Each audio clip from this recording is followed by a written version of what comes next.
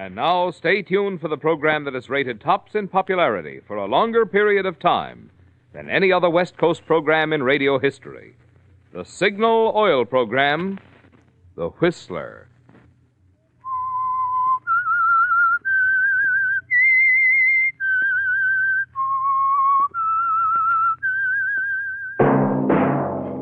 Signal, the famous Go Farther gasoline, invite you to sit back and enjoy another strange story by The Whistler.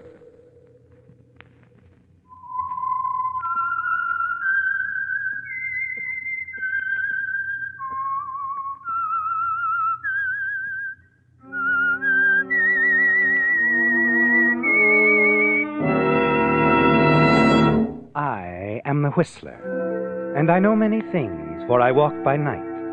I know many strange tales hidden in the hearts of men and women who have stepped into the shadows.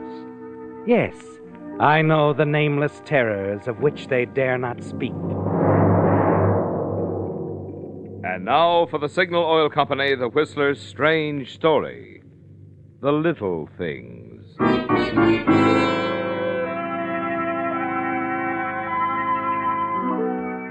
It was night in the small Northern California town. The weak old-fashioned street lamps were almost obscured by the heavy blanket of fog that rolled aimlessly in from the sea. The misty quiet of the town was disturbed only by the muffled arrival and departure of an occasional automobile. Neon signs of the local honky-tonks and bars weekly portrayed their identification and merchandise. Beneath one of these signs stood Johnny Larson. From his pocket, he drew a wrinkled piece of paper, held it nearer the dim light to study the penciled address. Then, striking a match to the dry paper, he watched it burn quickly into meaningless ashes. Yes, from now on, Johnny Larson was going to take good care of all the little things and let the big things take care of themselves. He ground the ashes to a fine powder under one heel, then moved toward the street to hail a cab that he saw emerging from the fog. Hey, taxi!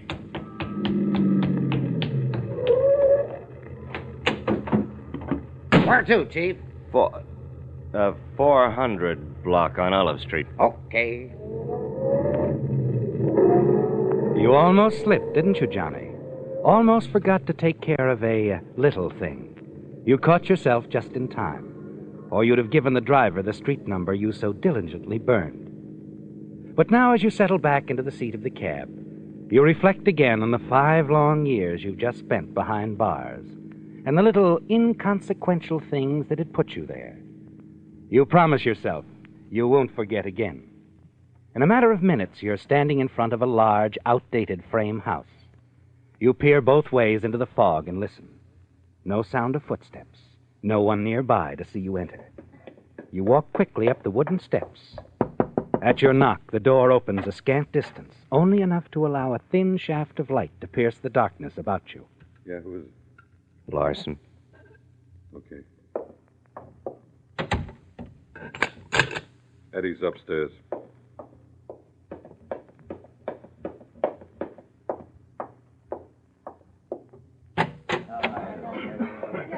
Well, look who's here, man of the hour.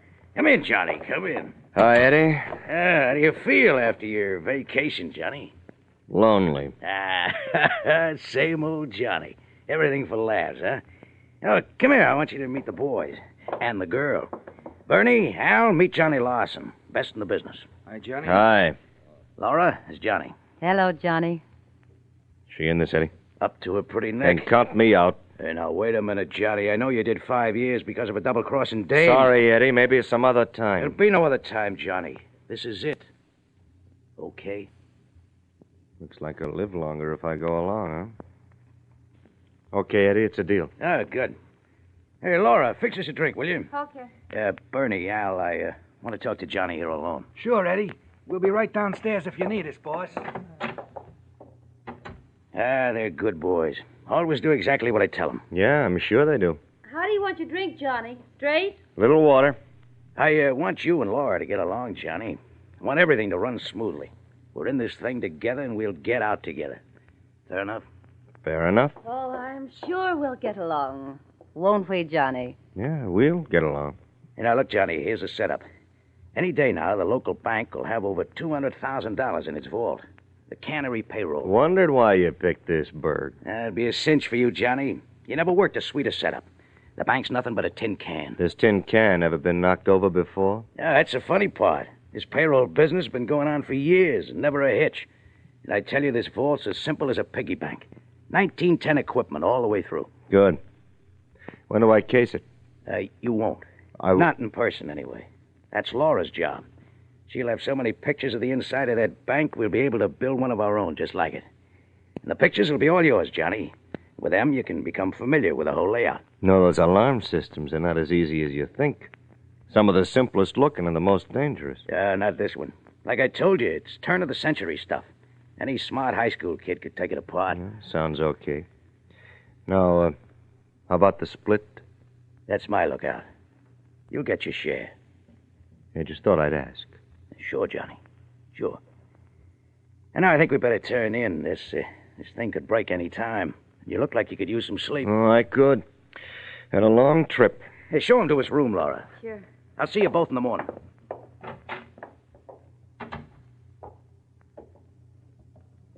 Your room is down the hall to the left. You lead. I'll follow you.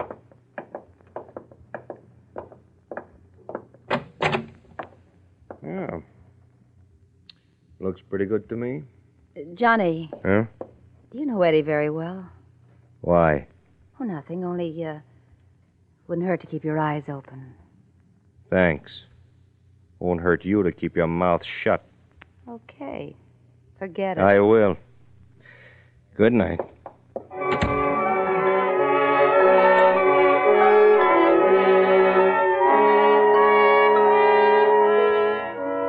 But you don't forget what Laura said, do you, Johnny? You wonder what she meant, and you intend to find out. You turn off the lights in your room, sit quietly on your bed, until you hear a door slam at the far end of the hall. You quietly open your door, then move quickly, noiselessly down the hall, until you hear Eddie's laughter from one of the rooms. And you inch close to the door and listen. Don't worry about it, Laura. Give him time. I don't know, Eddie. I don't like it. You just be your own sweet self, baby, and you won't have any trouble. But why him? Why not somebody else? You like Johnny, huh? Fell from quick, is that it? Oh, no, that's not it. It's just that I think... What you think isn't important, Laura. Don't forget that. I do the thinking on this job, all of it. And it'll go just the way I planned it. On a caper this big, we need a fall guy, and Johnny Larson is made to order. He's our pigeon.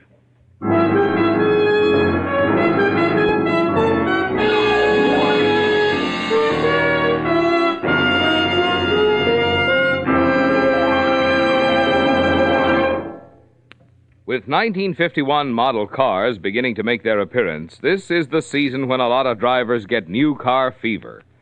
But if a look at your bank book tells you that a new car isn't for you, then why not enjoy the next best thing? And what is the next best thing to a new car? Why, it's your car, powered with Signal Ethyl. You see, this premium grade of Signal's famous Go Farther gasoline is engineered to bring out the best in any car of any age. The quickest starting, the smartest pickup, the smoothest ping-free power that sends you smoothly and high up hills that make other cars clatter and shift. And I don't get the idea, of course, that Signal Ethyl's going to let you step away from all new cars. After all, smart new car drivers use Signal Ethyl, too, to bring out all the exciting performance that's built into today's power-packed high-compression motors. But of this you can be sure. The next best thing to a new car is your car, powered with Signal Ethyl gasoline.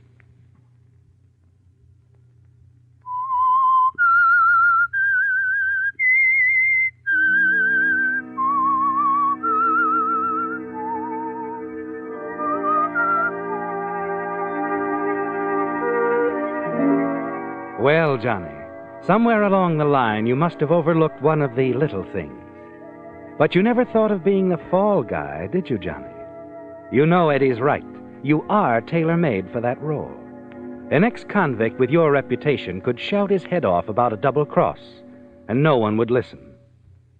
Finally, you go to bed and fall into a restless sleep, certain of only two things: that there will be a fall guy, but it won't be you.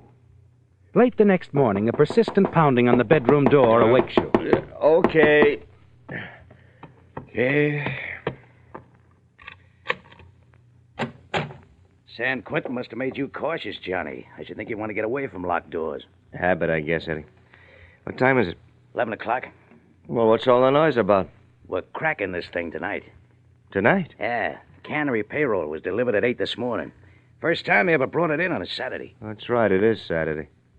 How do you know it was the payroll was delivered this morning? You underestimate me, Johnny. Okay. And what about the pictures? Laura walked in that bank this morning at 10. When she walks out, she'll have more photographs than the family album. Look, this picture business, it's pretty risky, isn't it? Not when it's done my way, Johnny. You see, Laura has a small camera fastened inside her purse. A tiny hole in one side of the purse holds the lens. All she has to do is hold her purse in any direction and press the back of it, where the cable release is, and she's in business. Oh. She opens her purse for a Kleenex and turns the film. Simple. She could take a picture of the bank president himself and get away with it.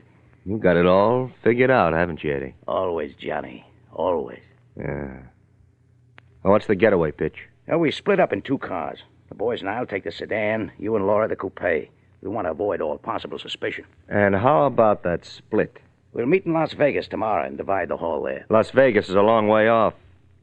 I'd prefer my cut right after the job. Sorry, Johnny. My plans are made. Besides, you'll have my deposit of good faith with you. What do you mean? Well, Laura, of course. She's worth $1 million in any man's language. Well, thanks for the compliment, Eddie. But $1 million's a little high. Laura, baby, how'd it go? Oh, wonderful. No trouble at all. You know, I could have filmed Gone with the Wind in that sleepy little box without being noticed. Good. Now, the sooner you get those developed, the better. I knew you'd be impatient, Eddie. Look, I'll use the big closet over there for a dark room. Should have the wet prints in about an hour. Good. I'll be downstairs. Give me a call when you have them finished.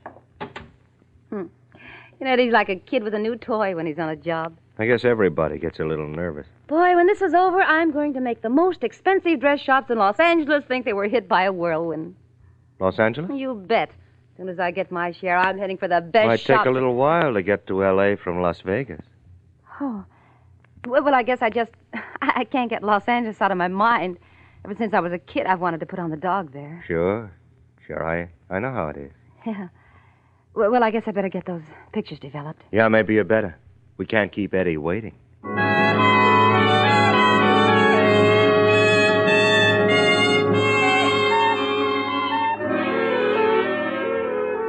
Well, Johnny, Laura's slipped on a little thing, hasn't she? You watch her as she sets up her equipment in the closet. Notice her nervousness. She knows she blundered when she said Los Angeles instead of Las Vegas. But she doesn't know how much. You know she didn't go for the double cross. But you don't know how much she goes for Eddie. She's already warned you to keep your eyes open around Eddie. You decide she's worth a try. And in about an hour, Laura comes out of the closet. Got some prints for you, Johnny. Good. Still a little bit wet. Now, I'll watch it. Yeah, How are they?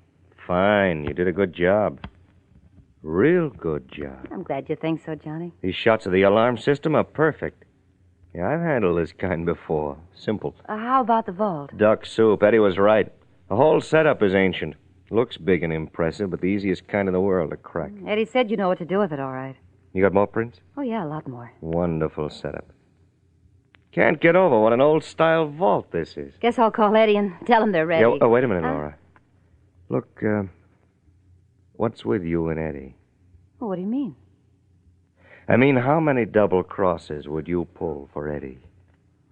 I don't know what you're talking about. Look, baby, I know all about it. It's all fixed for me to be the sacrifice. Oh, you're not feeling very well, Johnny. I better call Eddie. I wouldn't if I were you, Laura. It'd just end up with somebody getting hurt. There'd be no $200,000, no Eddie, no Laura, and no Johnny. Now, what do you say we be friends?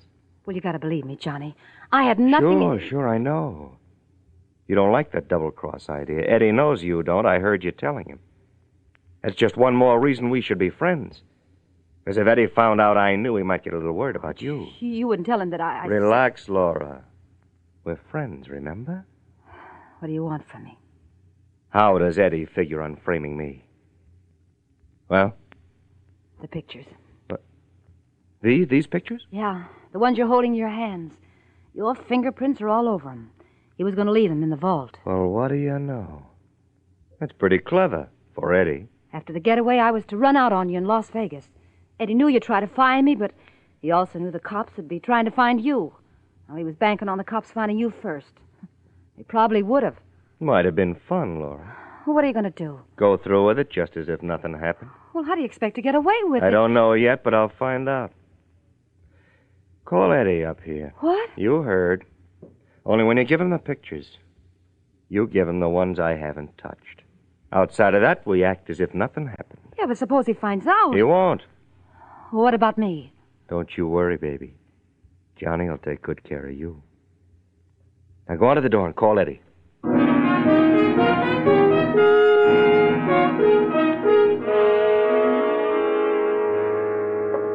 Did they come out okay, Laura? Johnny thinks so? Don't you, Johnny? Yeah, just what I need. Swell. Oh, are those some of the snaps, Laura? Yeah. Let's see them. You watch Eddie as he takes the pictures from Laura. Notice how carefully he holds them, on the edges by his forefinger and thumb, taking care that his fingerprints won't appear on them. You feel Laura's stare burning into you as Eddie speaks. These are perfect, Laura. A cinch for you, huh, Eddie? Nothing to it. Hey, think we can pull the whole job in under 20 minutes? Won't take me 5 minutes to crack the alarm system in the vault. All depends on how long it takes us to get inside the bank. Oh, that'll be the easiest part. There's an old ventilating setup at the rear of the bank. Al has walked past it several times. We'll be able to rip it right off the wall. It'll leave a hole large enough for you to get through. After you get inside, you can let us in through the side door. By the way, how are you going to handle things while we're pulling the job? We leave the coupe here at the house and pick it up on the getaway. Laura will drive the sedan, stay outside as a lookout. That way, Al, Bernie, and I can work inside the vault. And we'll have 4 suitcases that I hope to fill. Mm-hmm. And with the 3 of us working inside, it shouldn't take us more than 10 minutes. And what about me? After you open the vault, you keep your eye on the street from inside the bank. And keep your ears open for any signal from Laura. Sounds okay. I think that covers it. I'll just take these pictures with me and let the boys get familiar with the layout. We still gonna split in Vegas? Yeah, why? Nothing. Just thought you might change your mind. You'll get your share in Vegas, Johnny. Well, I won't get to Las Vegas if I don't get something to eat. How about you, Johnny? No, not now. Maybe later. I'm going to think about that alarm system a while and then get me a little more sleep. I got a lot of catching up to do.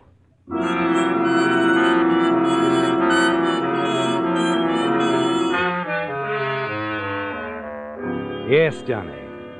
And you have a lot of thinking to do, too, haven't you? You're pleased with Laura. So far, she's played her part well. But the big obstacle remains in your path. You'll have to get rid of Eddie and his henchmen after the job is over. And you don't know how to do it. After Eddie and Laura leave you alone in your room, you automatically lock the door behind them. Then you study the other set of pictures, but they offer no solution. You pace the floor, thinking, searching your mind, looking about the room as if you'd find a solution there. Finally, your eyes fall on the door. The door you always lock behind you without thinking. And it's an idea, isn't it, Johnny? Locked doors. Locked doors, that's it. You hurry back to the pictures, leaf through them quickly, and then you find the one you're looking for, the picture of the vault, and you smile triumphantly as you scrutinize it carefully. Yes, Johnny, the solution to your problem had been right before your eyes all the time. Confident now, the mental strain of the past few hours gone, you suddenly feel very tired. You stretch out in your bed, sleep as if drugged. Many hours later, Laura's insistent voice wakes you. Johnny, wake up. Huh? Oh. It's 4:30 in the morning. Everything's ready. You don't usually get up this early, especially on a Sunday. How could you sleep knowing what you know? Practice, baby. Practice. Johnny, I've got to know. What are you going to do? Get myself off the hook. Yeah, but what about me? Don't you worry, baby. I'll take care of you. It's a promise.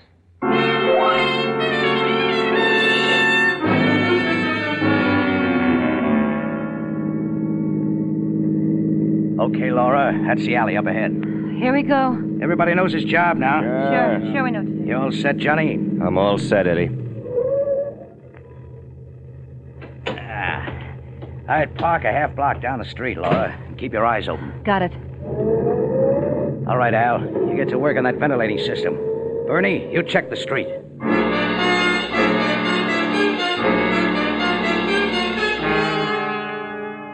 Eddie's men are well trained, aren't they, Johnny? Not a moment lost. In a matter of seconds, you hear the faint sound of metal against stone. You begin to feel uneasy. But you don't have long to think about it. Before you know it, Eddie's voice brings you out of your thoughts. Okay, easy. Yeah, I got it. You look up and notice the gaping black hole where the obsolete circular ventilator had been a few minutes before. All right, Johnny. You experience that old feeling of excitement as you're lifted up to the ventilator hole and clamber through. Once inside, you spot the alarm system control. Quickly but cautiously, you put the alarm system out of commission. Then you move for the door. Work patiently with the door lock until you feel the lock spring. You swing the door open. Good work, Johnny. Get the boys. This won't take long. You move for the vault. Go to work swiftly and methodically. You work with the combination slowly. And then reaching up, you take hold of the gigantic handles of the door and pull gently. The door hesitates, and then swings open. Beautiful. Al, Bernie, let's go. Johnny, keep your eyes on the front. You watch Eddie and his men as they waste no time loading their suitcases from the stacks of currency inside the vault. You see Al close the lid on his suitcase and start towards you. Oh, here, Al, I'll take that. Go back and help the others. Oh, okay. Yes, Johnny, that suitcase holds enough for you, doesn't it? You watch Al hurry back into the vault, and you notice that Eddie is preparing to leave. His eyes meet yours across the scant 15 feet that separate you. In that moment, you slam the vault door shut and lock it. Then you let yourself out the side door and onto the street. The grayness of the pre-dawn greets you from the east, and you hurry the half block to the sedan. And Laura.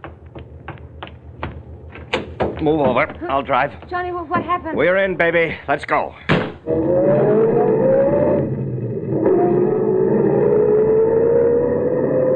But Eddie, the others... Snug as rats in a trap, baby. I locked them in the vault. Vault? But the people at the bank, when they opened They'll it... find 3 very dead guys. That vault won't be open till the bank opens tomorrow morning, more than 24 hours from now. They're finished, baby. They can't live sealed up like that. Johnny, I'm frightened. I didn't think... No, but I did. And thinking got me over 50 grand in that suitcase back there and a wide open highway ahead of me.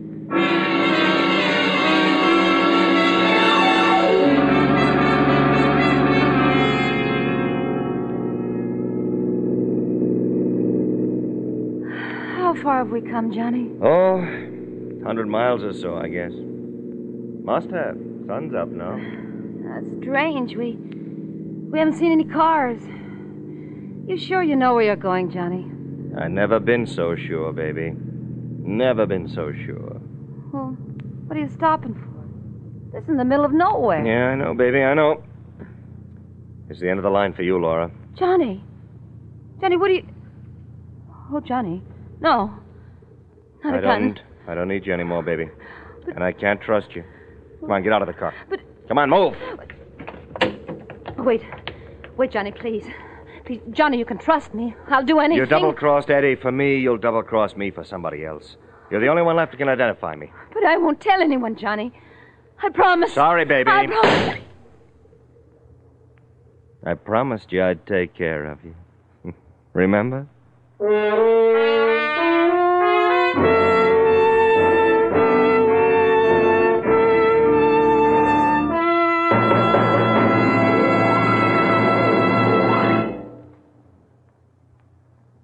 Right now, during the rainy season, scientific lubrication is even more important to your car to keep moisture from working into vital moving parts and causing damage.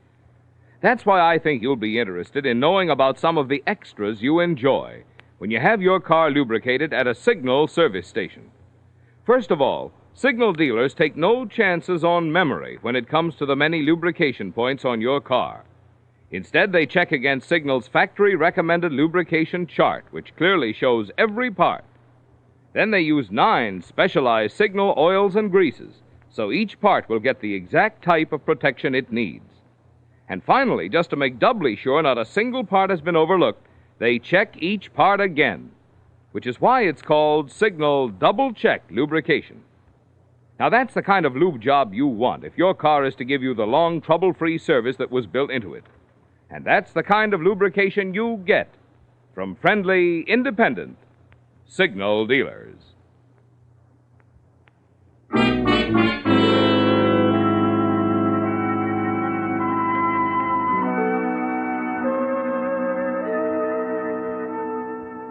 Well, Johnny, you've taken care of all the little things, haven't you? Eddie and his boys are finished. And Laura, the only other person who could connect you with the bank robbery, is all through, too, lying dead by the side of the highway where you left her. You're a lone wolf again, Johnny. You and the $50,000 in the suitcase in the back seat. Now, around lunchtime Monday, the events of Sunday many hundred miles behind you, you relax for the first time, realize you're tired and hungry, and you pull up to a roadside restaurant, lock your car, and go inside. The restaurant's almost deserted. Just the waiter and one other man seated on a stool at one end, reading a newspaper. Hi, stranger. Hi. Ham and eggs over easy, huh? And coffee. Sure, right away. Want to see the paper while you're waiting? No, thanks. Okay.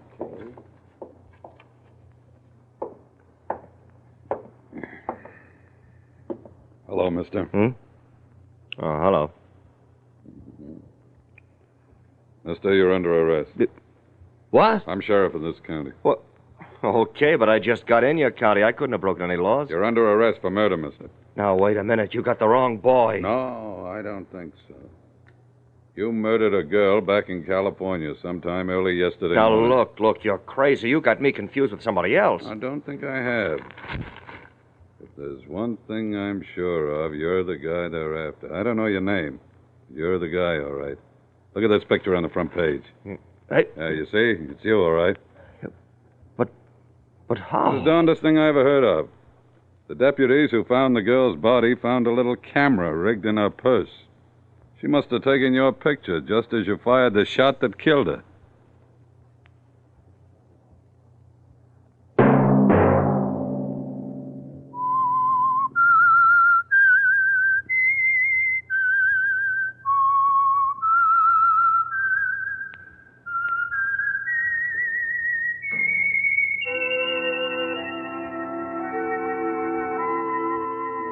Let that whistle be your signal for the Signal Oil program, The Whistler, each Sunday night at this same time.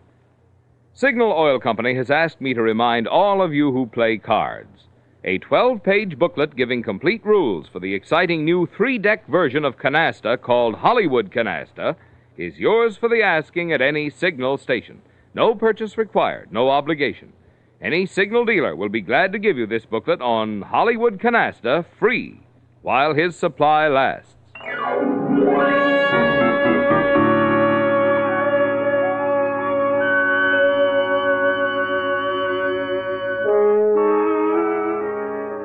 Featured in tonight's story were Bill Foreman, Larry Dobkin, G.G. Pearson, Jack Moyles, Ed Max, and Tony O'Dare. The Whistler was produced and directed by George W. Allen, with story by James J. Cullen, music by Wilbur Hatch, and was transmitted to our troops overseas by the Armed Forces Radio Service. The Whistler is entirely fictional, and all characters portrayed on The Whistler are also fictional. Any similarity of names or resemblance to persons living or dead is purely coincidental. Remember at this same time next Sunday, another strange tale by The Whistler. Marvin Miller speaking for the Signal Oil Company. Stay tuned now for Our Miss Brooks, starring Eve Arden, which follows immediately over most of these stations. This is CBS, the Columbia Broadcasting System.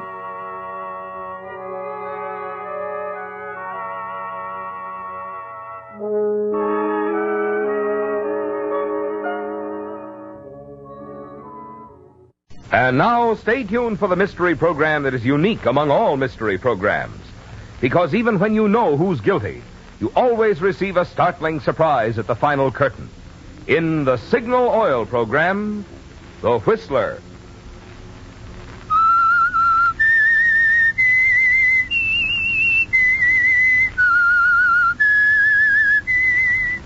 S-I-G-N-A-L Signal gasoline. Signal, the famous Go Farther gasoline, invites you to sit back and enjoy another strange story by The Whistler. For extra driving pleasure, the signal to look for is the yellow and black circle sign that identifies Signal service stations from Canada to Mexico. And for Sunday evening listening pleasure, the signal to listen for is this whistle, that identifies the signal oil program, The Whistler.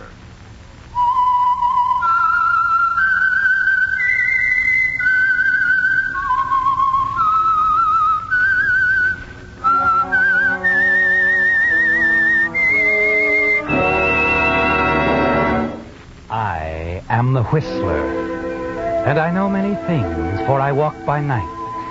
I know many strange tales hidden in the hearts of men and women who have stepped into the shadows. Yes, I know the nameless terrors of which they dare not speak. And now, for the Signal Oil Company, The Whistler's strange story, 5-cent call.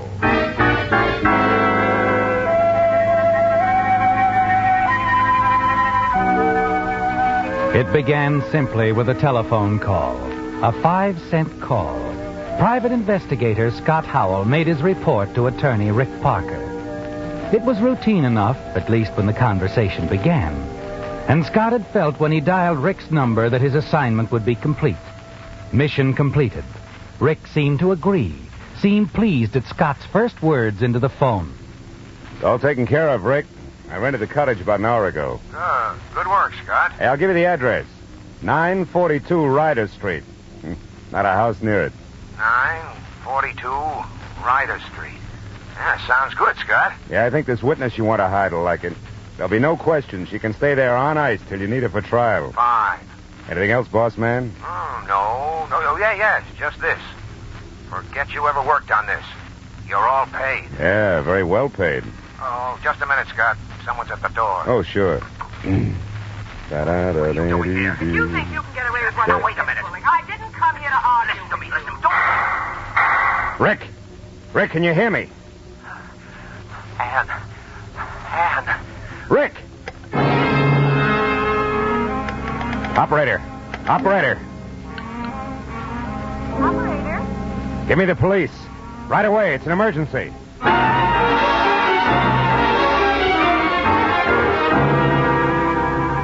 You can't understand it, can you, Scott? The strange, violent scene that must have taken place at Rick Parker's apartment. You thought it was a lover's quarrel, just an exchange of words.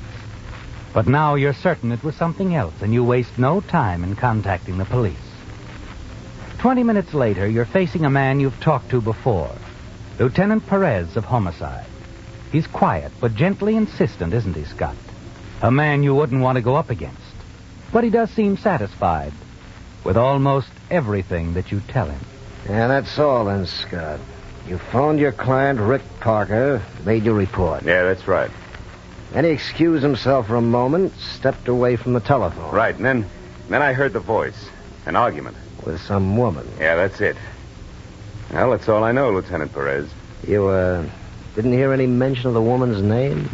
Name? Why, no. No, I didn't. Rick just kind of, breathed into the phone, but he didn't answer when I called him. All right, thank you, Scott. For the call and the cooperation. Good night. Good night, Lieutenant.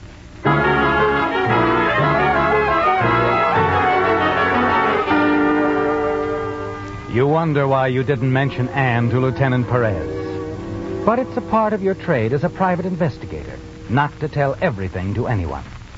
Besides, you sense that you're onto something, and you wonder who the name belongs to. This mysterious Anne. The answer comes the following day in the newspapers. Simple enough, Scott. Rick Parker was once married to a showgirl. Her name, Anne. The same Anne who is now married to a very prominent doctor. You smile as you read about it. Tell yourself that you and Anne must have a little talk. The next day you find the address and go there.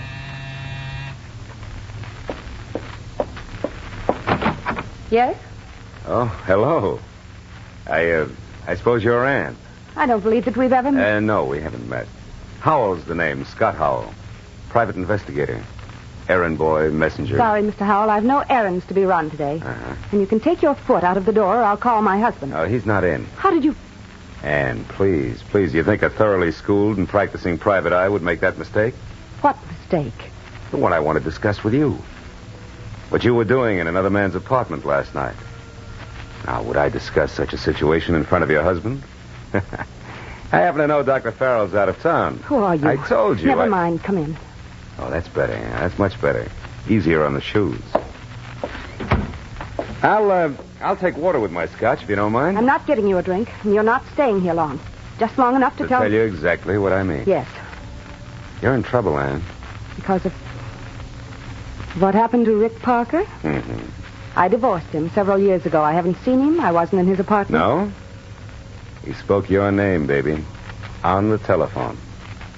Telephone? Yeah, we were talking, Rick and I. He put the phone aside when you walked in.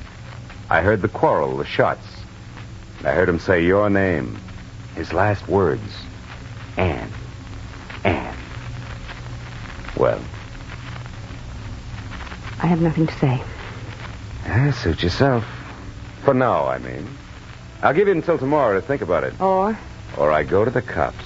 Why? What are you mixing in for? Oh, please, Anne. Rick Parker was a client of mine, paid me well, very well, for little jobs now and then. I lose some revenue, my bread and butter. Is that what you want? Well, not exactly bread and butter, no. Now, I'll take that drink no. and... Okay. You don't want to be chummy, huh? All right, I'll go quietly. And stay quiet if you'll send me $5,000 by tomorrow night. Oh, you'll find me in the phone booth. Think it over, Anne. Cheap, I'd say. You certainly are. You said you'd let me think about this. I think better alone, Mr. Howell. Do you mind? No, I can take a hint.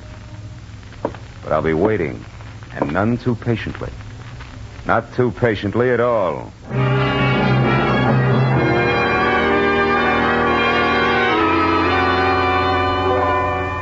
You wonder about Anne all that night, don't you, Scott? Because she doesn't seem to frighten very easily. Yes, Scott. You wonder a great deal about Anne and what she will do. But you have your answer the following evening when you arrive home. And there's an envelope in your mailbox addressed in a feminine hand. You open it, check the contents, and grin broadly. 5,000. Hello, Scott.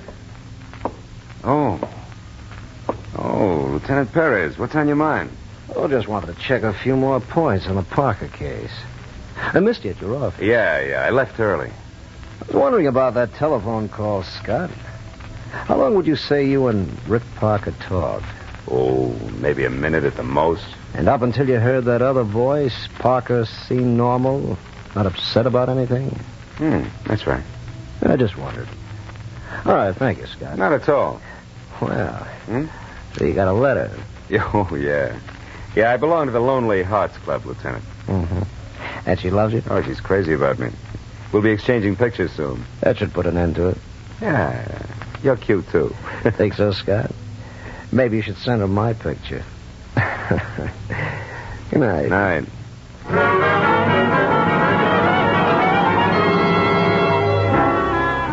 Well, Scott, the payoff has begun, hasn't it? $5,000 in cash from Anne. And in the weeks that follow, it all falls into a familiar and lucrative pattern. You call on Anne again and again. And after each visit, the envelopes arrive with additional payments. It's going beautifully, isn't it? Until one evening when the expected payment is not in the mailbox. And an hour later, someone knocks on the door of your apartment. Anne. That's right, Mr. Howell. You shouldn't have come here. We'll talk inside if you don't mind. Mind? It's a pleasure. I'll get right to it, Mr. Howell. Scott, your little game of blackmail is all over. Oh? Have you seen tonight's papers? Just the funnies. I hope you enjoyed them, because this isn't so funny. You see, the police are on the trail of a woman, Nora Ralston. She was seen leaving Rick's apartment. They say she had something to do with a case he was working on. Really? They're certain she killed Rick, and they expect to have her in custody by tomorrow. That changes my position, Scott. I'm no longer a possible suspect. Keep talking. Gladly. There isn't much to say. Just what I'll tell the police if they ask me. And that is? Why I was in Rick's apartment at the time he was shot. You see, he was bothering me. Rick didn't seem to get the idea that an ex-husband is no more than that. Couldn't believe I really love the man I'm married to now. Yeah, well, I hope it's love with him, baby. He might not like the idea of where you were when he was out of town. I think he'll understand when I tell him why I did it.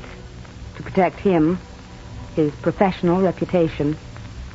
Like Caesar's wife. A doctor's wife must also be above suspicion. Yeah, but you're not. I told you, Rick called your name into the phone. I heard him.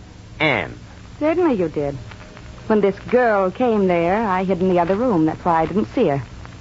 Rick was calling to me after she shot him.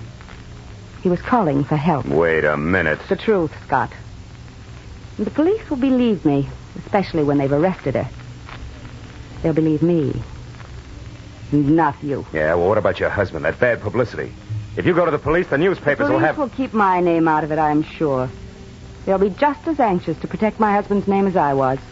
And they'll be quite pleased to rid society of another blackmailer. I guess you win. Look, I'll give you $5,000 now, and in a couple of months I'll give you some more. That won't do. You only gave me 1 day. But I'll give you until the end of the week to return all of it. The whole $15,000. But there's no place I can... That's too bad. Now that the shoe's on the other foot, it pinches. Doesn't it, Scott? Plenty. I'm sure it does. Remember, if you don't repay every cent by the end of the week, I go to the police and you go to prison.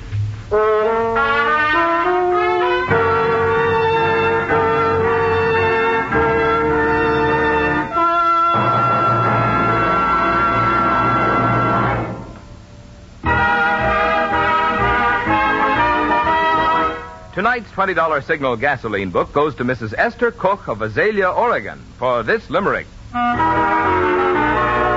A slick chick named Cynthia O'Farrell claimed gas cost kept her in a barrel.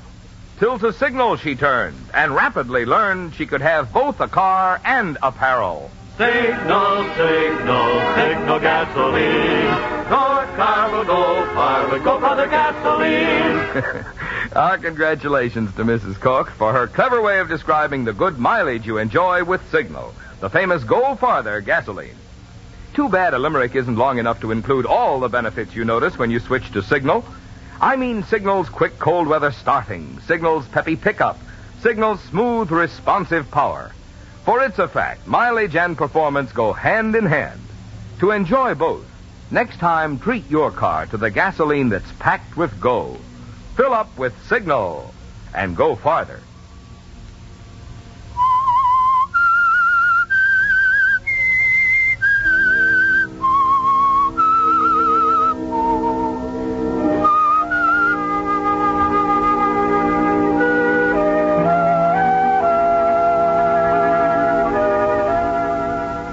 Well, Scott, in a sudden change of events, the tables have turned, haven't they? Your holdover Anne, Rick Parker's former wife, is wiped away. And she's insisting on the return of the money you've managed to take from her. You're going to have trouble returning Anne's money because you've spent a great deal of it. And then suddenly your thoughts turn to Nora Ralston, the woman the police are looking for. And as you think about her, a plan begins to take shape in your mind. Yes. But before you can make a move, you've got to find her. In the days that follow, you use every trick you've ever known, checking every angle carefully.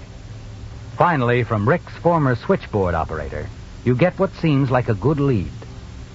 Late that evening, you return to your office and make a phone call. Hello? Hello, Nora. I'm sorry, we're the wrong... Hold it, sweetheart. This is Scott Howell. Still there? Yes. Guess you read about it in the papers, huh? I was talking to Rick when he was killed. Overheard him quarreling with his killer. I read about it. I didn't tell the police what I overheard. That is, not all of it. Well, we talk it over? Where are you now? At the office. I'll meet you wherever you say. Golden Gate Park in an hour, back of the museum. Okay. I'll be driving a green convertible.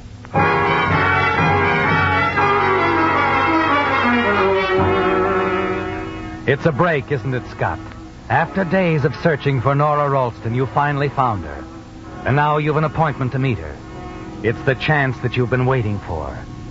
As you drive your convertible up Gary Street, you tell yourself you'll have to move with caution in dealing with Nora Ralston. A dangerous woman, isn't she, Scott? She's already killed one man, and now, hounded by the police, there's no telling what she'll do. A few minutes before 8, you drive into the park and find Nora waiting for you back at the museum alone. As she slides into the seat next to you, a gun suddenly appears in her hand. Just keep driving, Scott. What's the idea? The idea is I don't trust you. Oh, now look, baby. You wanted to talk, didn't you? All right.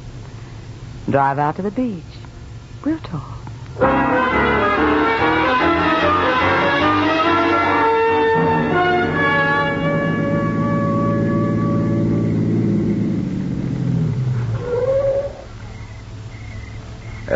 How about putting that gun away, sweetheart? All right. But first drop yours on the floor. Oh, sure. Hey, but let me warn you, if you have any ideas about leaving me face down in a ditch along the road, you better forget them. I took certain precautions. Such as? A letter, for one thing. If anything happens to me, it'll wind up in the hands of the police. You'll be a cinch for the gas chamber, baby. When you reported the murder to the police, why didn't you tell them then what you'd overheard? Well, I figured it was a little too choice to pass on. Maybe I could use some of it at a later date. Like now. A shakedown. That's what I thought. Call it anything you like. But I've got to have $10,000 or I talk to the DA. 10,000? It's worth every cent of it. Listen, sweetheart, the cops don't have a thing on you. Sure, you were seen leaving Rick's apartment. But that doesn't prove you killed him. That's right, it doesn't. Well, then why did you run? Obvious, isn't it? Yeah. Because you didn't know what I'd do. You didn't know whether I'd open up or not. See how important I am to you, baby? I could cinch this case against you. You are. Very important to me, Scott. But I don't even have enough cash to get me out of town as far as I want to go. How about your jewelry? I know you've got quite a bit. Rick was generous, real generous. Yes, Rick was generous. I still have every piece of jewelry he gave me. It's worth at least... 15 grand. I know. I got the stuff for him. It was hot, wasn't it? Well, not exactly, no. It was just sort of simmering. So you won't have much trouble getting rid of it? No trouble at all. Should bring around 10,000. 10,000? Mm-hmm. Good. I was counting on your help. That's why I agreed to meet you. Help? What do you mean? I've got news for you, Scott. You're not going to blackmail me. But I'm willing to make a deal, convert my jewelry into cash, and I'll split it with you. Split it? Oh, no. I need the whole 10,000. Don't be silly. I'll need at least 5 to get as far away from here as possible. You don't want the police to catch up to me, do you? Why should I care if they do? Look, pal, I happen to know a lot about you, those deals with Rick. So what? For a smart lawyer, Rick talked too much. He told me about the deals the two of you pulled on some of his clients. That old man in Mill Valley, for instance, the will he left. $50,000 to Rick. A forgery, Scott. You had it done. You got a nice cut out of it. Now, wait a minute. Wait. There were other deals, too. I could tell the DA all about them. An investigation could send you to San Quentin for 30 years. So you see, you just can't afford to have me picked up by the police now, can you? No, I guess I can't. I'm being very generous, you know, giving you half the money, but then I need your help. And I'm willing to pay for it. Now, look, I've got to have 10,000. No, Scott. 5. That's all. For that, you help me get out of town, and you'll keep your mouth shut. All right. Where's the jewelry? Drive me back to town. I'll pick it up and call you at your office, say, around 10.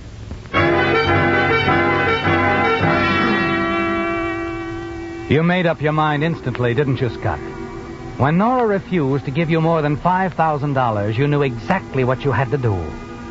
You need the $10,000 to repay Ann Farrell, and that means you have to double-cross Nora. More than that, silence her forever. Because you can't take the chance of having her picked up by the police and talking. You're sitting at your desk waiting for Nora's call when a few minutes before 10, you have an unexpected visitor. Hello, Scott.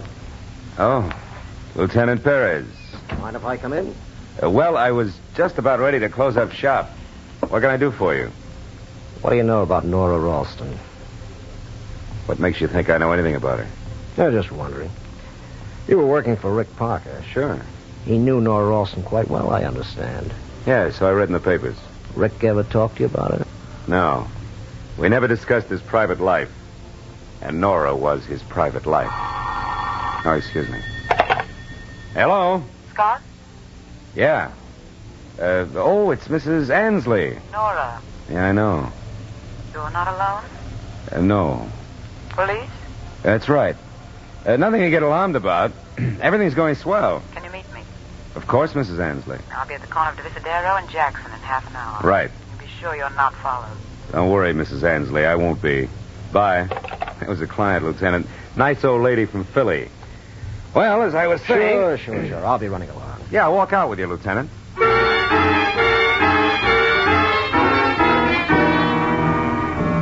In the street, you watch Lieutenant Perez until he's out of sight. Then quickly you get into your car and drive into the Mission District. From time to time, you glance at your rearview mirror. And finally swing across Market Street and up Fillmore. And then, certain you're not being followed, you turn into Jackson Street and pull up at the corner of Divisadero. Get in, Nora. You're late. I just wanted to make sure I wasn't being tailed.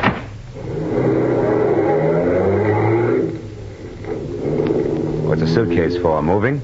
You found me, didn't you? I thought it would be a smart idea to get out before the police did. Well, your troubles are over. What do you mean? That little hideout Rick asked me to find. 942 Ryder Street. Rent's paid for a couple of months. Nice, quiet neighborhood. You'll be quite safe there, baby. Until I can sell your jewelry. We'll drive over there now. Oh, by the way, got the jewelry with you? In the suitcase. Oh, fine. You're not going to try anything, are you, Scott? You're going to play it smart. Oh, very smart. You better. Or I'll make an awful lot of trouble for you. Yeah, I know, sweetheart. I know.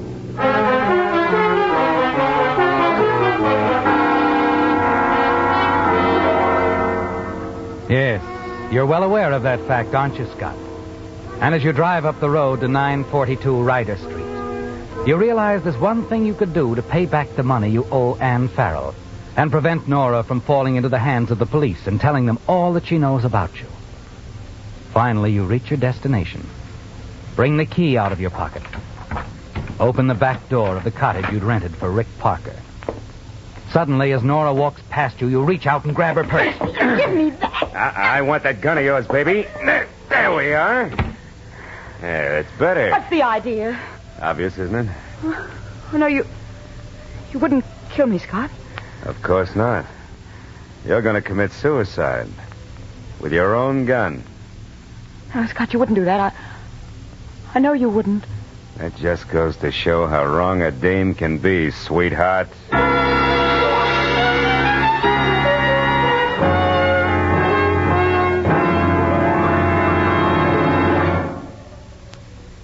You've heard me tell how Signal Oil Company has grown from a few stations in Southern California into a coast-wide organization serving 6 western states from Canada to Mexico.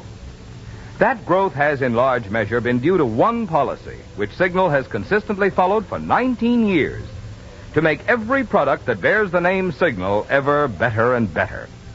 Take Signal's new deluxe battery, for instance.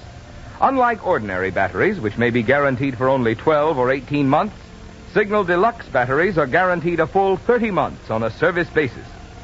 And they deliver up to 35% more power because Signal's improved type micro-porous all-rubber separators hold twice as much acid solution between the plates. So whether it's tops in performance you're interested in or economical long life, you'll be wise to see your Signal dealer before you buy any battery. Ask about his trade-in allowance for your old battery, plus his convenient credit terms. You'll see why, from any angle, today's best battery buy is the Signal Deluxe battery, sold only at Signal service stations.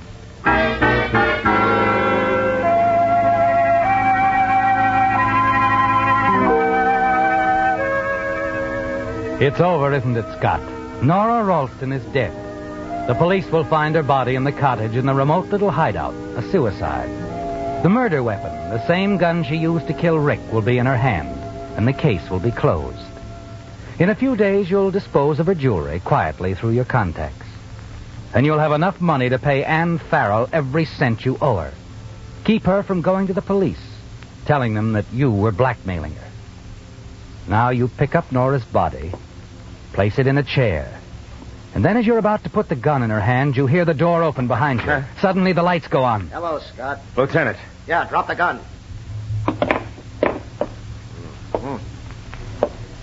Nora Ralston. Well. Now, look, Lieutenant Perez, I can tell you... Scott. You know, we've been waiting for a long time for someone to show up here. Didn't expect you, though. What do you mean, waiting over? We've had this place watched since the night Rick Parker was killed. You've been watching this? Wait a minute, that can't be. How did you... How did we know about it? Simple. The night Rick was murdered, we found an address on his telephone pad. This address. It's your own fault, Scott. Should have realized, when you give an address to someone over the phone, they usually write it down on the phone pad.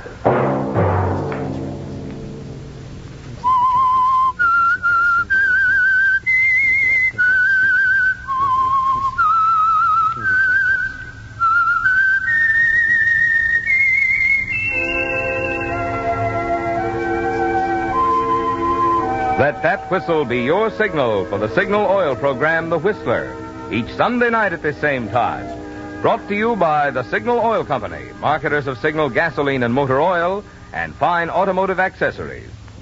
Remember, if you would like the fun of having your friends hear a limerick of yours on The Whistler, the address to which to send it is the Signal Oil Company, Los Angeles 55, California. All limericks become the property of the Signal Oil Company. Those selected for use on The Whistler will be chosen by our advertising representatives on the basis of humor, suitability, and originality. So, of course, they must be your own compositions.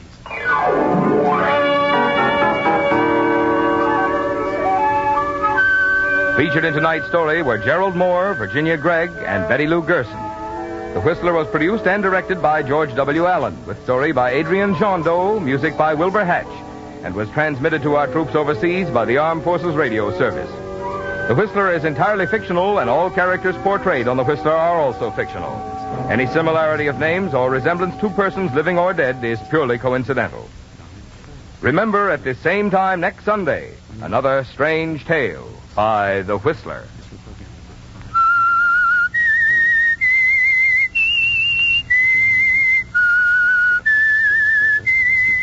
F-I-G-N-A-L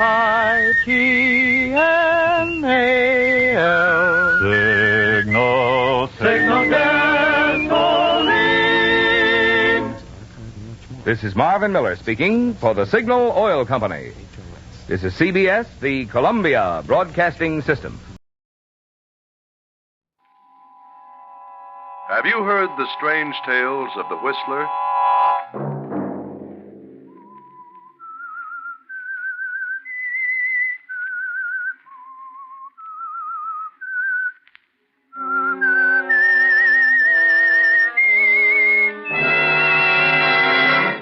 I'm the Whistler. I have as much freedom as a squirrel in a cage. Martha is a cold, mercenary devil. But I'll have freedom beginning tonight. I'll kill her. Friday night, and again, CBS presents The Whistler.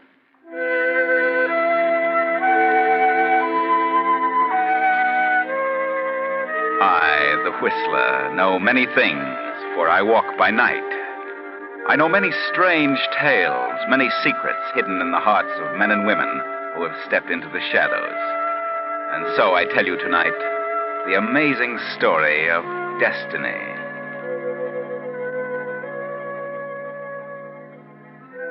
At a long table in a New York office sits a little man.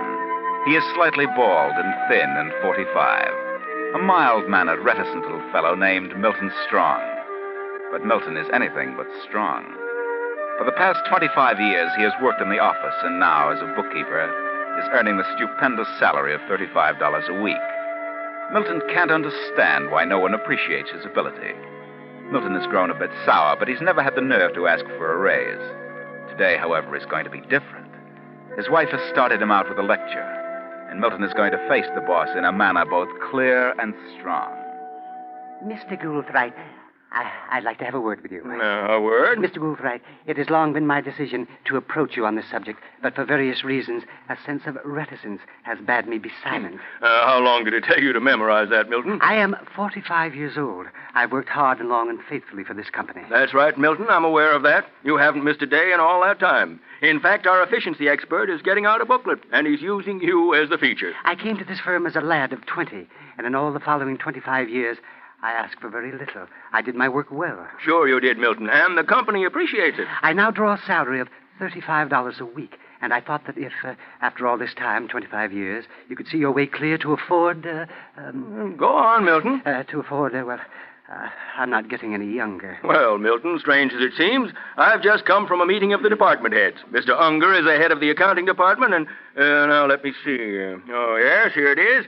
Yes, here's his recommendation regarding you, Milton. Oh, yes, Mr. Goulthright. He recommends that you be retired at half salary as of the first of the month in consideration of your long service and loyalty to the company. Retired? Oh, but that can't be. Retired? Well, that's what it says here. Yes, but I don't understand. I'm only 45. Why, no one is retired until he's at Why, least... you should be tickled to death. It's like a pension. But I came here to ask for a raise.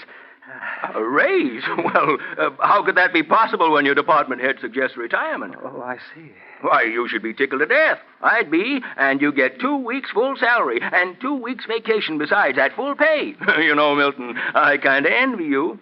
So I'm fired. Fired? Why, that's crazy. You've been honored. Good night, Mr. Gould. Good night, Milton. After Saturday, you've got nothing to worry about. Nothing.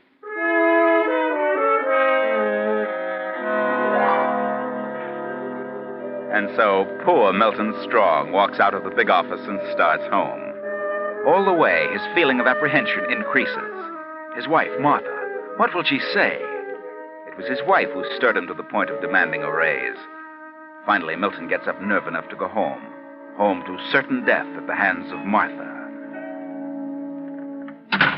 That you, Milton? Yes, it's me, Martha. Well, where on earth have you been? Can't you ever get it into your head that when I say dinner will be ready by 6, I mean it? Well, things happen sometimes to delay me, Martha. Delay you? Huh. I'd like to know what could happen to make you this late. But you see, I took some time to talk What do you mean by coming in this house with that mud on your shoes? Get outside and take those rubbers off. Yes, I forgot. Yeah, you'd forget your head if it wasn't tied on. Yes, Martha, I'll take them off. And what do you mean coming into the house smoking that stinking pipe? Get it outside, do you hear? Yes, Martha, but I started to tell you. Oh, go on out. If you insist on smoking, do it outside. I'll put it out, Martha. I'll put it out. The dinner's cold and you can eat it that way. Martha, I couldn't help it. I went to talk to Mr. Goulthright about the raise. Yeah? What happened? Well, you see, I'm a little along in years. Along in years? Is that what he said? No, he didn't say it. The head of the department had made a recommendation. For what? Well, now, don't get excited, Martha. I went in to ask for a raise, as you said, and, well, everything had been arranged. Well, did you get the raise? No. I've been retired on half salary. Retired? Retired? At your age? Are you crazy? Why did you accept? Why? Accept? What could I do? So, you went in to ask for a raise, and you let them throw you out right into the ash can. Oh, what could I do? It was all arranged. Retired at half salary, $17.50 a week. And you stood there like a nitwit and let them put that over on you. But, Martha... You stupid, spineless jellyfish. What could I do? You let them push you around for 25 years. You could have been in Goulthright's job right now, but you're afraid to open up your mouth. I went to his office to demand a raise, but he beat me to it. Yeah, that's always been the trouble, Milton Strong. Somebody's always beat you to it. Spoke up first. Huh. Retired. $17.50 a week. An old man. And how are you going to manage on $17.50 a week? Well, I suppose I can find something else. I'd like to know what. I'll find something, and until I do, well, your sister left you $1,500 last. What did you say? Nothing. That is... If you think I'm going to touch a dollar of that money while you're still able to stand on 2 feet, you're crazy. But until I get something... It's in the bank and it'll stay there. Well... And if you want to smoke that filthy pipe, get outside. Yes, Martha. I'll go outside. If you want anything to eat, it's on the kitchen table. I don't want anything. What? I'll eat it later. After a while, Martha. I want to think. Think? Huh. Don't wear yourself out. I'm going to bed. Good night. I said good night. Yes. Good night, Martha. Good night.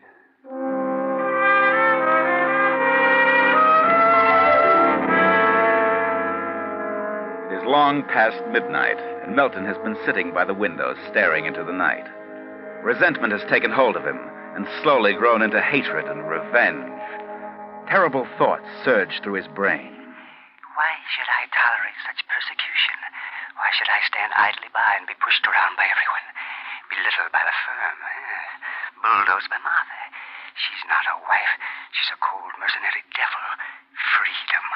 I have as much freedom as a squirrel in a cage. Appreciation, loyalty, 25 years of it. And what do I get? But I'll have freedom. I will have it. Beginning tonight, I'll kill her. I'll go far away. No one will ever know what has become of me.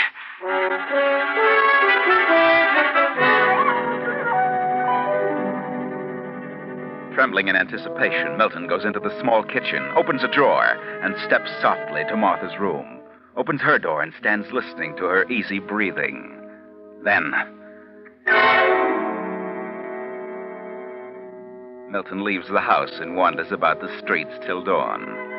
Then, at 10 in the morning, he steps into the bank. Good morning, Mr. Strong. Oh, I'd like to cash this check, please.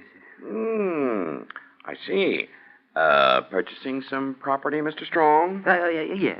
Well, just a second. Oh, very well. How do you want it? Oh, but it doesn't matter. Perhaps the small bills would be best. Oh, yes, of course. This is 3, 4, 15. Ah, there you are. Thank you. Good morning.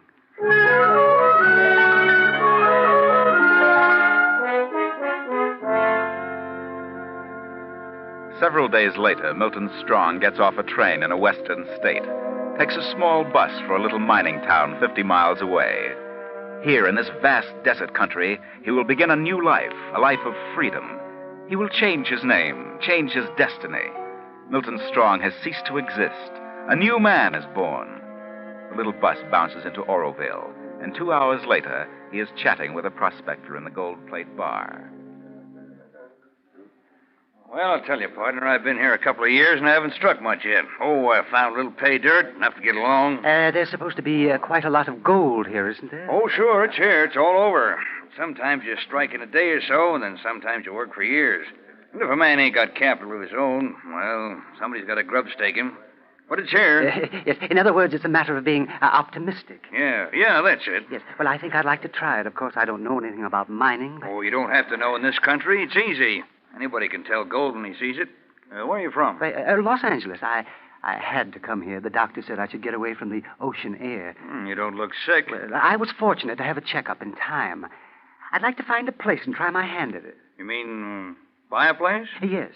Well, I got a nice place, 3-room cabin, good water. There's ore there, if you got the patience. You mean you want to quit? Well, no, I don't want to. But I'm out of funds. I owe everybody in town, so I ain't got a choice. And the fellow who gets it will probably be the one to hit dirt in a week. Is it far from town? About 25 miles. Kind of lonely for a fellow alone. Mm-hmm. But could I see the place? Sure. I ain't been up there for a week. Been staying here in town while my wife went to Sacramento to try to raise a little money from her uncle. She just got back this morning. She's doing a little shopping now. Did she raise any money? No, just enough to eat on for a few weeks. But we decided to pull out.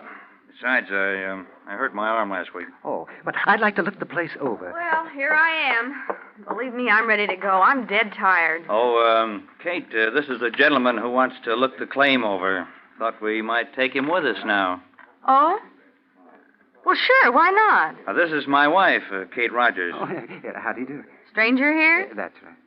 Well, then let's be on our way. I'm sure you'll like the place. The car's just around the corner. Do you want to get your bags? They're up by the door. I haven't been to a hotel yet. That's good. We'll be to the place in about an hour.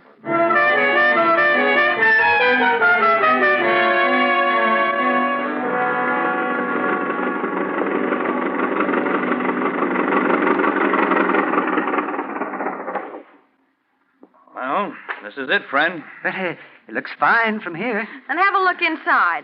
And tomorrow my husband can take you over the claim. There are 3 rooms. Living room, bedroom, kitchen. All fairly good size. Well, that should certainly be enough for one man. You're not married? No, I'm alone. Just a minute, I'll light the lamp. No electricity up here. Nothing else modern, for that matter. Oh, I understand. Yes, it's very nice. I like it. Plenty of good water for drinking and sluicing. The air's wonderful. That should interest you. Air? Something wrong with you, stranger? Yes, well, just a little touch of lung trouble. Oh, by the way, Mr. Rogers, how did you injure your arm? I notice it's in a sling. Oh, it was my own darn fault. Kate warned me about digging on that ledge. I fell off and, well, I didn't break it, but the cuts just don't seem to heal up. Oh, I see. Now, to get back to the property, I'm pretty sure there's ore on it. Rich ore. And there's plenty of game around here. Come on, take a look at the bedroom and the kitchen. This is the bedroom. Steve! Steve! Oh, what's the matter, Kate? Look, Steve! Look! Yeah? Oh, steady, Kate. Take it easy. But who is he? I don't know. But he's dead, whoever he is. Dead? He's been shot. Oh. No blood around here that I can see. Must have been shot someplace else and made his way to our place. But who is he? I don't know. Never seen him before. According to his clothes, I'd say he was from out of town. Man from some city, wouldn't you say? Yeah, he must be. About 45 or 50, I'd say. Steve, we better go back to town and get the sheriff. Yeah, I guess so. Somebody should stay here. You'll have to drive me in, Kate, unless you can drive, mister. Oh, no. I never drove a car in my life. Do you mind staying here? No, I'll stay. Then come on, Steve, let's go.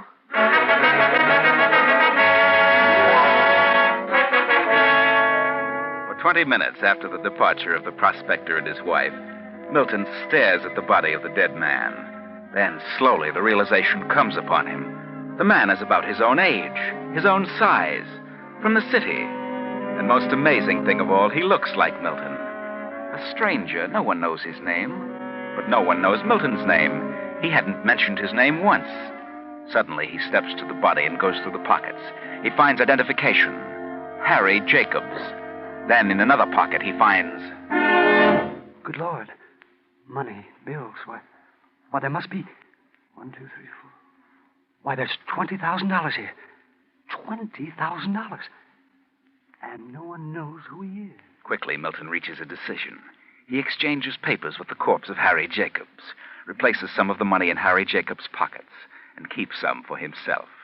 Then, 2 hours later, the Rogers return with the sheriff. Know who he is, Sheriff? Nope. I never saw him before. I'd say he was shot about 10 or 12 hours ago. How long do you think he's been dead? Maybe 6 hours. Well, from all appearances, he wasn't shot here. We ain't been here for a week, you know. Yeah, well, let's see if he's got any identification on him. I'd say he was from out of town, from the city. Who are you? Oh, this gentleman is our guest. He's looking the place over with the idea of buying it. I see. Well, here we are. This man's name is Milton Strong, New York City. Now, wait a minute. Look at this. A package of banknotes. Money wrapped in bands. Hey, read the printing on those bands. First State Bank of Oroville. Oh, what do you know? This must be the fellow that robbed the bank in town this afternoon. What? Robbed the bank? Sure, ain't you heard? Killed the cashier and got away with $20,000. Vice president shot at him, but he got away. There's probably somebody with him, but we don't know for sure. How much they get from the bank? $20,000. How much is there? Well, let's see. Hey, there's only $10,000 here. Now, what do you make of that? So far as we know, there was only one bandit. Now, where do you suppose the other $10,000 disappeared to? Well, maybe he had a cohort after all. Milton Strong, eh? Well, we'll just get back to town and notify the authorities in New York. The authorities? What about his family? The police in New York will take care of that. Well, that's that. I'll return the money. You can bury him, Rogers. Bury him? Here? Well, certainly. What else could we do? There's no undertaker in Oroville. Body wouldn't keep any time in this heat. Well, thanks, Rogers. I'll be getting back to town. Thanks, Sheriff.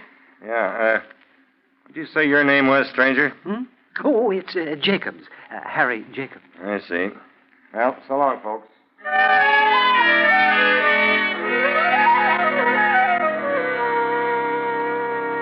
So, next morning, Milton Strong, the bank bandit, is buried in the sand at the edge of the claim. Yes, Milton Strong is no more. He is now known as Harry Jacobs. In the afternoon, Rogers shows him over the property and explains its potentialities. He still hasn't decided, and after dinner leaves the cabin again. Where's he gone now, Steve? Oh, he's wandered around by himself, trying to make up his mind if he wants a place. Sure is strange acting, galoot. I'm just a bit suspicious of him, Kate. He said he came from Los Angeles. But how do we know? Yeah, that's right. How do we know? I don't think he's here for his health. And I don't think he's a darn bit interested in prospecting. Steve, what do you think? Tell me. I went all over the property again. Yeah? Well, you wear yourself out hiking around like that. Mr. Rogers, I've made up my mind. I'll take the place. Yeah? Well, now I'll tell you. Kate and I have been talking things over, and, well, it'd take a good deal to buy the place and finance the workings properly. But I've got plenty of cash, and I want the place to myself. Yeah?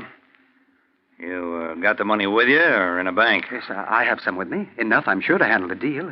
You say you came from Los Angeles? Yes. You're a funny-acting fella, Jacobs. A little too quiet for my likes. Don't talk much. Just what happened in Los Angeles? Oh, what do you mean? You said you came here for your health. If it's lung trouble, as you said, then why don't you cough any? Oh, well, you see, it's... You got any identification on you, Jacobs? Oh, yes, of course. Like to see it, if you don't mind. Yes. There you are. Harry Jacobs. New York City. New York, eh? But you said Los Angeles. Well, I came from New York to Los Angeles. I wasn't in California very long. And you got plenty of cash with you? Oh, yes, enough. How much do you want?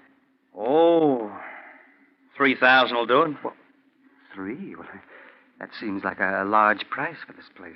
You want it, don't you, Jacobs? Real bad? Oh, yes. I'd like to have it. All right.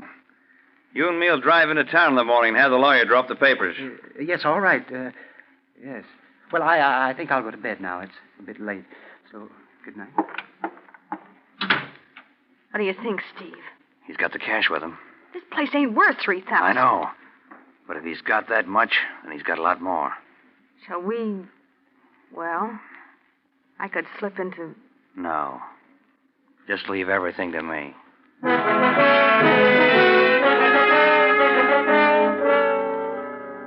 But Milton doesn't sleep well. The strange attitude of Rogers and his wife makes him uneasy. Next morning, he is up at 8 and finds Kate Rogers in the kitchen. Oh, good morning, Mrs. Rogers. Morning. Where's, Mr. Rogers? Why, he drove into town to get the lawyer. He didn't want to disturb you so early. What? He's going to have the papers made out and bring them back with him. Oh, I thought he couldn't drive. Well, his arm's so much better, he figured he'd be all right. Mm-hmm. How soon will he be back? Should have been here half hour ago. It's 9 o'clock. Oh, there he is now. How about some breakfast? Oh, yes. So you up, are you, Jacobs? Yes. Did you get the papers arranged? We don't have to sign any papers, Jacobs. I won't be selling the place. Why not? I don't have to. I'll have all the money I need in a few days. But you said that you... I haven't been to any lawyers. I've been to the sheriff's office. Sent a wire to New York. And I got an answer. What? A wire? Well, what about it? Put up your hands, Jacobs. Put them up. You may be a mild-looking little guy, but I'm taking no chances with a killer. What did you say? You're wanted by the New York police for banditry and murder. Oh, no, but it's a mistake. Here's the telegram. Your description. Read it. Yes, well, Harry Jacobs, 45, 5 feet 6, as per your description. Wanted for robbery and murder of bank messenger. $10,000 reward. Dead or alive. $10,000 reward. Get that? No. It's all a mistake. You don't understand. I understand, all right. You and your partner came out here to hide out. Probably robbed a half dozen banks on the way. Partner? What partner? The fellow we buried the other day. That Milton Strong. The sheriff said there must have been 2 bandits. And there was only 10,000 on him. What become of the other 10,000? I tell you, I had nothing to do with the holdup. You carry too much cash on you, Jacobs. If you got 3,000, you must have more. You were too anxious to get this place, and it ain't worth more than 1,000. Yes, but you're wrong, Rogers. You're going back to town with me, Jacobs. I'm collecting that 10,000 reward. No, please, no. Don't take me back. I can't go back to New York. I can't. I can imagine that. They'll fry you. You've got to listen to me. You've just got to... Search his stuff, Kate. He's got the money someplace. No, wait. I've got the money. And here it is. The money from the bank. There. Steve, that's it. The same bank wrappers. And yeah, it's 10,000. No, there's more. Another 1,000. The 10,000 with the wrappers belongs to the bank. The rest is mine. That's all we need to know, Jacobs. Come on. And I hope the sheriff don't spill this before you're locked up. The town would tear you to pieces. No, look, just listen to me. I swear I never saw that dead man in my life. I did come here to get away from embarrassing circumstances. I wanted to lose myself. After you went for the sheriff, I searched the man's pockets. I found his identification. And because he resembled me, I switched his papers with mine. And then I found the money. I decided to keep some of it. I am Milton Strong, and the dead man was Harry Jacobs. What a story. Who'd believe that? Don't send me back to New York. There's no reward for me. The truth would come out, and you wouldn't get a dime. Now, here, you keep this money I took from the robber, and let me go. No one will ever know the difference. Oh, no. I'm not that dumb. I'll turn you and the money in and collect the reward. I'd rather get it legally. Come on, Jacobs, before the town gets wise.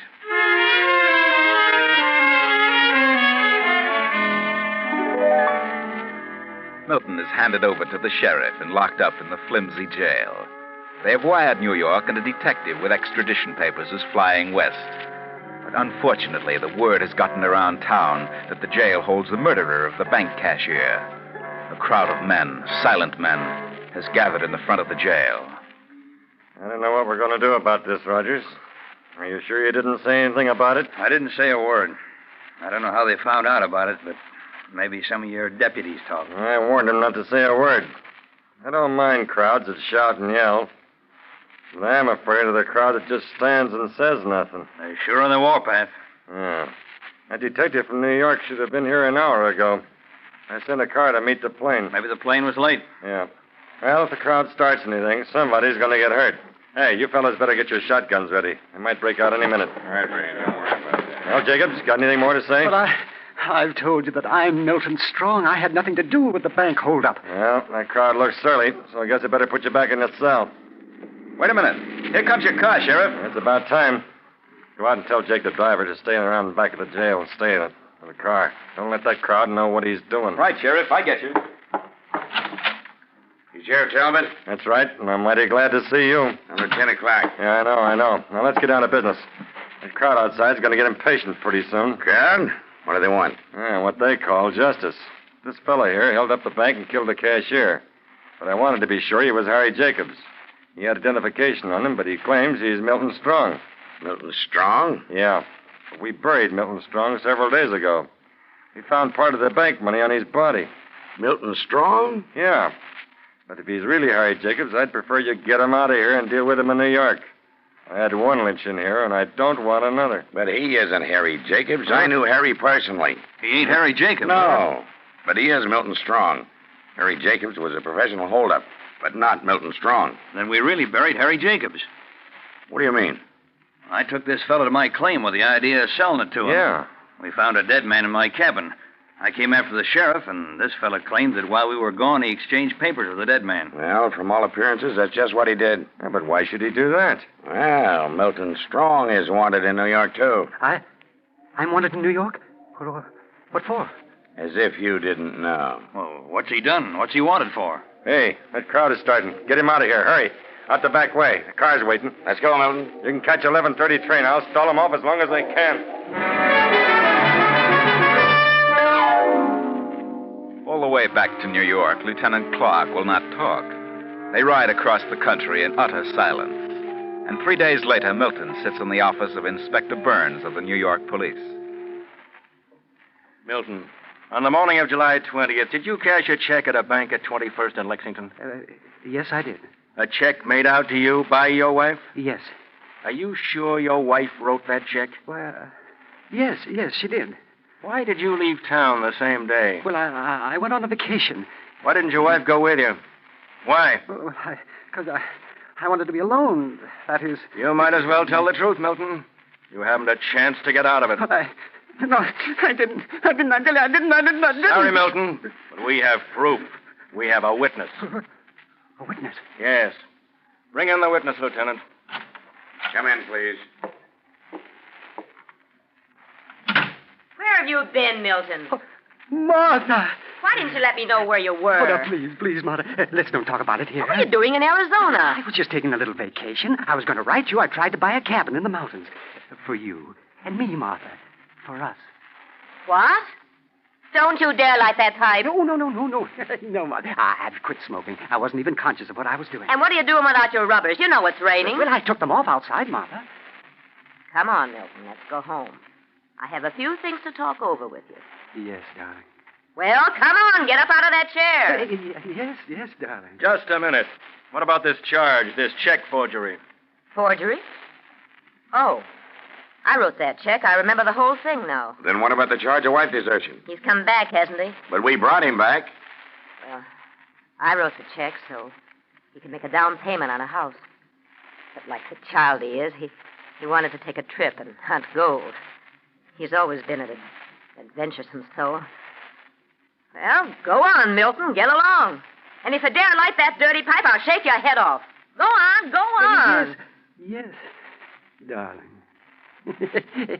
Well, good day, gentlemen. Well, it just goes to show you that no man can escape his destiny. No man can change fate. And when he attempts to do so, he only conjures up far worse conditions for himself. Poor Milton Strong ran away from things and ended up at the starting point, back with Martha. But he's happy now. Martha's nagging is now sweet music to his ears, because Martha really loves him. Out west, they almost lynched him, nearly took his freedom away. But Martha saved him. She lied for him. Yes, Milton did forge that check. He was even going to kill Martha. But he got cold feet the moment he walked into her room. But Milton will be a good boy now. In his search for so-called freedom, he came close to the jaws of death. Lucky Milton.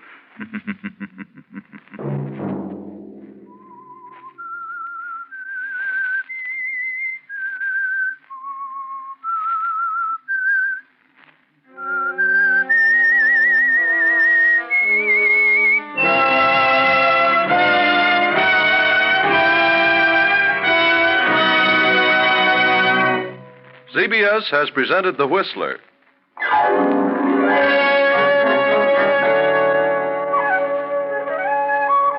Original music for this production was composed by Wilbur Hatch and conducted by Ivan Ditmars. The Whistler is written and directed by J. Donald Wilson and originates from Columbia Square in Hollywood. Next week, same time, I, the Whistler, will return to tell you another unusual story. Good night. This is CBS, the Columbia Broadcasting System.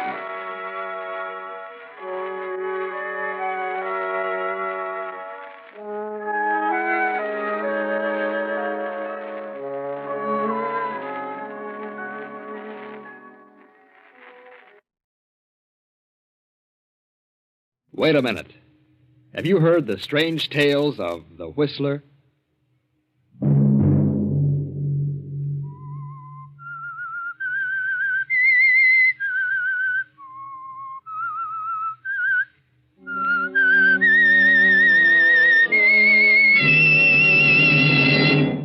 I'm the Whistler.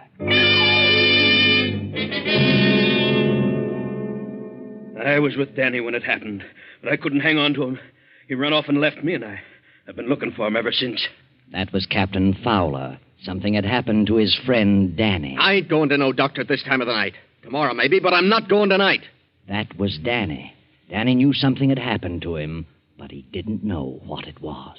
But, Danny, you couldn't have done a thing like that. I know. Don't worry, Danny. That was Faye, Danny's girlfriend. And this is Joe Rodriguez, a fisherman. It's much better that I leave town, Danny. If I stay, I might forget I am your friend.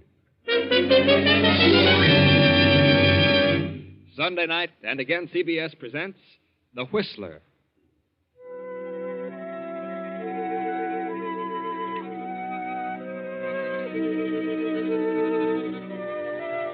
I, the Whistler, know many things, for I walk by night. I know many strange tales, many secrets hidden in the hearts of men and women who have stepped into the shadows. And so I tell you tonight the strange story of fog. Well, Danny, my boy, this is the thickest fog I've seen in this harbor in many a year. Mm-hmm. And I've been a sailorman for a long time. Yeah, that's right, Captain. Can't see a single light along the entire waterfront. But we don't need light for where we're going.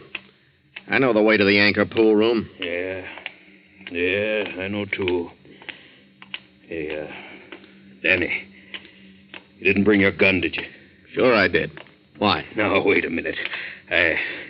I'm not going to let you talk to Duke Moran with a gun in your pocket. Why not, Captain? Well, you might lose your temper and do something you'd regret.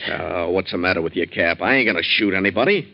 I just want it in case Duke Moran gets tough. Oh, sure. I know. But if he gets tough, you can handle him with your fists. Sure.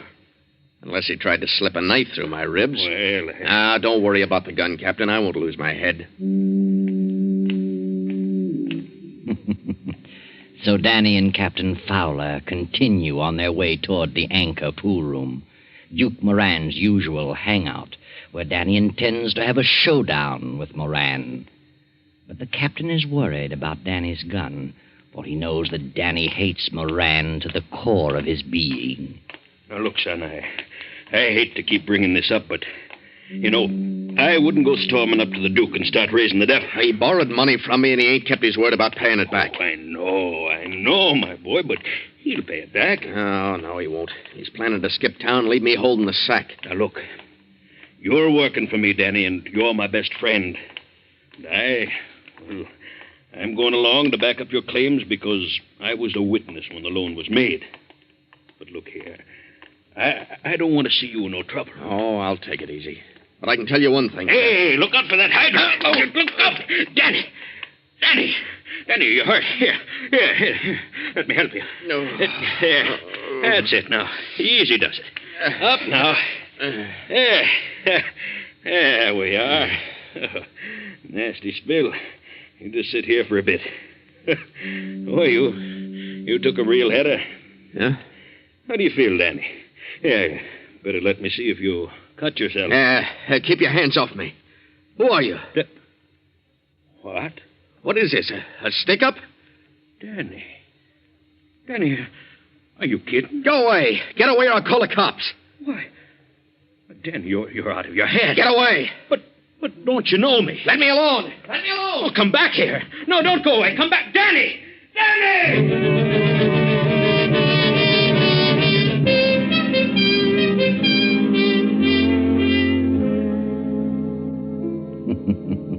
Danny breaks away and quickly disappears into the fog.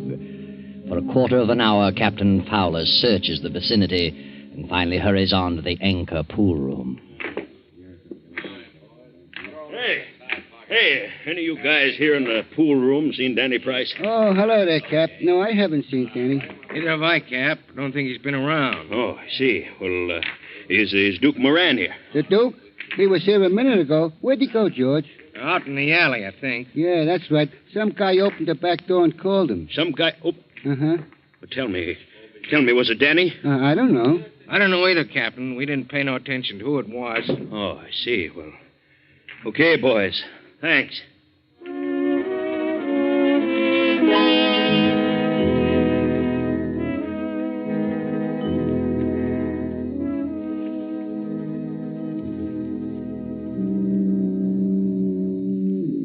Later that night, groping his way along the waterfront, Captain Fowler arrives at the box office of the Crystal Motion Picture Theater. An attractive girl is selling tickets. Hello, Fay. Well, hello there, Captain. Going to the show? Oh, no, not tonight, Fay. I'm looking for Danny. Have you seen him? No, I haven't. And I'm sore at that big lug, too. He promised faithfully he'd be here to take me home, and it's time to close the box office right now. Oh, look, Fay, I don't want to excite you, but I've got to tell you something. Danny's had an accident.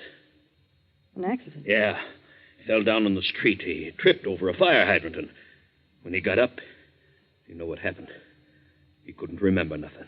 He was walking around someplace in a daze. Good heavens. Yes, I was with him when it happened, but I couldn't hang on to him. He ran off and left me, and I've been looking for him ever since. Would you tell the police? No. Well, for heaven's sake, tell them, Captain. Maybe they can find him. No, Fay, I don't want to tell the cops. Why not? There's a certain reason, and I don't want to talk about it here. Look, you wait here till I check in the cash. It'll only take a few minutes. I'll be right with you. All right, Fay.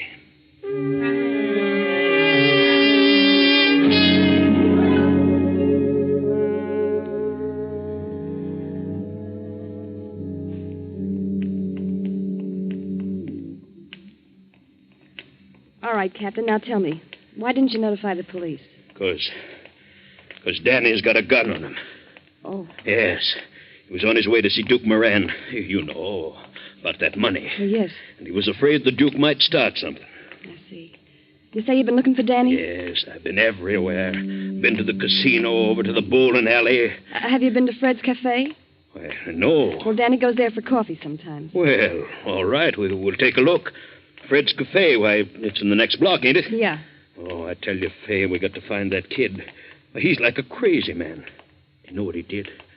He looked me right in the face and he didn't know me. Oh, my goodness. Captain, suppose his memory never does come back. Oh, now, Fay, don't carry on like that. And don't you start worrying. Yeah, I know how you feel. You and Danny engaged to be married and all, but don't you worry. I think everything will turn out all right. Oh, I hope so. Hey, wait! Listen. What's your hurry, folks? That's Danny. Well, sure it is. You going to a fire or something? I've been chasing you for a block. Oh, Danny. Hiya, Fay. Oh, Danny, you're all right. Oh, sure. Sure, I'm all right. Except I'm kind of mixed up. All of a sudden, I'm sitting in the Clark Hotel. And I don't remember going there at all. The Clark Hotel? Yeah.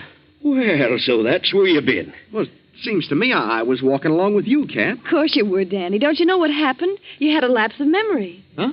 Yeah, we've been worried to death about you. The captain and I were looking for you. Oh, Danny, I'm so glad you're all right. Oh, so I've been off my noggin. Sure. Don't you remember falling over that fire hydrant? Fire hydrant? Yes, that's what did it, Danny. When I helped you up, you thought I was a stick-up man. You ran off down the street. Well, I'll be darned. How long ago this happened, Cap? Well, it's been an hour ago or more. You've been in the Clark Hotel all that time. Well, how should I know? When did you come to your senses, Danny? Well, just now. I'm sitting there in the lobby wondering what it's all about when I seen you folks passing the window. Oh, swell. But look, Danny boy, you're going to a doctor right away. What do you mean, doctor? Well, your head. You must have struck it when you fell. Oh, my head's all right. Oh, now, please, don't put up an argument, Danny. Oh, now, look. Hey, here comes an ambulance. Maybe I better flag it down and crawl in. Oh, now, don't be smart. Wait a minute. That's no ambulance. Well, it's a police car. Yeah? Yeah. Well, come on, never mind the police car. Danny, come over here under the light. Let me take a look at your head. Oh, now, look, Fay, I tell you there's nothing wrong with Hey, look. You see where that car's stopping? Huh? Over in front of the Anchor pool room. Yeah? Well, wonder what's happened there. Well, I don't know. Well, forget it. No. Come on. I want to find out what's going on. Yeah, so do I. Come on, Danny, let's go over and see.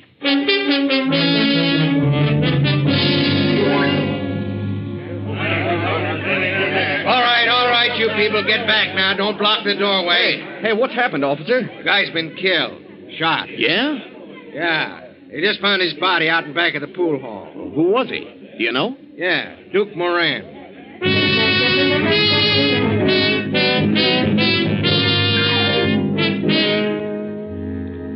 Duke Moran murdered, killed on the very night that you, Danny, with hatred in your heart and a gun in your pocket, were on your way to demand your money. Could it be that after your mind went blank, you continued on to the Anchor pool room? Look at your gun, Danny. If no shots have been fired, you're all in the clear. Did I kill him? Did I kill him? Did I kill him?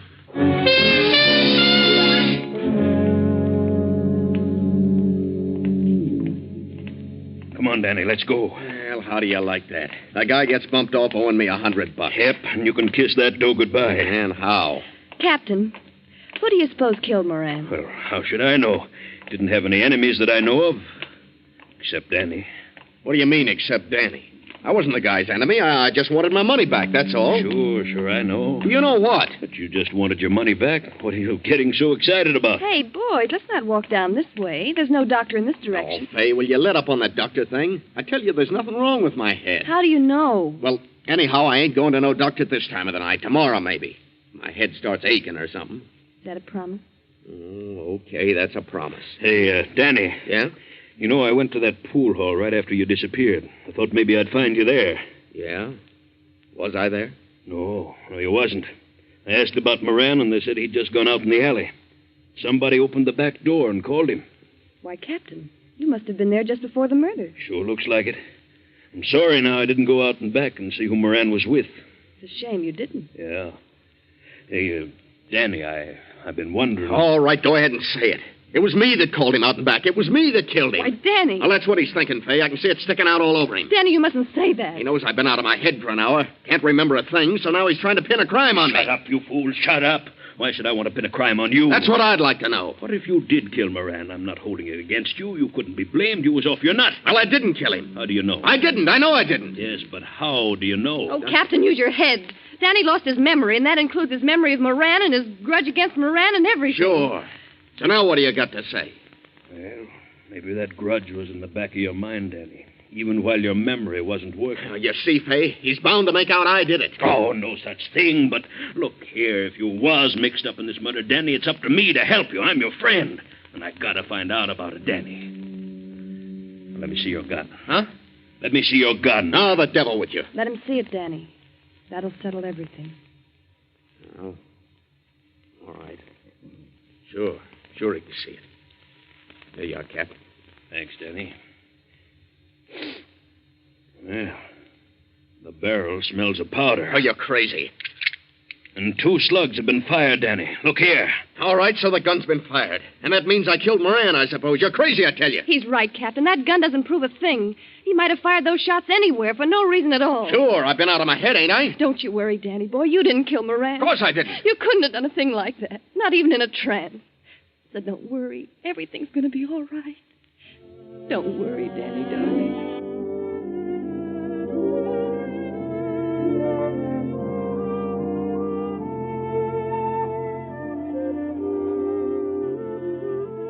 Poor Fay. She doesn't believe her own brave talk. Deep down in her heart, she's afraid that Danny is a killer. It is nearly midnight now. Danny and Captain Fowler have returned to their boat, the fishing boat Dolphin, in the harbor. Danny sits on the deck, gazing morosely into the fog. Well, hadn't you better turn in, kid? You ought to get some sleep. Oh, I couldn't sleep. Stick here a minute, will you, Cap? I'd like to talk to you. Sure. I'm sorry I blew my top the way I did when we was ashore. Oh, that's all right, Danny. I know you was thinking of my interest when you asked to see the gun. Oh, sure I was. All kidding aside, it looks pretty much like I bumped off Moran, doesn't it, Cap? Well, Danny, to be honest with you, it does. Still, there's room for doubt. And if I was you, I'd lay low and say nothing. I know one thing. I could never be convicted of murder, even if I did do it. Why not? Because I was suffering from amnesia. Yeah. The trouble is, how are we going to prove that? How are we going to prove it? Well, couldn't you prove it? You was there when it happened. You saw me go slug nutty. Sure, but who's going to believe me? I'm your friend. They'd think I was lying to save your neck. Yeah, I see what you mean. The things look pretty bad then, don't they? Ah, now, look, Danny. Don't go hanging yourself in advance. You know, maybe it's like Fay said. Maybe you just happened to fire them shots. Hey, listen. I hear a motorboat. Well, so what? It's coming this way. Hear it? Well, sure, I hear it. It's the cops. They're coming here to ask questions. Oh. I'm getting out of here, Cap. No, you keep your shirt on. I'll hail the boat and find out who it is. Now, you wait right here. Ahoy there! Ahoy! Who is it? It's me, Joe Rodriguez. Oh, there you are, Danny. It's only Portuguese Joe. What's he doing out here this time of night? Well, I don't know. Here is my line, Captain. You make me fast. I'm coming aboard. Okay, Joe. How'd you know we'd be up this late? Yeah. I just took a chance, Danny. But I am glad you are up. Oh, don't tell me you ran out of live bait again. Oh, no. I got plenty live bait. Oh? What can we do for you, Joe? Captain, I got a little business proposition I would like to talk over with Danny. And I would like to talk to him private. Private? Oh, now, wait a minute. Anything you got to say to me, you can say in front of the captain. No, Danny. This is private. Very private. Oh, see. Well, that's okay, kid. I'll go below. I was about to turn in anyway. Thank you, Captain. Oh, don't keep him up too long, Joe. You need some sleep. I'll just be a few minutes, Captain. Good night. Good night. Well, what's on your mind? Danny, I'm fed up with East Town. Business is rotten here. I want to go to Seattle. Yeah? And I need a little money, Danny. $200. And I want for you should let me have it. Are you kidding? Ain't you got $200? Sure. Sure I have, but I'm getting married in a few days. I need every cent I've got. Oh, yeah?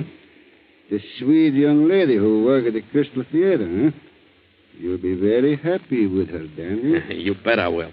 But you'll be much more happy if you give me the money so I can get out of town, Danny.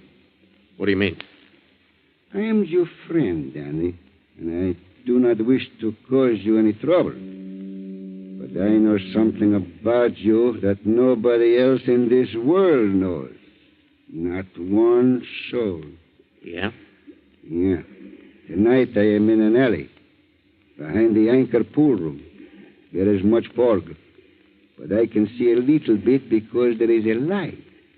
I see you shoot Duke Moran twice to the heart. You're a dirty liar.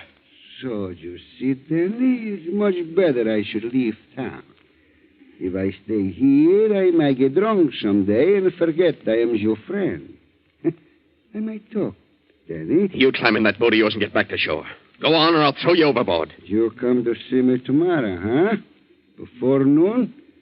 If you don't come by noon, well, maybe I get drunk, huh?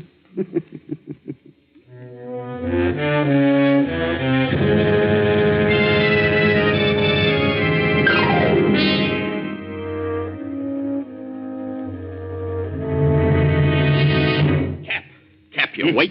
Oh, yes, Danny. Well, there's no room for doubt now. I'm the guy that did it. What?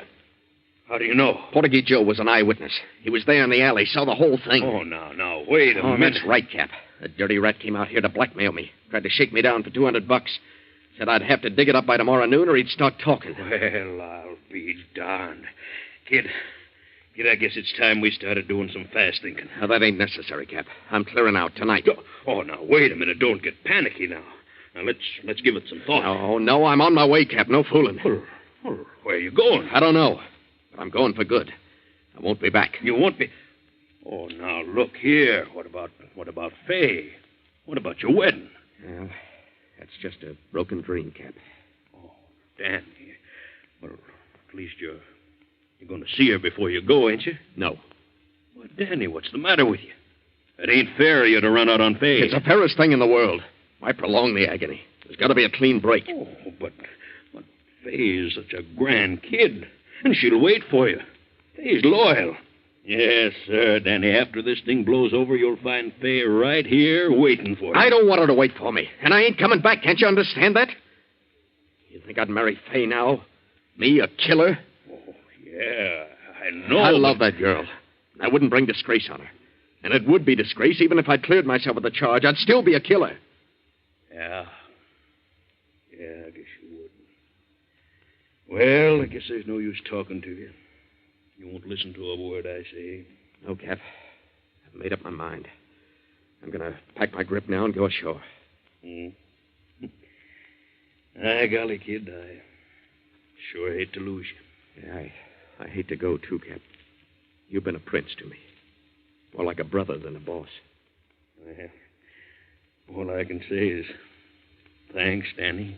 Even when you knew I was saving up my money to buy a boat of my own, to go into competition with you, you never said a word. Well, why should I? Oh, this is a free country. Every man has a right to advance himself. And, about Faye, I wish you'd explain to her. You know what to say. Well, not quite as good a talker as you are, Danny, but I'll try. You know something, Cap? I wish you and Faye'd get married. I know you'd make her happy. Me and Faye? Oh, no, she wouldn't have me. Don't be too sure about that. She'll forget about me after a while. But explain things to her, will you? Well, okay, Danny. I'll try. I'll do my best. Well, I'm going to hit the first freight train out of town. So long, Cap.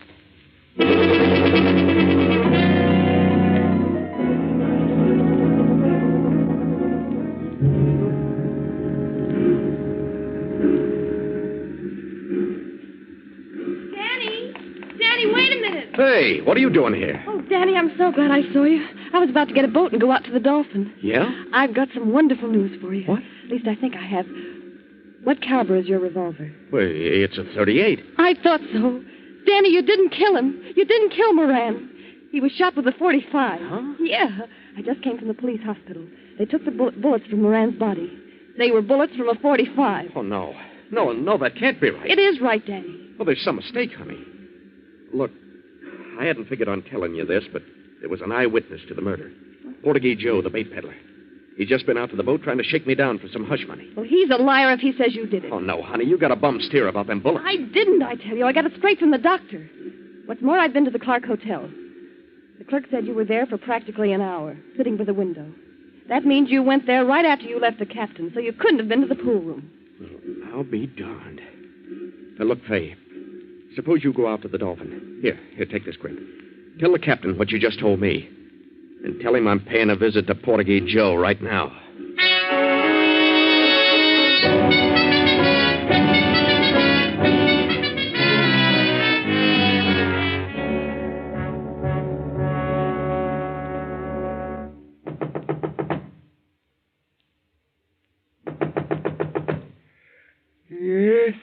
Yes.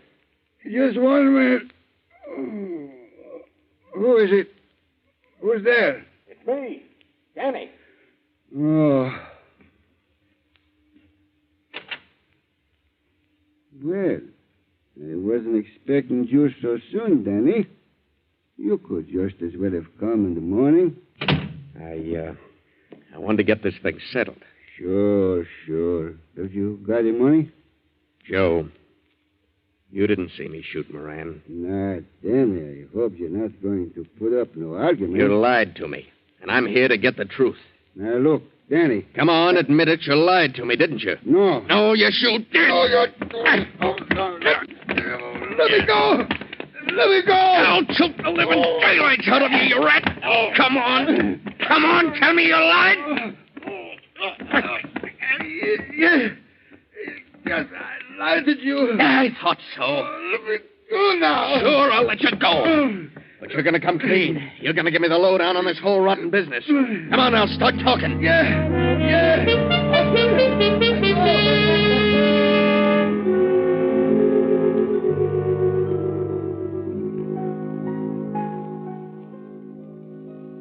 The fog has lifted now, and the eastern sky heralds the approach of dawn. As Danny returns to the Dolphin, he finds Fay standing on the deck. Gee, Danny, I thought you'd never get back. It's almost daylight. Well, I had a long ways to go, honey. Joe lives way out at the end of the Channel Street Wharf. That's where his bait shack is.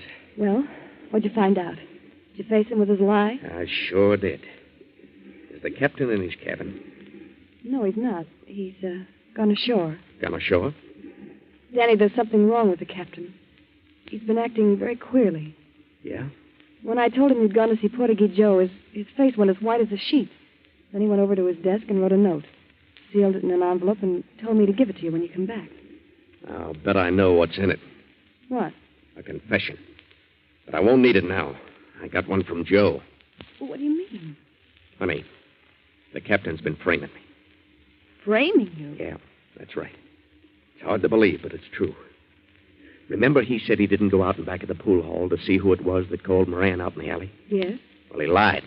He did go out there, and he saw the murder committed. He knew who did it. Why, Danny. And right then, he got a bright idea. He figured he'd make me believe I committed that murder. So I'd take it on the lam. Get out of town. You see, honey? Well, why would he do that? Because he was in love with you. What?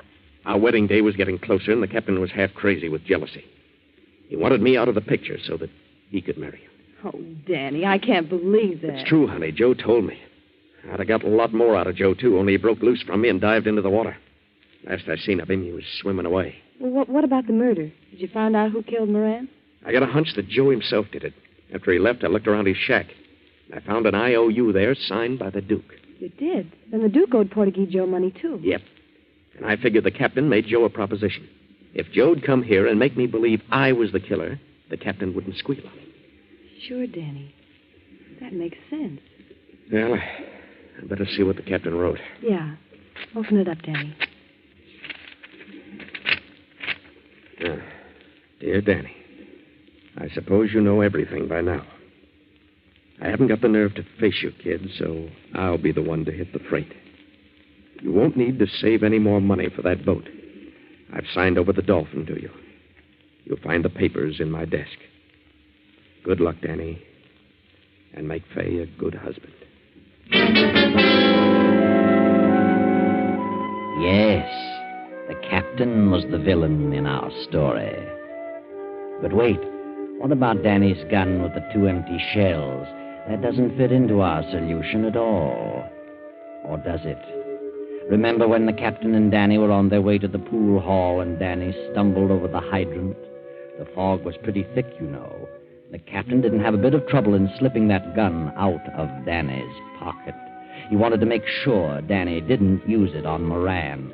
And later, after the captain had formulated his plot against Danny, it was a simple matter for him to fire a couple of shots from the gun and then slip it back into Danny's pocket when he met Fay and Danny on the street. Yes, the fog sometimes has its advantages.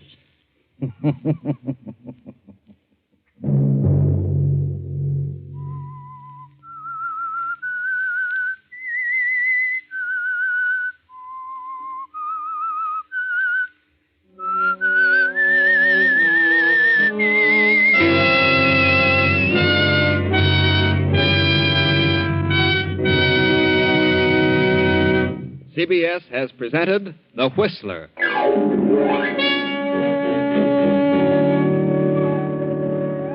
Original music for this production was composed and conducted by Wilbur Hatch.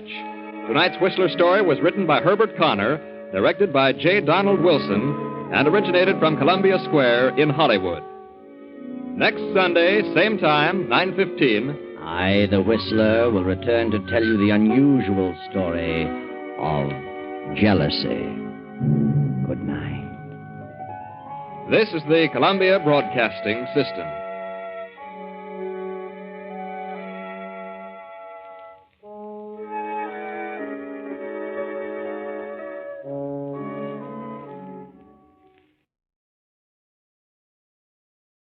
The Whistler.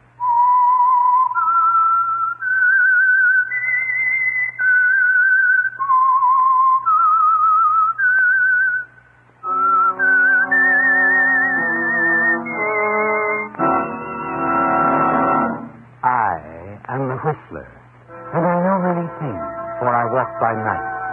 I know many strange tales, hidden in the hearts of men and women who have stepped into the shadows. Yes, I know the nameless terrors of which they dare not speak. And now the Whistler's strange story, One Dark Night.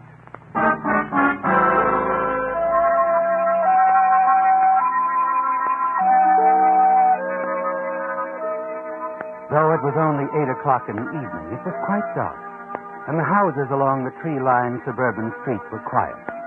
In one house, a light could be seen burning brightly through the front windows of the house on the corner, its illuminating rays reaching out across the front lawn to form finger-like shafts of light and shadow. And inside, Frank Jason paced the living room floor, moving with the nervous steps and motions of a sensitive animal contemplating danger. Frank Jason stopped his pacing on occasion and stared down at a large, dark stain in the center of the living room carpet. Don't you, Frank? Stand taut for a long moment, your mind racing. And then you hurry to the front door. Hello, Frank. Not disturbing you, am I? No, Doris, of course not. Come in. You seem nervous. Not worried about a next-door neighbor dropping in, are you? No. I saw your light on. I thought I'd drop in. Your ever-loving wife and I had a date to go shopping in the morning, but I'm glad you stopped by, Doris. I was about to phone you. Oh? Frank, what's the matter? Something wrong? It's about Cora. Do you have any idea where she could be? She's not home? No. I haven't seen her since this morning when I left for the office. You haven't? That's strange. What do you suppose... Did you see her today? Around 10 this morning. We had a cup of coffee. That's when we planned to go shopping tomorrow. I came by to tell her I couldn't make it. I'm worried, Doris. Worried sick. I've called everywhere. Wait a minute. Could she have gone to see her sister? I thought of it first thing. She does that often. Takes off without telling me. But she usually calls me when she gets there. And she hasn't? No. Did you call her sister's place? Yes. No answer. They've probably gone out. She could have tried to reach you when you weren't here. I haven't left the house since I got back from the office. Oh, I'm sure Cora's all right. She just forgot to call. You know how she is. Yes, that could be it, I suppose. I'll be up for a while. Let me know if you hear from her. Yeah, sure. And don't worry. I'm sure Cora's all right. Good night, Frank. Good night.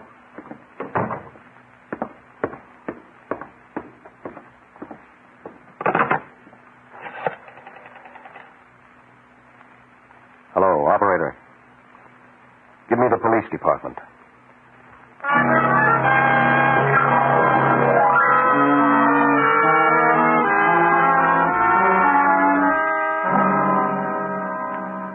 You say, Mr. Jason, you last saw your wife this morning when you left for the office? Yes, that's right, Lieutenant. But you didn't mention her plans for the day or the evening. No. What time did you get back from the office? Around 3:30 or so, a bit earlier than usual. Oh? Any reason for that, Mr. Jason? Well, yes. I thought it would be nice if Cora and I drove out to the beach house for the weekend. Beach house? We have a little place at Shelton's Cove. Use it for summer vacation. Weekend. Yeah, I see. So you got here around 3:30. And there was no note, message of any kind? No. Well, it's still early, only 8:30. You'll probably hear from her. It's not like her, Lieutenant. Not like her at all. Oh, she's left without telling you where she's going before. Yes, but she usually calls later. This time she hasn't called. I waited until 7:30 and then phoned her sister in Santa Barbara. There was no answer. I finally got through to her just before you got here, Lieutenant. And? Cora hadn't been there, and her sister hadn't heard from her. Something's happened to her, something dreadful, I know it. I'll take it easy, Mr. Jason. There's no need to get excited. No need? Here, let me show you something, Lieutenant. Over here. Well? That small scatter rug on the carpet. Lift it up. Okay. Well, what's this? That stain wasn't there this morning, Lieutenant. Neither was the scatter rug. Somebody put it there to hide the stain in the carpet. Oh. It's still damp. I happened to notice it shortly before I called you. The rug doesn't belong here. We usually have it in front of the fireplace. I was curious. Went over to pick it up. And, well, that's when I saw the stain. Uh-huh. Could it be blood? Yeah, it could be, Mr. Jason. We'll check it.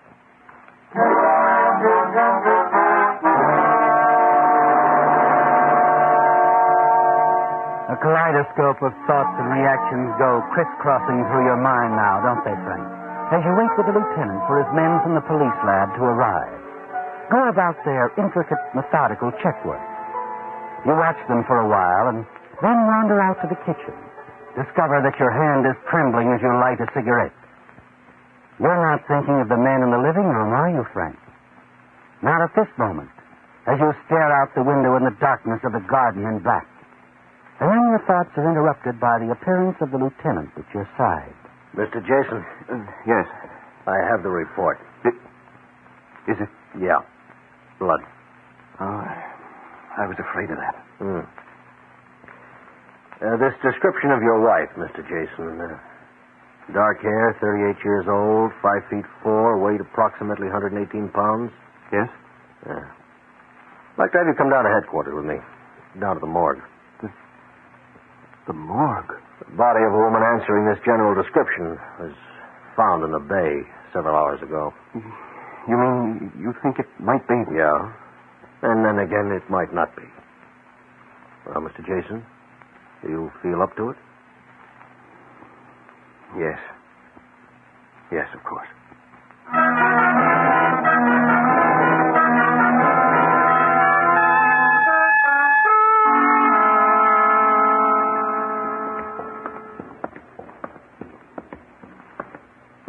Now, here we are, Mr. Jason. Lieutenant, just a moment, if you don't mind. Oh, sure. Here, would you like to sit down? No. I'll be all right. It's just that I know. Take it easy. All right, I guess I'm ready. Uh-huh. Let's get it over with.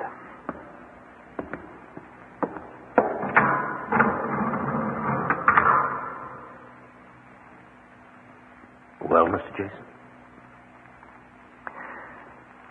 No.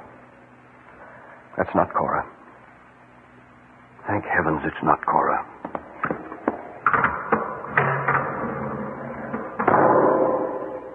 Come on, Mr. Jason. Let's get a cup of coffee. Thanks, Lieutenant. I could use one.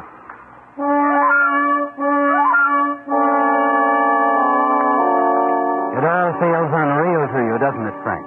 Your conversation with the police lieutenant, his lab man working in your living room, the visit to the morgue. All things that you read about in the papers but never quite pictured as happening to you. Yes, Frank. It's all like a dream, a haze of unfamiliar activity, of questions and answers and nervousness and cigarettes and cups of coffee held in a shaking hand. And then finally, with the lieutenant driving you home, your nerves begin to settle back into place. Reality returns almost simultaneously with the sound of the police car's front tire touching the curb in front of your own home. Home. Thanks, Lieutenant. You've been very kind. Not at all. You'll let me know if you hear anything. Oh, sure. Try and get a good night's rest, Mr. Jason. Yes. Good night.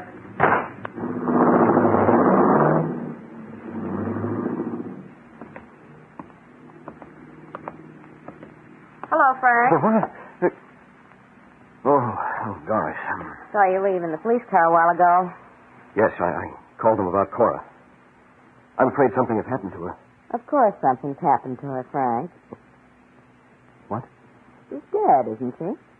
And only the two of us know where she is. I don't understand. She's in your back garden where you buried her 2 hours ago. Right, darling?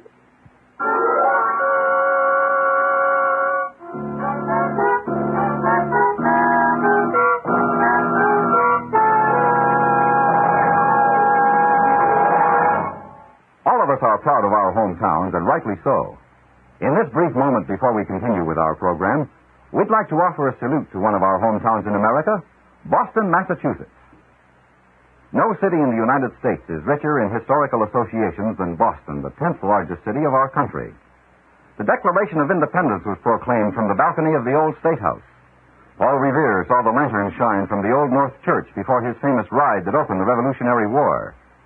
The great New England poets had their homes here. Ralph Waldo Emerson, Henry Wadsworth Longfellow, Julia Ward Howe, John Greenleaf Whittier, and writers like Nathaniel Hawthorne, Oliver Wendell Holmes, and Edgar Allan Poe.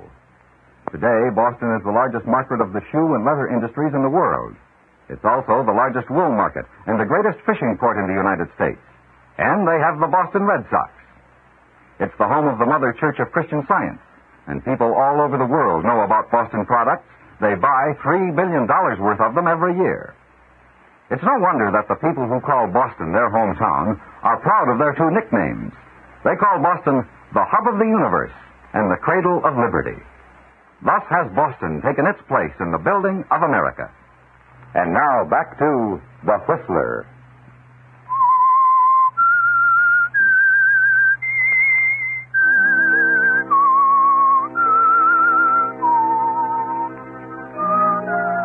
The feeling of a nightmare returns quickly, doesn't it, Frank? In swift accusing words from Doris Martin, your next-door neighbor. She saw you, didn't she? Saw you bury your wife, Cora, in the garden in back of your house. And now the dread secret has to be shared with her. Yes, Frank, the momentary safety you sensed as you said goodnight to the police lieutenant is gone. Wiped away. Even more shockingly because of the calm, assured serenity of the softly smiling, attractive young woman standing before you. You turn mechanically and move toward the house. And Doris Martin turns too, shadow-like and strangely a part of you now, as she follows you inside. You see, Frank, I came over late this afternoon to talk with Cora about the shopping trip we'd planned. The back door was open. I walked into the kitchen. The two of you were too busy arguing to hear me. Then you heard everything. Yes. The money you were talking about, the old lady's $35,000, that was Mrs. Faraday, wasn't it? Yes. It was Mrs. Faraday. Cora had been her secretary companion once. You had been Mrs. Faraday's lawyer. That's how you met. All right, Doris, there's no need. The old lady has stashed the money somewhere in the house. And when she died, you and Cora took it. No one ever knew. She told you? No, I sort of added things up after overhearing your conversation this afternoon. Cora was all set to skip out with the money, wasn't she? Yes. If I hadn't come home early, surprised her. You surprised me, Frank. I never saw you in such a rage. And then when you picked up the letter opener... All right, Doris, all right. You need a drink. No. What are you going to do, Doris? Do? Why, nothing, darling, nothing at all. I'll keep your little secret. Will you, Doris? Of course. Providing I make it worth your while. Is that it? Mm-hmm. You won't find me greedy, Frank. I think we'll get along fine, the two of us. Darling, relax. It's only the doorbell. I'll get it. No, wait. You better get out. The back way. But why? Well, it's late. And, well, it might not look right. Oh, don't be silly. Look, I'm your next-door neighbor. I just heard about Cora's disappearance. I'm her best friend. Yes, but... Sit right where you are, Frank. It's the most natural thing in the world for me to be right here, worrying with you.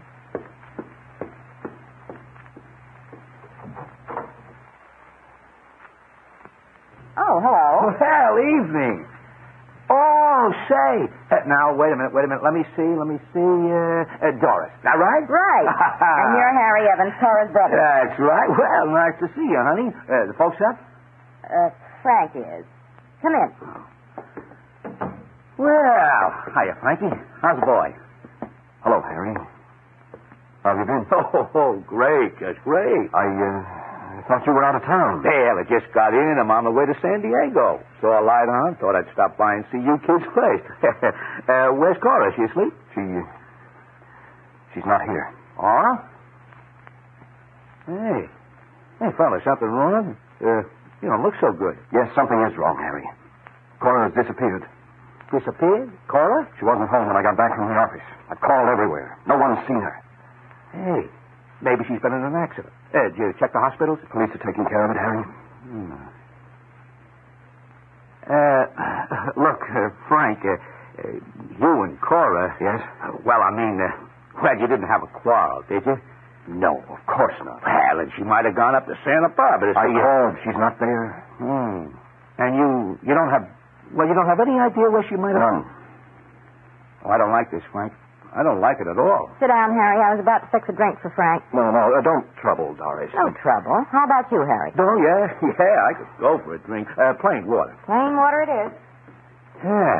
Well, I don't know what to make of this, Frank. You? Not like Cora to take off like that. Not to let you know where she is. I don't mind telling you, Harry, I'm worried. I'm worried sick. Yeah, sure. I know how you feel. I wish there was something I could do. What can we do? Well, nothing, I guess. Just sit and wait, that's all. Just sit and wait.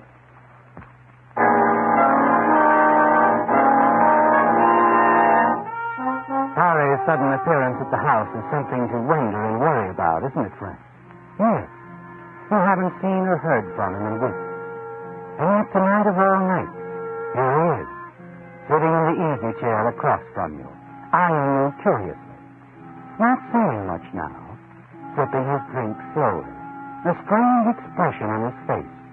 And your fears mount and your mind becomes more and more uneasy and restless as the minutes go by. Finally, Harry places the empty glass down on the end table. Well, I think I'll shove off. Just let me know if you hear anything from Cora, huh? I'll be staying at the Ormond Hotel. Then you're not going on to San Diego? No, it can wait. I'll just stick around. Well, thanks for the drink. Good night, Harry. Nighty, Frank. I'll be seeing you. Good night, Harry. Well, you can relax now, darling. He's gone. No thanks to you. Why did you have to... Encourage him to stay? I just wanted to find out what was on his mind. You know, your dear brother-in-law is a big, fat liar. What? He said he got into town a couple of hours ago, didn't he? Yes? Really? It might interest you to know he was here in this house last night with Cora while you were out bowling. Here? Last night? That's right. I saw him leaving around 10. Now, why do you suppose he lied, Frank? I don't know. I can make a guess. Cora was always very fond of her little brother Harry, wasn't she? Yes. So he dropped in last night, mentioned he was on his way to San Diego. This gives Cora an idea. She'll take the money, drive south with Harry. Maybe he takes her to the border. For services rendered, she cuts him in on the $35,000. Well, what do you think? I think that's a very good guess, Doris. A very good guess. They probably arranged to meet somewhere this afternoon. Cora didn't show, so little Harry trots over here tonight to find out what's holding things up. Of course. He knows about that money, I'm sure of it. And now he's going to stick around. He means trouble, Frank. Real trouble. I think we'd better keep a close watch on him from now on. There's very little sleep for you that night, is there, Frank? You're certain Doris is right. Harry and Cora working together, running away, sharing the money. And now that Cora has disappeared, he must suspect that you had something to do with it. The following morning, as you wander into the kitchen, you happen to glance out the window and see someone moving about in the back garden through the trees. Someone near the dahlia bed.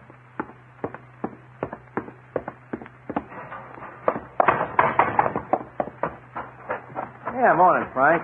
Oh, Harry. Yeah. You. Just dropped by to see if you'd heard anything from Cora. No. Not a word. Yeah. Well, I saw your bedroom curtains were drawn. I didn't want to disturb you. You wouldn't have. Rough night, huh? Well, you get my sleep myself, wondering about Cora. You know, where she could have gone to and why. Oh, cigarette, Frank? Thanks, no. Haven't had breakfast. I think I'll go back to the house. You coming? Yeah. Hey, you know, you fixed up your garden nice, Frank. Real nice. Well, I don't have too much time to work on it. Weekends, mostly. Well, still, you've done a nice job. I see you've changed the dahlia beds. Ground been turned over. Yes. Cora's idea. She likes dahlias. Uh-huh. Say, isn't that your... Yeah, the phone. Yes. Yeah, that might be the police. I hope there's some news.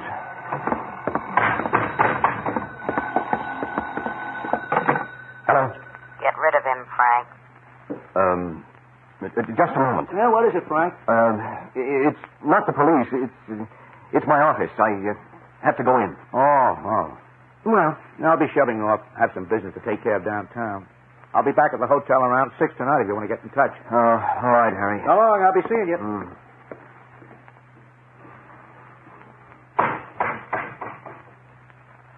Doris, I'll be over. What did he want? I said I'll be over.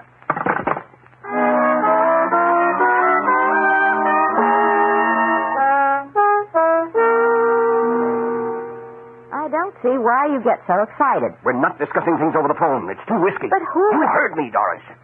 All right. So what did Harry want? He was asking about Cora.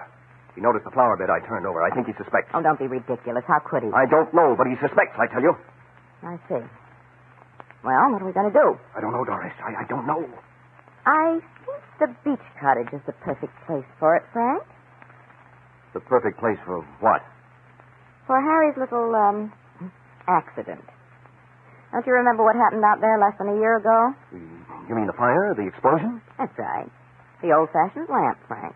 Hanging on a pulley from the ceiling. The explosion it caused. That was an accident.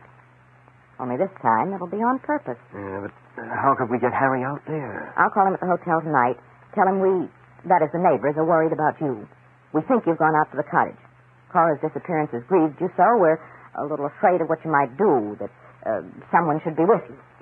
Yes, I see. He gets out there, finds the cottage dark, lights the lamp. Our troubles are over, Frank.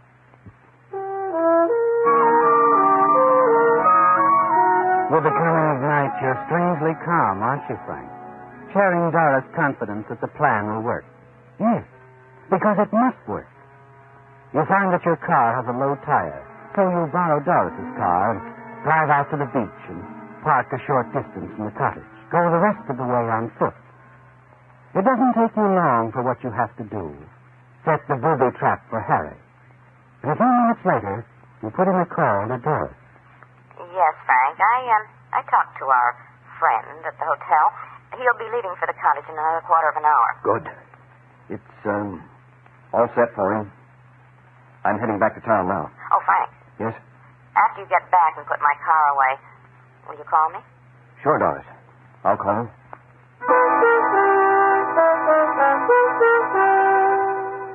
It's a few minutes past 7 when you return to your house. Harry will be leaving his hotel shortly, and then the short drive to the cottage. And it will be all over, won't it? Back home, you reach for the phone to call Doris when... Evening, Mr. Jason. Oh, Lieutenant. Come in. Just thought I'd drop by. Been in the neighborhood all afternoon, checking shops, stores. Well, then, there's been no news of Cora? Haven't turned up a lead yet. However, I put in a call to headquarters a few minutes ago. It seems they got word from a service station attendant out at the beach. What? Yeah. Thinks he saw a light at your beach cottage earlier tonight.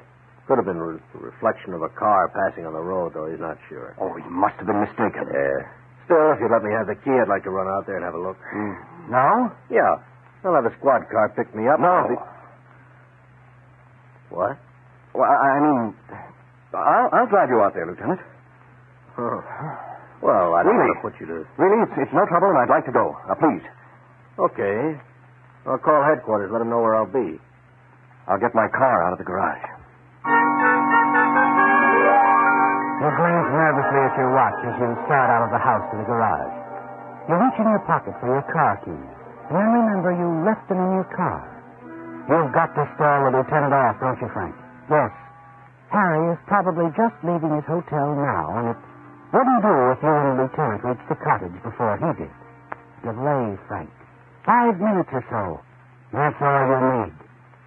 You reach your car, bend down, and unscrew the tire valve on the low tire. A few minutes later, the lieutenant joins you.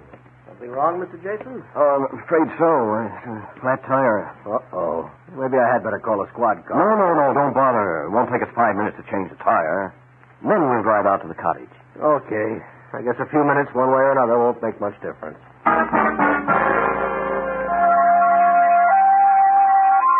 The time you need to change a flat tire is important, isn't it, Frank? Yes, because it will delay the police lieutenant from reaching the beach cottage before your brother-in-law, Harry Evans, does. Before the accident that will take his life and free you of Harry's threat. As you reach inside the car and take the keys from the ignition switch, you hear your phone ringing inside the house. You hand your car keys to the lieutenant and hurry up the driveway to answer your phone. But you reach the phone too late. The wire is dead. And a moment later... Doris. Frank, why didn't you call me or answer the phone? Lieutenant showed up. Now, look, Doris, he's out of the car now. Wants me to go out to the cottage with him. I'm trying to stall him until I'm certain Harry gets there. He won't, Frank. Harry is dead. What? He didn't fall for our little gag. Instead of going out to the cottage, he went straight to your backyard. Started digging. Doris, did he? No. I got behind him with a shovel. You were right, Frank. He knew. I found Cora's earring in his pocket. He must have found it near the flower bed this morning. Doris, where is he? What did you do What with him? else? We had to get him out of there. I dragged him into your garage. The keys to your car were in the ignition, so I put Harry in the trunk compartment. The trunk compartment? The spare tire is in there. The lieutenant will find the body? I have found the body, Mr. Jason. And the two murderers, too. Quite a chummy arrangement. You two neighbors.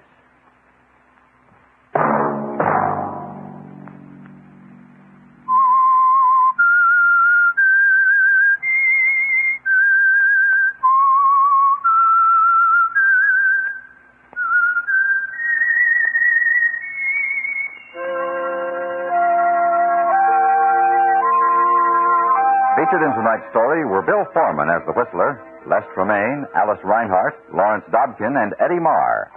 The Whistler, directed by Gordon T. Hughes with music by Wilbur Hatch, is produced by Joel Malone and transmitted overseas by the Armed Forces Radio Service.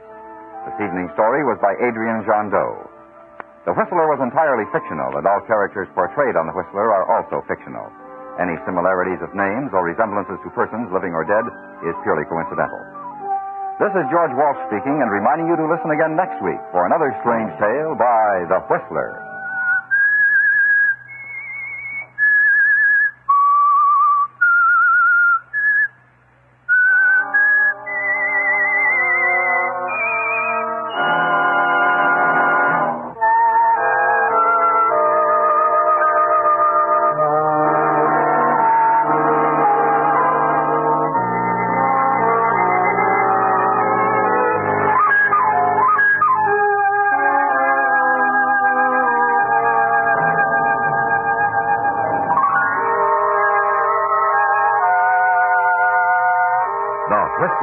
strange story you have just heard, will be back next week with another tale from his never-ending file.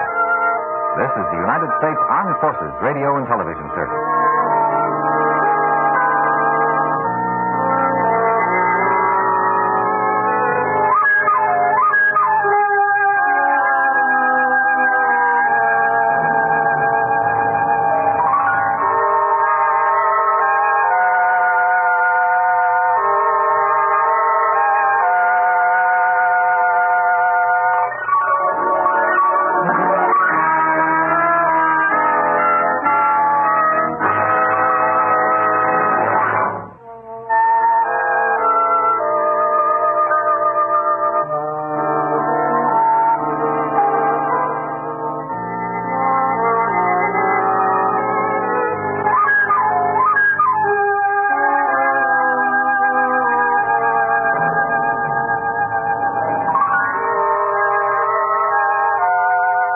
And now, stay tuned for the mystery program that is unique among all mystery programs.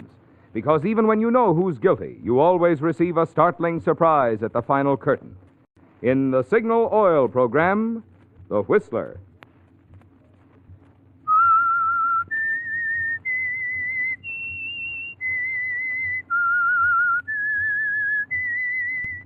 S-I-G-N-A-L. Signal. Signal gasoline. Signal, the famous Go Farther gasoline, invites you to sit back and enjoy another strange story by The Whistler. For extra driving pleasure, the signal to look for is the yellow and black circle sign that identifies Signal service stations from Canada to Mexico. And for Sunday evening listening pleasure, the signal to listen for is this whistle that identifies the Signal Oil program, The Whistler.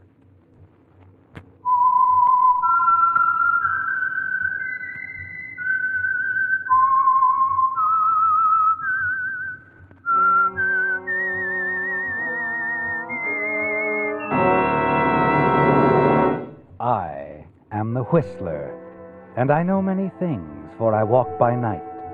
I know many strange tales hidden in the hearts of men and women who have stepped into the shadows. Yes, I know the nameless terrors of which they dare not speak.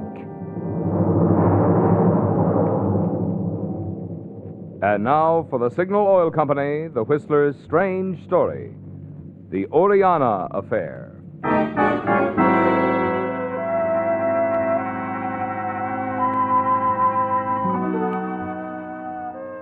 It was quiet at 3 in the morning, very quiet.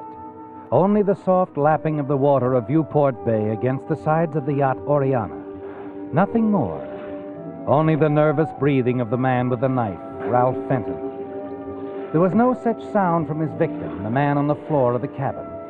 No, the knife had stopped that, and stilled Jim Gunther forever. Ralph Fenton, standing over Gunther's body, turned suddenly, reached for his overcoat and his hat, glanced around the cabin, hurried up the companionway, and then stepped down the gangplank, tossing his knife into the water as he hurried ashore. It's in the papers the following morning. Pleasant reading for you, isn't it, Ralph? You feel safe and secure as you dress, have breakfast, and go downtown to the office. Because of Gunther's position, everyone is talking about the case, and you join in, naturally, confidently, and discussing it blandly with Edna Sloan, the district attorney's secretary. Well, quite frankly, Edna, I think Gunther had it coming. You know, a political pressure man pulling strings, making the puppets jump to hold their jobs. I say we're better off without him. He even threatened to frame you once, didn't he, Ralph? Oh, not seriously. As assistant to the district attorney, well, I'm a small-time target, Edna. So Gunther concentrated on bigger game. Like, maybe the district attorney himself? Mm-hmm. Could be. Hey, speaking of the boss, what did he have to say about it? Mr. Ainsley's still having his say. He's with Lieutenant Reese in his office. They're questioning a suspect, Tony Ferracci. Ferracci, huh? Well, they're working fast. I think I'll run across the hall and give a listen. Oh, I'd take it easy, Ralph. Mr. Ainsley wastes very little love on you. It's mutual. I'll save all mine for you. Oh, sure. See ya.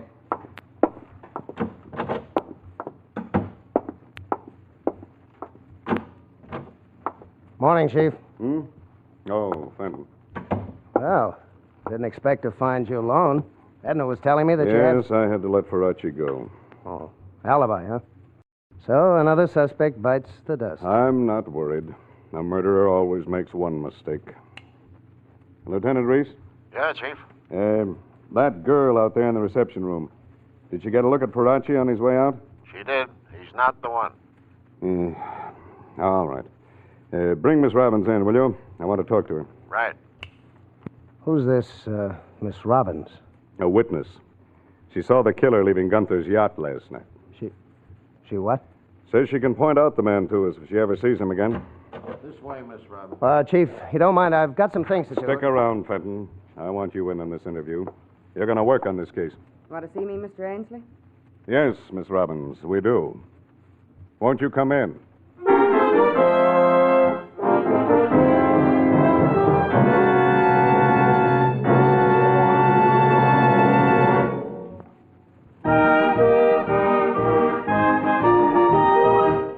Tonight's $20 Signal gasoline book goes to Mrs. Frederick Davis of Glendale, California, for this limerick. A frugal young lad from this city spent so much on his car, 'twas a pity. He tried Signal one day, now he's saving his pay, and his car purrs as smooth as a kitty. Signal, signal, signal gasoline. Your car will go far with Go Brother gasoline. Our congratulations to Mrs. Davis for her clever way of describing the good mileage you enjoy with Signal, the famous Go Farther gasoline. Too bad a limerick isn't long enough to include all the benefits you notice when you switch to Signal. I mean Signal's quick cold weather starting, Signal's peppy pickup, Signal's smooth responsive power. For it's a fact, mileage and performance go hand in hand. To enjoy both, fill up with Signal, the famous Go Farther gasoline.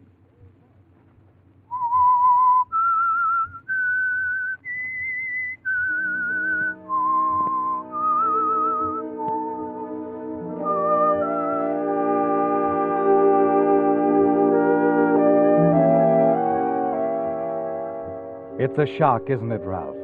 You were so certain that you left the yacht Oriana unseen after killing Jim Gunther. And you were sure that as assistant district attorney, you would be able to follow every step of the investigation so no one could surprise you.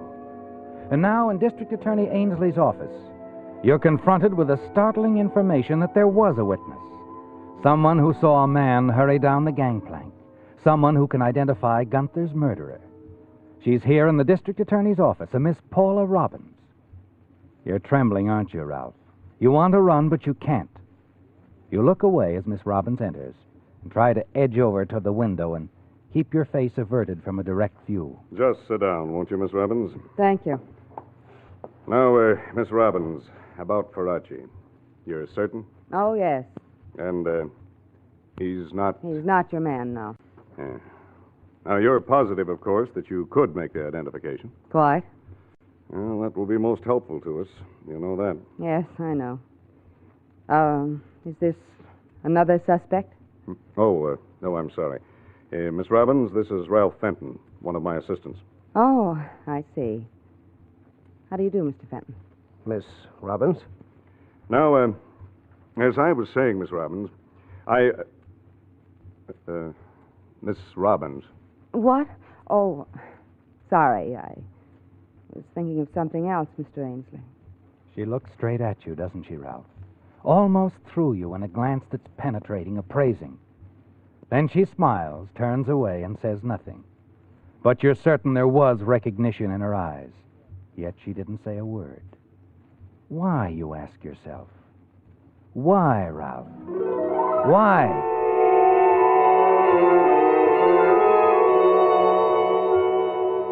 Later that morning, in a tiny cafe across from the city hall, you sit in a corner booth having coffee with Edna Sloan, the DA's secretary. You learn a little more about Miss Robbins, don't you? Not much, but a little. Oh, yes, Mr. Ainsley's counting pretty heavily on Paula Robbins. But how does he know that she was even around, Edna? Now, what would a girl like that be doing around the yacht at 3 o'clock in the morning? She owns a boat, not a very big one, lives on it, ties up not far from the Oriana. She was coming in late last night, or early, take your pick. She'd been over to Catalina. Oh, I see. She had just brought her boat in, had tied up when she saw the murderer run ashore, and... Speaking of the devil... What? She's over there by the door playing the pinball machine. Yeah. Yeah, so she is. Let's go, Edna, huh? I gotta get back. Oh, hello, Mr. Fenton. Oh, Miss Robbins? And Miss, Sloan, isn't it? That's right. Hello. Well, what do you know? Look at this. Don't you think I'm a lucky girl, Mr. Fenton? I've hit the jackpot. Oh, so you have? Yes. You must have brought me luck. If I saw you often enough, I'll bet I'd hit the jackpot lots of times, don't you think? Well, Ralph, there it is, out in the open. Her answer, her reason. You no longer have to wonder why Paula Robbins didn't identify you in District Attorney Ainsley's office. Her silence will cost something, won't it, Ralph? Yes. And from the look in her eyes as she faces you, it might cost a great deal. You stare at the girl for a moment. The expression in her eyes, the faint, curious smile on her lips. She knows, doesn't she, Ralph? Yes. She saw you leave Gunther's yacht last night. Yet back there in the office, she didn't identify you as Gunther's killer, and you wonder why. The rest of the morning, you debate about driving down to the docks to see Paula and talk with her. But you can't make up your mind what to do. Late that afternoon, the district attorney does it for you. He sends you back to the scene of the crime, Gunther's yacht, with Lieutenant Reese on a routine matter. As the two of you reach the pier, you see Paula Robbins aboard a small boat docked not far away from Gunther's yacht. You tell the lieutenant to go on ahead, and then you hurry toward the girl. Hello. Hello there. Hi. Mind if I come aboard? Come in. Huh. Nice little job you've got here. I like it. I've been expecting you, Mr. Fenton. Oh, really? Yes. We both know who killed Gunther, don't we? Afraid I don't follow it. Oh, of course you do. You know I saw you leave the yacht last night. Oh, you're mistaken. Matter of fact, I've seen you many times before. Visiting Gunther. Well, official business. He was always in trouble, so he had... Oh, on the contrary, he was never in trouble. As long as he had a boy in the DA's office, you. You, seem to know an awful lot, Miss Robbins. I got to be quite friendly with Jim Gunther. He used to brag about some of those fast deals he was pulling. I knew he couldn't do it alone. Had to have help from the right places, so I put two and two together. All right, Paula. What do you want? If it's money, Oh, money? I'm not interested in your money, Ralph. What? I already have a nice bank account and a steady income. Well, then what do you want? Well, let's say your friendship. Yeah, that's it. Your loyalty. Devotion. I don't understand. It's quite simple. A girl like me never knows when she'll need a friend in the DA's office. I think we should get better acquainted. Real soon.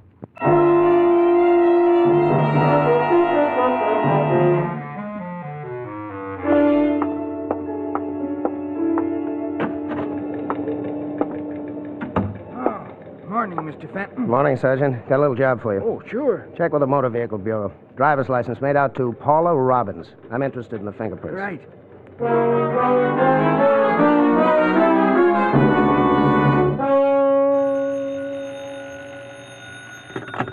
Hello. Hello, Ralph. Paula. Spending a quiet evening at home, are you? Well, yes, I'd planned I to. was sort of expecting you at the dock today.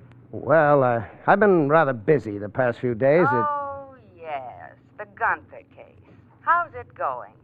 So. No new developments. I didn't think there would be. Ralph, it's such a lovely evening, and I'm bored. Why don't you drive down here? Take me to dinner. Well, fine. I'll drive by the boat and pick you up in an hour or so.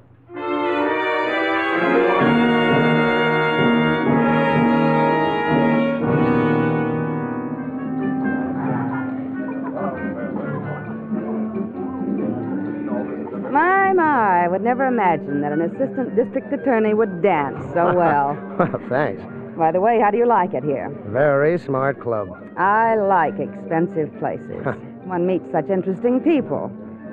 And speaking of interesting people... See someone you know? Over there, sitting alone. Bruce Ingalls. Well. Know him? Know of him. Polo ponies, speedboats, a lot of money. His wife has all the money. She's a charming girl. Oh. Bruce has a good thing there. Let's go over, shall we? All right. I think you'll enjoy meeting Bruce. Hello, Bruce. What? Oh, Paula. Don't get up, darling. This is Mr. Fenton. Mr. Ingalls. Mr. Fenton. How do you do, Mr. Ingalls? Mr. Fenton is our assistant district attorney, Bruce. The assistant district attorney? Yes. He's a friend of mine. Isn't that nice? Yeah, that's real nice. I think so. Well, Bruce, give my regards to Della.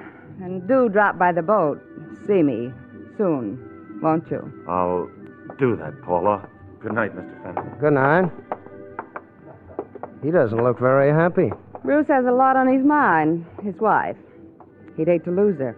Is he in danger of losing her? If she ever found out how he's spent some of her money, well, she wouldn't like it. Uh-huh. Let's have a drink before we go back to the dance floor, huh? All right.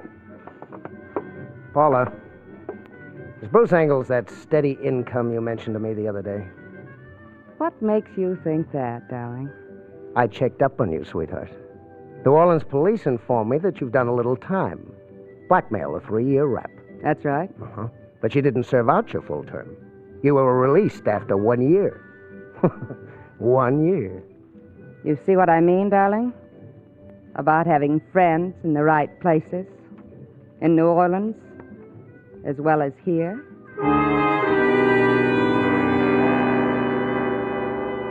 A clever young woman, isn't she, Ralph? And it's obvious, quite obvious now, why your friendship is so valuable to her. In the weeks that follow, you see her frequently. There are more dinner dates, nights at the theater, boat rides along the moonlit waters of the California coast. And then one morning, the district attorney drops into your office.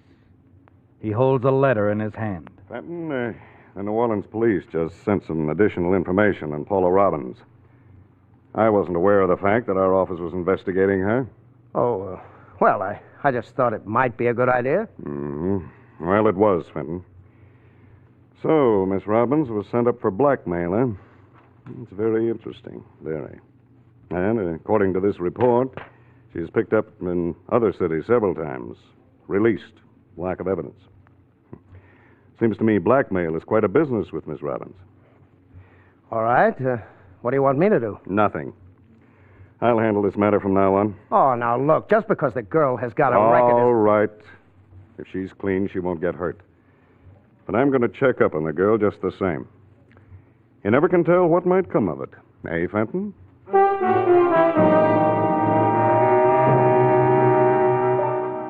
You're thankful, aren't you, Ralph, that Paula is out of the district attorney's reach for the time being, at least. On a 3-day cruise off the coast of Lower California, and she won't be back till Saturday. You tell yourself you'll have to watch the district attorney closely in the days that follow, and be on hand at the docks to warn Paula when she returns from her trip. And then, Saturday morning, as you arrive at the office, you're relieved to learn that the district attorney has already left for his lodge in the mountains to spend the weekend. Later in the afternoon, as you're about to leave, Edna, the district attorney's secretary, calls you. What is it, sweetheart? The boss just phoned in from his lodge. He wants you to bring this up to him right away. The Gunther file. Me? Oh, now look, That's Edna. what he said. He wants you. All right. All right.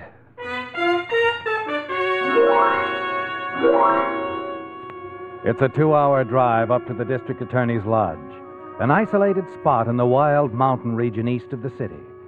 And you arrive there shortly before dark. You're curious, aren't you, Ralph, and wonder why he wanted you to come up with a Gunther file. It all becomes quite clear to you a few moments later. I've had Lieutenant Reese checking the movements of the Robbins girl back to the night of the murder, Fenton. He's given me a complete report. I see. You've been very friendly.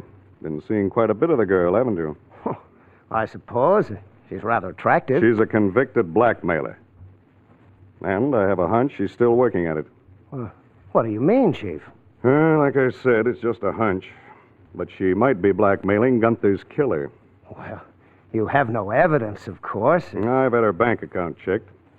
She's deposited several large sums of money in that account.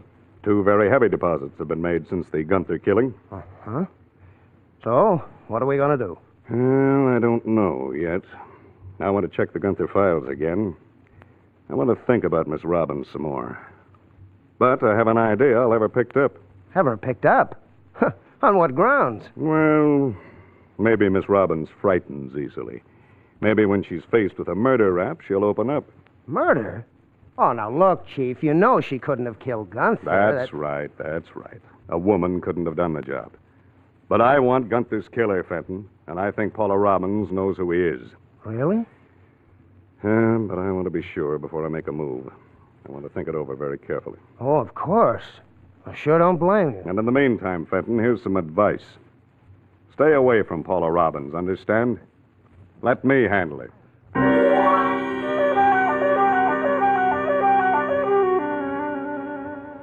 As you leave the lodge, get into your car and start down the road to the main highway. You're certain you know what the district attorney will do, aren't you, Ralph? In a matter of hours, after he's thought it all over, he'll call headquarters and give the order to have Paula picked up. And there's no way you can reach her and warn her.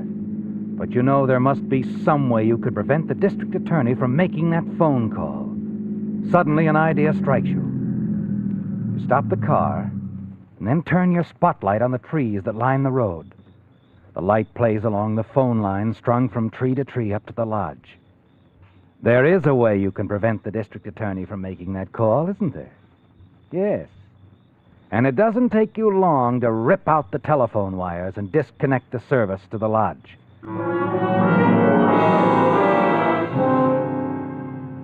It's almost 10 o'clock when you arrive at the docks and hurry aboard Paula's boat.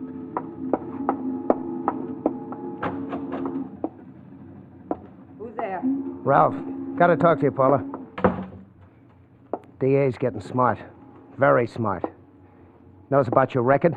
He's checked your bank account. So? I'm not sure, but he's liable to have you picked up. That order won't come through for a while yet. I took care of that. What do you mean? He's up at his lodge in the mountains. I ripped down the phone lines. You've got to get out of here. Why? He's going to try to hang a murder rap on you, that's why. So you want me to run? Have every cop in the country looking for me. No, thanks. I'll stick around. He doesn't have a thing on me. Look, he can make it real rough for you. You don't know the DA like I do. When he gets through with you... Are you afraid I'll talk, Ralph? Tell all? Listen, Paula... Don't worry. I won't breathe a word. I tell you, Paula, you don't know the DA. And you don't know little Paula. He won't make me talk. I wish I could believe you, Paula. But I've got to be sure. My career, my whole life is in your hands. Wait a minute. What's the... I'm sorry, Paula, but I can't take the chance. Ralph! No!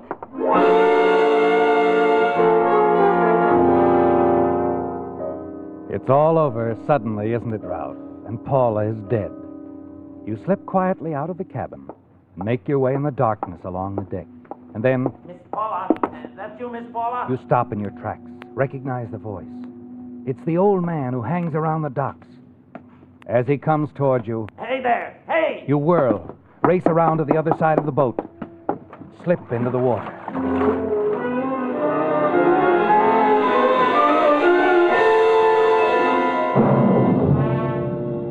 Hiding under the pier, you wait for a chance to escape.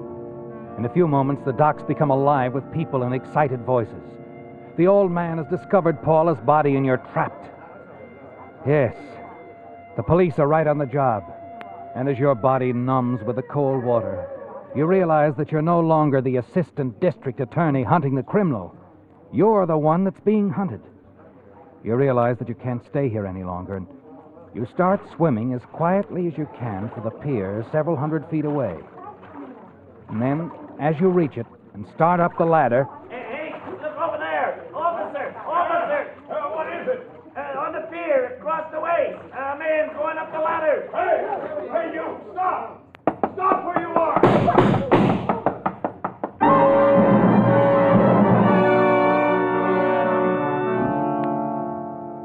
You've gotten away safely again, haven't you, Ralph? You slide in behind the wheel of your car. In the distance, you can hear the excitement, the confusion. They've lost you in the night. So long, gentlemen. Better luck next time.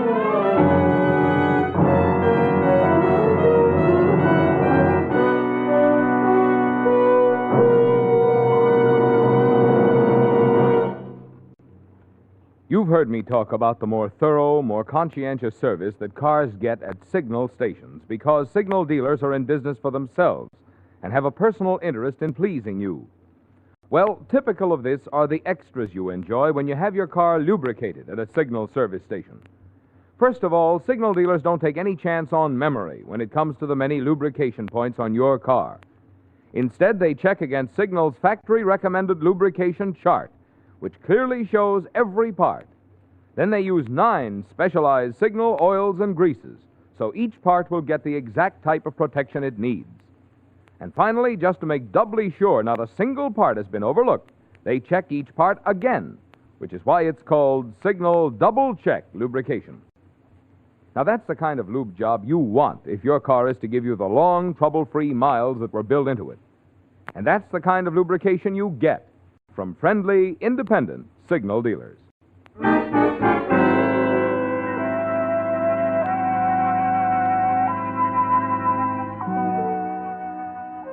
A miraculous escape, wasn't it, Ralph? And you're certain that no one will be able to identify you as Paula Robbins' killer. Yes, Paula is dead now, and she'll never be able to tell the district attorney that she saw you leave Gunther's yacht the night he was killed. You're in the clear now on both counts, and you congratulate yourself as you race back to your apartment. Once there, you slip up the back stairs unseen, and as you reach your door, unlock it. You notice the smear of red paint on your coat sleeve. You probably got it from Paula's boat. You'll have to get rid of that coat, won't you? Get out of your wet clothes. But you're not worried in the least, are you? Even if the district attorney should suspect you, and you're almost certain he will, it will be impossible to prove that you were involved in Paula's death. You push the door open and then stop. The lights are on in your apartment. Hello, Mr. Fenton. Am I glad to see you? Lieutenant Reese, what are you doing here? The apartment manager let me in. I told her it was important. Somebody bumped off Paula Robbins. The killer got away by swimming across the... Your clothes, Mr. Fenton. They're wet. Oh, well, I... What's this smeared on your coat? It looks like paint. Oh, that's nothing. Now, wait a minute. I think you ought to know we got word that the killer smeared himself with paint getting away. Maybe the district attorney had something when he was worrying about you running around with Paula Robbins. I ran around with Paula Robbins. Now, there may be another guy loose around town with wet clothes and paint smeared on him, but I doubt it. I'm going to have to hold you for the killing of Paula Robbins. Why? Why did you have to come here, Reese? Well, when I heard that the Robbins girl had been murdered, I figured someone at the DA's office ought to know about it. I wouldn't have come here, Fenton, if I could have reached the DA himself. But when I tried to get a call to him at the lodge, I couldn't get through. The operator said the telephone line to his lodge was down. It's too bad for you.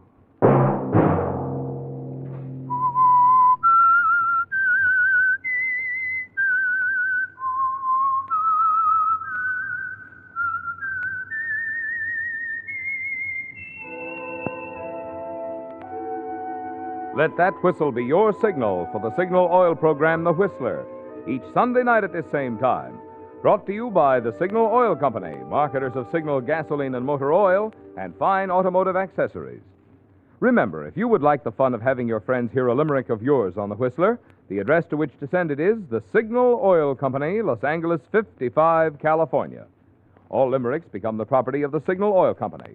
Those selected for use on The Whistler will be chosen by our advertising representatives on the basis of humor, suitability, and originality. So, of course, they must be your own composition.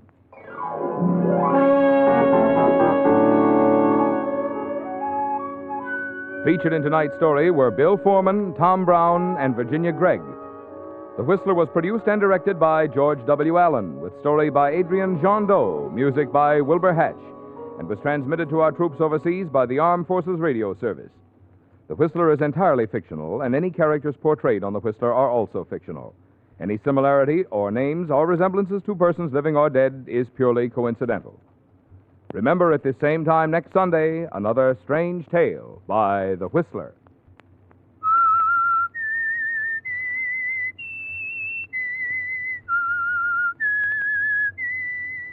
S-I-G-N-A-L Signal gasoline. This is Marvin Miller speaking for the Signal Oil Company. This is CBS, the Columbia Broadcasting System.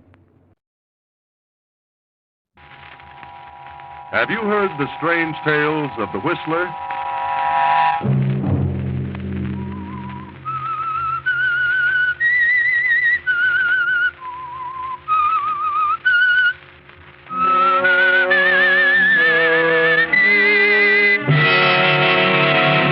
I'm the Whistler. Claude, if you expose my marriage, I'll tell about yours. So it's plain to be seen that you and I will have to work together. Friday night, and again, CBS presents The Whistler.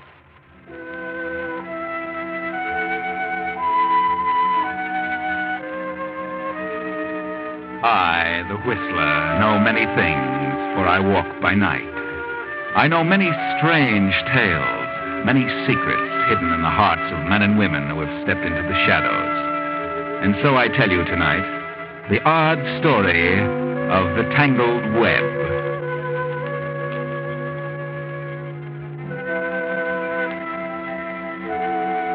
Hester Mayberry, an elderly widow, has inherited the large estate of her late husband. And having no children, she adopted two. Claude Mayberry, her husband's orphaned nephew, and Lita Davis, the daughter of her dead sister. Lita has finished school and is returning home. Claude still has another year in college. But Aunt Hester has plans for Claude and Lita. Plans for keeping the estate in one family. This is upsetting to Claude, for he has already selected the girl of his choice, Pearl Wallace. Pearl, I had to see you. Something's happened. Claude, I've never seen you so upset. It's Aunt Hester. Her heart again? Oh, no, she's still hanging on. What is it then? It's Lita. Lita's finished school a year ahead of schedule. She's coming home today. So what? Well, Aunt Hester is determined that I marry Lita. According to the doctors, Aunt Hester won't last more than 6 months. I know. But I never dreamed Lita would come home this year. Aunt Hester will insist upon an immediate marriage. But you can't marry Lita. I know, but if Aunt finds out the truth about you and me, she'll cut me off. Oh, I'm in a terrible jam. Can't you head Lita off some way? Oh, no, it's too late. She's probably at the house now. I just found out she was arriving today. Why can't I see your Aunt? Just once. She may change her mind. Oh, no. You don't know Aunt Hester. Nothing can change her mind. She's the most determined, stubborn old woman you've ever seen. Well, since you can't marry Lita. Certainly not. That would be bigamy. Half of the estate is willed to me and half to Lita.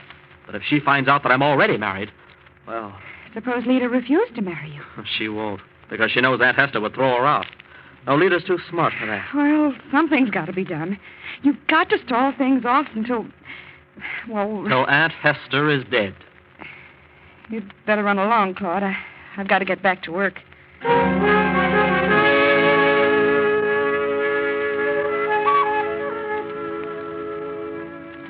Yes, Claude can think of several ways out of his terrible predicament. As a matter of fact, he's studying over an idea at this very moment. He has a plan in mind, a very dangerous plan. But then old Aunt Hester is going to leave this world anyway, so... Well, he'll wait and see. At the moment, Lita is in Aunt Hester's sitting room on the second floor of the old mansion. Well, Aunt Hester, you look wonderful. No such thing. Why lie about it? I look terrible. Oh, really? You've improved. I haven't improved. The doctors say I may last 6 months, but I don't believe them. If I'm here 6 weeks, I'll be surprised. That's why I wanted you to come home immediately. I did want to go to Canada this summer. I know, but I have important plans for you, Lita. Plans? Oh? What plans? I'm announcing your... Come in. Lisa. Well, how are you? Very well, Claude. And you? Come in here, Claude, and quit gaping like a fool. Yes, sir. Well, I didn't expect you to graduate this summer. You must have crammed. I expected you to be in the Army. Oh, I will be when I finish college. Well, now that you're both here, I'll finish what I started to say. Yes, Aunt? I don't expect to be on this earth many more weeks. I've made a will leaving half of my property to each of you. Oh, that's good of you, Aunt Hester. Yes, of course. And tomorrow I'm announcing your engagement. And engagement? And a week from tomorrow I want you to be married. Married? You want Claude and me to... That is my greatest desire and my final request. I've looked forward to that for a number of years, and I want to be present at the ceremony. But Aunt Hester, has it ever occurred to you that we may not love each other enough to... Nonsense. Besides, I want the estate to remain intact, in the family, as it were. Oh, but, Aunt, don't you think it might be a great mistake to... I'm not in the habit of making mistakes. And if one of you refuses to carry out my wish, I'll cut that one off without a cent. Now, do you understand? Yes. We understand. Then leave me alone. I must rest.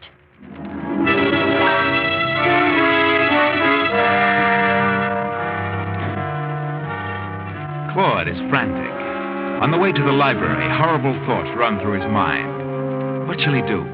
How can he marry Lita? If he did, it would be prison for bigamy. What are we going to do about this, Claude? I don't know, Lita. Did you know she had any such plan for us? Well, yes, but I didn't take it seriously. Then why didn't you let me know about it? Well, because I didn't expect you to finish till next year. And by then I thought... Thought what? that Aunt Hester would be gone. Oh, you're a fool, Claude. You should have let me know. Well, what difference would it have made? She's determined. And if we refuse... Whichever one refuses will get nothing. And if we both refuse, we'll both be cut off. Oh, yes, but... You don't love me. And you don't want to marry me, do you? Oh, but I haven't refused. What about that girl who works in town? That Pearl Wallace. Pearl? Why, what about her? What will she say if you marry me? Oh, what can she say? Ever hear of breach of promise? You're trying to bluff me into refusing. You mean you're willing to marry me? You can't bluff me. Pearl wouldn't like it, Chloe. It's none of her business. She wouldn't do a thing. That's what you think. I'm not going to lose my inheritance, Pearl or no Pearl. I'll keep her quiet. How? Well, I'll pay her. She'll be satisfied. I know she will. I talked to her this afternoon. Did you? Well, you might be able to get rid of a sweetheart that way. But a wife would be more difficult. What? How did you know? How? How did I know you and Pearl were married? Yes, how did you know? You just admitted it. I was only guessing. Well, that does it, Claude. We couldn't get married if we wanted to. Oh, please, Lita, we don't hate each other. We're good friends. I don't want to lose my share. Please don't tell Aunt Hester. What on earth can we do about it? You aren't free to marry me, so she's got to find out the truth. But if she does, well, then you'll get all of it. But after Aunt Hester is gone, I can give you your half of the estate. I don't believe you. You just have to trust me. I don't trust you. You wouldn't give me a cent. All right. What else can be done? I haven't refused to marry you, but you're already married. What else can we tell her? There's no other way. No. But maybe there is. What did you say? Nothing. I was just thinking. Oh, there you are. Oh, darling, I finally got our baggage. It was on the second section by mistake. Come in, Mr. Brent. Mr. Brent? Where do you get that Mr. Brent Mr. stuff? Brent, this is my cousin, Claude Mayberry. Oh, glad to know you, Claude. How do you do? What was the name? Brent, Alan Brent. You know what I think happened, Lita? When they took our baggage out of our stateroom in Boston, we forgot to have a change from Quebec. Mr. Brent, I want you to meet my aunt. What? Well, of course, I expected to. Yes, she's been ill for some time. This way. Well, see you later, Claude. Oh, by the way, Mr. Brent, congratulations on your marriage. I hope you and Lita will be very happy. Oh, sure. Thanks, old man. Married yesterday, were you? A day before in New York. Wonderful. Will you wait outside a second, Alan? I'd like to talk to Claude alone for a moment. Well, yes. Yes, of course. So I'm a fool, am I, Lita? You slipped up on that one. You should have warned him. Doesn't he know how things stand? No, he doesn't. I'll tell him. Well, that sort of makes us even, doesn't it? We're both in the same boat. Well, what happens now? Aunt Hester will have to be told the truth. Well, we've got to stall a while. Well, how are you going to explain his presence here? Well, I'll tell her he's a friend. Down for a few days' visit. In the meantime, we'll decide what to do. Yes? You know, Claude, if you tell about my marriage, I'll tell her about yours. So it's plain to be seen that you and I will have to work this thing out together. Well, do you have any ideas, Lita? Do you? Well, no. Oh, yes, you do. Claude, you have ideas. And I know what they are. I can read you like a book. Oh, but Lita... There are 3 ways of solution. If Aunt Hester were to pass away before she learned the truth, then everything would be all right. Or, if something should happen to me, then the whole estate would go to you. That's 2 ways. And the third? I must run along now, Claude. I'll see you later. Yeah?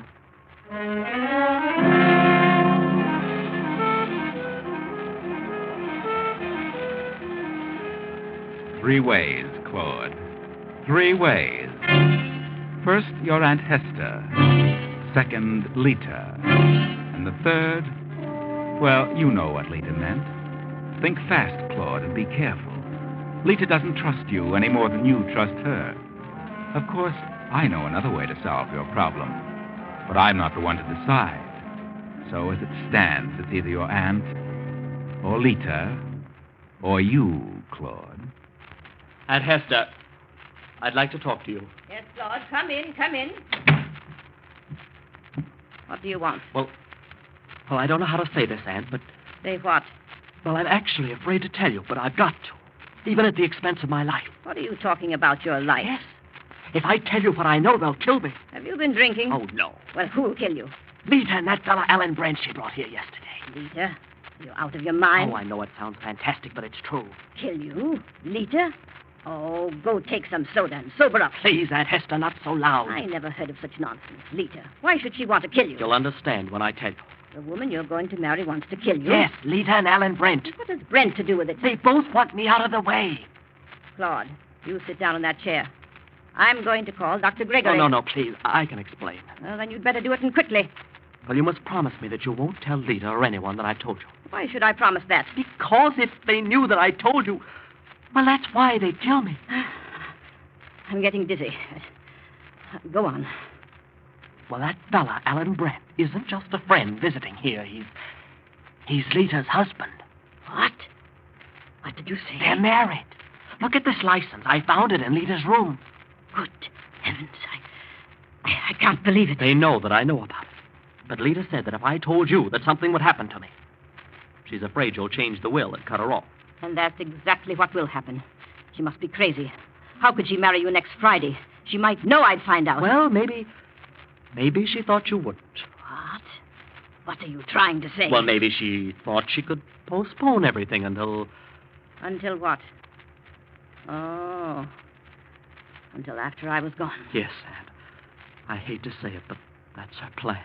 The ungrateful... Oh, please, don't let her know that I told you.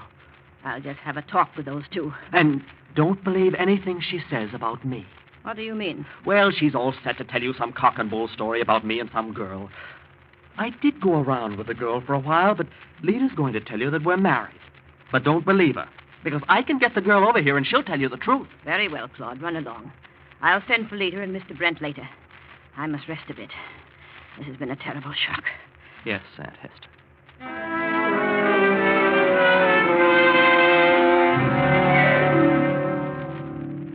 Yes, Aunt Hester? Did you want to see me? Yes, Lita. I wanted to see you and Mr. Brent. Oh? Come in, Ellen. She wants to see us. Oh, how are you, Mrs. Mayberry? Very well. So far. I hope you feel better, Anne. Do you? Do you really? Well, if I say I do feel better, I suppose you'd be disappointed, Lita. What? Do you expect to stay here long, Mr. Brent? Well, Oh, no, that is... Did I understand you to say Mr. Brent was a friend of yours, Lita? Just here for the week? Yes, of course that's what I said. We've been good friends for 2 years. Friends? And is that all? Aunt Hester, what on earth? Is that right, Mr. Brent? Friends? Well, yes. Yes, of course. Well, I'm glad to hear that. I was quite worried. But, Aunt Hester, that's nonsense. You had no reason to be upset. And you fully intend to marry Claude next week? Well, matter of fact, it is a little sudden. I wasn't prepared. I was going to ask you... Ask me what? Well, if we couldn't postpone it for a few weeks. And why should you postpone it?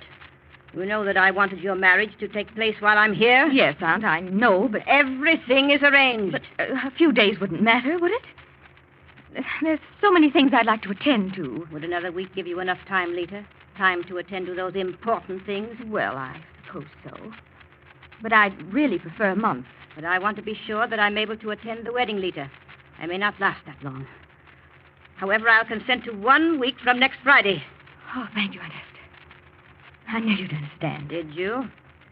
Well, there's just one thing that I don't understand. What's that? Just how you'll be able to get a divorce in 2 weeks and get married a week from Friday. Divorce? A divorce from this man, Alan Brent. I don't understand what you mean. What sort of a fool do you take me for? I wasn't born yesterday. You've been lying from the moment you stepped into this house. Aunt Hester, there must be some mistake. There's no mistake. My maid found this marriage license in your room. No. You've been stalling for time, hoping I'd die before the truth came out. I'd never thought of such a thing. You can't deny that you two are married. No. No. After all, I have a right to choose my husband. You're an ungrateful girl, Lita. You've disappointed me. And you could expect not 1 cent from me. No. Now get out of this room. But, Aunt... And be out of this house by Monday morning.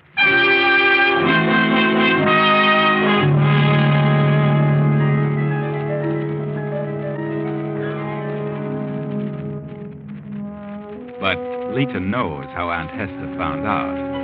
She knows it wasn't the maid who found the license. It was Claude. But she'll take care of Claude, and very nicely. If she is out in the cold, then she'll see to it that Claude is out in the same way. So she phones Pearl, Claude's wife, to come to the house. I'm Pearl Wallace. Oh, yes. Won't you come in? I got a call from Mrs. Mayberry's maid. She said Mrs. Mayberry wanted to see me. Oh, I see. Yes, she does want to see you. Are you Lita? Yes, I'm Lita. How did you know? Oh, I've seen your pictures, and I've heard Claude talk about you. Mm-hmm. Do you know Claude well? What? Yes, is he here? No, not at the moment. Well, what does Mrs. Mayberry want with me? Well, Aunt Hester has found out about you and Claude. What? Now, don't get excited, Pearl. Everything's all right. But I thought... Yes, I know. That she wanted Claude and me to be married. Yes. Well, you can't always keep a thing like this a secret. Somebody's bound to know. Someone in town accidentally told her about it. Oh. At first, she was terribly angry. But after I talked to her for a while, well, she seemed to see things differently. Then you think everything's all right? Why don't you go upstairs and tell her all about it? I'm sure she'll like it. All right. Thanks for telling me, Lita. In the sitting room. First room on the right.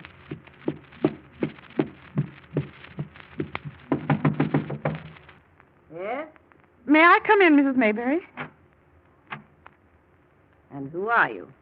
I'm Pearl. Pearl? Pearl Wallace.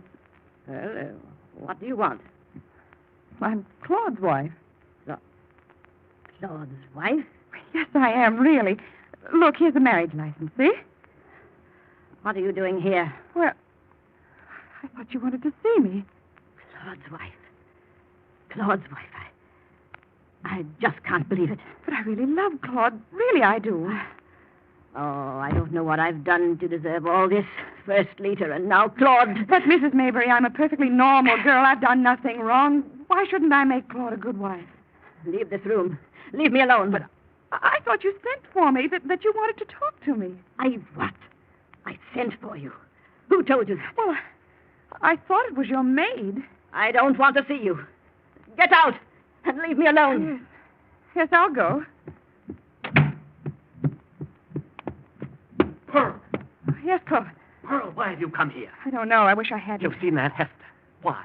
What did you say? I told her we were married. Showed her the license. What? Why did you do that? Why? I thought she wanted to see me. Her maid... At least I thought it was her maid phoned me that she wanted to see me. And what did Aunt Hester say? She told me to get out. Apparently she knew nothing about me until I told her. I can't understand it, Claude. Why would... And yet Lita knew your aunt was expecting me. Yeah, she said so. Lita? Lita knew? Are you sure? Yeah, she met me first. She said your aunt had found out, and I supposed she'd relented. Lita. Well, that explains everything. Now I'm out in the cold, thanks to Lita. But believe me, I'll beat her yet. She's not so smart as she thinks. Look, Pearl, you're staying here tonight. No, I don't want to. You're staying here whether you want to or not.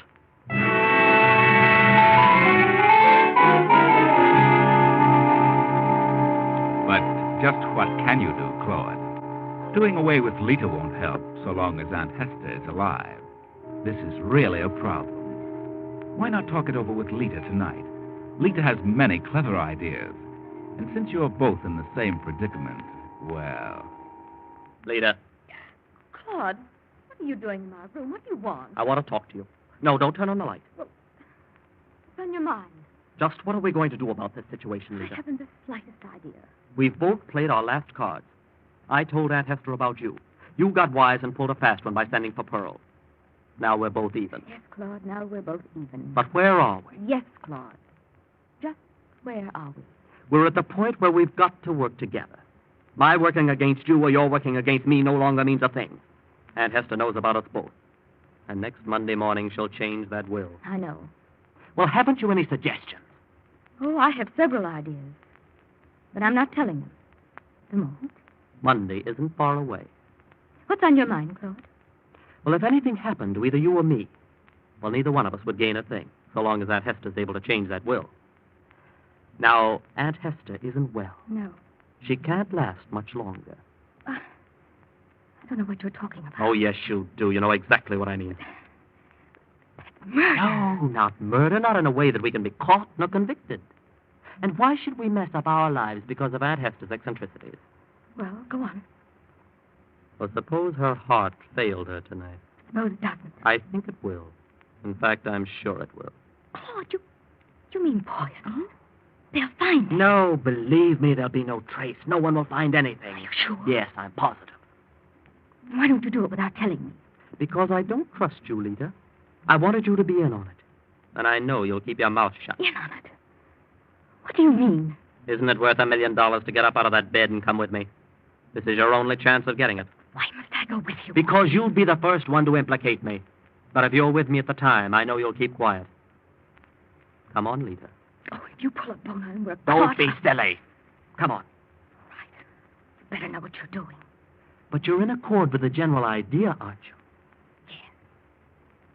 There's no other way. Well, then come on. And be as quiet as possible. No. Leave your door open. You'll want to get back here as soon as possible.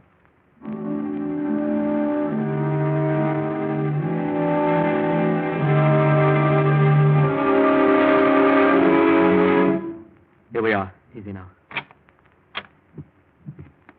Aunt Hester. Aunt Hester. Don't wake her up. Yes? Who's there? Are you awake, Aunt Hester? Huh? What do you want? Who is it? Wake up, Aunt Hester. Wake up. I can't see a thing. Wait till I turn on the light. No, don't turn on the light. Is that you, Lita? Yes.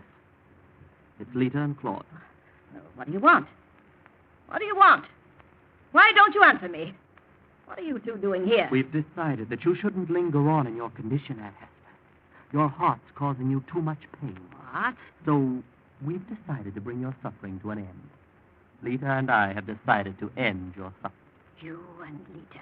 You ungrateful fool. Hurry up, Claude, whatever it is. We're going to kill you. It's the only way. Get out of here. Get out. Get out. In just 5 seconds, Aunt Hester. 5 seconds. You're crazy. You're both out of your minds. You know you'll be caught. Maybe I am crazy. But in just 2 seconds, I'm going to shoot you right through the heart. No. Don't. Ah! Claude. She's dead. She's dead. Of course. Here, take this gun and get back to your room as fast as you can. Go on! And remember, you haven't heard a sound.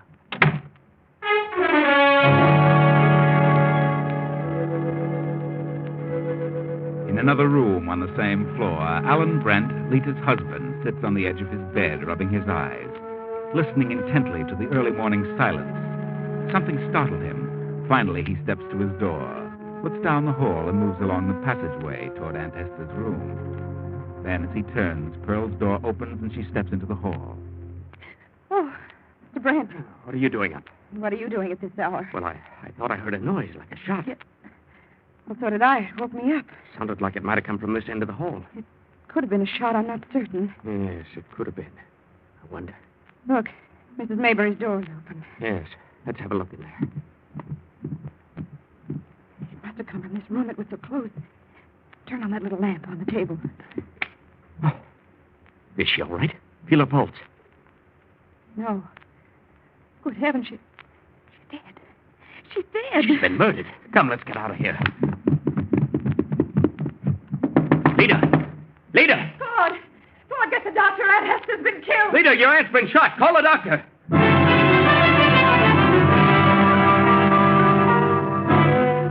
you're crazy. You didn't hear a thing. I tell you, I heard a shot. I was just half asleep, but I know I heard it. Then why did you wait so long to arouse the rest of us? Well, I really don't know. I heard it, too, but I wasn't quite sure either. And how's it happen that you didn't hear it, Lita? Well, I don't know, but I just didn't. It's quite possible she may have been sleeping too soundly. And you didn't hear it either, Claude. Are you sure? Of course I'm sure. If I had heard a shot, I'd have been the first one out of the room. I wouldn't have waited as long as you and Alan did. No? Well, the strange thing is that your room's closer to Aunt Hester's room than mine or Lita's. I heard it, so did Pearl, yet you and Lita didn't. Does that seem strange to you, Mr. Brent? Yes, it does. Does it seem strange to you, Pearl? Well, if Alan heard it, then what I can't understand is why Lita didn't hear it. Well, I can understand Lita, perhaps, but I still can't see why Claude didn't hear the sound. And furthermore, whoever fired the shot must still be in the house. The bedroom windows were closed from the inside. I heard nothing, I tell you. Maybe you didn't want to. What are you doing? What are you insinuating? You know more about it than you say. You had a motive. Just a minute, Pearl, not so fast. No, not so fast, Pearl. Claude didn't hear it, so he says. I think he knows more than he says he does. And he had just as much of a motive as Lita, maybe more. You're crazy, Brent. You don't even know what you're talking about. You're just jumping to conclusions. Oh, no. You're not going to pull a thing like this and then place the blame on Lita. Claude had nothing to do with it. It was Lita. And she's trying to place the blame on Claude. And how do you know? You and Claude occupy separate rooms? You and Lita occupy separate rooms, too. I think I'd better run upstairs and see what the doctor has to say. Oh, no, you don't. You take one step up those stairs and I'll break your neck. Oh, please, Alan, please, don't start it. It's already started. He's too smart to suit me anyway. I know what he's had on his mind for days. That's a lie. If anyone's had anything on his mind, it was Lita. If she can place the blame on Claude, she'll get everything. She's got it all figured out. She stirred up all the trouble in the first place. Pearl, oh, shut up. You got me out here. It wasn't the maid who phoned me, it was you. And you said Mrs. Maybury wanted to see me. Well, she knew nothing about it. She practically threw me out. But you won't get away with your scheme, believe me, sister. You're crazy. I'm wise to Claude. I heard the shot and I know who fired it. He's got the gun somewhere, and I'm calling the police. They'll find out what happened to Aunt Hester. What's all this fussing about? Shots and police? What's wrong with all of you? Why, nothing, Dr. Gregory. No, nothing at all. He's the one who did it. Did what? Shot his Aunt Hester. What? He did not. Lita killed her. Well, Mrs. Maybury is dead, I'm sorry to say. I'm amazed she lasted this long. But certainly she wasn't killed. Where'd you get such an idea? She wasn't killed? But we heard a shot. That is, I thought... Well, you can think what you like. But Hester Maybury died of natural causes, just as I knew she would. You mean there's no bullet wound? Oh, sure. That's ridiculous. Well, then we must have imagined it. Well, I'd say you've all been having nightmares. I think you're right, Dr. Gregory. And thanks for coming over. Yes. Well, I phoned the mortician. I'll just wait in the library till he comes. Good night.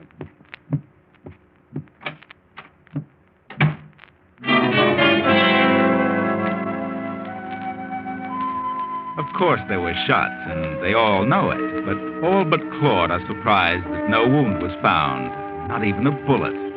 But Claude isn't surprised, because he fired blanks at the aunt, knew the shock would be too much for her. But when the doctor said death was from natural causes, they shut up like clams. Their troubles were at an end. They wouldn't get their share of the estate after all. Of course, they would get their share. However, they will be struck a horrible blow next week when the lawyer reads the will of Aunt Hester, and they learn that Lita and Claude must be man and wife prior to the aunt's death, or the entire estate goes to charity. And that's just what will happen. That was one thing they hadn't counted on. So they all end up with nothing after all.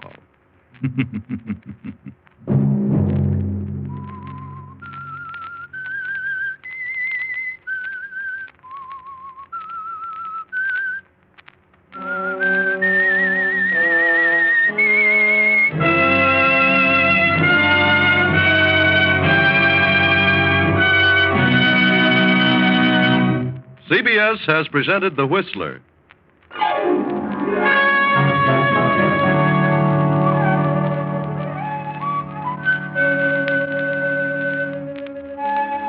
Original music for this production was composed by Wilbur Hatch and conducted by Ivan Ditmars. The Whistler is written and directed by J. Donald Wilson and originates from Columbia Square in Hollywood.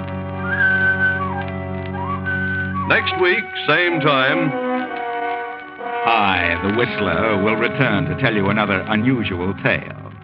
Good night. This is CBS, the Columbia Broadcasting System.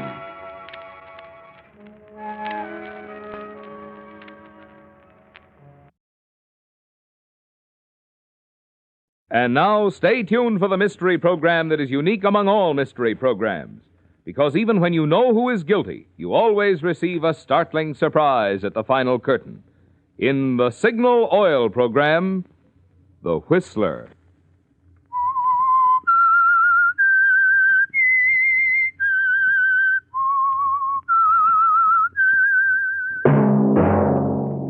Signal, the famous Go Farther gasoline, invites you to sit back and enjoy another strange story by The Whistler.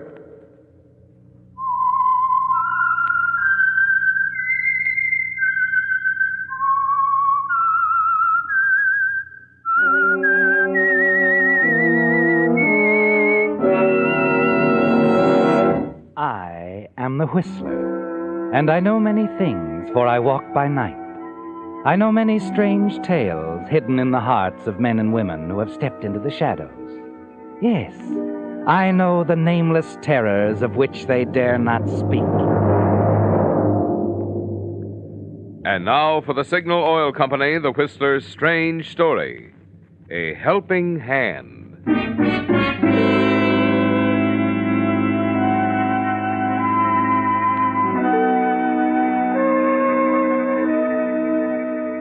The huge and sprawling Quinlan estate, settled far back in the Bel Air hills, was dark and quiet. Suddenly, the stillness of the night was shattered by the sound of a pistol shot. Kirk Gordon, wearing a trench coat, his hat pulled down low, clutched a small bag in his hand as he rushed from the house. He seemed to hesitate for a moment, and then started sprinting across the broad lawn toward the main gate. The caretaker, completing his evening rounds, had whirled around at the shot, and seeing the fleeing figure on the lawn, hurried quickly to intercept him. Hey, you there! What's going on? Without slackening his speed, Kirk Gordon flung himself at the caretaker, and the two men fell to the ground. In the darkness, the struggle went on, until finally Kirk swung his fist full into the caretaker's face, broke free, and scooping up the small black bag, he ran down the road.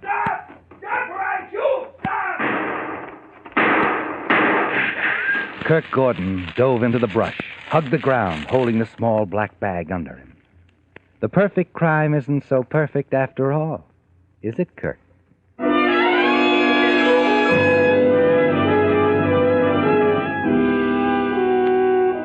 No, Kirk. It isn't going according to your plan at all, is it? You know the caretaker didn't recognize you. But it's too late to undo the clumsy way you've handled the job that was going to be so simple, so foolproof. You make your way to your car, drive along the driveway to a small bridge on the estate, and hide the bag under one of the supports. Drive into the village, spend a suitable amount of time, and then drive back to the Quinlan estate. What is it, officer? Who are you? Me? Why, What are you doing here? I live on the Quinlan estate. I work for old man, Mr. Quinlan. I see. Oh, what's the idea of the roadblock? There's been a robbery and murder. What? Someone rifled Quinlan's safe and killed him. Killed him? Good Lord. Well, when did this happen? A little over an hour ago. Caretaker at the estate called us right after it happened. I don't think the killer will get away. Got a fast start on him. You mean you think he's still in the area? There's a good chance he is. Oh, I see. Okay. You can go up now, Mr. Gordon. Kirk Gordon.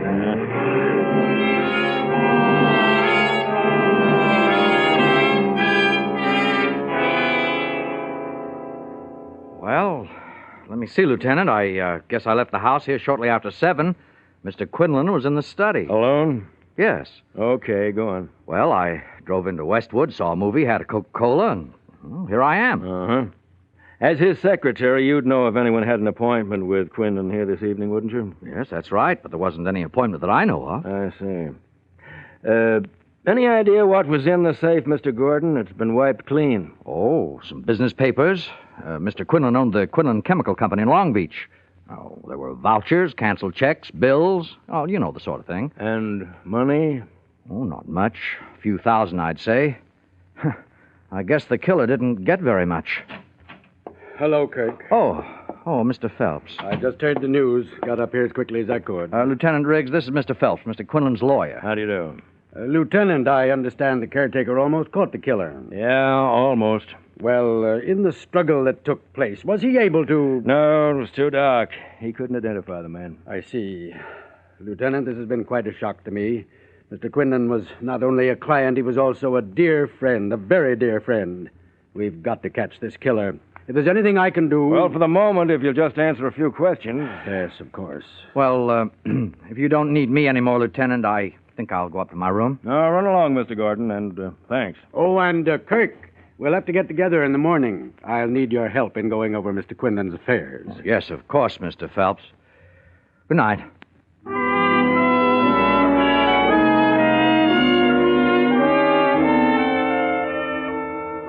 Upstairs in your room, you slump wearily into a chair. Then slowly remove the glove from your right hand. Stare at the bruised, swollen knuckles.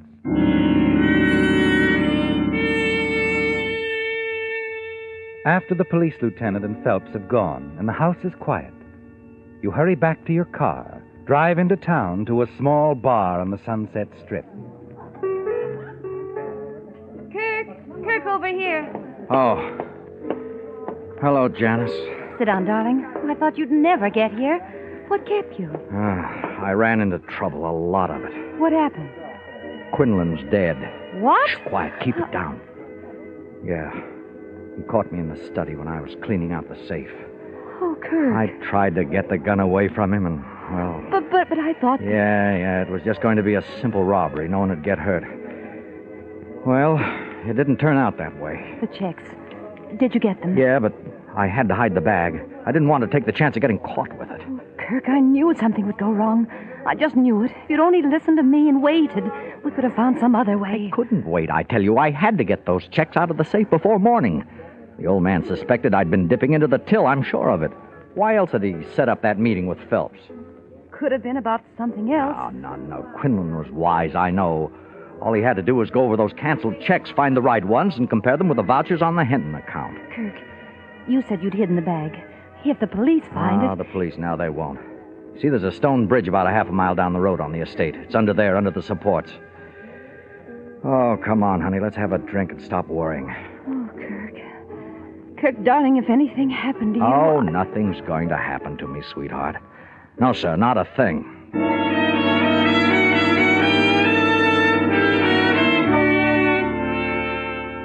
Yes, Kirk, you're certain no one suspects that you're the killer. And your confidence grows, doesn't it? Until the following morning when Phelps arrives at the estate. Only a few minutes after he's come into the study, you find yourself becoming tense, uneasy. You know, Kirk, it's rather strange. What is, Mr. Phelps? This robbery. Well, what about it? Well, doesn't it seem odd? Why did the killer take everything from the safe? Obviously, he was only interested in the money. Well, the caretaker said he was carrying a bag. He probably just swept everything in it. Shall we get back on these accounts, Mr. Phelps? Yes, in a minute. There's something I want to ask you. Yes? Mr. Quinlan called me on the phone the other night, asked me to come around and see him this morning. Said it was very important. Have you any idea what it was about? No, I'm afraid not. Somehow I was under the impression you were to be at our little meeting, too. Mr. Quinlan didn't mention anything to me about it. I see. It probably had to do with that lawsuit the two of you were discussing the other day. Oh, yes, perhaps that was it. Well, I suppose we might as well get started with the business at hand,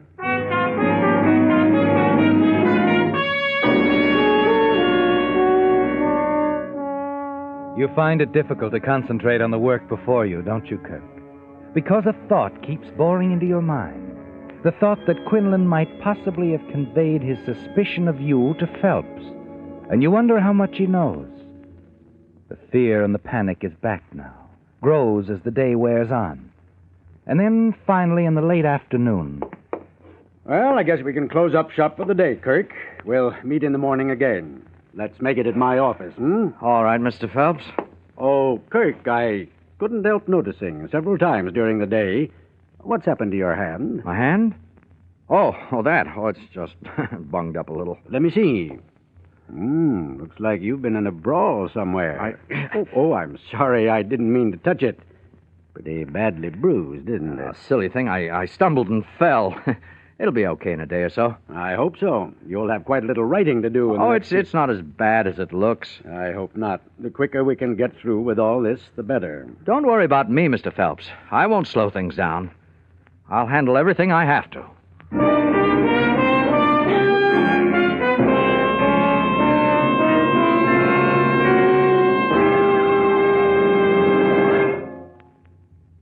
Don't let it happen to your car. Don't let unnecessary engine wear rob your car of its pep and power and cause you to need an expensive motor overhaul.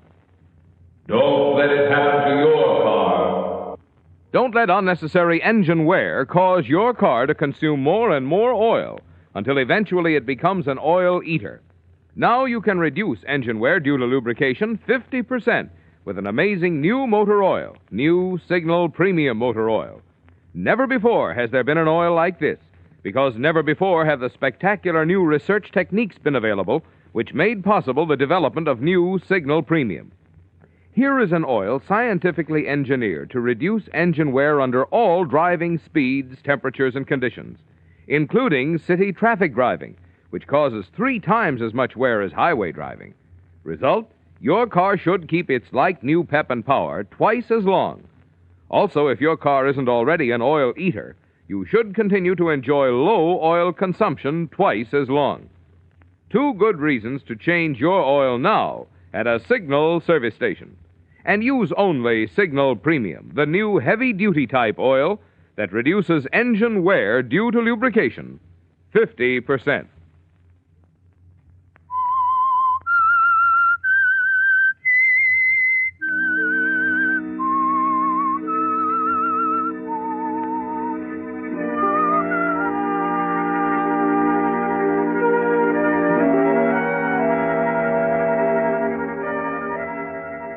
You hope your story about the injury to your hand was convincing. But you're worried, aren't you, Kirk? Really worried. Not sure of Mr. Phelps at all.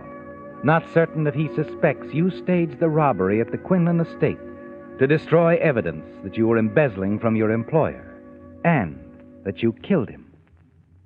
A moment after Phelps has left the study, you stand at the window and watch him walk out to his car.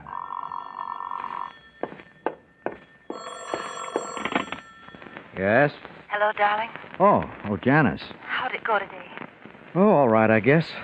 Phelps was here. He just left. We've been trying to straighten out the old man's affairs. Will I see you tonight? Sure. I'll be at your place around 7 or so. All right, darling.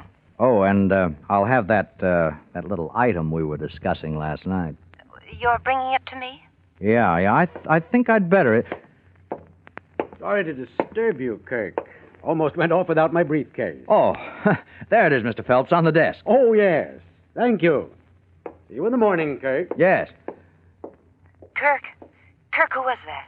That was Phelps. He forgot his briefcase. Do you think he suspected anything? No, I don't think so. I was pretty careful about what I said. Well, I don't know.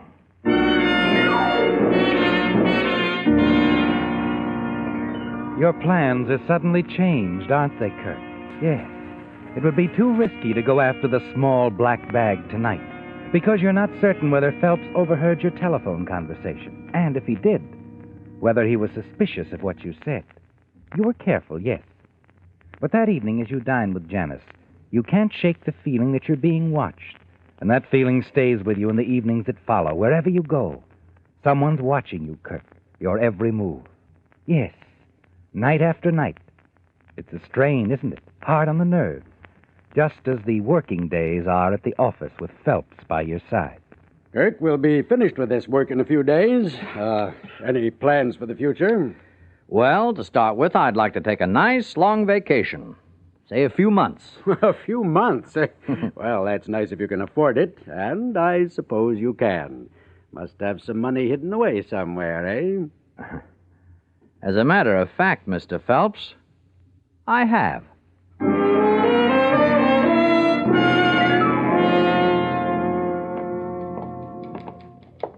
Oh, Ella. Yes, Mr. Phelps? Mr. Gordon and I are going out to lunch now. Be back around 1 or so. Yes, sir. By the way, Ella, I wish you'd talk to Mr. Gordon. Tell him about our happy little family here at the office. That I'm not such a slave driver. Or am I? Of course not.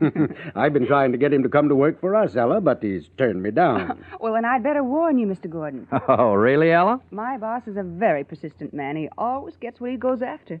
And if he's made up his mind that he's going to get you, he will.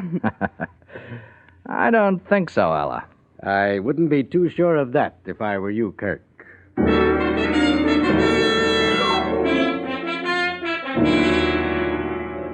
It's his way of letting you know, isn't it, Kirk? Making it quite clear to you that he knows what you've done. That he's going to trap you sooner or later. He's a dangerous, clever man, yes.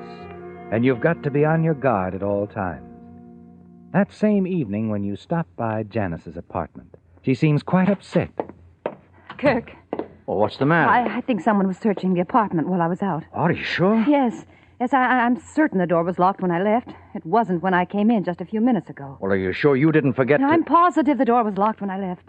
And listen, Kirk, I just called the man on the elevator, Freddie, and asked him if he'd brought anyone up to my floor while we were gone. Well? Well, he had brought someone up. A man, tall, slender, and gray hair. Oh, that sounds like... Phelps. Oh, but wait a minute. I can't see Phelps picking a lock. Oh, look, it could have been someone else. Kirk, I'm scared. What could he want here? The bag. Maybe he thinks... Kirk, you've got to go out there to the bridge and find the bag and destroy everything that's in it. Oh, no, that's probably just what he wants me to do. Look, I'm positive he's been watching me like a hawk the past few days. Everywhere I go, every move I make, he's always around. If I made a move for that bag, he'd nail me. No, Janice, that bag stays right where it is.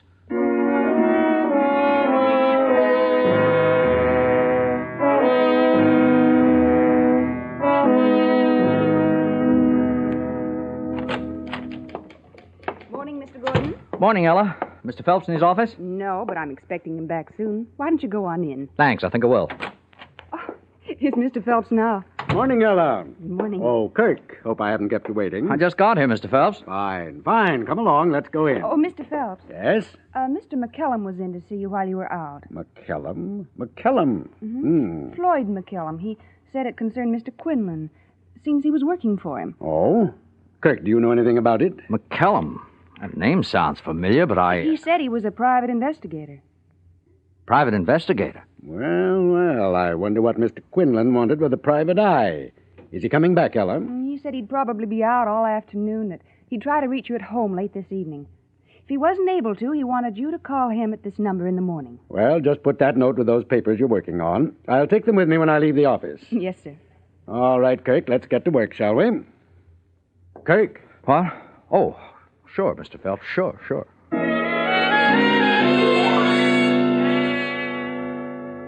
You remember McKellum, don't you, Kirk? The short, heavy-set man who came around to the estate several times during the last month.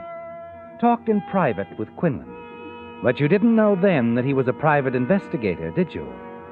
And now you wonder why he was hired, if it had anything to do with you, and why he seemed so anxious to talk to Phelps. You hurry to Janice's apartment.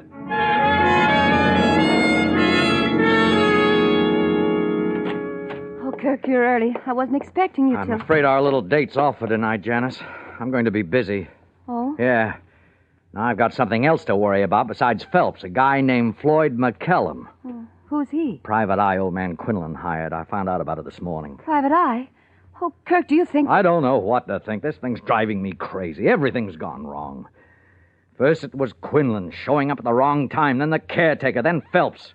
And now it's this guy McKellum. Kirk, you've got to get that bag somehow. You've got to get it. Destroy all the evidence against you. Oh, I'd like to, but I can't go after that bag. You know that.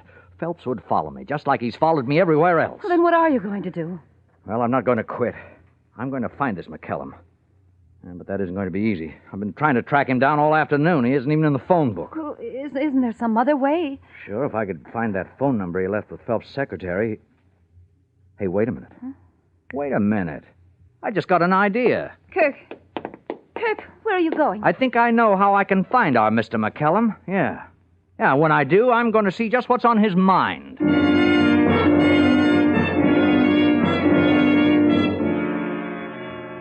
And now, just as you planned, you're standing in the shadows across the street from Phelps' house. You can see him moving about in the lighted room on the second floor.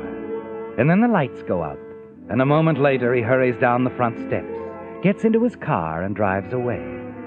He thinks you're going to be with Janice tonight, doesn't he, Kirk? Yes, and he wants to be close by, to keep his eye on you. You're certain of that, aren't you? You move quickly to the rear of the house and stop as you hear voices. Then see Mrs. Fell, the housekeeper, talking over the fence to a servant next door. You easily slip into the back door, go up the back stairs inside, and hurry to the darkened study at the front of the house. Your flashlight cuts through the gloom, settles on the briefcase resting on the desk. You pick it up. Empty. Open the desk drawer and examine every paper in the drawer. And then your hand darts out. Holding the receiver in your hand, you peer out the window toward the back of the house. Hello? Mrs. Fell didn't hear the phone, did she, Kirk? She's still standing at the hedge chatting with the next-door servants. Hello? Hello? You stare down at the phone, and a thought strikes you. You remember Phelps' secretary told him that McCallum would try to reach him at his home this evening. Yes, Kirk. This could be McCallum now. Hello? This Mr. Phelps? Yes, that's right. I tried to get you at your office today, but you was out. Oh, I'm sorry. What can I do for you, Mr. Sperling. Gus Sperling.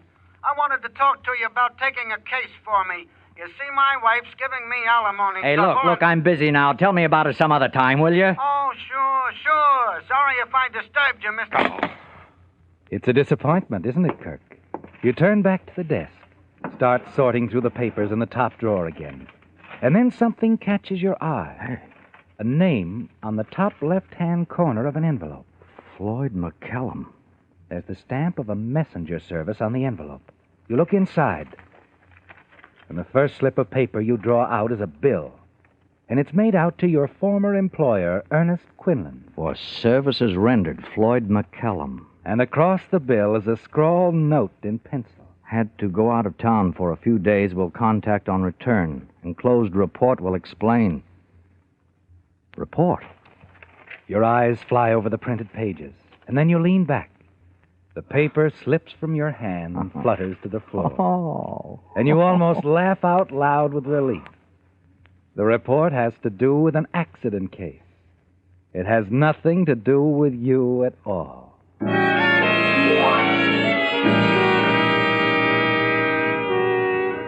You carefully replace everything in the desk, then slip out of the house unnoticed and drive back toward Janice's apartment.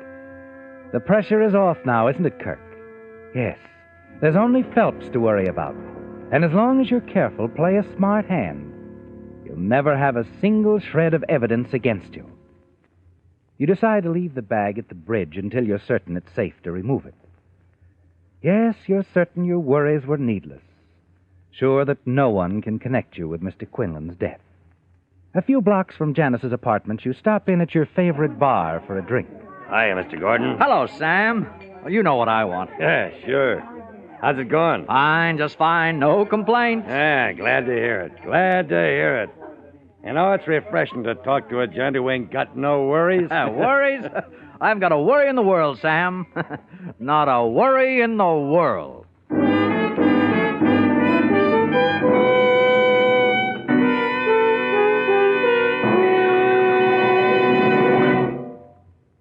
Don't let it happen to your car.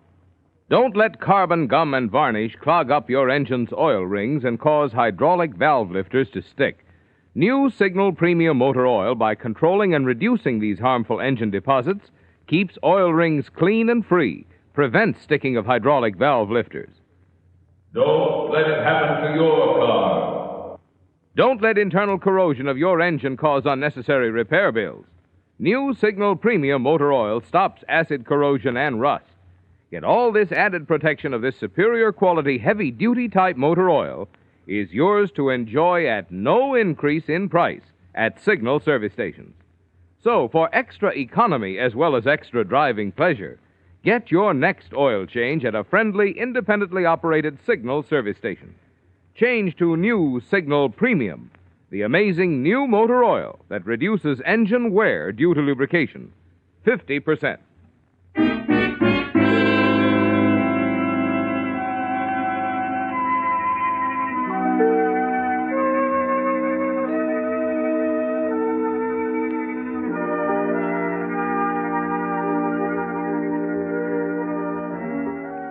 You're certain you're in the clear now, aren't you, Kirk? Yes. Even though you know that Phelps suspects you of killing Quinlan, he has no proof. And as long as the small leather bag remains hidden, you're safe. There's a smile on your lips as you hurry back to Janice's apartment. The tide has turned once again, hasn't it, Kirk? In your favor now. And the future looks bright. Oh, Kirk, come in, come in. Hello, sweetheart.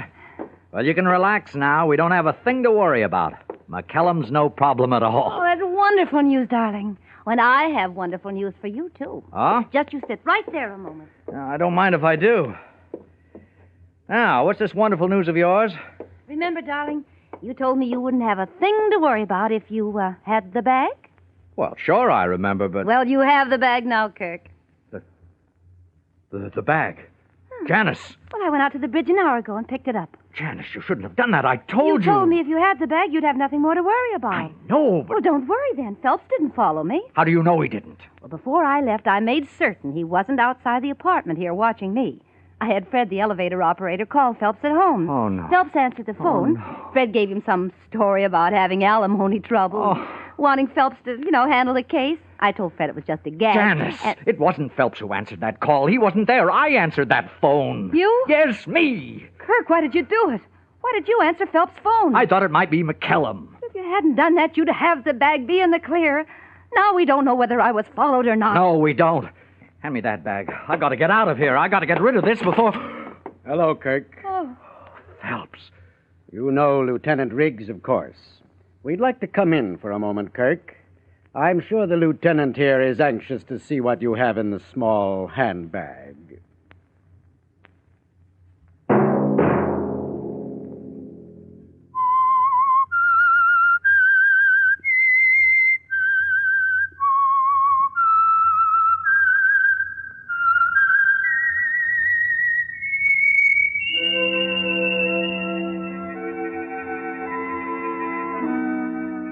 Let that whistle be your signal for the Signal Oil program, The Whistler, each Sunday night at this same time. Signal has asked me to remind you that today the Red Cross, in addition to providing life-saving whole blood and other needed help for our GIs overseas, must now stockpile blood plasma for possible civilian needs, as well as be prepared to furnish emergency food, clothing, and shelter in case of disaster or enemy attack here. Good reason why this year the Red Cross needs more of us to help, and more help from each of us.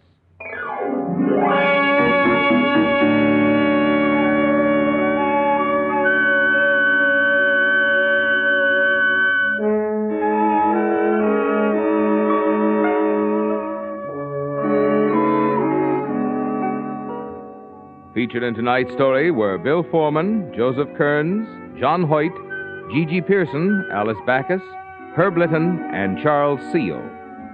The Whistler was produced and directed by George W. Allen, with story by Adrian Jondeau, music by Wilbur Hatch, and was transmitted to our troops overseas by the Armed Forces Radio Service.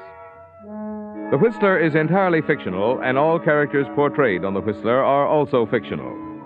Any similarity of names or resemblance to persons, living or dead, is purely coincidental. Remember at this same time next Sunday, another strange tale by The Whistler. Marvin Miller speaking for the Signal Oil Company. Stay tuned now for Our Miss Brooks, starring Eve Arden, which follows immediately over most of these stations. This is CBS, the Columbia Broadcasting System.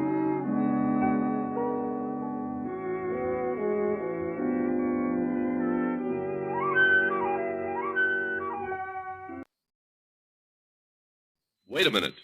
Have you heard the strange tales of the Whistler?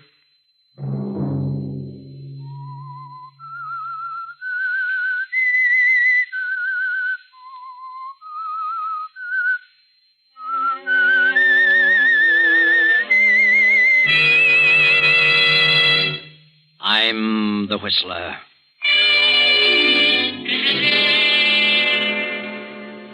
John was here in this room. I saw him and talked to him. He had a message for me. And while he was here, the room was filled with the odor of musty roses. Another Sunday night, and again CBS presents The Whistler.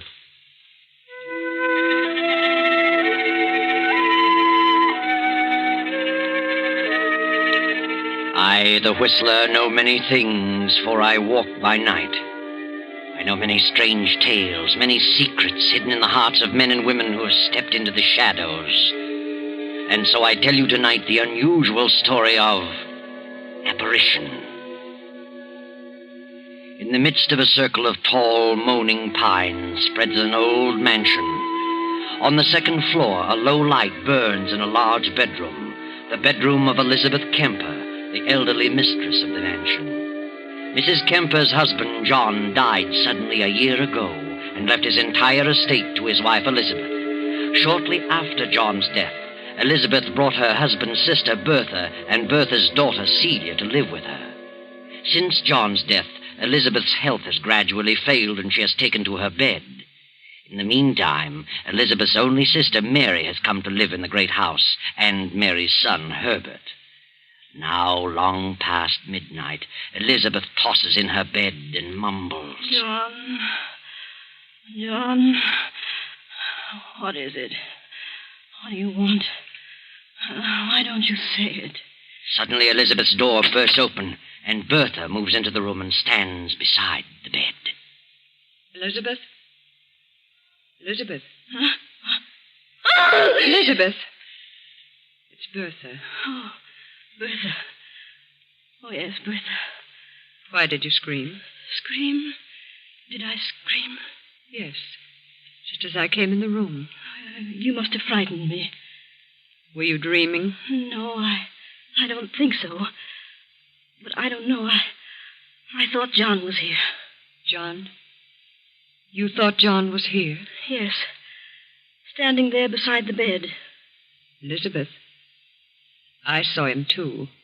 Just a moment ago. What? In my room. Oh, but that's nonsense. Why should he always appear to you? I'm his sister. Yes. Yes, of course. John was trying to tell me something. Something about you. What? He was trying to tell me that you should listen to him. Listen to him? Something about the property. What about the property? He says he made a mistake. Mistake? He says he wasn't killed accidentally. He did it deliberately. He committed suicide. Suicide? Why should he have done that? He hasn't explained that. But he says now he knows the truth about everything. He knows that his reason for hating me and cutting me off in his will was unfounded, and he's sorry. He's been trying to reach you, but you aren't receptive. You claim you've seen John every night since the day he died. I have, Elizabeth. I swear I have. I've seen him many times in my dreams. But why doesn't he tell me what he wants? Some night, Elizabeth, John will reach you in your waking moments. Then you'll believe me. I can't understand it. He didn't like you, and he told me so. Why should he change now? Perhaps it would be best if Celia and I left you. Why should you want to leave all of a sudden? You have your own sister and her son, Herbert. You won't be alone. If I only knew what John was trying to say to me. I've told you what he's been saying to me. Mother, is anything wrong? We heard someone scream. At least I thought I did. No, nothing's wrong. Go back to bed. Elizabeth, what is it? What's what, Mary? Oh, dear me, I heard someone scream. What was it? Oh, you're all right, Elizabeth. Yes, Mary, I had a nightmare, that's all. Oh. Well, I was worried. Better go back to bed, all of you. I'll be all right. Yes. Yes, come along, everybody. I'll see you in the morning. Good night.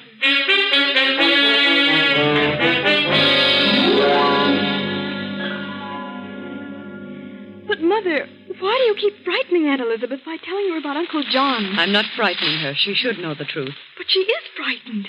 Why, she's getting worse and worse. Are you sure you have seen Uncle, really? Do you dare suggest that I'm lying?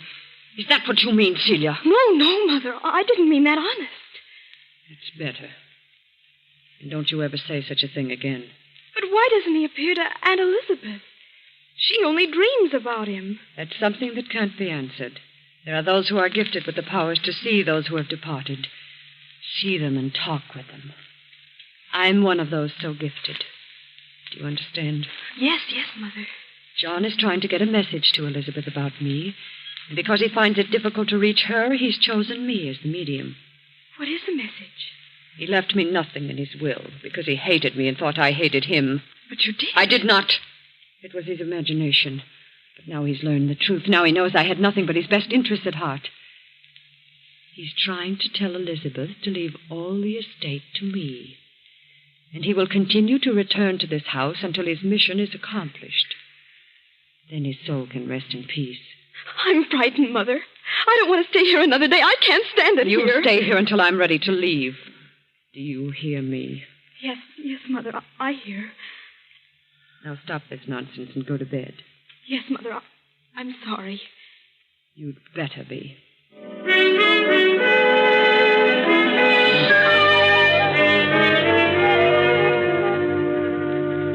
In another part of the great house, Herbert is talking with his mother, Mary, Elizabeth's own sister. Now, Mother, get hold of yourself. Oh, I'm terribly frightened, Herbert. Why should you be frightened? Nothing can harm you. What have you to be afraid of? Oh, there's something awful in this house. I can feel it. I don't want to stay here any longer. We must leave before it's too late. I'll admit that strange things are going on, but I'm not ready to leave here. Not just yet. We don't belong here, Herbert. Elizabeth is your own sister. I don't think John wants us here. You really believe that John's spirit is walking around this place every night? Well, what else? Then why doesn't he say what he's trying to say and get it over Well, with? I can't stay here much longer. I'll lose my mind. I can imagine John's not wanting Bertha here, since he stipulated in his will that Aunt Elizabeth must never give Bertha $1 of the estate. But what's he got against you? Nothing. Oh. He didn't say that Elizabeth couldn't leave you a part of it. Well, all I want to do is get out of this house. Well, I don't feel that way about it. Why should you walk out and leave everything to Bertha? Well, that's why John's staying around here. He doesn't want anyone here. Well, ghost or no ghost, I'm not walking out at a time like this. Then I will. I'm leaving here tomorrow. Oh, no. No, you're not leaving. We're both staying until Aunt Elizabeth makes her will. You're staying here whether you like it or not. You hear? Yes, Herbert. But nothing good will come of it. I'm convinced of that. No? Well, we'll see about that. Good night, Mother.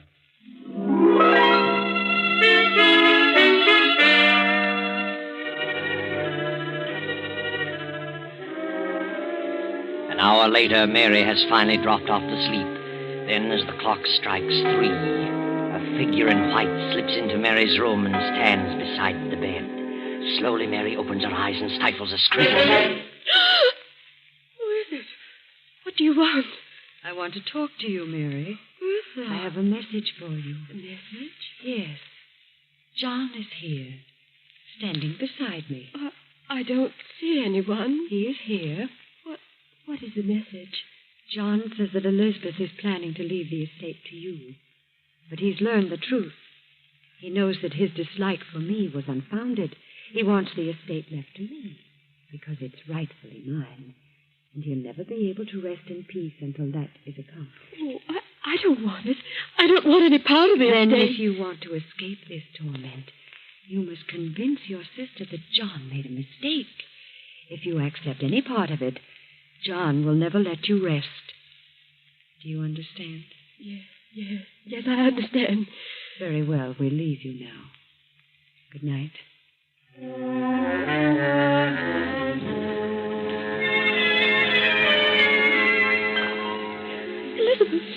Elizabeth, wake up. Oh, what? Wake up. Oh, Mary, what's wrong?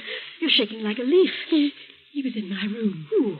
John, he was in my room. Mary, what are you saying? He had a message. He said you were planning to leave the estate to me, according to his will. But he made a mistake about Bertha. He wants you to leave it to her, so he can rest in peace. Mary, are you out of your mind? No, you must believe me. I don't want any part of the estate. Oh, please promise me. Leave it to Bertha and have done with it. I refuse to accept it. Get control of yourself, Mary. I'm leaving here in the morning. I'm frightened. And if you had any sense, you'd leave too. If you stay here, you'll go mad. Very well, Mary. If that's what you call gratitude, you can go. Oh, I'm sorry, Elizabeth, but I won't remain another night. Are you sure you saw John? Well, no. No, but he was there in my room. Did you talk with him? No, that is, Then how do you know he was there? Bertha told me he was there. Bertha? Was she there, too? Oh, yes. She told me what he wanted. He said he couldn't reach you. Oh, why should John appear to everyone but me? Oh, I don't know. But I know he was there. I could sense it. I tell you, there was someone in the room with Bertha. It must have been John. Oh, let Bertha have the estate or something terrible will happen to all of us. Oh, please, Elizabeth. Go to bed, Mary. We'll talk about it tomorrow. Yes, Elizabeth.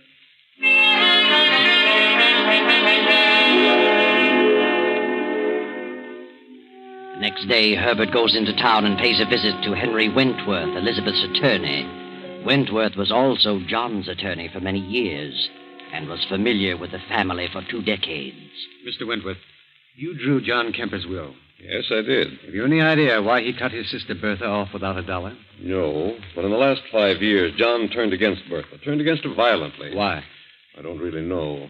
She was his only sister, and he had no brothers. It was very strange. What happened to Bertha's husband? Well, he died about 5 years ago. Committed suicide. He worked for John at one time. Then John set him up in a business of his own. But he went to the wall, and the crash at 29 lost every penny. Just couldn't take it, so he killed himself. He left nothing? Nothing but an insurance policy to his wife, Bertha. Didn't amount to much. $5,000, I think. Were John and Bertha's husband on good terms? Apparently the best of friends. How did Bertha's husband die? Took poison. Overdose of sleeping tablets. Oh, I see. But from the day Bertha's husband died, John, her brother, seemed to turn against Bertha and shortly changed his will, cutting Bertha off. I was the only one who knew about it until the will was read. Have you any idea why he changed the will? No, none whatever. It was none of my business. Yes. Well, thank you, Mr. Wentworth. I appreciate your telling me this. Good day.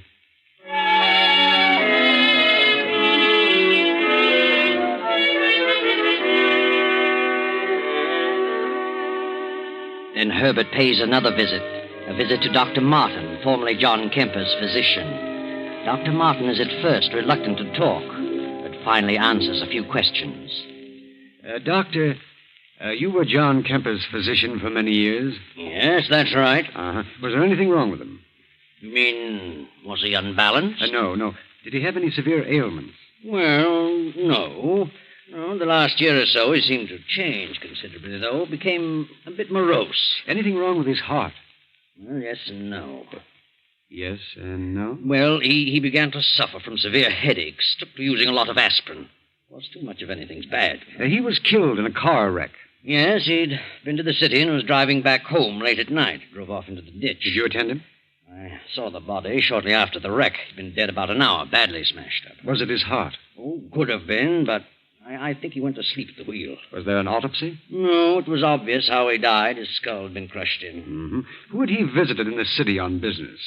I don't know. I never thought about it. Where is John Kemper buried? In the family vault at the edge of his own estate. Didn't you know that? Huh? Oh, yes. Yes. I'd forgotten. Well, good day, Doctor. And thanks for the information.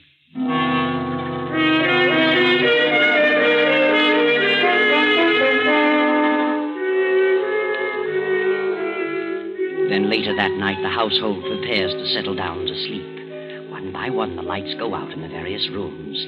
Now only that in Elizabeth's room remains. Will there be anything else, ma'am? No, Higgins. That'll be all. Has everyone gone to bed? Oh, yes, ma'am. They've all retired.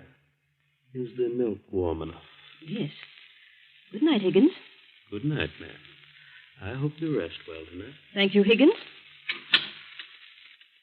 The moon bathes the estate in its eerie glow. The big clock strikes off the hour. Then, in the distance, there is the howl of a dog. A mournful howl of impending doom. John's dog crying in its loneliness. Across the lawn from the family vault walks a haggard figure in the moonlight. A figure with long white hair walking toward the house. Then a few moments later, the weird figure appears in Mary's room, stands in the shadows, and points at Mary. What do you want? Who are you? I am John. John? Oh, good heavens. I've come back to talk to you. You must hear me. I hear you. I made a great mistake in life.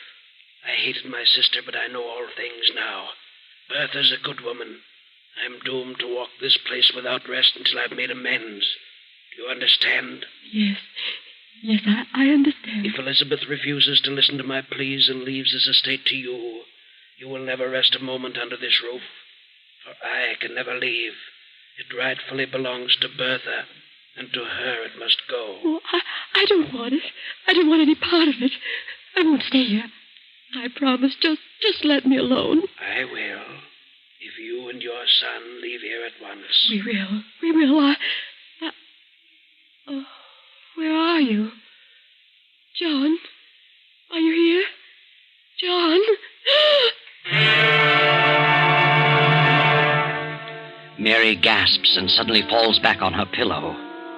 Poor Mary has fainted dead away. From the darkened stairway, the great clock chimes out the hour, 3 o'clock. Elizabeth, eyes closed but still awake, senses a presence and slowly opens her eyes. Standing close beside her is the white-haired figure, its face hidden in the shadows. No, Elizabeth. Don't turn on the lights. Who is it? You wouldn't want to see me. I've been out there too long. John. At last I've reached through to you. Oh, I must be dreaming again. No, not this time. Why are you whispering, John? I'm not whispering, Elizabeth. Can't you hear me? Yes, I can hear you. What is that odor? Yes, a strange odor. Like the smell of flowers. A musty odor of roses. Why, I've just come from the vault, Elizabeth. John, what is it? What do you want? You're going to make your will tomorrow. Yes. Only you can right the wrong I've done. Wrong? My father left this estate to me with the understanding that I should leave it to Bertha. Yes, I know. I suspected her of wrongdoing and cut her off, and instructed you to do so. Yes. But now I know that I was wrong. You must leave the estate to her. You must right my wrongs so that I can go on to my rest. Yes, John. If you fail to do this, I shall be doomed to walk this place throughout eternity. And all those who come here shall not know a moment's peace. Yes, I understand, John. If you fail me, you too shall suffer my torment with me forever. Yes, I'll do it. I'll do as you say, only... John... Your heart, Elizabeth? Yes, You haven't much time, Elizabeth. You will be joining me soon. I know. John, where are you? I promise, John. I promise. Elizabeth clutches at her heart, gasping for breath. A few moments pass, and she revives sufficiently to reach for the stimulant on the nightstand. She pours a dose, and as she swallows it, she glances out the window over the moonlit grounds. Across the lawn moves the white-haired figure, gliding toward the family vault at the edge of the estate. John! Elizabeth drops the glass and falls to the floor. A few seconds later, Bertha hurries into the room. Elizabeth. Mary. Herbert. What happened, Mother? Hurry. Good heavens. Is she all right? Elizabeth. Oh. She's dead. Who screamed? Must have been Elizabeth. Had another attack. Why, she's still breathing. Put her on the bed. There's her medicine. I'll get another glass. You stay here, Mary. I'll get the glass from the bathroom. What do you suppose happened to her? Maybe it was the... Was what? I don't know. What's wrong with you, Mother? You're white as a sheet. Oh, am I? What are you trying to say? I saw it, too. Saw what? What did you see? Well, I saw him. John. He was in my room a while ago. I talked to him. You talked to him? Yes, and he talked to me. I heard him and I saw him. What did he say? Stop whimpering and tell us. But he said...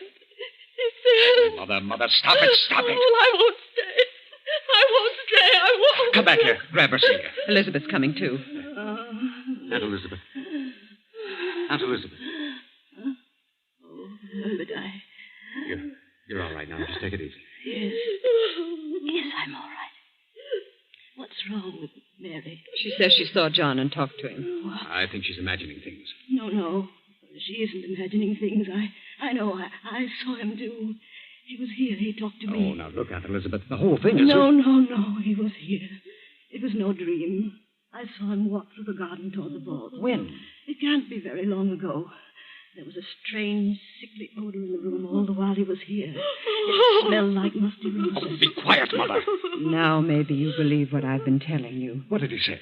It was about his will and my will. And he talked about Bertha. About me? Yes. He said he was wrong about you. Wants to make things right through me.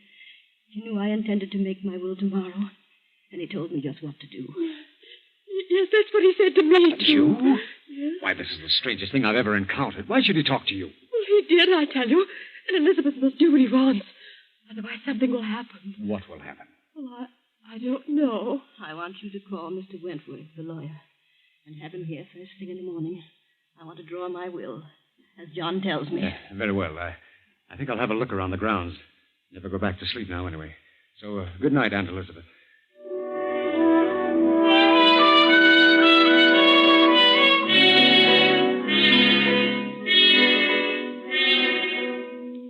Herbert wanders about the grounds for a while and finally goes to Higgins, the butler, and after some persuasion obtains the keys to the family vault.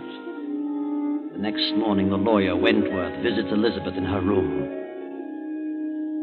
Well, how are you this morning, Elizabeth? Much better, Mr. Wentworth. Here you had a bad night. Yes, I guess I had another attack. Oh, so? Mr. Wentworth, I want to draw up my will. I should have done it long ago, but, well, something held me back. I see. Well, I'll take down the data and have it typed, then bring it back for you to sign. I'll be in court all day, probably through the evening, so I'll have to come around 11 tonight. Very well, as soon as possible. Good. Now, let's have the particulars. Yes. To my sister, Mary Wilton, I leave the 5-room cottage in Danbury. Hmm? To my nephew, Herbert Wilton, I leave $1,000 in cash. Yes. And to my husband's sister, Bertha Mallory, I leave all other property, personal and real, amounting to some $400,000. What? Please. Amounting to some $400,000, according to my late husband's wishes. What do you mean? John stipulated that you leave not a penny to Bertha. John has changed his mind. When did he change his mind? Since his death. Don't you think we'd better postpone this until you feel better? I want my will drawn just as I have told you. But what do you mean by saying John has changed his mind? How could he? He told me so last night. You know what you're saying. Yes. I saw John. I talked to him. He was wrong in his attitude toward Bertha. Oh, this is ridiculous. I want it done as I say. Very well. I'll draw it up this way. But I certainly think that... You think I'm insane? Well, since you bring it up, yes, I do. So did I, at first. But I'm not. I'll be expecting you around 11 tonight, Mr. Wentworth. Yes. Yes, of course. I'll be here.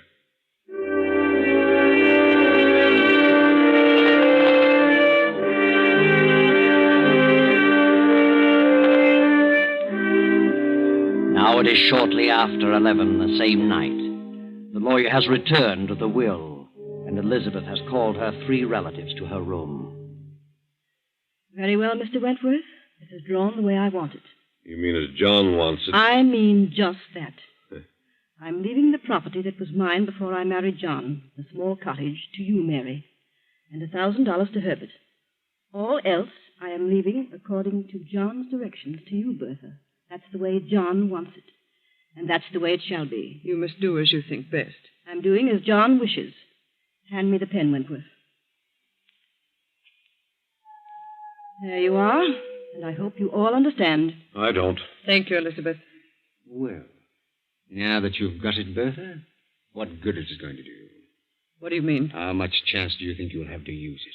What happiness do you think it'll bring you? More than it would you. Isn't it rightfully mine? Is it? That's the way John wanted it. Oh, no, it isn't. It's the way you want it. I had nothing to do with it. John made a will. He's never wanted to change. Elizabeth knows better than that. Aunt Elizabeth knows nothing of the kind. This is my house now, and the sooner you leave, the better. You'll be leaving sooner than I will, you and your spooks. You don't believe in ghosts, and you never saw one. I saw John. Night after night. Everyone saw him. Everyone but me, because I'm not a dump. Your own Mother Mary saw him and talked to him. Gosh, John is dead in his coffin out there in the vault. I saw him. But I did see him. So did I. You wouldn't know if you did see him. We would. We've seen him. Yeah. Then turn around. Turn around, all of you. And look. John! Good Lord. It's him. Is that John? Is it? Yes. Take off your wig. Higgins. Yes, the butler. There's your spook. Why, I'm sorry, ma'am.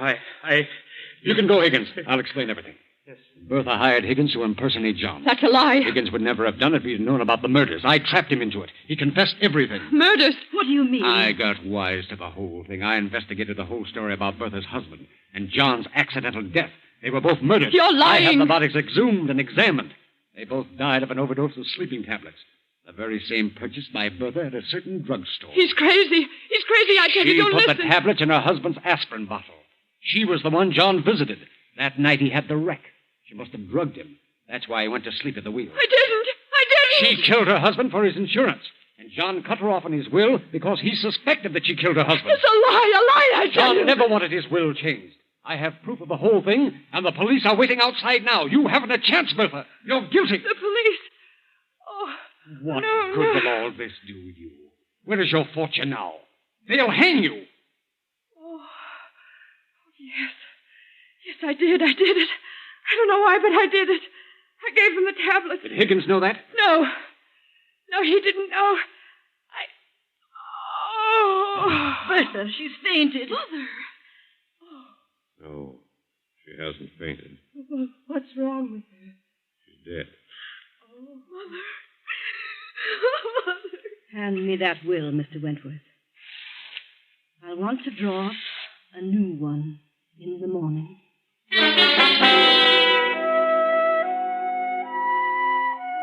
Well, there you are. That's the story. John never wanted his will changed, and for good reason. He really knew the truth. But wait a minute. How did you figure this one out, Herbert? You didn't really have those bodies exhumed, did you? I didn't have them exhumed. And if I had, there would have been no traces of sleeping tablets left. And there were no police waiting outside. I was bluffing, working on pure hypothesis. But it did work. Yes, it worked, Herbert. And it afforded me a very nice story indeed.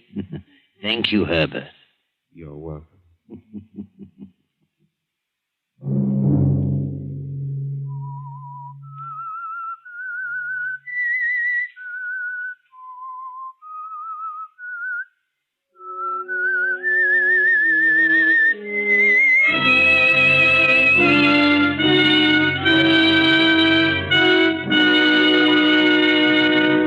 CBS has presented The Whistler.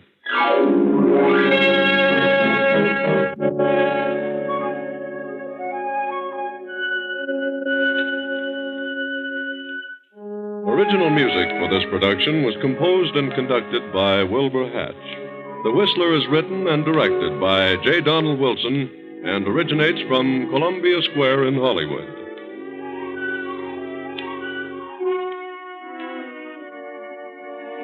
Next week, same time, I, the Whistler, will return to tell you another weird tale.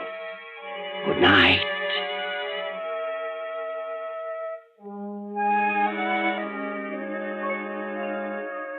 This is the Columbia Broadcasting System.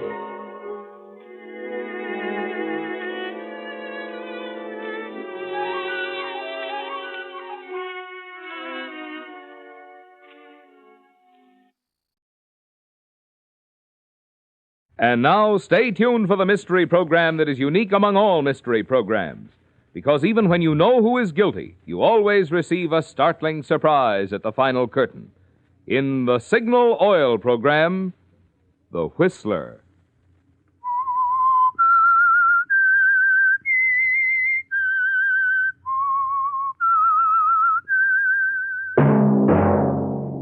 Signal, the famous Go Farther gasoline, invite you to sit back and enjoy another strange story by The Whistler.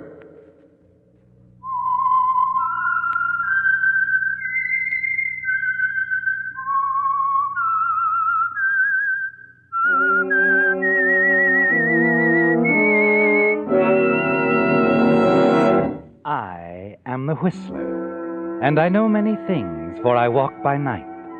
I know many strange tales hidden in the hearts of men and women who have stepped into the shadows. Yes, I know the nameless terrors of which they dare not speak. And now for the Signal Oil Company, the Whistler's strange story, Man in the Storm.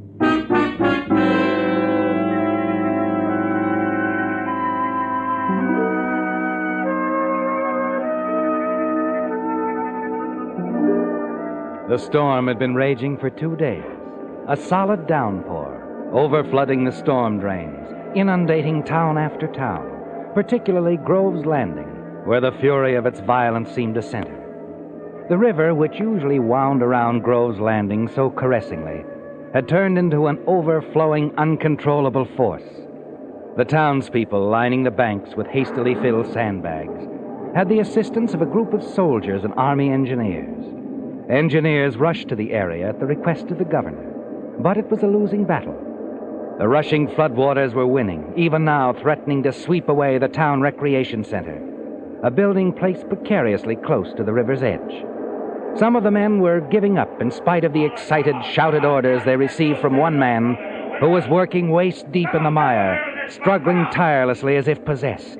He kept on as the others withdrew. Reed! Almost failed to look up or listen as someone shouted to him over the tumult.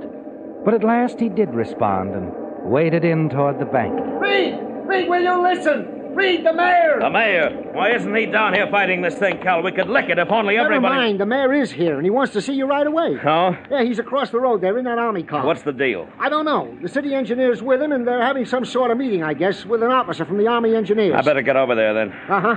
Take my place, will you, Cal? We can whip this. Well, maybe you can, Reed. I'm for waiting this storm out. It's too risky now. Go on, stay with it. Well, okay, but just till you get back. Fools. Attaboy, Pete. Get that load of sandbags to him.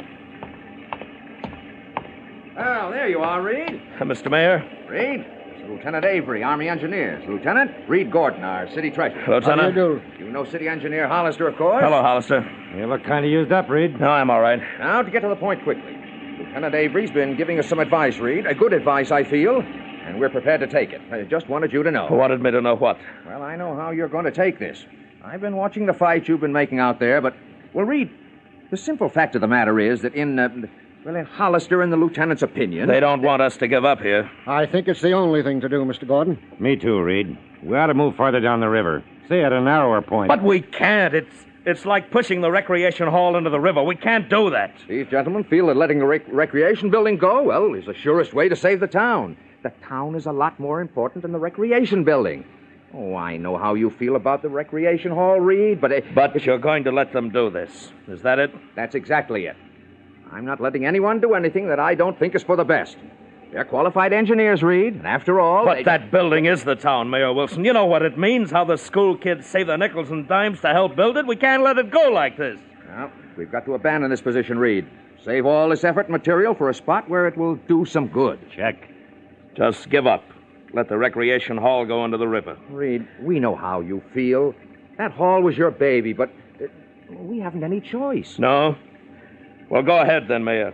You may not have any choice, but I have. I'm going on with this right here. Reed, just a moment. Reed!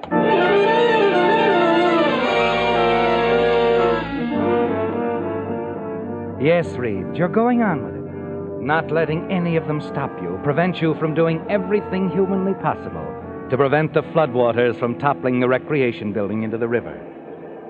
It isn't long before you find yourself virtually alone at the river's edge, doggedly struggling to drag the few remaining piles of sandbags into position. You work frantically for several hours till you feel as if you're going to drop. And then as you wade back through the waters to shore and drop down from exhaustion, you hear a familiar voice. Reed. Look up to find that your wife, Margaret, is at your side. Reed, please. You've got to give this up. Come home and get some rest. No, I'll rest right here. In a few minutes, I gotta tackle it again, Margaret. You've got to understand that. Don't you think everyone understands, dear? They know how you work to get the recreation building in the first place, but... Oh, Reed, it's no use. Maybe you're right. And I'm worn out. Of course you are. Go home, dear, please. Everyone understands. Yeah. Yeah, I guess they do. All right, Margaret, I guess I'm licked. I'll see you back at the house.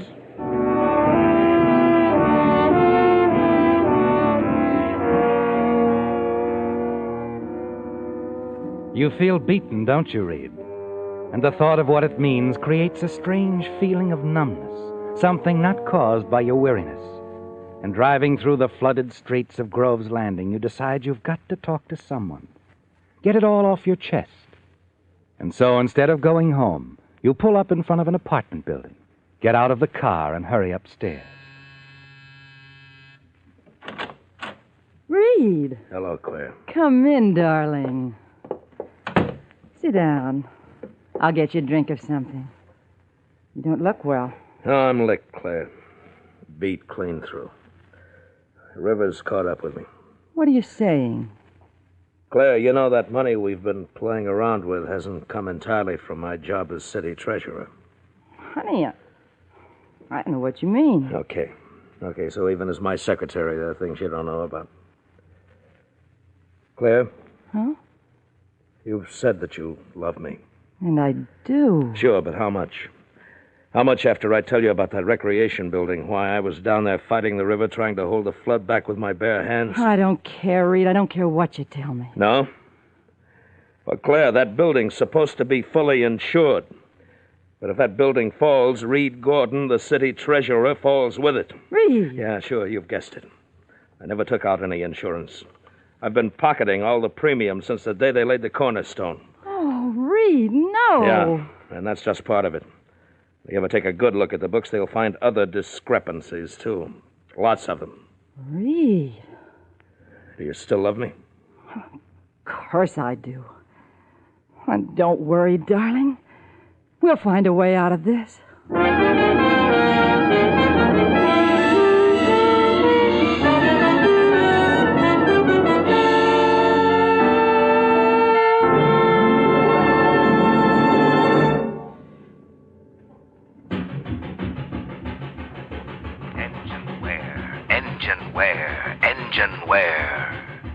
Engine wear. It's one of the principal reasons drivers have to spend big sums of money having their motors overhauled. Engine wear. It's one of the principal reasons motors lose pep and power, get fewer miles per gallon of gas. Engine wear. It's one of the principal reasons cars gradually use more and more oil until eventually they become oil eaters. No wonder automotive and petroleum engineers for years have sought ways to reduce engine wear. And now, at last, Signal reports startling success with an amazing new motor oil that reduces by 50% engine wear due to lubrication. That means your car can now keep its like-new pep and power twice as long. It means you can now enjoy low oil consumption twice as long if your car isn't already an oil eater. So, if you want to be good to your car and your pocketbook, too, drain out that lazy old motor oil. Have a Signal dealer refill your crankcase this week with Signal Premium, the amazing new Signal oil that reduces engine wear due to lubrication 50%. Engine wear, engine wear, engine wear.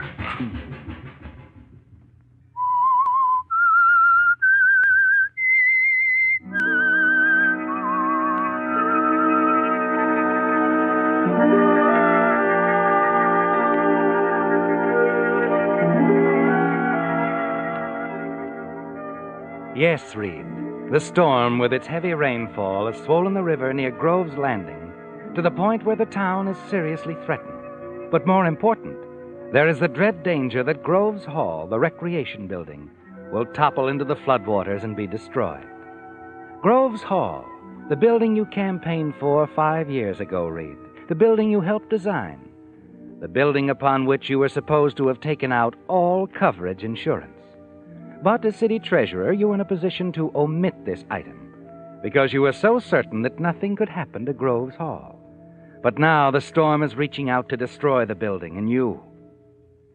Back home alone, you can't think of any way to prevent it or the avalanche of investigation that would follow. Finally, you begin to see a way out You stop pacing the floor and call your wife. Margaret, Yes, Reed?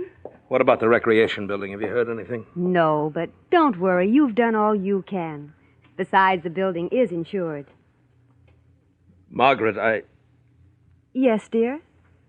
Oh, nothing.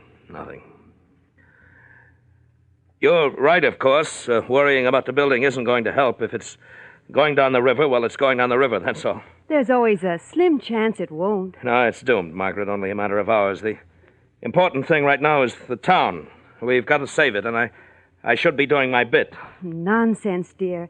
You haven't had any sleep in 36 hours. You need your rest. Oh, now, please, forget the river. Going back there I could help without going to the river. What do you mean? Margaret, I've got an idea. I'm going to drive down to Fairview. Now? But, Reed, it's 1 o'clock in the morning. Yes, I know. Why on earth do you want to go to Fairview? Jess Morton, you remember?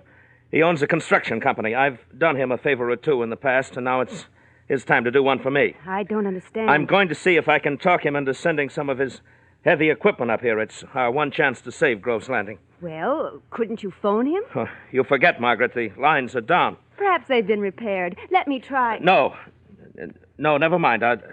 I'd rather talk to Jess in person. But, dear, I'm leaving, Margaret. Right now.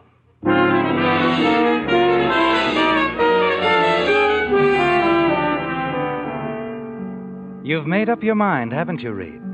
Yes. Suddenly it all became quite clear to you what you must do.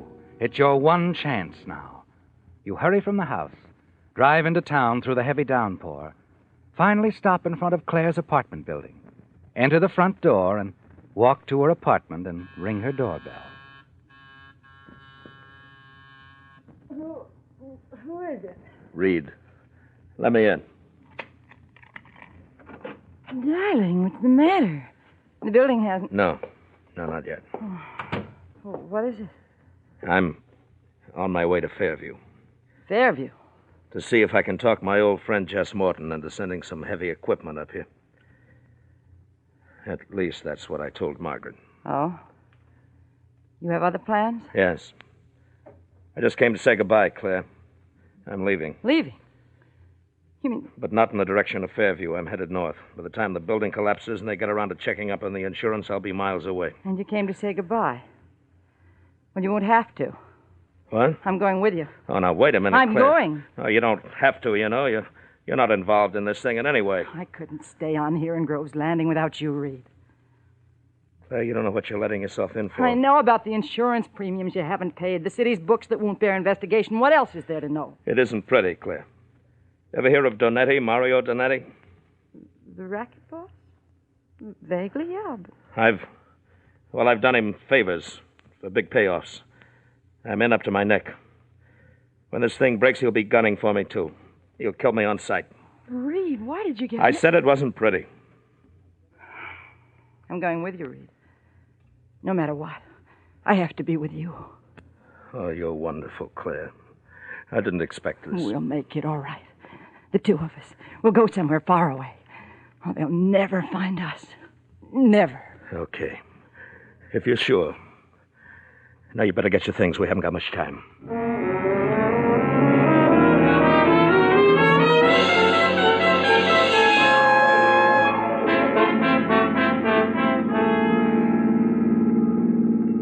The whole town seems deserted.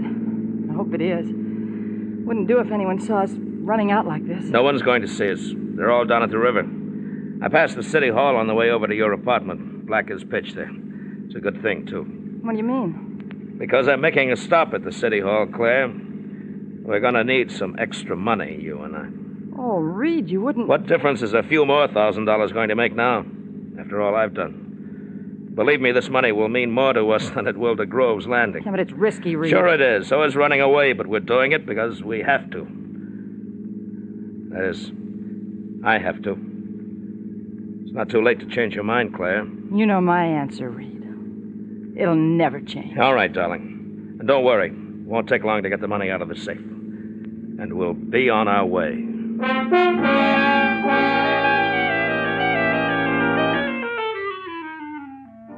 You park on the dark and deserted side street by the city hall. Claire keeps the motor running while you use your key to open the side door. And once inside, you hurry along the familiar dark halls until you come to your own office. You take a flashlight from the top drawer of your desk, move for the wall safe, and quickly click off the combination. The flashlight leads you to the packet of bills you're looking for. Several $1,000s, Reed. Enough to take you and Claire far away from Grove's Landing. You close the safe and rush back to the car. Everything all right, Reed? Perfect, darling. Now let's get out of town.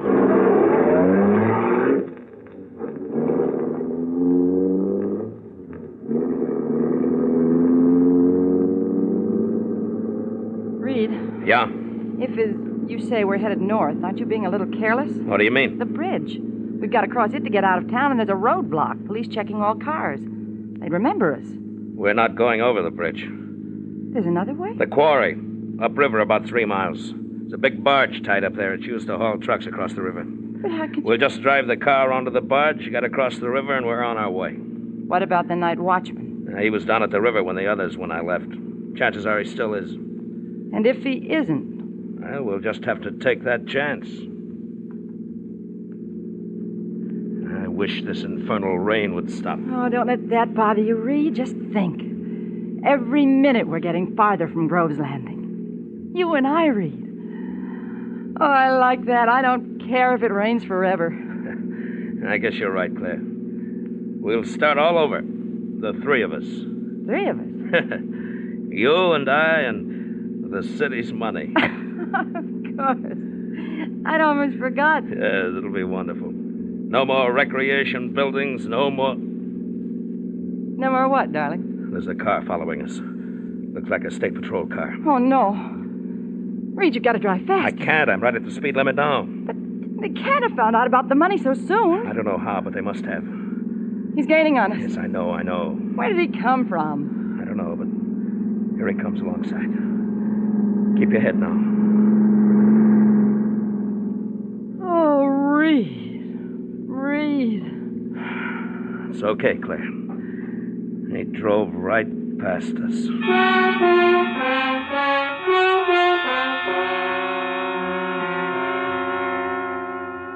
The road to the quarry is narrow and muddy, and you're forced to drive carefully, slowly. When you arrive, the quarry seems deserted. You drive your car aboard the heavy steel barge, and then prepare to cast off. As you're trying to start up the motor... Come on. Reed! What's the matter? Back there, the watchman's shack, a light. Yeah, he would have to come back. Hurry, Reed, hurry. Get it started. That's what I'm trying to do. There it goes. Hey, you out there! Hurry, Reed! Hurry!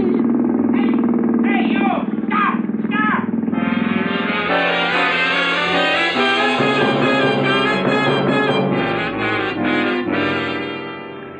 You breathe a sigh of relief as the heavy barge moves out into the river. That was close, wasn't it, Reed? A little too close. The night watchman might have ruined everything for you. The crossing takes only a matter of minutes. And then as you reach the other side, Claire drives the car off the barge. You shut down the motors. And as you do... Keep down!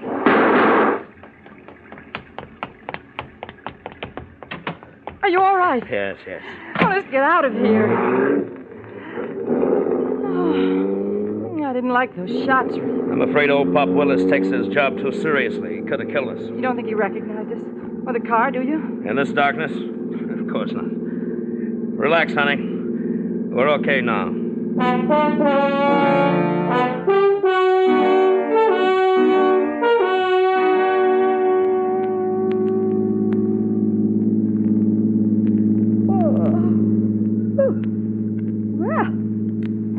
Like I sort of dozed off. You've been sound asleep for over an hour. Where are we, darling? How about 75 miles away from Grove's Landing? Well, we have been traveling. Reed, it stopped raining. Uh-huh. Look up there. Stars are out. Oh, what do you know? Storm's over, huh? Yeah, it looks that way. At least in this region it is. How about some coffee, huh? I love it. We'll pull into that place up ahead there. Fine. Reed, about the storm. Yeah? Do you suppose by any chance the recreation building is... I've been wondering the same thing. I'll have to be sure, very sure. Well, come on, Claire.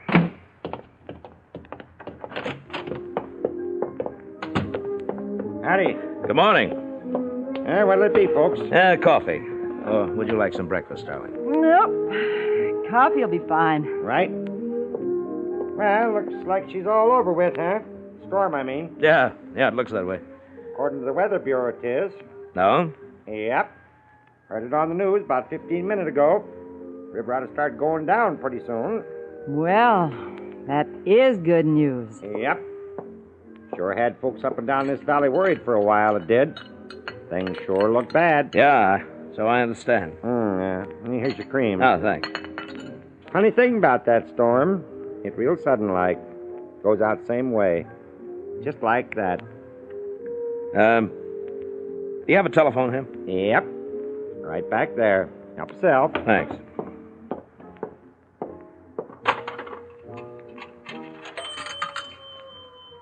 Operator. Operator, would you give me 170 Groves Landing, please? Deposit 35 cents for 3 minutes, please. Okay.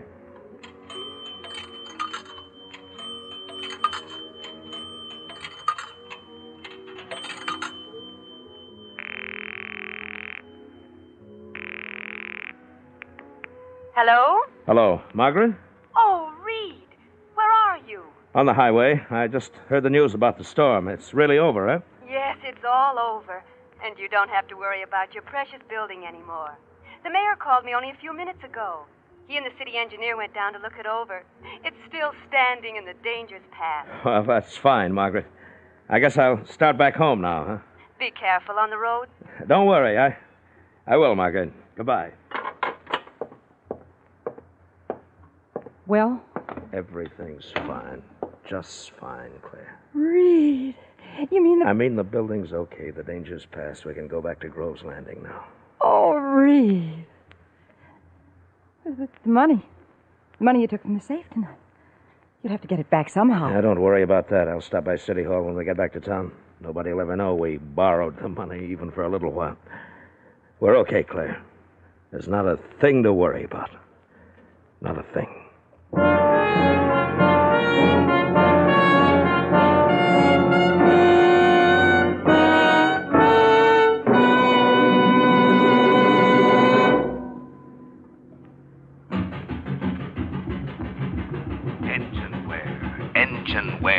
Engine wear. Is engine wear causing your expensive motor to wear out twice as fast as necessary? It is if you're still using lazy motor oils that merely lubricate. Here's what I mean. In amazing new Signal Premium Motor Oil, special properties are engineered into the oil through the marvels of modern chemistry. As a result, new Signal Premium not only reduces engine wear due to lubrication 50%, but also protects your motor in all these important extra ways. 1. Keeps oil rings clean and free. 2. Controls and reduces harmful engine deposits such as carbon, gum, and varnish. 3. Prevents sticking of hydraulic valve lifters. 4. Stops acid corrosion and rust. Best of all, new Signal Premium Motor Oil gives you all this extra protection at no increase in price. Good reason to get your next oil change at a Signal service station. Change this week to the amazing new Signal oil that reduces engine wear due to lubrication 50%. Engine wear. Engine wear. Engine wear. Engine wear.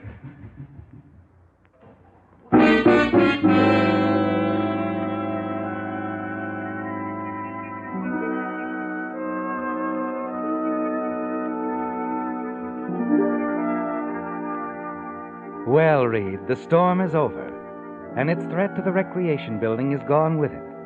The panic within you is gone, too, isn't it? And you're certain you're in the clear now, free to return to Groves Landing.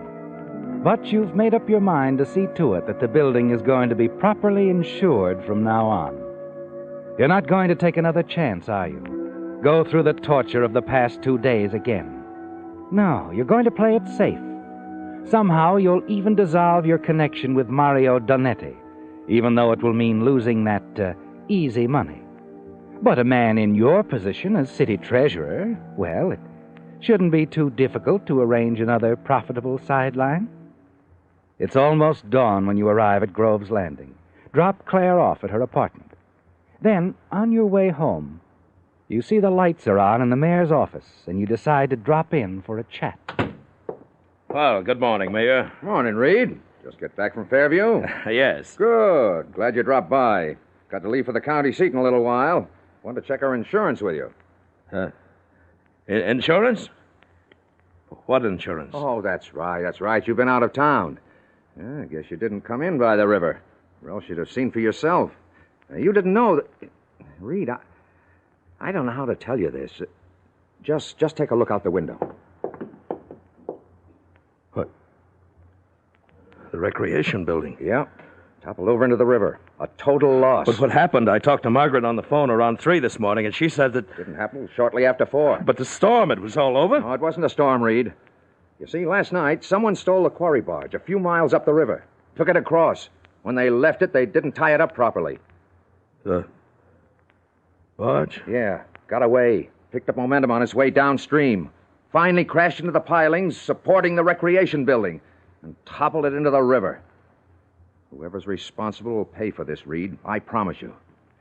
Now, let's take a look at that insurance.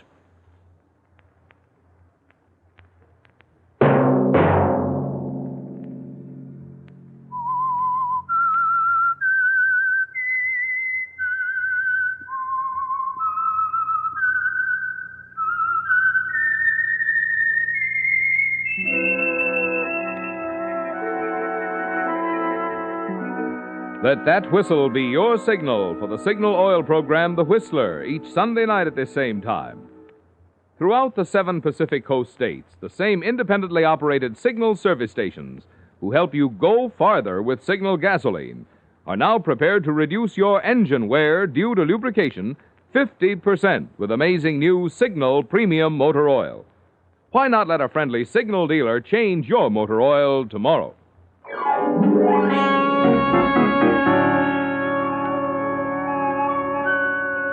Featured in tonight's story were Bill Foreman, William Conrad, Virginia Agnello, Gene Tatum, Hal Dawson, Herb Litton, and Charles Calvert.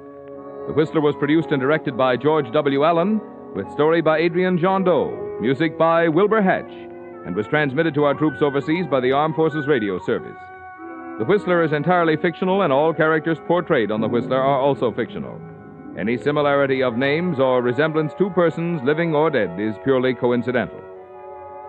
Remember at this same time next Sunday, another strange tale by The Whistler. Marvin Miller speaking for the Signal Oil Company. Stay tuned now for Our Miss Brooks, starring Eve Arden, which follows immediately over most of these stations. This is CBS, the Columbia Broadcasting System.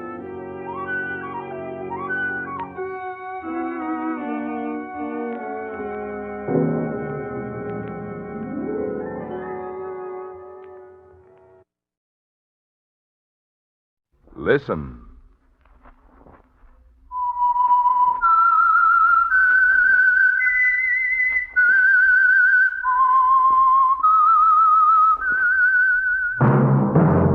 That whistle is your signal for the signal oil program, The Whistler, rated tops in popularity for a longer period of time than any other West Coast program. And Signal gasoline is tops, too, tops in quality. It takes extra quality, you know, to give you extra mileage. And Signal is the famous Go Farther gasoline, available wherever you see the Signal circle sign in yellow and black that identifies independent Signal dealers from Canada to Mexico.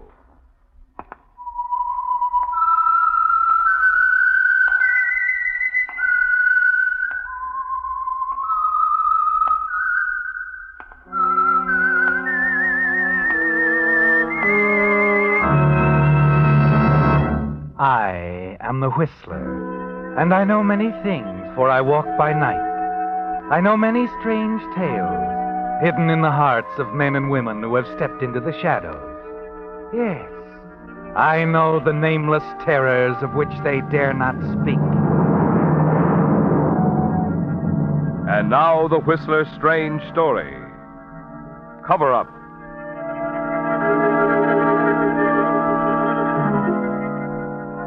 As the cold gray dawn broke over the fog-shrouded coastal village of Benton Cove, death came to the big house on the hill. Moments after the chimes of the hall clock had echoed 6 times through the silent house, a door along the upstairs corridor closed quietly, and Joan Harper, white-faced, nervously twisting a handkerchief in her fingers, moved slowly down the great circular stairway. At the foot of the stairs, she stopped, looked back over her shoulder for an instant, and then hurried into the library. As she picked up the phone, placed her call with the operator, her thoughts raced back to a moment 2 years ago, to a bright, warm spring morning in the garden when David Blaine had come to her. Joan? Joan? Here I am, David. Over here. Hard at work, I see. Well, these plants certainly do need a lot of care. I don't suppose you'd be interested in some spade work, Mr. Blaine? Well, might be. Good. And after that, I'll have something else for you to do. The hedge along the... Joan. Yes, David. I suppose you couldn't help overhearing that row upstairs. Well, Adele's voice has a way It's no use, Joan. I've tried to make it work, but it just won't. I'll be leaving in a day or two, moving into an apartment in Los Angeles. I see. Of course, there'll be no divorce. If Adele was well and strong, well, that would be another matter, but she isn't, and, well, I know, David. I'll do all I can for Adele, of course. Adele has more than enough money to take care of everything. I just can't stay on here any longer. It wouldn't be good for Adele either. You understand why I can't stay, don't you, Joan? Yes, I understand. David. Yes? Nothing. It's nothing.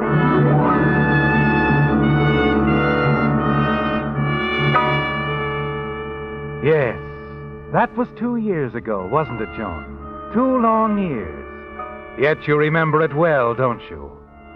You understood then quite clearly why it was impossible for him to stay here at the house. And at that moment, you wanted to tell David that you were in love with him, too. But you couldn't. And you told yourself it would all work out for the best this way. David would go away, and there would be no divorce. Your sister Adele would always stand between you, as long as she lived. Now, 2 years later, you're placing a call to David to tell him that Adele is dead. Hello? David, this is Joan. Joan? Well, this is a surprise. How are you? David, I've been trying to reach you for the past 2 hours. Oh? Well, I was at the airport seeing someone off, you know. Just this minute got back to the apartment. Joan, is something wrong? It's Adele. She's dead. Dead? Yes, sometime during the night. She shot herself. David? Yes? She was expecting you last night. I know. Something came up at the last minute. I couldn't make it. I was planning to drive down this morning. I see. All right, David. You'll hurry? Yes. Yes, I'll leave right away.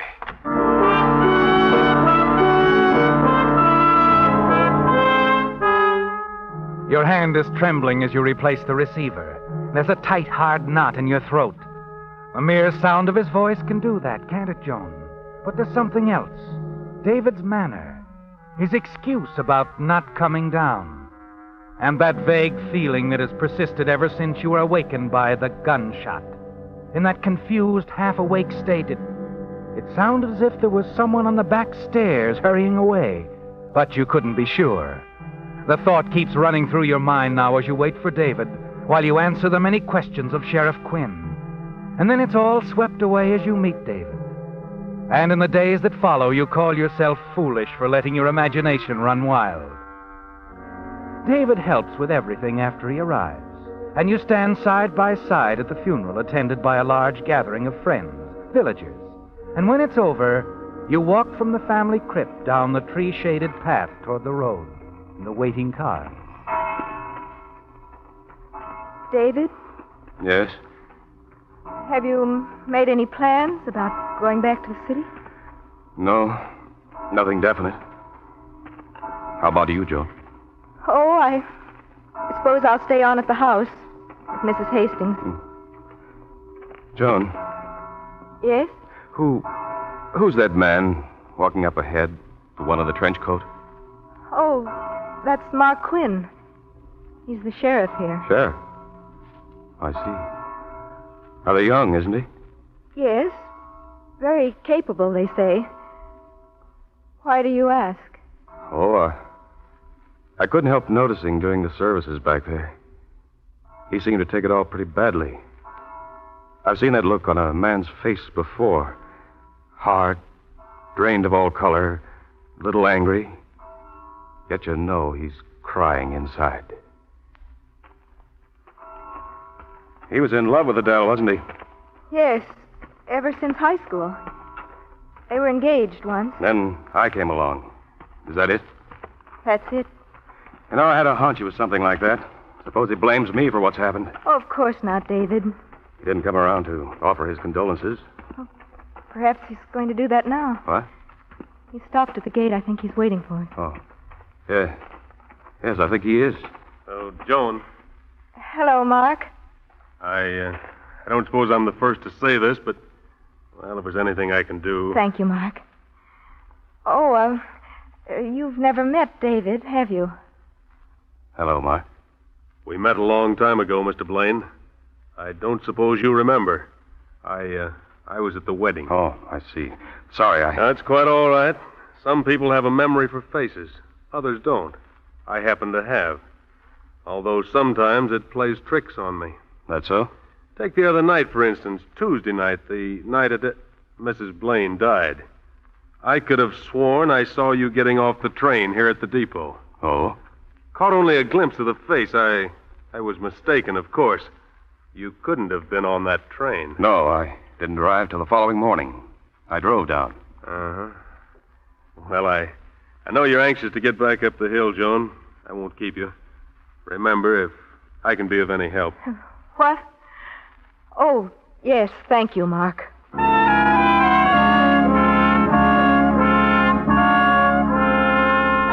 The fear has swept over you once again, hasn't it, Joan? The fear that points a finger of suspicion to David. And you wonder if Mark really did see David at the depot Tuesday night. Wonder if Mark actually believes he was mistaken.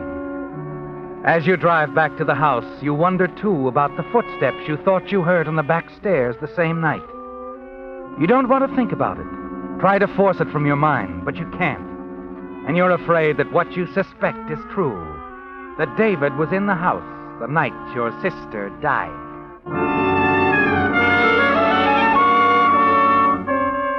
When you return to the house, you leave David downstairs in the library. Hurry up to your room. Pick up the phone. Moments later, you're talking to the telephone operator at David's business office. I'm sorry, Mr. Blaine is out of town. Oh, yes, I remember now. He said something about going down to Benton Cove. When did he leave? He left Tuesday on the afternoon train. Tuesday afternoon?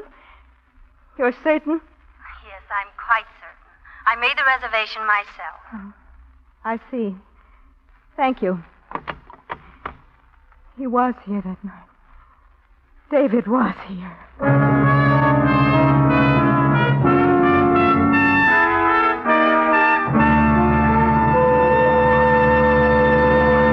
With the prologue of Cover Up, the Signal Oil Company brings you another strange tale by The Whistler. But first, a word about the amazing growth of Signal Oil Company from a mere handful of stations in Southern California into a coast-wide organization serving 6 western states from Canada to Mexico. That growth has in large measure been due to one policy, which Signal has followed consistently for 17 years, to make each product that bears the name Signal even better and better. That goes not only for Signal gasoline and Signal premium compounded motor oil, but also for Signal's line of fine-quality automotive accessories. For instance, take Signal's new deluxe battery. Unlike ordinary batteries, which are guaranteed for only 12 or 18 months, Signal deluxe batteries are guaranteed for a full 30 months on a service basis. and their improved all-rubber separators, the finest type known to battery engineering, make Signal Deluxe batteries deliver up to 35% more power. So, whether it's long life or dependable trouble-free performance you're interested in, you'll be wise to see your Signal dealer before you buy any battery. Compare the low cost per month of a Signal Deluxe battery. Compare the generous trade-in Signal dealers are now offering for old batteries. Compare their convenient credit terms. You'll see why, from any angle, today's best battery buy is the Signal Deluxe battery, sold only at Signal service stations. And now back to the Whistler.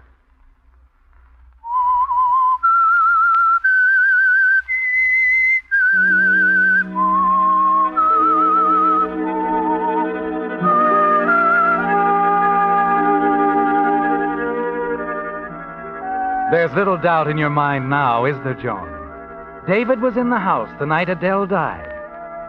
You suspect the terrible reason as you wonder why he lied to you. You're afraid to think about it, afraid of what it can mean. You pace up and down the room for hours, fighting the horrible thoughts that keep creeping into your mind. Finally, there's a knock on the door. Mrs. Hastings, the housekeeper, enters. Dinner will be ready in about an hour, Miss Jones. Dinner? Oh, I don't... Mr. David was wondering if you'd like to join him in the library for a cocktail before... No, I don't think I'll come down tonight, Mrs. Hastings. I'm not feeling well. You really should have something, Miss Jones. I'll be all right. Perhaps after I rest a while.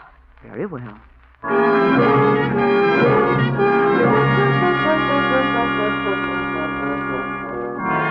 A moment after Mrs. Hastings leaves, you slip quietly down the back stairs, out into the cool night air, and start down the road to the village.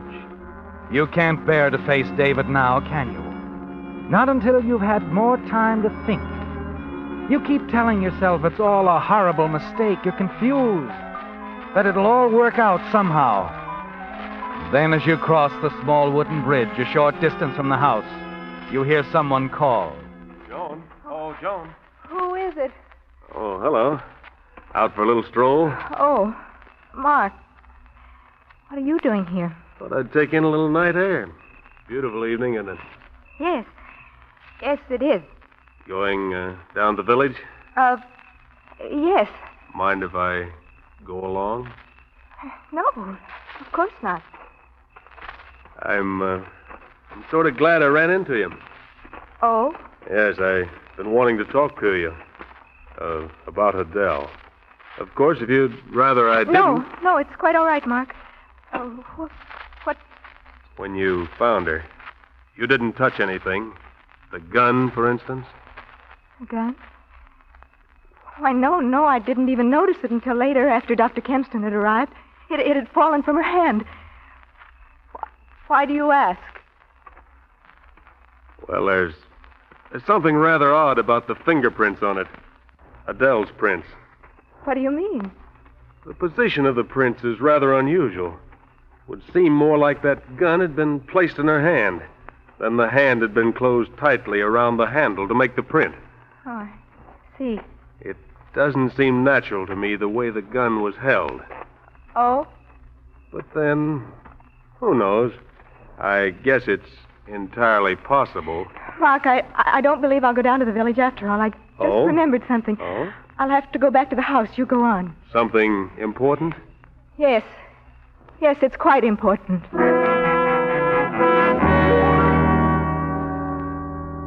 Suddenly, you've made up your mind, haven't you, Joan? Yes.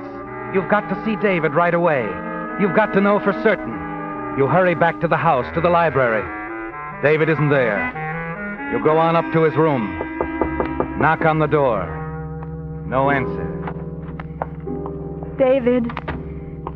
David?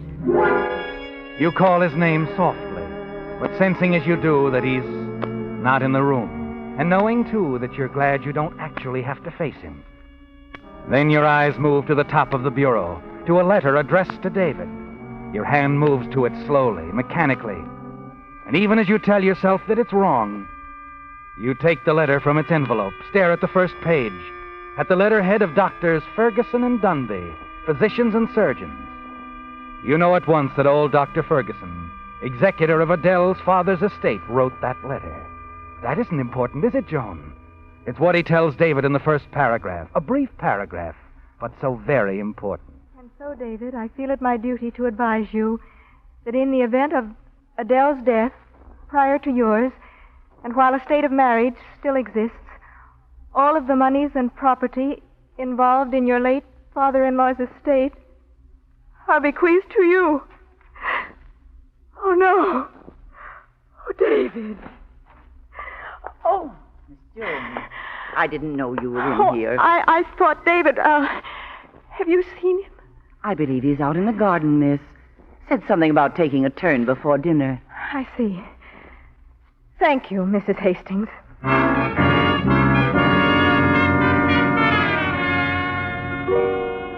You tremble as you go downstairs and out into the garden. It was wrong of you to be in David's room. Wrong to take his letter. But somehow you couldn't help it. And those words keep blurring in your mind as you walk quickly toward the rose arbor. David had a motive to kill her, didn't he, Joan? A strong one. And no matter how hard you try to fight down your fears, they persist. Suddenly, you're aware of David's voice, and you step back. Stand behind the protection of the rose arbor, listening as he questions old Ben, the gardener. What you mean to say is, Ben, you didn't do as you were told that night. Well, Mr. David, I didn't mean to go against Miss Adele's wishes, but I was tired. I saw no reason why I should go into town. But all the other servants did go into town. Yes, sir. Oh, if only we had known what poor Miss Adele was planning to do to herself. It might have been prevented, yes. But what I was wondering about, Ben, from your cottage, didn't you hear the shot? Yes, but I thought it was only a car backfiring. You didn't go out, look around in the yard? You mean there might have been someone here, Mr. David, that it might not have been suicide? I'm asking the questions, Ben. Did you see or hear anyone? No, sir. No, sir. I didn't... That's all I want to know. But I guess there could have been someone, Mr. David. I had no idea anyone even suspected... No one does, Ben. Forget it. Forget we even discussed the matter. The tone of David's voice frightens you, doesn't it, Joan? You draw back into the shadows as the two men start away toward old Ben's cottage. Then you turn and hurry back to the house. Enter the library, the letter still clasped in your hand. You want to read that terrible, frightening paragraph again, but David suddenly calls your name. John! John! You whirl around, frantically wondering if he saw you, knows that you were listening outside. John! Then, as you hear him coming toward the library, you remember the letter, know that you must hide it. You turn hurriedly, slip the letter behind a heavy oil painting on the mantelpiece. Oh, there you are, Joan. I've been wanting to talk to you. I was in the garden. Oh? David, is there anything special you want to tell me? Why, yes. Joan, when everything is cleared up here, I'll be going away again. If I sent for you, say, in 6 months, would you come to me? I don't know, David. You don't know? No, I don't, David. It seems there are more important things we should be talking about. More important things? What could be more important than you and I? You know why I went away the first time. You must know now that I'd do anything for you. Yes, I believe you would do anything. What are you talking about, Joan? David, where were you the night Adele died? I told you. I was in Los Angeles. Joan, where are you going? Leave me alone, David. I've got to think.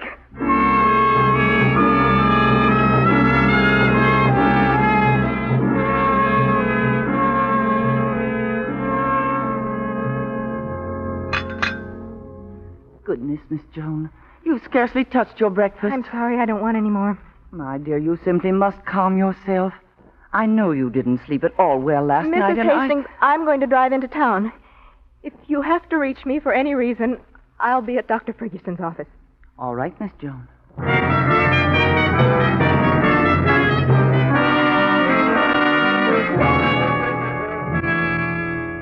May I help you?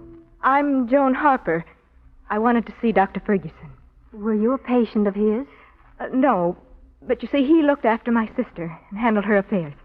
Dr. Ferguson passed away last week. He's dead? Yes. Pneumonia. Oh, I see. Could Dr. Dunby help you? No, I'm afraid not. It wasn't anything important anyway. Thank you.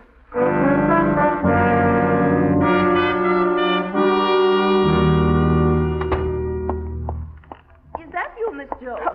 Yes, Mrs. Hastings? Oh, goodness, Miss Joan, I didn't know whether to call you or not. But Mr. David has decided to leave. He's upstairs packing. Packing? No? Yes, I didn't know if he discussed it with you or not. It all seemed so sudden. I'll go up.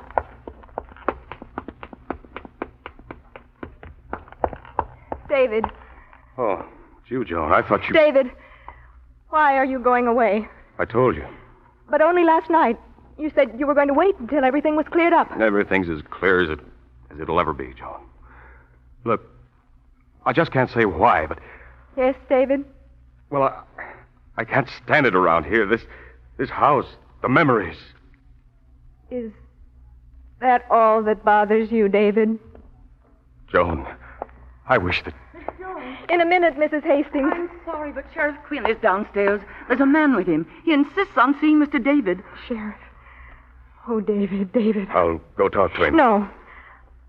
I want to go with you, David. We'll talk to him together.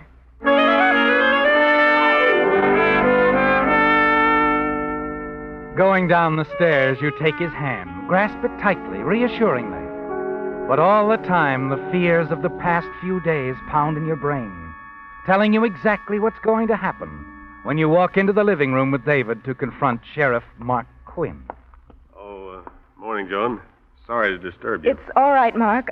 I understand you want to talk to David. Yes. Mr. Blaine, this is Joe Larkins. Oh? You don't remember, I guess, Sheriff. The night your wife was killed, Mr. Blaine, Larkins here was on a freight train that passed through Benton Cove on its way to Los Angeles. It's him, all right. Can't be no mistake. He swung on the train, rode up to L.A., and hopped off. Oh, David. Blaine, I had a hunch all along you were in town the night your wife was shot. Now I'd go a step further and say you were in this house. David, oh, David, tell them it isn't true. Tell them you never saw this man before. I'm sorry, Joan. There's no use pretending any longer. He saw me all right. I was on that freight. And I was here that night with Adele.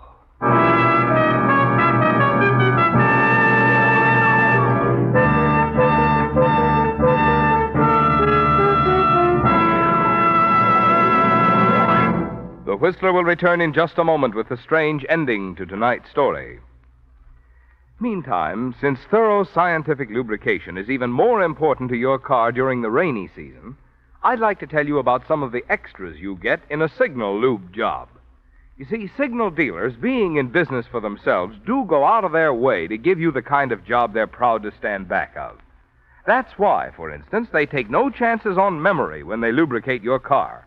Instead, they check against Signal's factory-recommended lubrication chart, which shows every lubrication point on your car. And they use 9 specialized Signal oils and greases, so each part will have the exact type of protection it needs. But do they stop there? No, sir. Just to make doubly sure not a single part has been overlooked, they check each point again, which is why it's called Signal Double-Check Lubrication.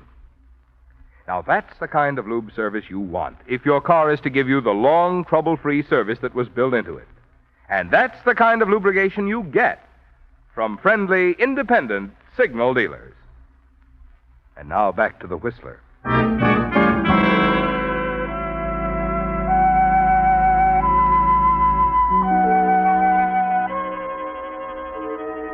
It's all over, isn't it, Joan?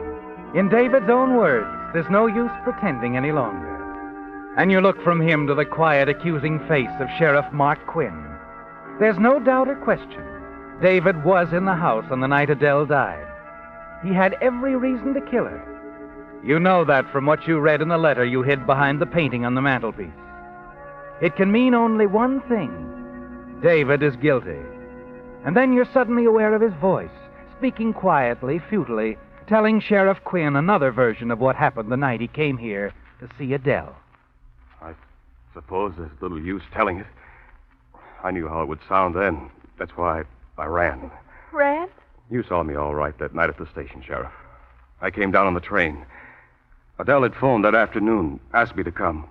Said she'd arranged for us to be alone so we could talk, get things straightened out once and for all.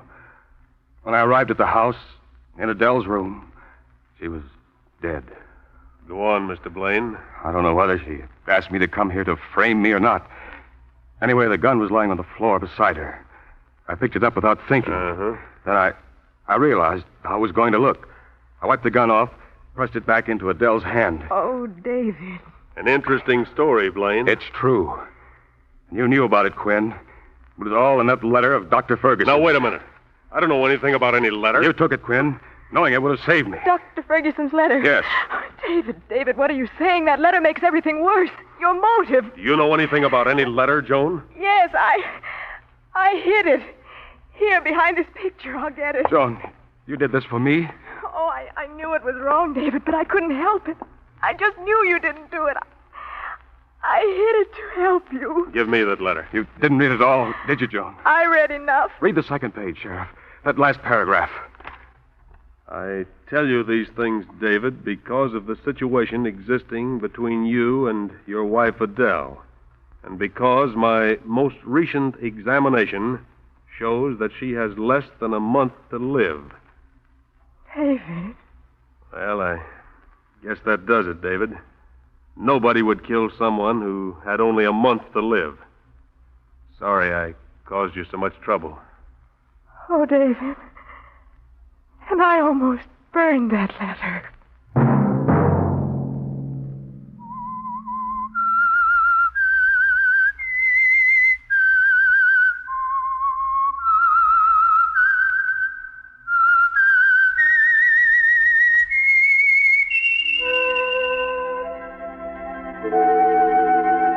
Let that whistle be your signal for the Signal Oil program, The Whistler, each Sunday night at this same time.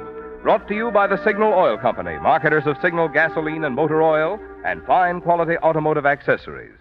Signal has asked me to remind you, to get the most driving pleasure, drive at sensible speeds, be courteous, and obey traffic regulations. It may save a life, possibly your own.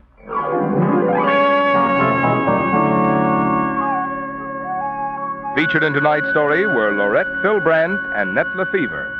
The Whistler was produced and directed by George W. Allen, with story by Lewis Hampton and music by Wilbur Hatch, and was transmitted to our troops overseas by the Armed Forces Radio Service. Remember at this same time next Sunday, another strange tale by The Whistler. Marvin Miller speaking. This is CBS, the Columbia Broadcasting System.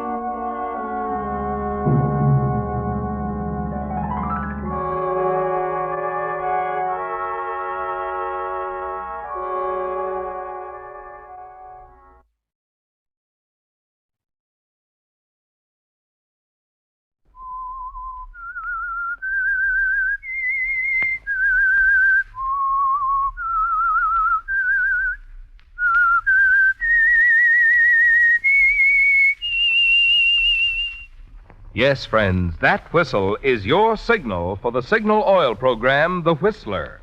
The mystery program that is unique among all mystery programs. Because you know who's guilty. You see his every move. You know his complete plan. Yet the final curtain always brings a startling surprise.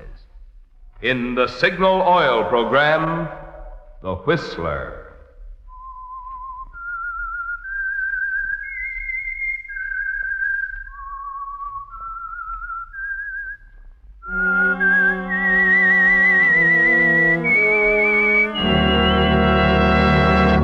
I am the Whistler, and I know many things, for I walk by night. I know many strange tales hidden in the hearts of men and women who have stepped into the shadows. Yes, I know the nameless terrors of which they dare not speak. Yes, friends, it's the Whistler for the tops in entertainment. And for the tops in gasoline quality, it's Signal. It takes extra quality, you know, to give you extra mileage. And Signal is the famous Go Farther gasoline. So look for the Signal circle sign in yellow and black that identifies friendly independent signal stations from Canada to Mexico. And now the Whistler's strange story, Whirlpool. He wasn't sure when it began, It was too much like walking in the middle of a nightmare, and then remaining in it, living in it. The shipwreck, the confusion, it was all there again, coming back to him, but slowly, hazily. And there was a strange buzzing in his ears, pressure and the sound of the sea, a whirlpool of confusion.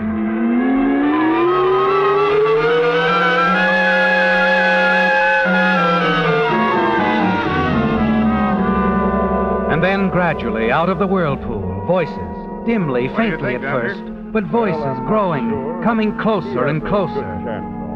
Is he coming around? He'll be all right, Captain. It's the shock, his exhaustion.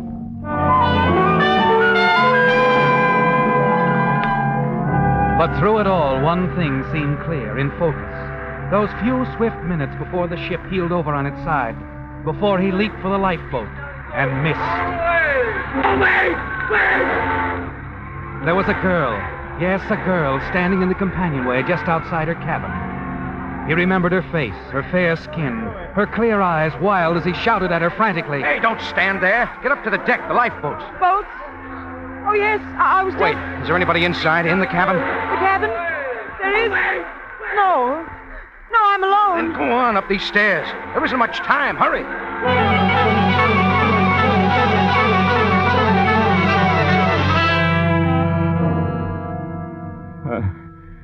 Much time. Whatever? Isn't much time. Yeah. The devil's going through it all over again. He's better, though. He's coming around, Captain. Hastings. Mr. Hastings. What? Mr. Hastings, now, you're safe. They got you in time. Can you hear me? I'm the ship's doctor. You're on board the SS Aragon, bound for Singapore. Yes, Aragon. That's right. Singapore. Here. Try to drink this, Mr. Hastings. Easy. That's it. I'm all right. I made it. I made it. You sure did, Hastings. Hastings? There couldn't be any mistake about his identity, Captain? No, that's who he is. He's Hastings' doctor. There's no doubt about it. The girl says so. She's his wife. Oh, I see. Could you get her to come in here, Captain? What? My wife? No, Now, just relax.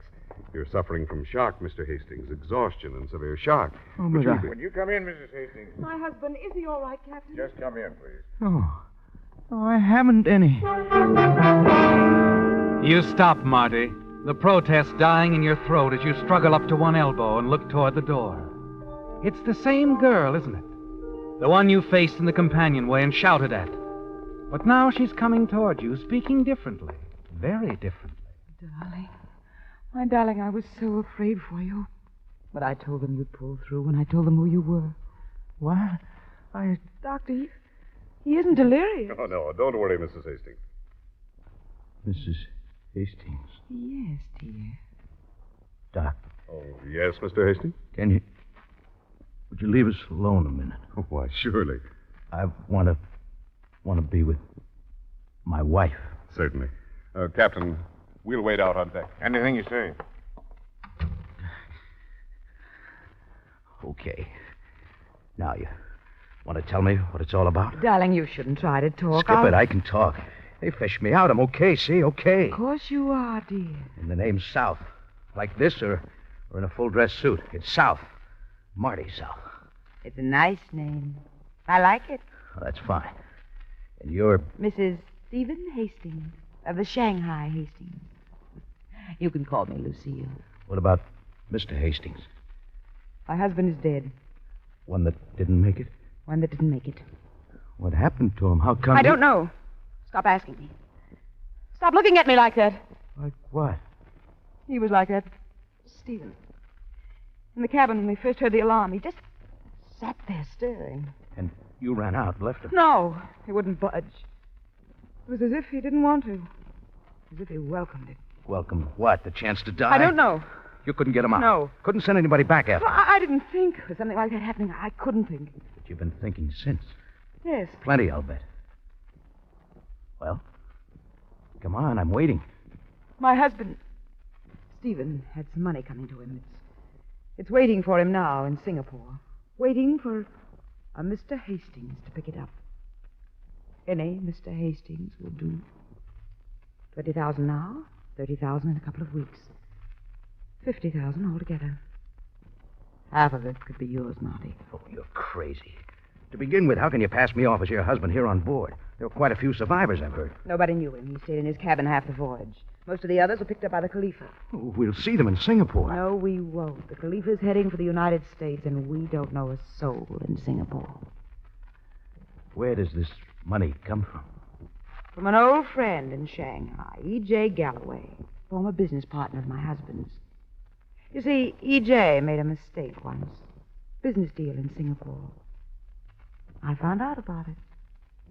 I told Stephen what to ask for. He did. He got results. A shakedown, huh?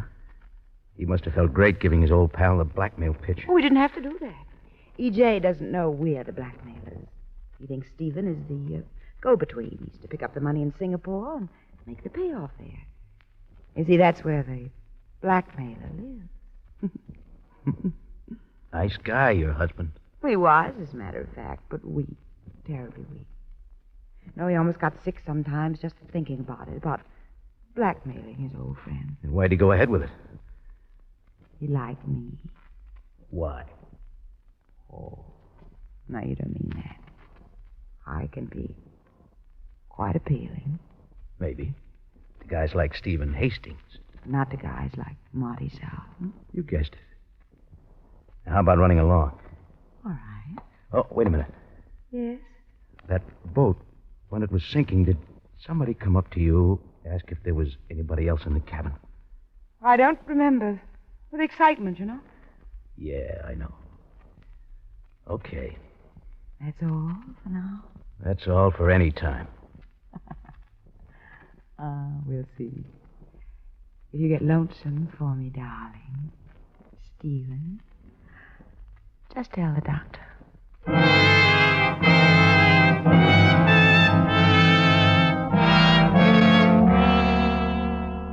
That's all, Marty, and then she's gone, leaving you to think it over. But you know her kind. Lucille is a man-trap, and you figure she'll be back soon to try to help you make up your mind. But that's where you make a mistake, isn't it, Marty? Because she doesn't come back. Not in a few hours, not even that night. She just leaves you alone. And the next morning you can hear her outside asking about you. How is he, Doctor? He's much better. Oh, I'm so glad, but I think I'll just let him rest. Yes, Marty. She lets you rest and think. At first, you find yourself strangely curious. Then you think some more, and you don't say anything else to them about not being her husband, Stephen Hastings. Then, a half a day out of Singapore, you can't stand it anymore. You call the doctor and send for her. Dear, you're sitting up. How wonderful. I'm doing better than that. I'm pacing the floor. Oh? And don't look as if you don't know why, Lucille. Oh. It's Lucille now. How nice when you say it. Don't you want to know what I've decided? I know. Yeah? You like money, Marty. You know? I think you like me. A little? You hit it with the first part. But get this. I know what I'm going into. It includes you only because you're necessary to my immediate prosperity. I'm very necessary, darling. So is your having a husband, Stephen. Okay, I'll keep him alive for a while. Darling, I knew you would. You're a pretty smart gal, but here's something you don't know. Your husband made a big mistake when he fell in love with you. I'm not going to make the same mistake. I can't afford to. Oh? I never let love interfere with my plans. It's bad business.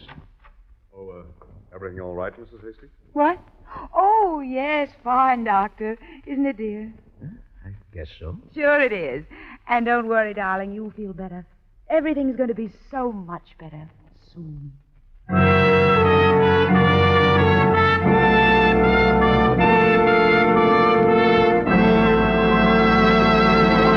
With the prologue of Whirlpool, the Signal Oil Company brings you another strange story by The Whistler. But now, since this is only our second broadcast at this new Sunday evening time, I have a message especially for you new friends of The Whistler. If you've lived out west any length of time, you know that Signal is known from Canada to Mexico as the Go Farther gasoline. Now, naturally, we're mighty proud of Signal's famous mileage, but even more so, we're proud of the extra efficiency today's Signal gasoline coaxes from your motor, which makes such mileage possible. For when your motor runs more efficiently, you also enjoy quicker starting, faster pickup, and smoother knock-free power, the things which make driving more fun. That's why folks who want superior performance, as well as those who insist on mileage, are both switching to Signal.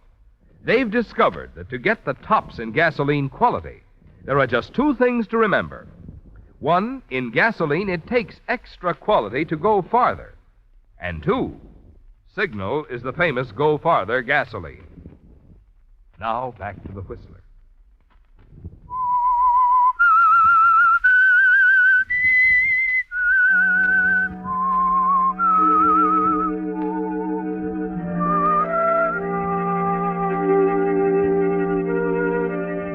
You made a decision, didn't you, Marty? About Lucille Hastings and the money waiting for Stephen Hastings in Singapore, when she suddenly thrust opportunity into your hands by asking you to pose as her dead husband, Stephen Hastings. But there's another thing you've decided on, and that's more important than anything else. You're not going to make the same mistake he did, are you, Marty? No, you're not going to fall in love with Lucille, because that doesn't fit in with your plans at all. Money is the most important thing, isn't it? It always has been, even though you don't have much of it at the moment. And you've never let a woman interfere. You've never let your heart rule your head where money is concerned.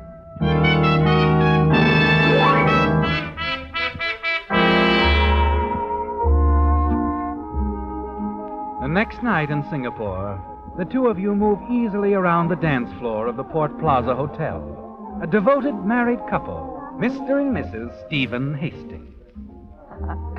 You dance well, dear. Stephen's learned to dance better? Oh, very much better. Maybe the poor guy was tired. He had a right to be.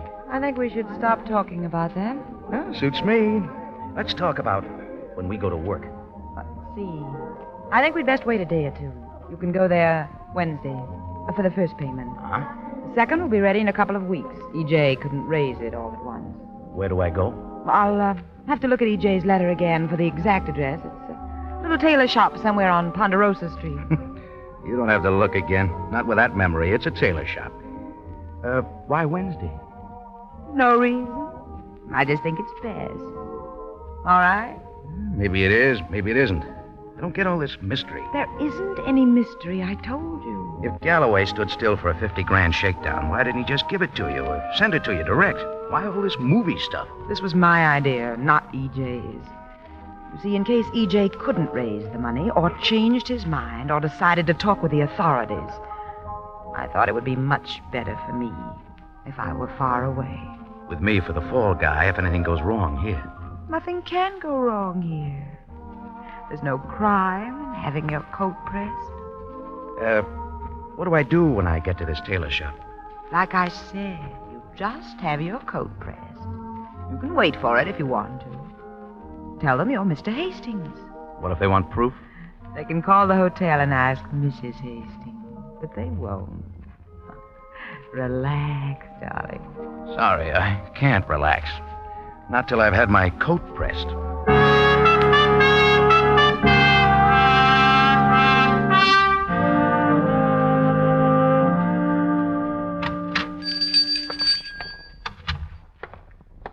Good morning, sir. I want to get this coat pressed. I'll wait. Oh, the name's Hastings. Oh, yes. And you're staying... The Port Plaza. Why? Nothing, Mr. Hastings. Just curious. If you were going to call or anything, my wife isn't there. She stepped out. No, Mr. Hastings. The coat, please. I'll have it for you right away. Good. You watch the proprietor of the little tailor shop as he takes your coat, moves off toward the back of the establishment. You look around nervously, ready to run for it if anything goes wrong. But nothing does, Marty. He's back in a matter of minutes, handing the freshly pressed coat across the counter. You pay him and slip it on and feel the bulge of a heavy envelope in the inside pocket. Satisfactory, sir? I think so, thanks. Will you be dropping in again? Yeah, sure. Perhaps if you'd called the day before. Call. Okay. We'll give you quick service, sir. Good morning.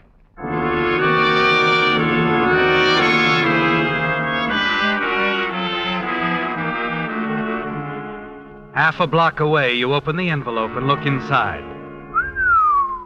It's there, Marty. $20,000 in crisp, unmarked bills. Half of it yours. The payoff, just as Lucille described it. You smile as you put it away, because you're thinking how easy it would be to quit right now.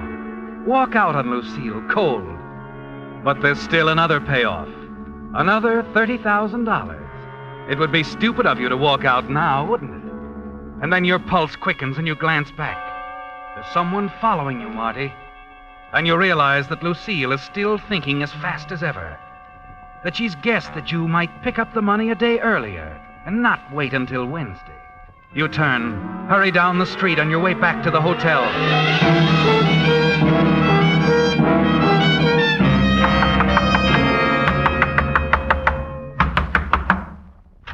Well, darling, you don't have to knock the door down. My own husband? What'll the neighbors think? Never mind, inside. What's all the excitement? What kind of a double cross is this? Double cross? That's a funny way to put it. Not to me. You had me followed, didn't you? Did I? That fat guy in the white suit, right out of the book. How quaint. Stop it, Lucille. Don't give me that ice cube stare. I'm not Stephen. Not so loud, darling. Someone might believe you. You going to tell me what's going on? When you calm down, you might tell me. I went there like you said. Tailor shop? Yeah, I went through the routine. Didn't they give you the money? That's not the beef, Lucille. I'm talking about the guy who picked me up on the way out. One of your pals, huh? A high-powered insurance policy. You're not making sense, darling. If somebody followed you, it's because you're in Singapore. Stay out of alleys, darling. Rough neighborhoods. This is a big, bad city. I wish I could buy that. You can buy anything, Mr. Hastings. How much did you get? 20,000. Here, it's in the envelope. Pretty, isn't it? Darling. Yeah? Speaking of double crosses, I thought I told you not to go to the tailor shop until tomorrow. All right, I'll forgive you this time. No, you won't. Well, I'll try, honest. What are you thinking? Something pretty foolish. But sometimes you'd really like to level. Marty, darling, put your arms around me. What, so I can hold on for the sleigh ride? I wouldn't take you on a sleigh ride. Not you. You'd take your mother on one. Oh, don't hate me, Marty. Not now. Not this minute. Here I go, huh? Well, my back's against the door anyway. Marty. Tell. Too bad it's not for keeps, Lucille. Let's not talk about for keeps. Let's think about now. Right now. Yeah, right now. Only admit it. Tomorrow it could be a knife in my back. All right, if that's all you want me to say. But right now, kiss me, Marty. Kiss me.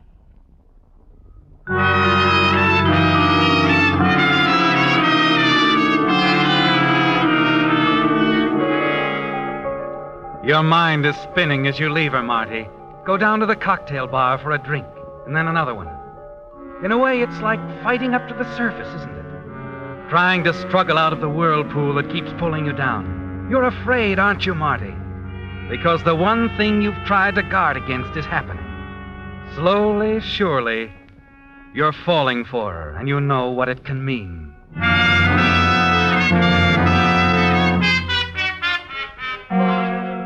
You don't do anything about it the next day, or in the days that follow.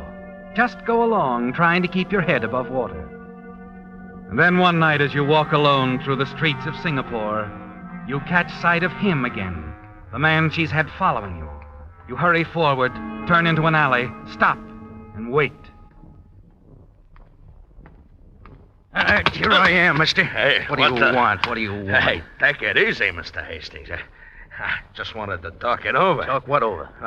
The deal. I thought maybe you'd change your mind of the way you've been acting, avoiding me. Of course, this is a crazy setup. Huh? I naturally thought you were going to meet me when you got in last week to set it all up. Oh, yeah, naturally, but... Well, I almost forgot what you looked like. You didn't know what I looked like. You never seen me before. You made a deal with a guy I work for, remember? I think you'd better keep talking, Mr. Gray's good enough, Mr. Gray. It might be. I don't blame you for being careful, Mr. Hastings. A screwy deal like this. But, how's it sound to you? You take your wife to the Red Angel Cafe tomorrow night. Just casual like, see? You have dinner with her. The last one. And then you stroll out on the terrace. The terrace? Yeah, nobody out there much. Just give me a chance to get lined up, and then light a cigarette. Match will give me a target. An easy one. Well, what do you know? Stephen. It hits you suddenly. Stephen Hastings, the weakling. He'd actually set up a plan to kill her at the end of the voyage. A plan that he was too weak to go through with. It's perfect, isn't it? You can get rid of Lucille tomorrow night. And a few days later, you can drop around to the tailor shop, pick up the rest of the money, and leave town. But you're not sure that this is the way you want it to be. Not even for $50,000. What's the matter, Mr. Hastings? You changed your mind? Changed my mind? Well, I'd like a little more time to think it over. Look, I've been doing some traveling. I want the $5,000 that you agreed to pay my employer, Mr. Hastings, huh? $5,000. Yeah. Okay, you'll get it. Want to leave it in your hotel box? Small, new bills, cash? Sure. Mr. Gray. Yeah. If the money's in the box, tomorrow night, you'll see us. My wife and me at the Red Angel Cafe. On the terrace? Yeah. I'm to light her cigarette.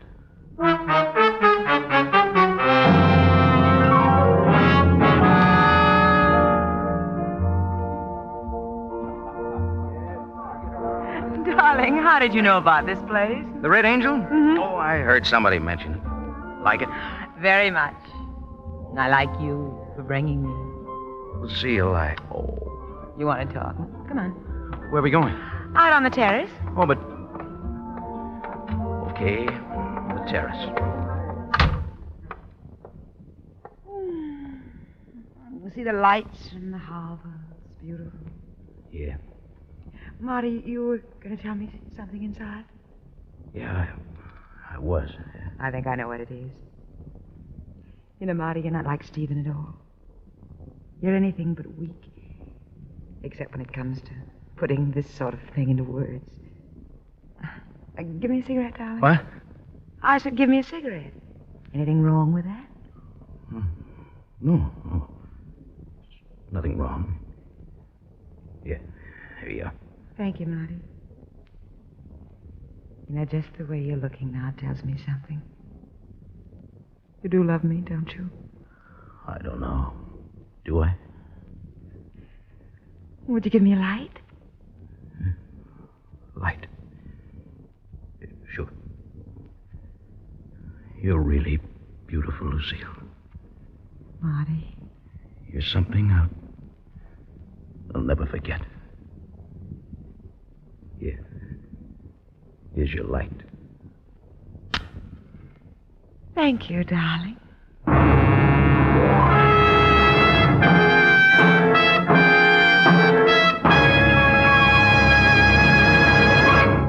The Whistler will return in just a moment with a strange ending to tonight's story. Meantime, a suggestion to drivers. The colder nights and mornings that we'll be having from now on place an extra strain on your car's battery. So now is a good time to stop by a Signal service station for a free battery inspection. If it appears that anything is going to interfere with your cold weather starting, your Signal dealer is equipped to give you complete battery service. For recharging, he has new type safe, speedy equipment. If your cables are corroded, he can replace them with heavy-duty cables. And should you need a new battery, there's none finer than Signal's new deluxe batteries that are guaranteed not for just 12 or 18 months, but for 30 months on a service basis. Incorporating the latest type all-rubber separators plus a new design hard rubber case, these Signal Deluxe batteries deliver up to 35% more power and don't need water nearly as often. So before you get any battery, get your Signal dealer's trade-in offer for your old battery, plus his convenient credit terms on today's finest battery, the new Signal Deluxe battery. Available only at Signal service stations. And now back to the Whistler.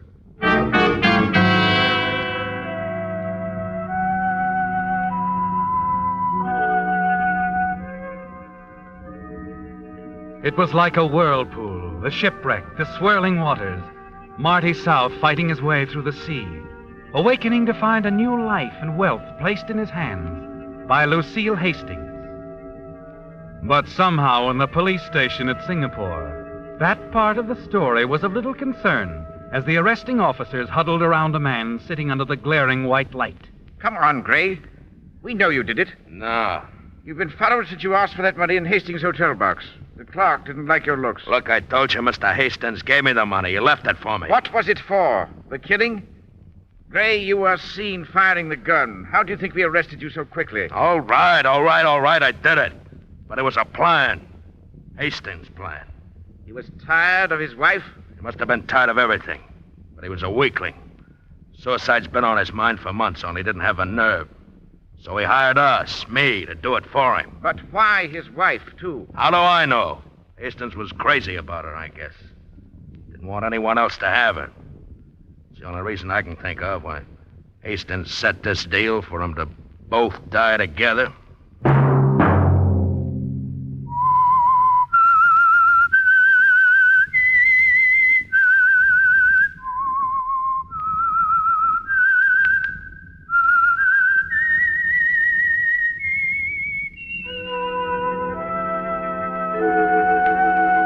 Let that whistle be your signal for the Signal Oil program, The Whistler, each Sunday night at the same time. Brought to you by the Signal Oil Company, marketers of Signal gasoline and motor oil and fine quality automotive accessories. Signal has asked me to remind you, to get the most driving pleasure, drive at sensible speeds, be courteous, and obey traffic regulations. It may save a life, possibly your own.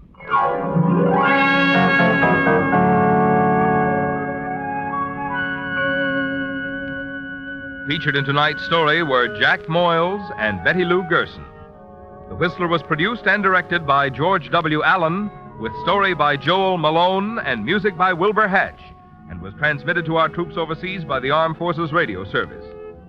Remember, at this same time next Sunday, another strange tale by The Whistler. Marvin Miller speaking. This is CBS, the Columbia Broadcasting System.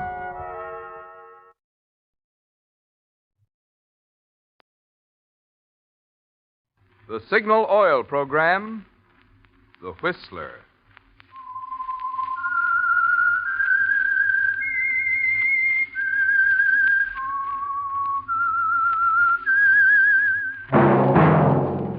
That whistle is your signal for the Signal Oil program, The Whistler.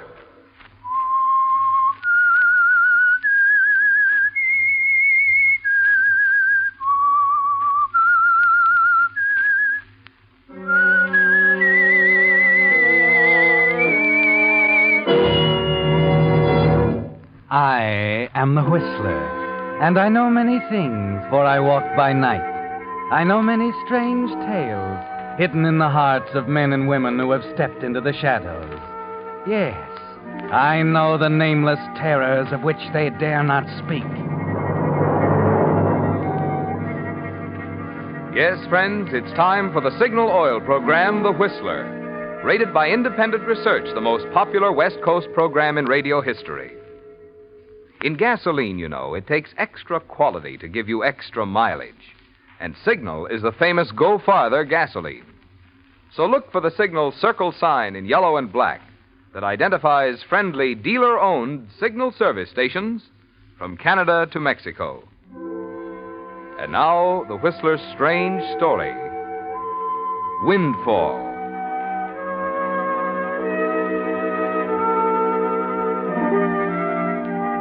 The man stood at the railing of the Jefferson Bridge, looking over the rail, hesitant, undecided.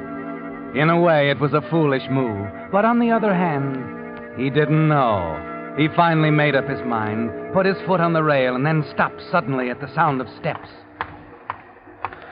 Oh. Good evening, officer. What's the matter, buddy? Nothing. I was just looking at the view. Thought you might be planning something foolish. Whatever gave you that idea? Well, it's been done before, not far from this spot. I better be getting on. So long. So long.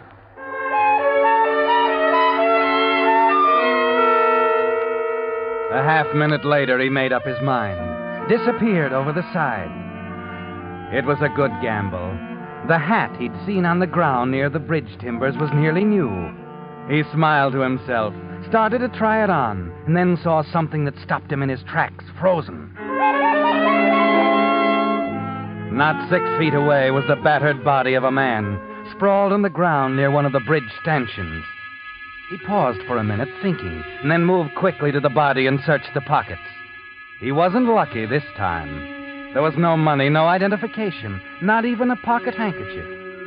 And then as he fumbled for a name tag inside the hat, he discovered something else. Stuck under the sweatband was a slim, black-covered checkbook.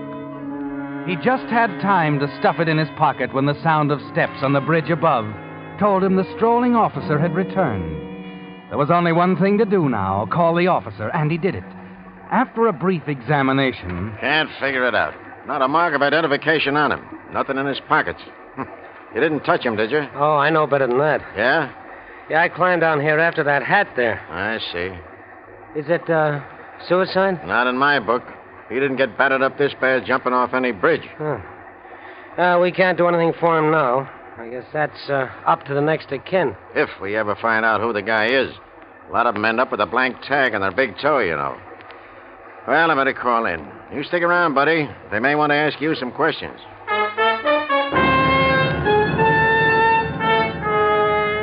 And that's how it began, Ted, with a dead man and a checkbook. Later, when you're alone, you examine it closely. Find it's a standard one in a local bank, with 7 stubs showing large withdrawals. And your heart almost stops. It's a windfall, Ted. The stub shows a balance of over $104,000. Your head begins to spin. It's staggering, isn't it, Ted? You wonder what'll happen if the dead man goes unidentified. The strange man who carried his checkbook in the sweatband of his hat, who bothered to keep check stubs with a bank balance of more than $100,000. If you can learn who he is, learn how to forge his signature, you try to stop thinking about it, try to force it from your mind, but it keeps coming back again and again. Even while you answer more questions during the inquest at the coroner's office, that figure, $104,000, keeps lighting up in your brain over and over again like a neon sign. If the man's unidentified, Ted, if you can find a copy of his signature, $104,000. You, sir. Oh, yes, Mr. Coroner. The inquest is over. You can go now. Your name is? Ted Locarno. Ted Locarno. Okay. Police know how to get in touch with you. We'll call you again if we need you. Nothing more we can do now. You mean you've found who he is? Nope. Worse yet, there's no way to trace him. Of course, these things take time, you know. Sometimes a few days, sometimes a week or a month before somebody misses a man and checks with us. Then, what's the verdict? The usual. Victim unidentified. Death at hands of person or persons unknown. Tough, huh? Yeah. Tough.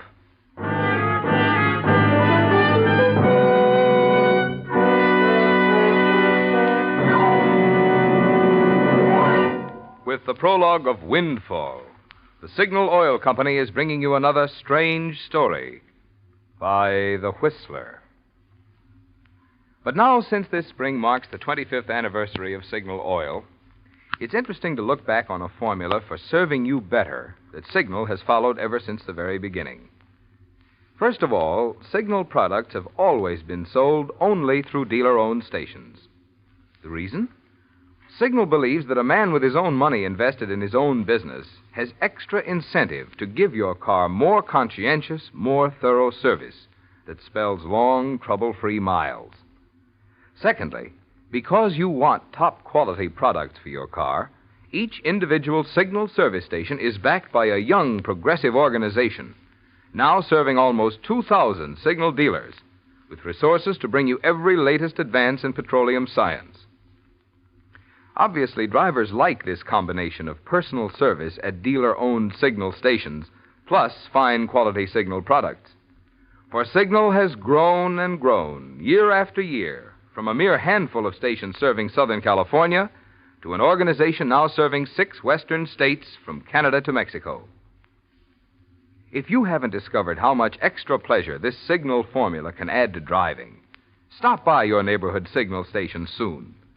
See for yourself why, every day, more and more drivers are joining the switch to Signal. And now, back to the Whistler.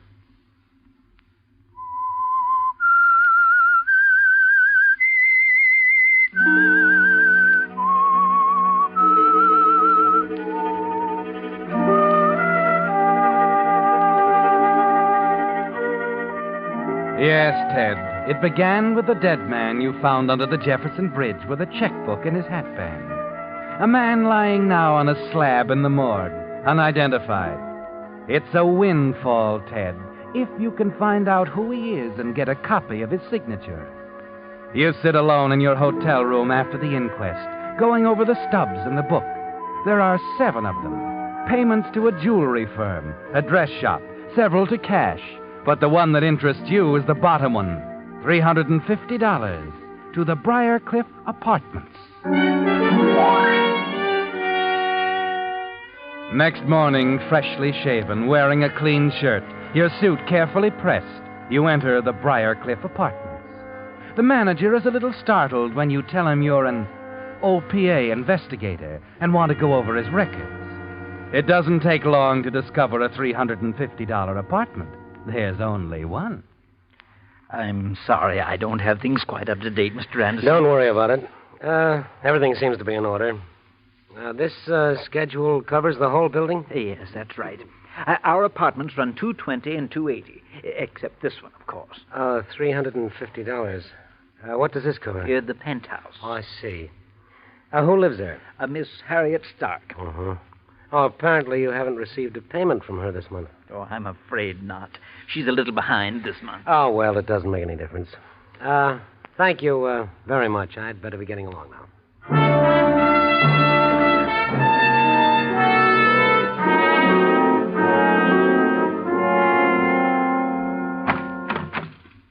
How do you do? Miss Stark? That's right. My name is Anderson, OPA. Mind if I come in? Not at all. I'll come right to the point, Miss Stark. We have reason to believe the rents in this building are over schedule. I understand that you're paying $350. That's right. Do you have any evidence of those payments, canceled checks, and so on? I think so. Sit down, won't you? No, thank you. I better not. I can only stay a minute. I just happen to have this check for the current month's rent. I intended to drop it off at the manager's office. Here you are. Edward Reese. I see. If you don't mind, I'll take it along. It'll be returned to you, of course. Wait a minute. Yes? Don't go. Oh, I'm sorry. I'm in a hurry, and Well, I wouldn't be in too big a hurry if I were you. No? No. You see, I want you to tell me why you really came here. I happen to know that $350 is official schedule for this apartment because I've checked it myself. Now, do you want to let your hair down, or shall I call the OPA office? You're doing pretty well. Why don't you go on? You're a blackmailer, aren't you? You're the man Edward was afraid of. Edward Reese? Who else? He was afraid of a blackmailer, huh? Why? Suppose you tell me. I don't know the answer to that one, but he had a good reason to be afraid. You see, Edward Reese is dead.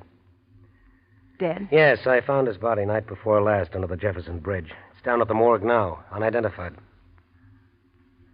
Well, I guess it's up to me to call them. Oh, wait a minute. Don't do anything rash. What do you mean? I had a good reason for coming here, Miss Stark. Did you? You seem to have done pretty well up to now. Where do you go from here? I don't see what that has to do with you. You didn't answer the question. What happens now that Reese is dead? Do you check out, forget it, or do you take a look to see if there are any more golden eggs around? Look, mister. Locarno. Ted Locarno. Before you go any further, take a look at this. Edward Reese's checkbook. I found it in his hat under the bridge. There's a balance of $104,000 in the account. And nobody knows that he's dead. Does that suggest anything to you? I don't know. We couldn't get away with anything like this. Thanks, baby. You just passed the exam. Only one thing bothers you, doesn't it? Can we get away with it? I don't know. Answer that one, will you? Can we get away with it? That's all that matters to you now, isn't it? Yes. That's all that matters. Good. Let me see that check again. Edward Reese. Standard Spencerian. Probably picked it up in the 5th grade and never changed it. I'll have that signature down cold in 24 hours. You're pretty sure of yourself. All I need's a little practice. Sure. But how about that body in the morgue? What if someone identifies it? So it's a gamble. I don't know about you, but with a payoff like that, I'll take a flyer. We hold off a few days. If no one tags him, we go move in. It's as simple as that. Is it? Now, what's bothering you? Oh, I'm just wondering. I know. You're wondering what's to prevent you from learning to forge that signature and draw checks on the account yourself. Maybe. Well, there's only one thing. That's me. This is a two-way deal, baby. Let's have that understood right now. Okay? Okay.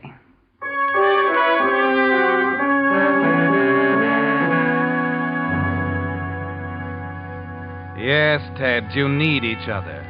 But there's plenty to share. $104,000. You spend all that night practicing the signature. Over and over, you write the name Edward Reese. 10 times, 100, 1,000. By morning, you can sign the name as if it were your own. And with a little luck, it might as well be. You leave your room and buy a newspaper. Scan it hungrily as you gulp your coffee. On page 6, in the lower right column, you find an obscure item that almost knocks you over. You can't wait to get to Harriet. Let her read it, too. The battered body found beneath the Jefferson Bridge was identified last night by Mrs. Rosa Montalvo. Oh. Read on. Rosa Montalvo, who told police it was that of her husband, Jerry. Ted, they think Reese is Montalvo. Yeah, that makes everything perfect. It's clear sailing now, and we can take our time. Edward won't be missed for weeks, Ted. He never let people know when he came to the city. Yeah, there's one thing, his bank statements. Is there anyone they go to? No, it's a separate account. The statements are sent to a post office box. I have the key. Mister, all you have to do now is start writing checks. The desk's right over there. Oh, wait a minute. It's not that easy. We're not breaking into a piggy bank. I thought you said yourself they think he's alive. Oh, look, sweetheart, you don't just walk into a bank and try to cash a check for $10,000. The teller would jump out of his cage. But it's a business of transferring credit from one account to another. We got to work for this, baby. Set up phony corporations, letterheads, statements, invoices, right down the line. You seem to know your business. They call me the bright boy who never got a break. I got one now.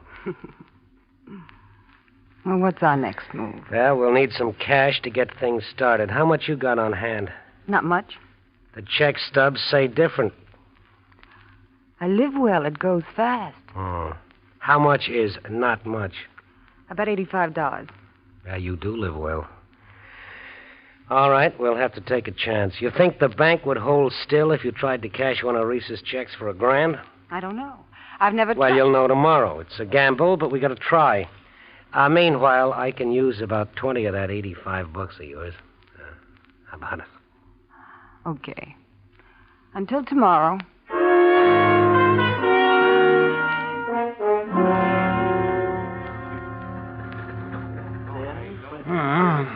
Even 1,000, eh? That's right. Excuse me a moment, Miss Stark. I'll have to speak to the cashier. Yes, Austin? Miss Stark over there. She wants to cash this, sir. Miss Stark? Oh, yes. Well, Reese's account is good for him. Then it's all right? I think so. Here, I'll initial it. Thank you,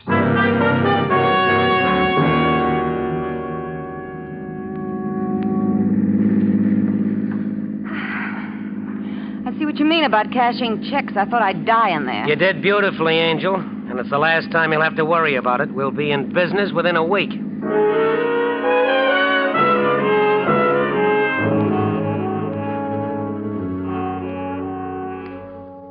See, it's like I told you last week, baby. We're in business. It wasn't easy. Establishing identity in a bank is a neat trick, but I made it. Ted, you're wonderful. Yeah, 3 dummy corporations. All of them are you and me. E.C., look at this. E.C. Layton Jewelry Company, $700. Malcolm Ditmar Furrier, $12.50. Atkins Brothers, $920. Not bad, huh? I wish I was actually getting some of those things. Oh, honey, once we got all that dough spread around on these accounts, we can get it out and skip before anybody here begins to wonder about Edward Reese. Well, it can't be soon enough for me. Oh, now, don't get anxious, sweetheart. We're doing great. In another week, we'll really begin to cash in. You expecting anybody? Relax. I'll get rid of them. Yes? Excuse me, ma'am, but I'm from the Mary Ann Flower Shop. Oh, yes.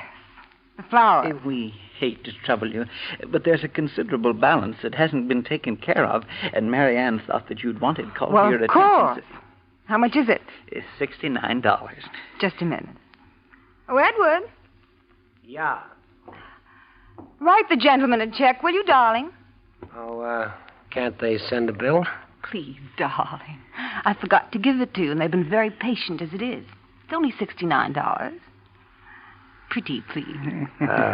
Okay, sweetheart. Save that talk for something expensive. Go get my pen. Yes, dear. They think it grows on trees. Yes. Well, I suppose it does for some people, sir. Yeah, I suppose it does.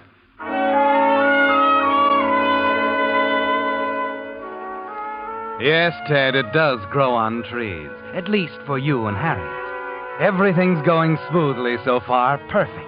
You're able to relax, to feel more sure of yourself. It's almost as if you are Edward Reese. Not only because of the money, but a growing interest in Harriet. She's an exciting girl, isn't she, Ted? Very exciting. Perhaps that's why you're thinking so much about your appearance lately. Why you walk into a clothing store near the end of the week and get fitted for a new suit. The clerk is gone for some time after you make your purchase. You're standing in front of the mirror when he comes back, embarrassed and apologetic. Mr. Meccano, I'm terribly sorry, but the check this Mr. Reese gave you, it's... what's the matter with it? Well, just as a matter of routine, of course, we called the bank, and I'm afraid your friend hasn't sufficient funds to cover it. What? I hope it's only a mistake, sir, that you know him well enough. Oh, yes, I know him well enough. And I'd better go and see him right away.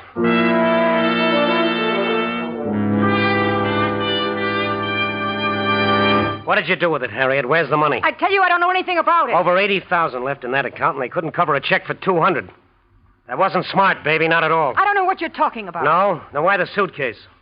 When people start packing, they're going somewhere. Well, I was nervous about staying here, Ted. This apartment makes me nervous. You couldn't wait. You got anxious. No, You Ted. never stopped figuring it from the first day I walked in here. You could practice that signature, too. Ted, please, It's no go, baby. I won't be played for a sucker. It's more than the money. Ted. You had me hooked all the way. But that's over. And so are you, sweetheart.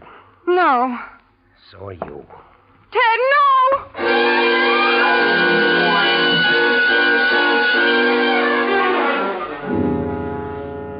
You stand there for a moment looking down at her like a man in a nightmare. The red rage in your mind slowly subsiding, leaving you free to think.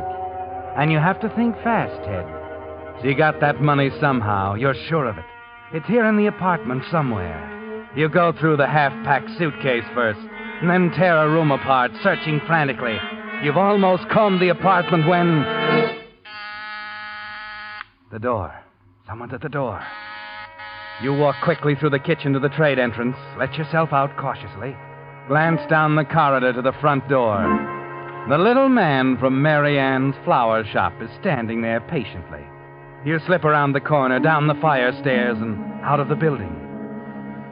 20 minutes later, you're entering the dingy lobby of your hotel.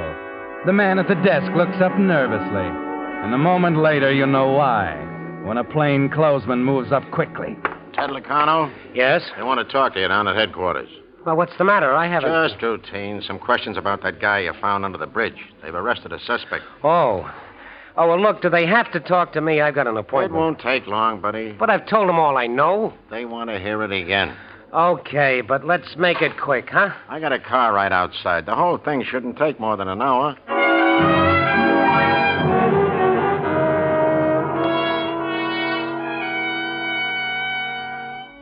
You're still all right, Ted. That is, if you can talk to the police quickly, answer their questions, and be on your way. As you ride across town in the police car, you hope that the little man from the flower shop didn't get into Harriet's apartment or raise any kind of fuss. At headquarters, the lieutenant in charge is almost apologetic. You run through the story, telling it exactly the way you did the first time. The lieutenant seems satisfied. And you didn't move the body or touch anything, Locarno. Not a thing. I know better than that. Just called the officer on the beat, is that it? Right. That seems to cover it all. You see, we didn't have much to go on in this case. Yes, Sergeant? We still haven't been able to talk to the Stark dame. We've called, and Conway's been over to her apartment twice. She's not at home. We've got to talk to her, Sergeant. Break into the apartment if you have to. Bring her in. Okay. Well, I guess I can be running along, huh, Lieutenant? Just one more thing, Locarno. There's a stenographer in the next room here. Would you mind repeating the story to her?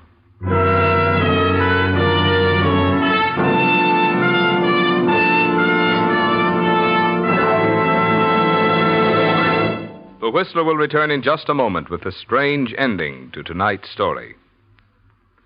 Right now, however, I'd like to say a word about the current trend back to good old-fashioned value in buying. Frankly, we at Signal are delighted to see this.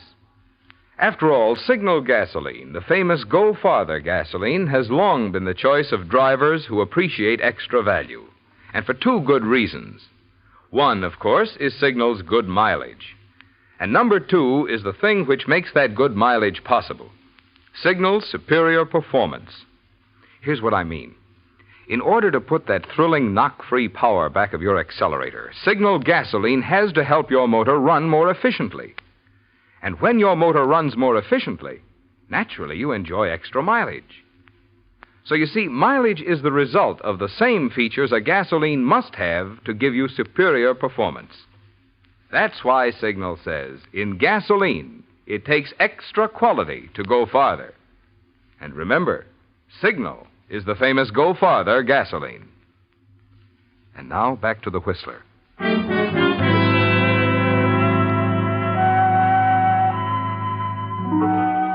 So you have to fight it through for another 5 minutes, Ted. And a police station is the last place in the world you'd choose right now, with a picture of Harriet lying dead in her apartment still fresh in your mind. It's too bad, isn't it, Ted? Everything would have been so different if she hadn't insisted on taking it all. The untapped balance in Edward Reese's fabulous checkbook would have bought the world for both of you. But you have to forget that now. Concentrate on the matter at hand. Tell your story and get out of the police station before the lieutenant's men break into the apartment, before anything develops that will link you to the murder of Harriet Stark. You follow the lieutenant to the door of the stenographer's office. Only take you a minute, Locarno. Mary Ann Oh, Flower wait, Shop. Lieutenant. Mary Ann Flower Shop. That's right. When I read all about Mr. Reese in the papers, I went right up to Miss Stark's apartment. Nobody answered. So I thought I'd come down here and take it up directly with Mr. Reese. Well, I'm sorry. You can't see Miss Oh, Reese she's now. busy, Lieutenant. I'll come back. This guy isn't important. No, later. Look, I tell you it's all right. That guy isn't a witness. He's just been pestering us to let him talk to Edward Reese. Reese? Yeah, he's the suspect I told you about. Knocked off that guy you found under the bridge. You've, arrested him? You've got Reese here? In the tank. And we've got all we need to hang him. But You haven't heard the last of me, young lady. I'll get to Mr. Reese. Might seem small to you people, but when a $69 check bounces, it means a great deal to Mary Ann Flores. And believe me... Why, Mr. Reese, hello. I've been begging them to let me see you. Huh? Did I say something wrong? Why are you looking at Mr. Reese? The man's made a mistake, Lieutenant. You know my name is Locarno. You were there that night in the apartment. Here, I have the check you signed. Edward Reese. Let's see that check. Of course. He signed this? Now, wait a minute. How long has this been going on, Locarno? I tell you, I don't know anything about it. No? Now, just a minute, Lieutenant. I'm not going to stand here and have someone tell me I'm lying. He was in Miss Stark's apartment that night. He wrote this check. He did, huh? Oh, what's wrong, Locarno? You look a little pale. Ever take a crack at forgery before, Locarno? You know, I'd have given you credit for more sense. How did you figure to get away with it? Reese would get wise the minute he saw his bank statement. Reese is dead. He's the guy I found under the bridge.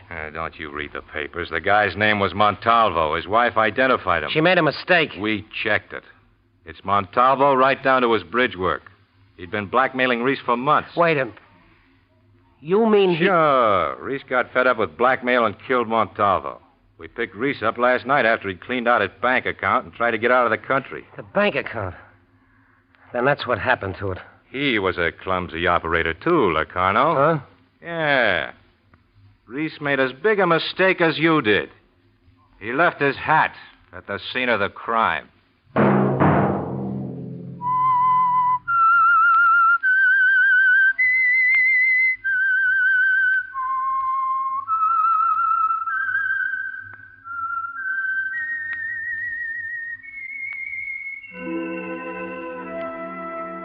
Let that whistle be your signal for the Signal Oil program, The Whistler, each Monday at 8.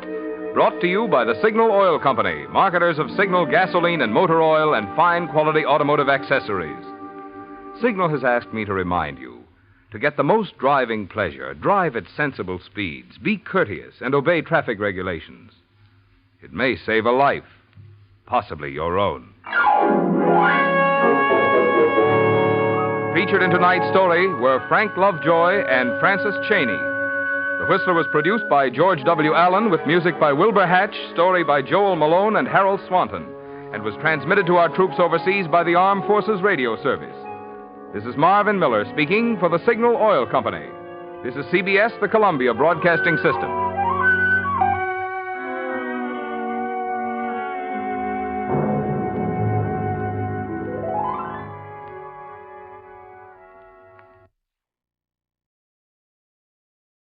Wait a minute. Have you heard the strange tales of the Whistler?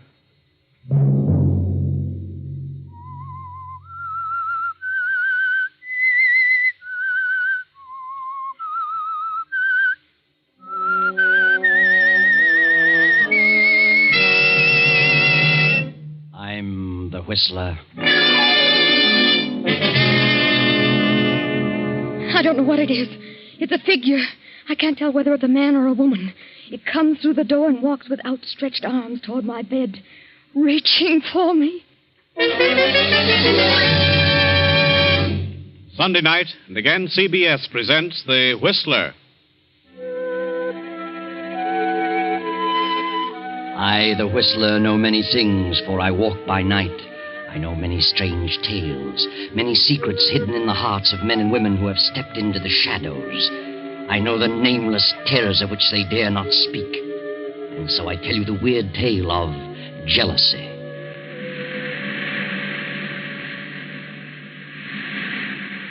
At the edge of the cliff overlooking the sea sits a gray stone mansion, weather-beaten by the storms of several decades. To this mansion, Gilbert Durant brought his bride, Lucia. That was 4 years ago. Gilbert and Lucia were quite happy until last year, when Lucia's half-sister, Beverly, came to live with them. And gradually, something began to happen. At first, Lucia realized that Gilbert's ardor was beginning to cool. He became more absorbed in his writing. Then she felt the cold clamminess of the stone structure almost creep about her and clutch her. Fear grew in her mind, a fear that nearly took her breath.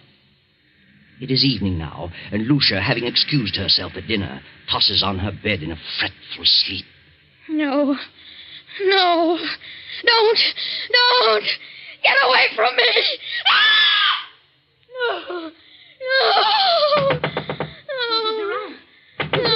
What's wrong? Benson, come in. What was wrong? Why were you screaming? Benson, I must have been dreaming. It was horrible. Well, you're white as a ghost. You're shaking like a leaf. Yes, I know. Oh, Mrs. Benson, I can't stand it. It's driving me mad. That makes the 4th or 5th time I've dreamed the same thing. The same thing in every detail. I've never heard you scream before. It always comes a little closer to me. Tonight, it almost reached me. It? What do you mean? I don't know what it is. It's a figure. A human figure. But I can't tell whether it's a man or a woman. It comes through that door and walks slowly across the room with its arms outstretched, reaching for me.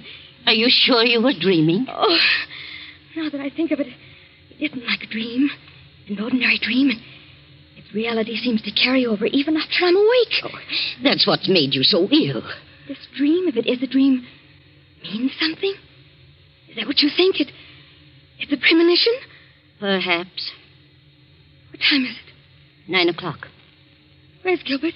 Your husband went horseback riding over an hour ago. Your sister went with him. Beverly? Why didn't he ask me to go? Well, you know you haven't been feeling very well lately. Oh, yes. Yes, of course. Well, if you're feeling better, I'll go back to my room. Oh, yes, I'll be all right. Good night. Good night, ma'am. Beverly. Gilbert and Beverly.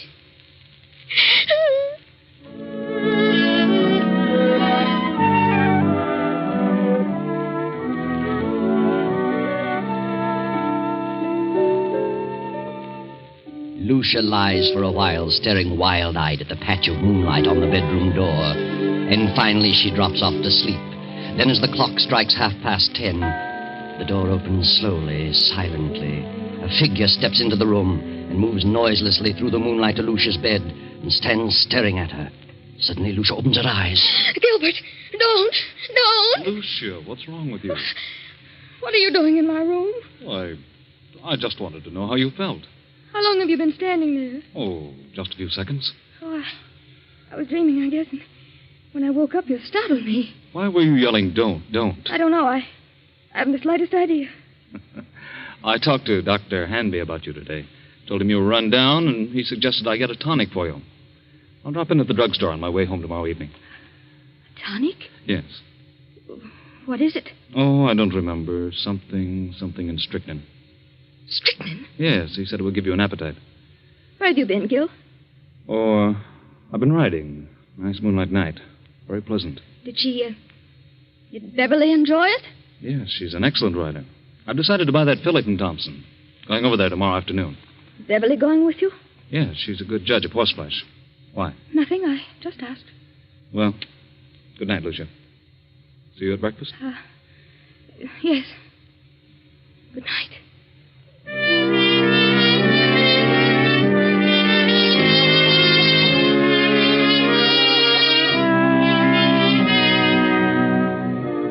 Lucia waits till she hears her husband turn out his light, then slips quickly to her door and quietly down the stairs to the library.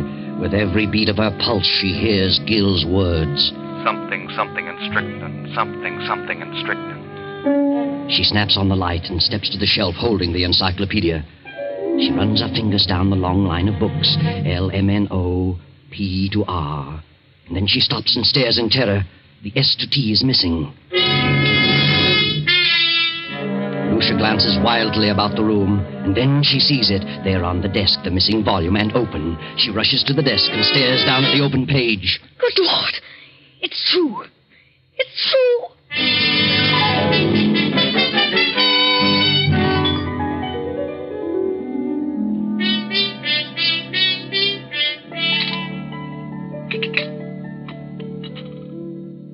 I'll tell you what, Beverly, I'll leave the deal entirely up to you. Up to me? Oh, Gil, that's not fair. Why not? Well, suppose she turns out to be a lemon. I don't think she will, because you're going to have the job of training her. Oh, you certainly flatter me. Not in the least.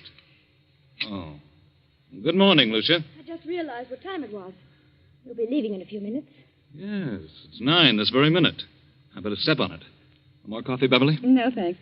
How do you feel, Lucia? Why, better. Much better.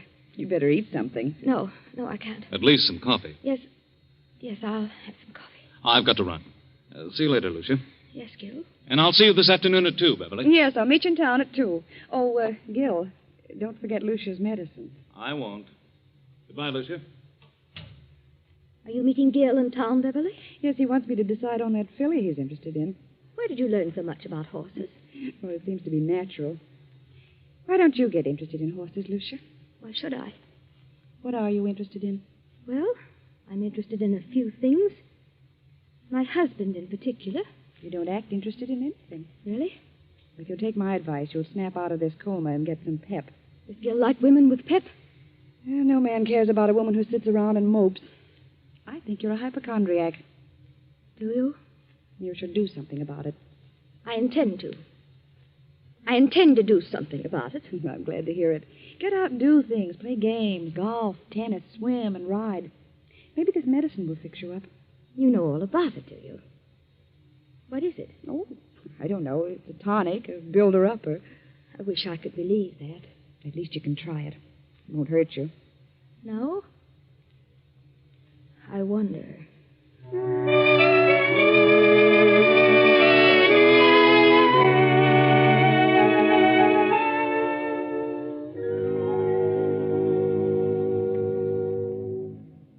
Oh, come in, Doctor. Lucia, what'd you call me out here? What's wrong? I just couldn't make it into town. Oh, it can't be as bad as that. Did Gilbert talk to you about me yesterday? Oh, I saw Gil for a few moments at the club during lunch. Said you were run down. Did you give him a prescription for me? I never do that until I've examined the patient. You didn't give him a prescription. Well, no. What did you suggest for me? Oh, I don't know. Just mentioned a few tonics he might get for you. Spoke of beef iron and wine, and sherry and egg, and I don't remember what else. Then you mentioned nothing specifically. Don't think so. I see. What seems to be wrong with you, Lucia? I don't know exactly. Something has been happening to me that... Well, frankly, I'm afraid I'm losing my mind. Oh, come now. We all feel that way at times. I'm serious. Things happen to me in the night. What sort of things? First, I thought they were just nightmares. But when you have a nightmare, you wake up and the fear's gone. You realize the truth. This vision that comes to me haunts me through the waking hours as well. Vision? Something, I think it's a person comes through my bedroom door, approaches my bed with outstretched arms as though it intends to strangle me. Each time it comes a little closer. My fear is that eventually it will get to me before I wake up. You always dream the same dream? If it is a dream, yes. Who is the person? I don't know. And you don't think it's really a dream? No. I think it's a premonition. Well, have you any basis for such a fear in real life? Is there someone or something that you're afraid of? Doctor, I'm convinced that they're not dreams. And I'm not asleep. Oh, nonsense. I'm positive they're not mere dreams. Well, I think it's all due to your rundown condition. You probably don't sleep as soundly as you should, and so you transfer sounds in the night to dreams, nightmares. That's exactly what I mean. If I'm only half asleep, I may be transferring actual movements and sounds into dreams. In other words, if someone slams the door in the night, I may half hear it and attribute it to a dream. Yes, go on. And perhaps I'm not dreaming. I think you'd better come into town and have a thorough physical. You mean a checkup by a psychiatrist? Well, I may have someone to help me. It's the usual thing, you know. Oh. Oh, Dr. Henry. I'm so frightened. Oh, now. Everything's going to be all right. I'm afraid. I'm afraid that I'm going to die. That someone is trying to kill me. You're not going to die. That's ridiculous. I'll call you and make an appointment. Very well. In the meantime, try not to think about it. Keep your mind on something on the brighter side. Yes, I'll try.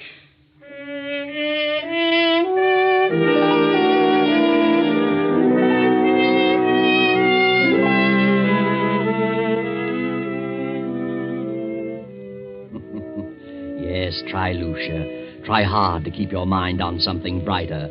But you can't, can you? That awful gnawing of jealousy and fear occupy every moment.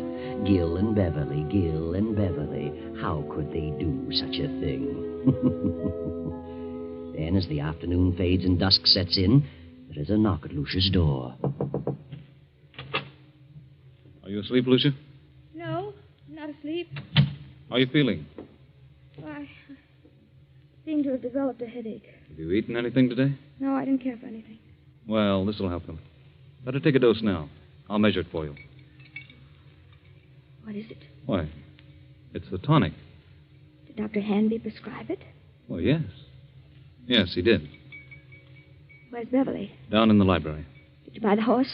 Yes, Beverly thought you was a fine animal.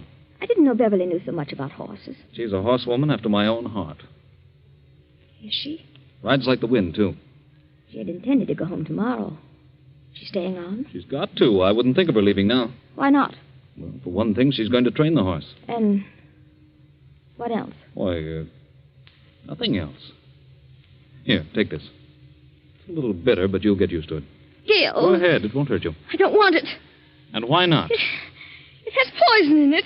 Well, I suppose it does have a little, yes, but only enough to act as a tonic. I don't want it. I won't take it. I won't. Are you going to act like a child? Take it and quit arguing. I won't. I won't. This is ridiculous. I tried to do anything for you, and you act like a spoiled kid. I can't take it. You're impossible, Lucia. I'm afraid. You need this medicine, but you're too confoundedly stubborn. You'd rather sit around and mope all day. Very well, there it is. You can take it or not. Disgusted trying to help you pull out of this. Good night. No, wait, Gil. I'll take it. I'll take it. I don't care whether you do or not. There, I've taken it. Terribly bitter. And take another dose around 11. Gil, where's Mrs. Benson? Why, I told her she could have the night off. Thought she might like to spend the evening in town. You let her off? Yes, she's been sticking pretty close lately. Oh, yes. Yes, she has. Good night. Good night, Lucia.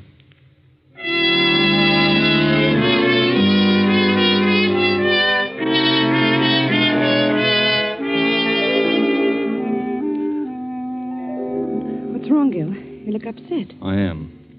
Lucia didn't want to take it. No? Why not? She's afraid of medicine. What are you going to do? She finally took a dose of it. If I know her at all, she'll never take another drop. Well, she's got to take it, Gil. Got to figure out a way to make her take it. It can't be disguised. It's too bitter. Try something else. I'll try and coax her into it again. Isn't there something that tastes more pleasant, or something that you could put in milk or orange juice? I don't know. Well, I'll find something. Of course you will. We've got to. I think Mrs. Benson is the cause of her dislike for medicine. She's keeping her upset. I'm going to let Mrs. Benson go for 2 or 3 days, and maybe something can be accomplished. I'll speak to her now. Well, Benson, what are you doing standing here in the dark? I was just going upstairs to see if Mr. Durant wanted anything before I went out. I see. Oh, by the way, I'm staying home for a couple of days, and I thought that since you've been staying so close to the job, you'd welcome a few days' leave. Leave?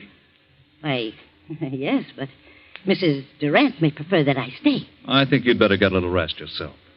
You needn't come back till Friday. But I don't need a rest. You come back Friday. Very well, sir. I'll run up and see her before I go.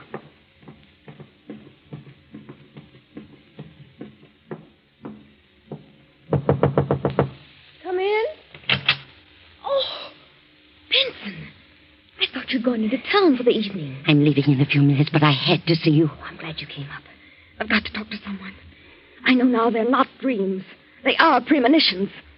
And I know who's trying to kill me. Who? My husband and Beverly. I know. You know? I just heard them talking low in the library. They were talking about the medicine. He said you were too stubborn and probably wouldn't take another dose. And she said he'd have to find some way to make you take it. Then it is poison. They want me out of the way. I got angry because I refused to take it. Oh, yes, and there's something else. He just told me that he would not be going into town for several days and told me not to come back here till Friday. Good Lord. I'll go on into town as planned, but I'll slip back toward midnight and come up the back way. And I won't take a thing they give me. I'll be back at midnight. Thank you, Benson. Good night. Good night, ma'am.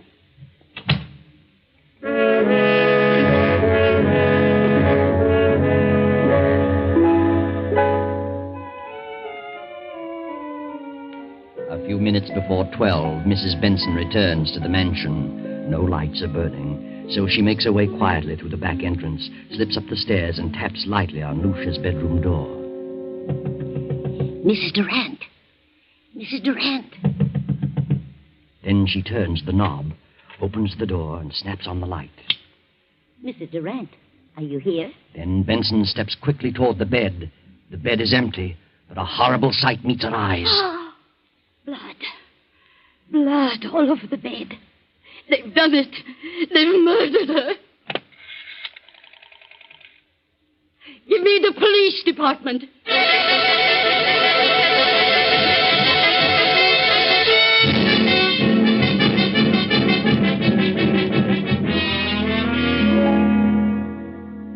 All right, Mrs. Benson. What happened this evening? Well, earlier in the evening, Mr. Durant told me I could have the night off, since I'd been staying close to Mrs. Durant for some time. Mm-hmm. And then later, he said he decided to let me off until Friday. But I didn't want to go, and he insisted. Is there anyone else in the house? Yes, Mr. Durant's half-sister, Beverly. Did you leave the house? Yes, but I went up and told Mrs. Durant I'd be back about midnight. If you had till Friday, why did you come back at midnight? Because we were both frightened. Of what? Well, Mrs. Durant had been having premonitions that someone was trying to kill her. Who was trying to kill her? She didn't know, but she was terribly frightened. Is that all? No. Her husband tried to get her to take some medicine he had brought home. She refused, and he got angry. How do you know he was angry? I heard him talking about it to Beverly. They were in the library, and he told Beverly that Lucia was very stubborn, and Beverly said that he'd have to think of some other way.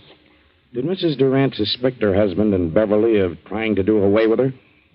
Yes, she did.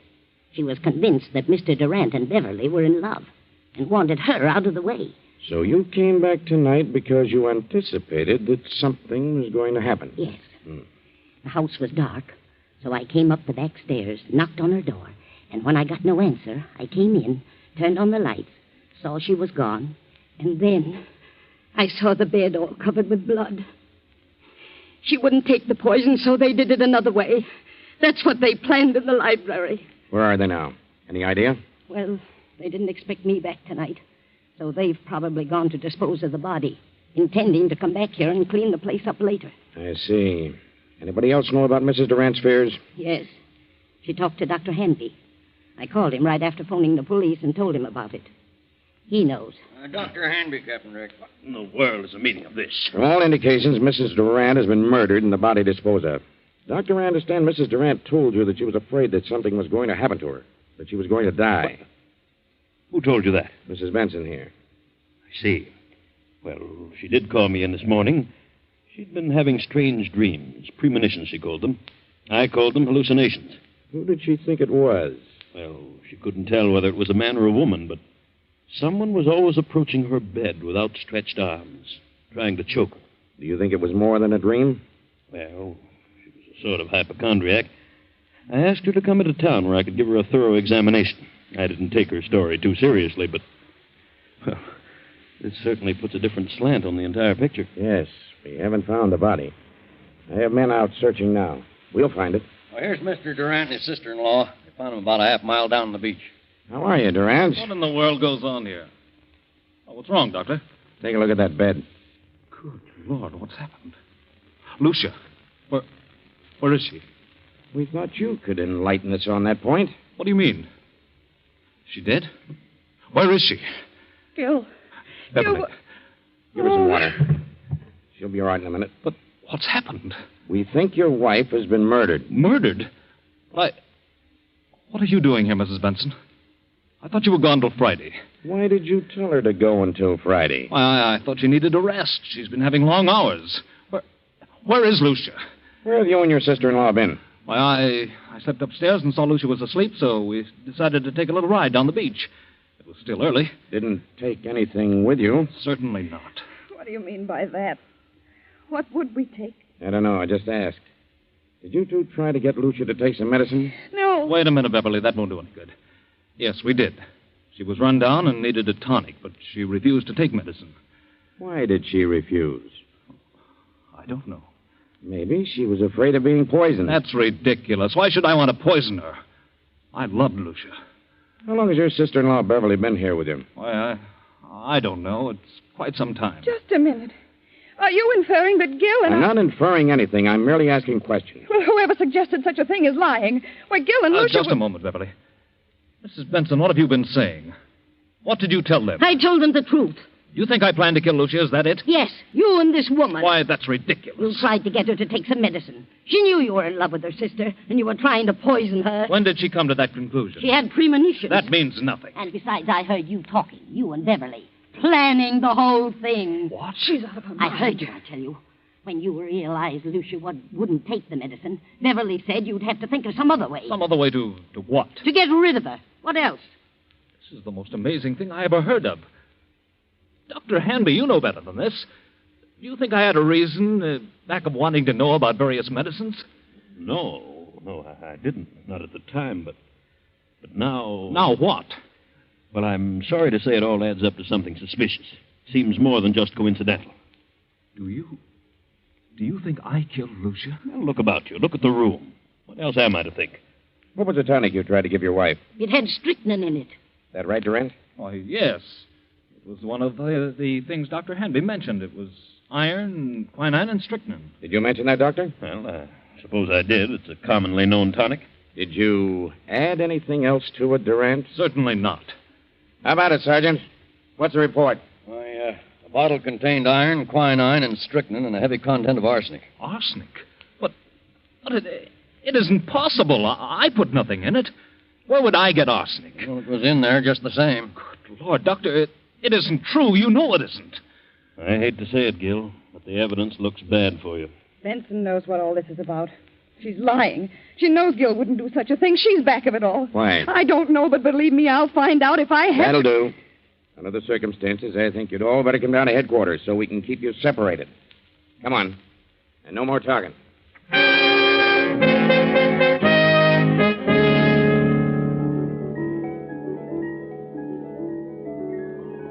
48 hours pass. Hours of relentless grilling, endless questioning. Finally, Gil and Beverly are released on a writ of habeas corpus. Now weeks have gone by, and Lucia's body has not been discovered, and so the district attorney is forced to make a public announcement that in spite of the apparent evidence, no murder charges can be preferred against Gil and Beverly due to lack of corpus delicti, the failure to produce Lucia's body. Now Beverly and Gil are in the library. Beverly, I want you to know how wonderful I think you've been, the way you've stuck right beside me through this thing. I know it's been a trial for you, and, well, you're one girl in a million. Thanks, Gil, but it isn't over yet. They won't stop their search for Lucia's body, and if they find it, we haven't a chance. I know, but what can we do about it? Well, why couldn't we leave the country? Together? Not necessarily. They'd be sure to follow us. We could go separately in different ways, and... And meet someplace later on? Is that what you mean? Yes, that's what I mean. That seems a bit mad. That would equal an out-and-out confession. But, Gil, if they find Lucia's body, we haven't a chance. It's too strong against us. We never could come back, Beverly. Oh, what of it? I don't want to die, Gil, and I don't want anything to happen to you. Beverly, I don't know what to say. I'm frightened, Gil. I can't stay here with such horrible fear hanging over me. I'll go mad. If you don't go, then I will. I'll leave tonight. Please, Beverly, I need you more than ever now. Please don't go. Don't worry, Gilbert. She won't leave you. Lucia. Good Lord. I won't let her leave you. I'll see that you both go together. And stay together for a long, long time. Lucia, what does this mean? We thought you were dead. Disappointed, are you? Where have you been? What happened to you? Coming to that. You thought I was dead. Well, I'm not. I'm live enough to pull this trigger. I've been behind those drapes, and I heard every word you said. Now I know you're in love with each other. Now I know you wanted to do away with me. In love? With Beverly? From the day she came here. She took you away from me. I did not. We never thought of such a thing, never. It never entered my mind. Why do you lie about it? You do love her. Why don't you admit it? I love Beverly? Yes. You certainly have a vicious mind, Lucia. For the first time, I see you for what you really are. I never even thought of such a thing. But now that you mention it, I realize the truth. Yes, I do love Beverly. Gil, don't. Why shouldn't I? And it's Lucia's fault. She's the cause of it. A suspicious-minded devil. She let her imagination run away with her. She built this thing up, and now it's boomeranged on her. Oh, what a mess you've made of things, Lucia. You mean you and Beverly, you didn't plan? Certainly not. You must have been out of your mind. Oh, Gil. Gil. I thought... I was sure. Oh, Gil. I'm sorry, Lucia, but that's the way it is. And you've no one to blame but your own miserable self.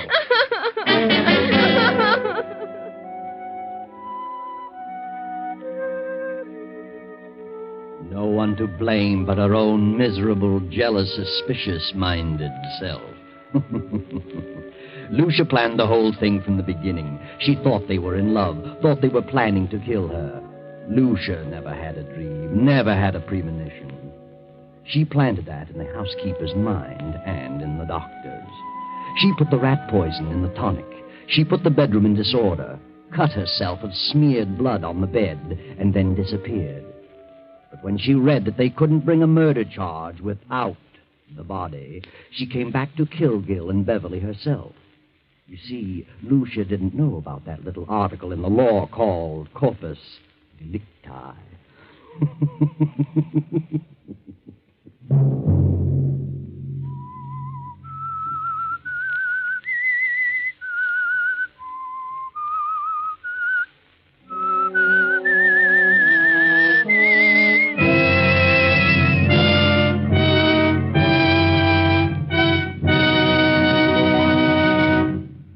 CBS has presented The Whistler. Original music for this production was composed and conducted by Wilbur Hatch. The Whistler is written by and directed by J. Donald Wilson and originates from Columbia Square in Hollywood.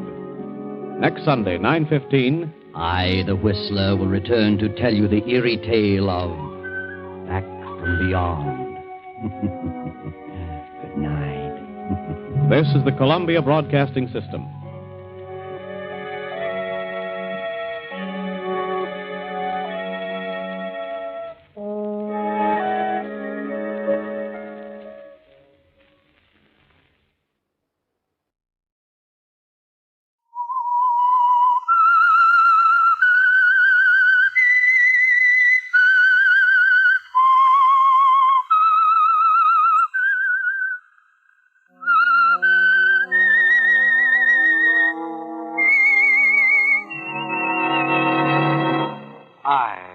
The Whistler, and I know many things, for I walk by night.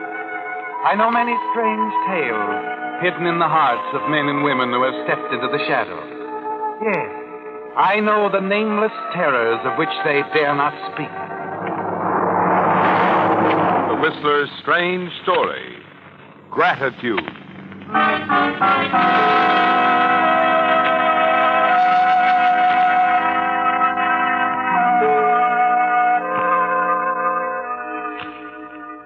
The water surged with the impact of the terrific struggle going on below its surface. Two men tugged and pulled at one another, swirled and twisted free, then locked together again, and the struggle became even more intense. Two men, one young and strong, the other older and fighting with all the waning strength left in him.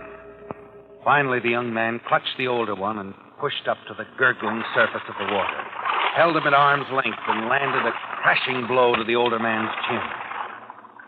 The struggle was over, and the young man, spent and breathless from the ordeal, slowly towed the limp form of the older man to the water's edge. The small crowd which had gathered closed around him, and the older man was lifted to safety. The young man, Cliff Garner, sat exhausted at the water's edge, his eyes fixed on the limp form. You okay, Cliff? Yeah, sure. Shit, all right? They're working on him. He'll be fine, Cliff. And if I know Sid Lorenz, he'll never forget you for saving his life.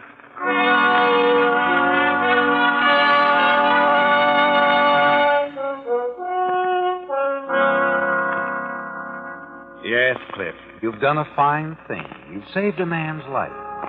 Not just an ordinary man, either. You've saved the life of Sid Lorenz, the famous and fabulously wealthy motion picture producer. And the studio's buzzing with the account of Sid's fall from the superstructure on the set into the tank, and the courageous efforts of the stuntman in the picture who saved him. You, Cliff. It feels good to be a hero, doesn't it? And you're certain that Sid will reward you handsomely for saving his life. Several evenings later, you're the guest of honor at a party in Sid's beautiful hillside home. Helen's with you. Helen Ames, the pretty little movie extra, beaming with pride. Listen, everyone. Listen. Can you all hear me? Thank you. I want to propose a toast to the man who risked his life to save mine. My eternal gratitude to Cliff Garner. Thanks, Mr. Loren. Oh, not at all, Cliff. Okay, everybody. How about some dancing now, huh? Go on, Cliff. You and Helen dance. I want you youngsters to enjoy yourselves. Oh, we will, Mr. Loren. Come on, Cliff. I want to dance with a hero. Huh? Oh, sure. Anything wrong, Cliff? You don't act like the man of the hour. I don't feel much like him either. Let's forget it, huh?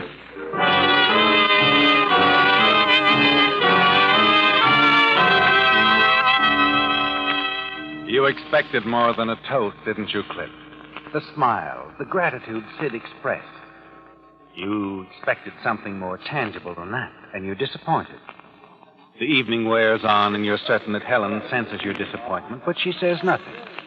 You grow sick of the sight of well-dressed people, of the wealth, the means all around you. Sid's lavish home, his lavish friend, and his eternal gratitude to you, the man who saved his life. And then, about midnight, you find yourself in the library with Helen, Sid, and several of his close friends.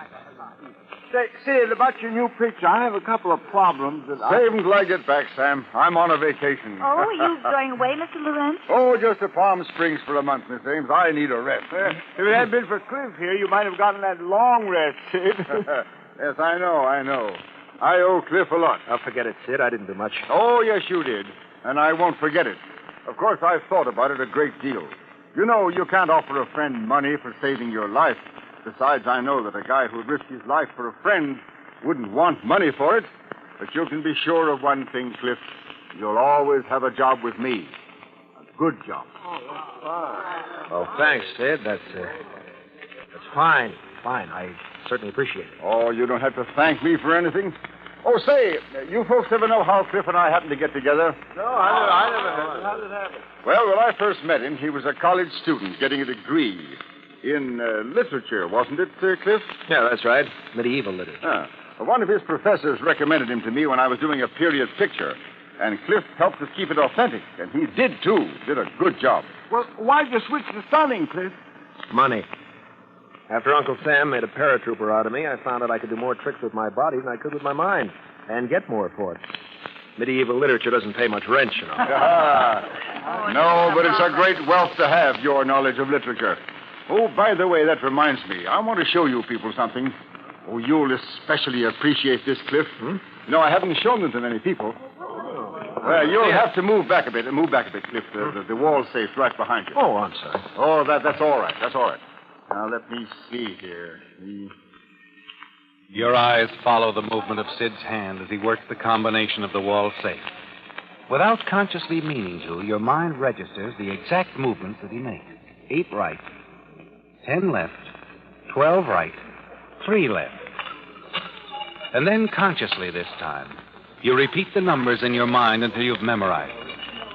And as soon as you can, you'll write them down while they're still fresh in your mind.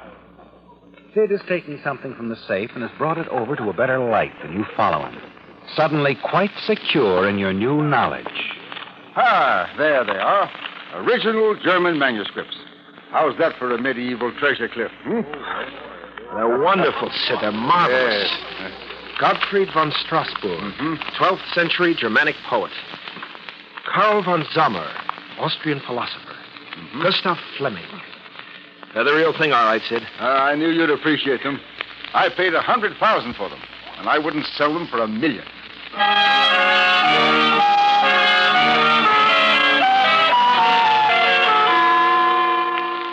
You know the yellowed manuscripts are worth all of $100,000, don't you, Cliff? You recognize their value immediately, and a plan begins to form in your mind.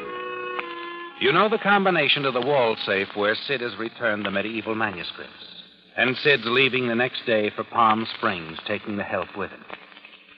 Somehow the fact that Sid didn't reward you financially for saving his life is easier to take now, isn't it, Cliff? You think about it as you drive Helen home from the party. Well, wonderful party, wasn't it? Yeah, fine party. Oh, it was nice of Mr. Lorenz to guarantee you a job that way for as long as he lived. That's what he said, wasn't it? That's what he said. But, you know, Cliff, I suppose this sounds terrible, but I really think he should have given you a reward. Money, I mean. Is it awful of me to feel that way? I wouldn't worry about it. Oh, well, I'm sorry, Cliff.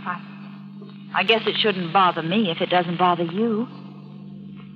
It doesn't bother you, does it? No. Why should it?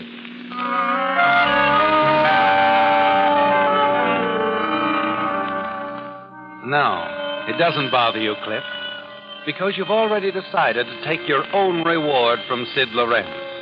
It's a simple plan, and early the next evening you put your plan into action. You drop by Helen's to break your date with her for that night, and then you drive to Sid's hillside home. You park your car down the road and quietly make your way along the high hedge toward the house. Suddenly you hear footsteps ahead of you, and you crouch back into the hedge. A flashlight penetrates the darkness at the entrance of the house. And then you see the old caretaker on his regular tour of the grounds. He turns, goes off across the terrace, and you hear his footsteps slowly die away in the distance. And then you move quickly to the side of the house and the library windows, force a screen, then the window, and you're inside. In a matter of minutes, you have the manuscripts in your hand, and you retrace your steps hurriedly back to the car.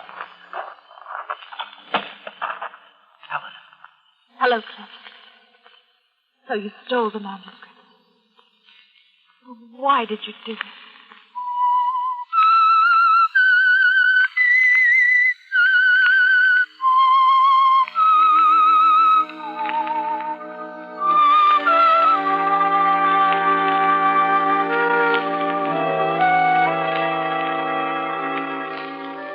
Everything was going smoothly, wasn't it, Cliff?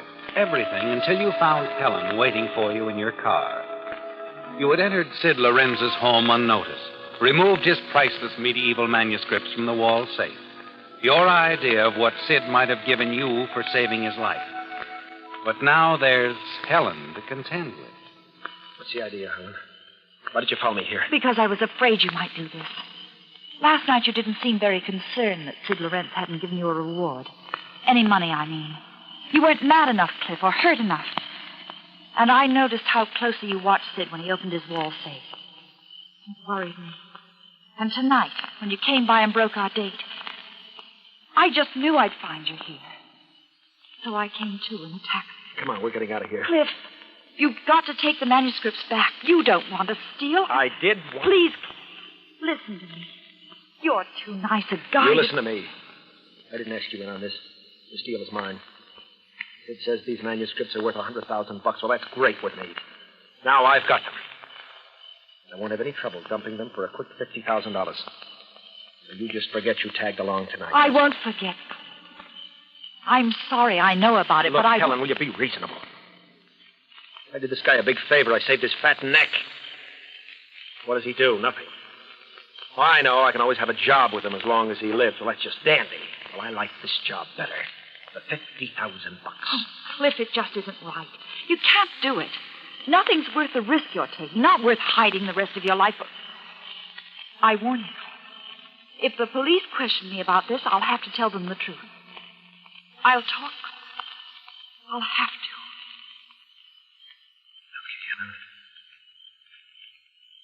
Okay, we'll take him back. We? But I Look, have... want to be sure they get back in the safe, don't you? Come on before I change my mind.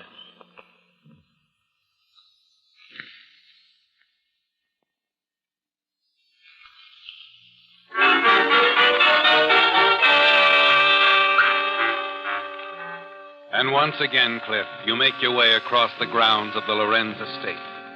The two of you move cautiously past the long row of trees, then out over the broad expanse of lawn bathed in bright moonlight. And then just as you reach the path to the terrace... Cliff, Caretaker. Look out about it. He's coming around this way. You'll see us. Let's get out of here. Oh, but... I said let's go. Hey! you there! Hey! Hurry up, Helen. Hey, you two! Stop!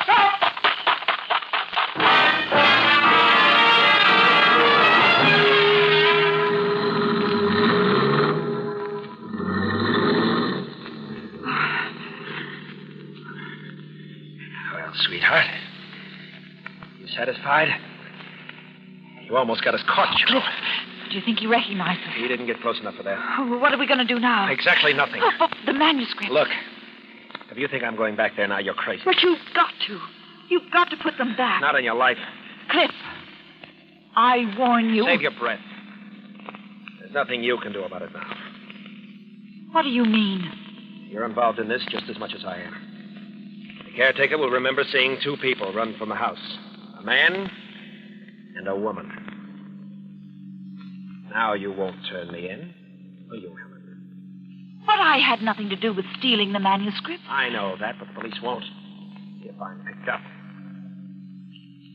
That clear, sweetheart? Yes, Cliff. You've made it very clear.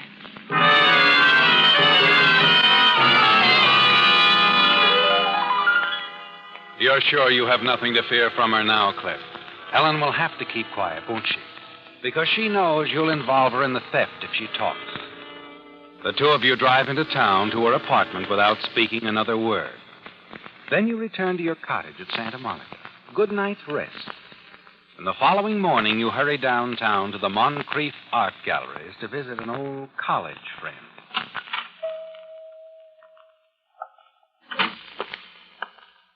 Morning, sir. May I? Well, what do you know? Hello, Stan. Cliff, you old son of a gun. How are you? Fine. How's the art business? Oh, slow, very slow. Say, I am glad to see you. What brings you around?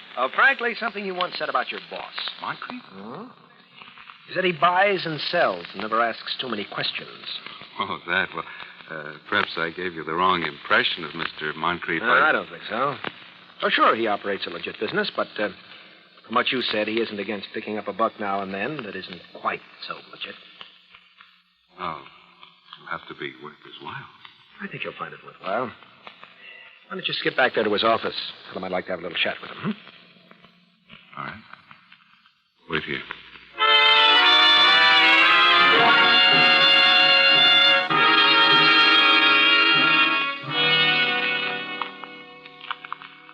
Well, Mr. Moncrief, you satisfied they're genuine? Oh, indeed, sir. May I ask how you were How able... I got the manuscripts isn't very important. Oh, on the contrary, it's quite important. I Indeed. understand, but there's nothing to worry about for the present. They won't be missed for at least a month. You're certain? I'm certain. The owner won't be back in town until the 25th. And then who knows when he'll look into his safe. I see. Well, then, that's time enough. I was told a lot of them was worth $100,000. Not on the market I'll have. No, I guess not. What do you think you can get for them? Ooh, possibly 60,000. 60,000. What's your cut? 30%. You are high-priced, aren't you? Okay, 30% it is, Mr. Moncrief. Good. Leave the manuscripts with me. I'll call you in a few days.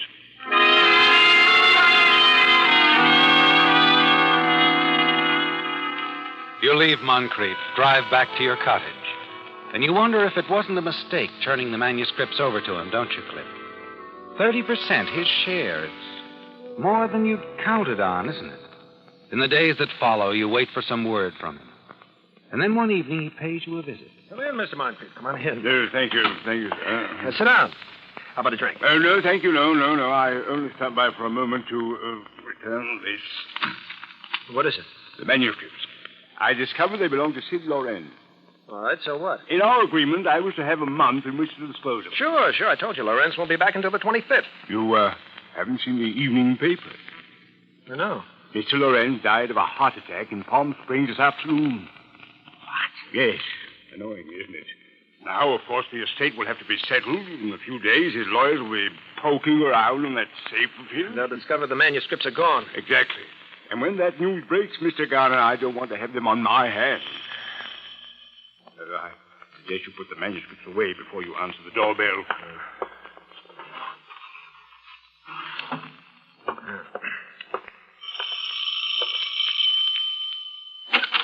Hello, Cliff. Oh, it's you. Have you seen the papers? Lorenzo's dead. Come on in. Mr. Garner, I really must be going. Now, wait a minute, Moncrief. Sorry we couldn't do business. Look, we can figure out something. I'm afraid not. Good night. Cliff, who was he? Never mind. Well, you heard about Mr. Lorenz. Yes, I heard about Lorenz. Oh, Cliff, you've got to return the manuscript before Don't they start in on that again. But how do you know the caretaker didn't recognize us that night? I don't. But look, if he had, we'd have heard about it by now, wouldn't we? Oh, please, Cliff. While there's still time, take them back. I'll help you. I'll do anything you say. Leave me alone, will you, Helen? If they find you with the manuscripts, it'll mean prison, Cliff. Don't you understand? Prison. Stop yakking, will you? I want to think.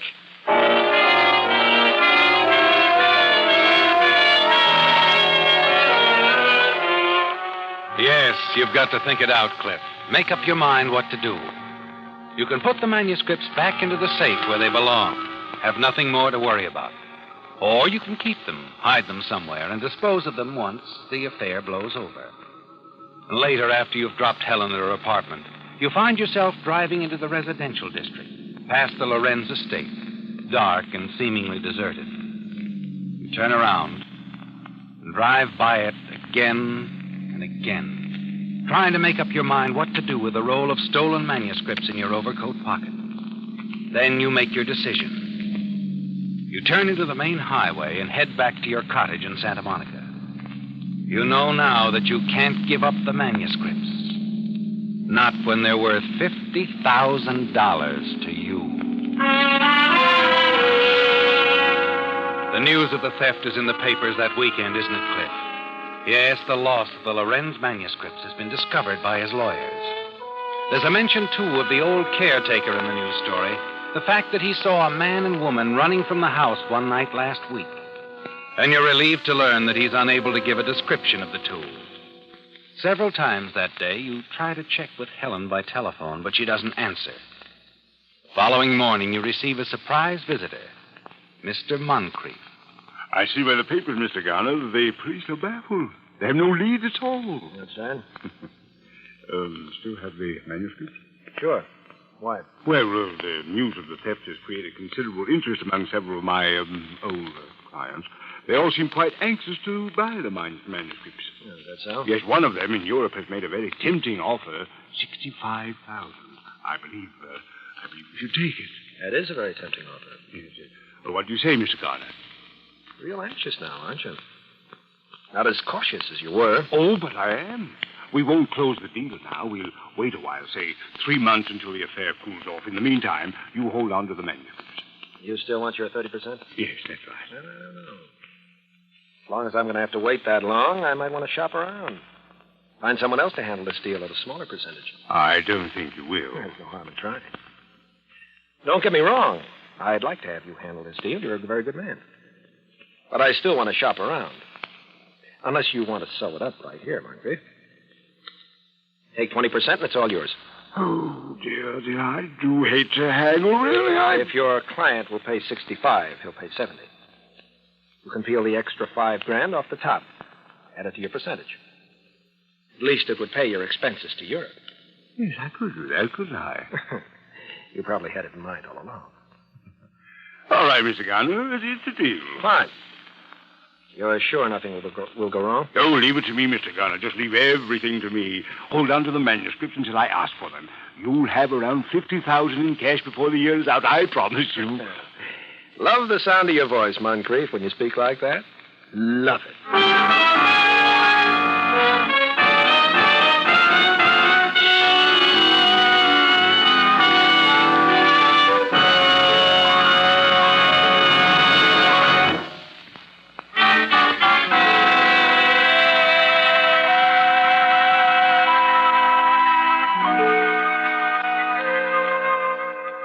It's worked out perfectly, hasn't it, Cliff? You've only to wait a few months or so. Moncrief will dispose of the manuscripts for you, and you'll receive over $50,000. You smile as you realize how close you came to losing it all if you had listened to Helen. If you'd replaced the manuscripts in the safe. Instead, you decided to keep them and gamble. And now that gamble is going to pay off. After Moncrief has left your cottage, you can't resist taking the manuscripts from your desk drawer and looking at them. You settle down in the big easy chair by the fireplace and congratulate yourself. Suddenly, you sit up as you hear a car stop outside your cottage. You move quickly to the window. Police car. Panic sweeps over you as you see two men step out of the police car and start down the path toward your cottage. They're coming here. Helen. She told them. She must have told them. If they find you with the manuscript, Cliff, it'll mean prison. Don't you understand? Prison. Your eyes dart around the room, looking for a place to hide the stolen manuscripts. But it's too late, isn't it? You don't have time. In a split second, you make your decision. It's the last thing you want to do. But you throw the manuscripts into the fire. You stand there helplessly, watch them go up in flames. It takes but a moment, and then they're gone. $50,000. But that's better than going to prison, isn't it? Yes, the police can prove nothing, can they, Cliff?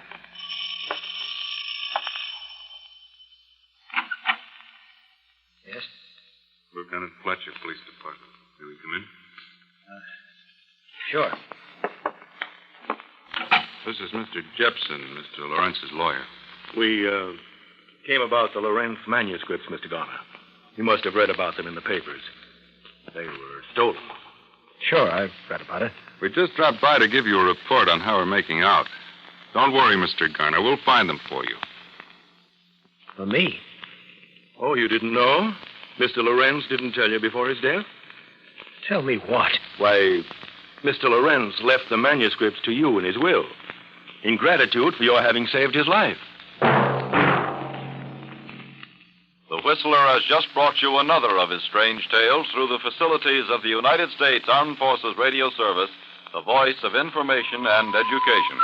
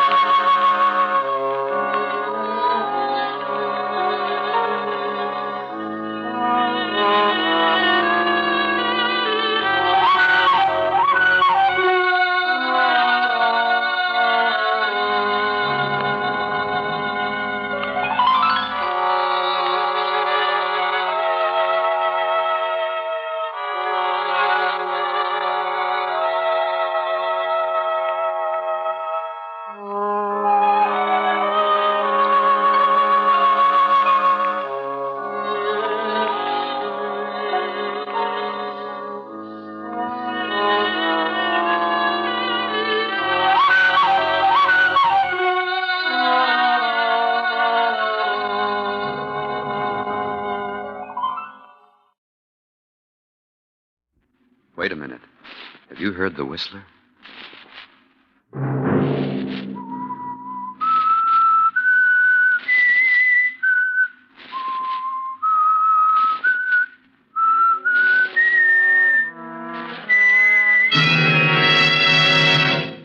I'm the Whistler.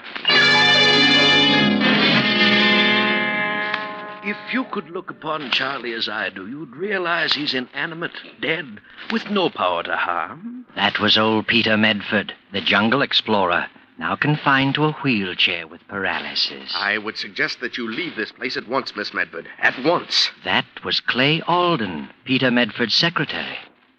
And this is Marie, Peter Medford's young niece. No, no, no. It's no dream. It's here. Here in my room.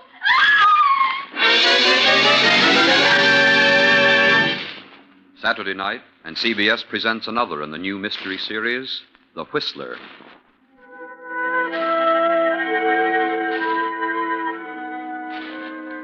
And I, the Whistler, know many things, for I walk by night. I know many strange tales, many secrets hidden in the hearts of men and women who've stepped into the shadows. I know the nameless terrors of which they dare not speak. And so I tell you tonight the strange mystery of the Shrunken Head.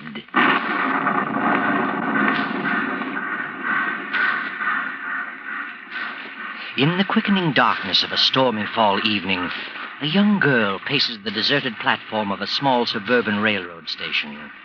From her anxious attitude, we know that she's waiting for someone. But just be patient, Miss Medford. There is someone coming to meet you. He has just now driven up. He is coming through the station door, walking up behind you. Miss Medford? Oh, yes, Sorry to have kept you waiting. I'm Clay Alden. Oh, yes. Uncle Peter has mentioned you in his letters. His secretary, aren't you? That's right. Where is my uncle? He was disappointed he couldn't meet you. Pretty much of a task for the old gentleman to get around these days. You see, he's confined to a wheelchair. Oh, I didn't know. Serious? Legs are paralyzed. Result of jungle fever. Just came on him lately. How awful. Yes, it's a shame, all right. Well, shall we get going? Car's out front. Better run for it or you'll get wet. Yes. I'll take care of your luggage. Thank you very much.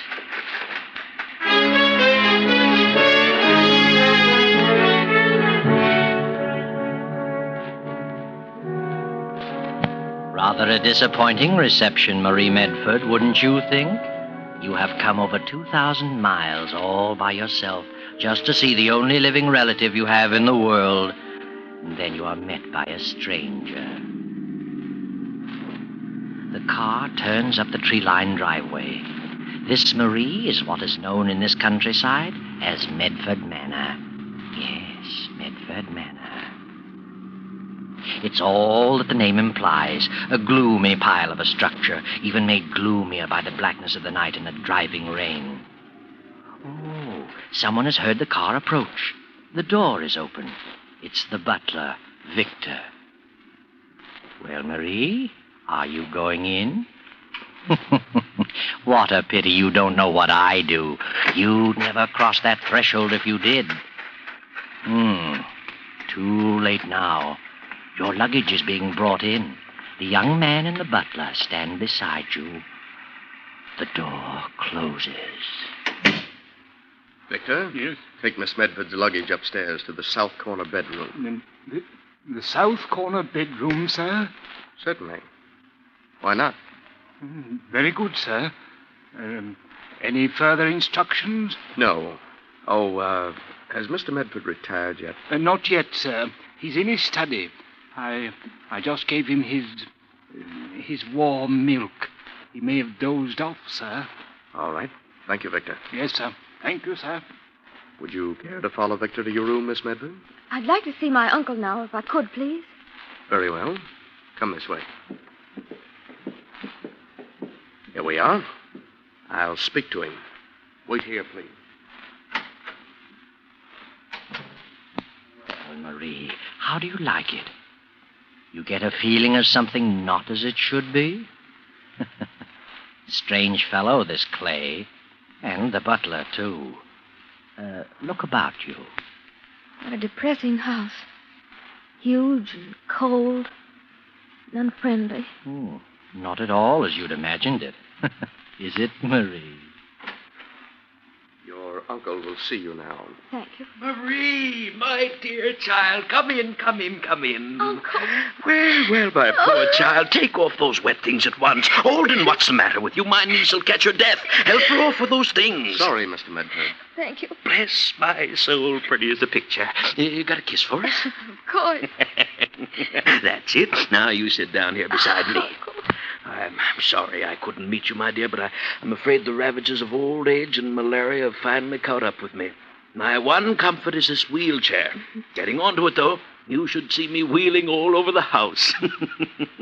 The only thing that baffles me is the stairs. My life is now confined to the first floor only. Oh, pretty bad trip, wasn't it? Seemed endless. Well, you're here now, thank goodness.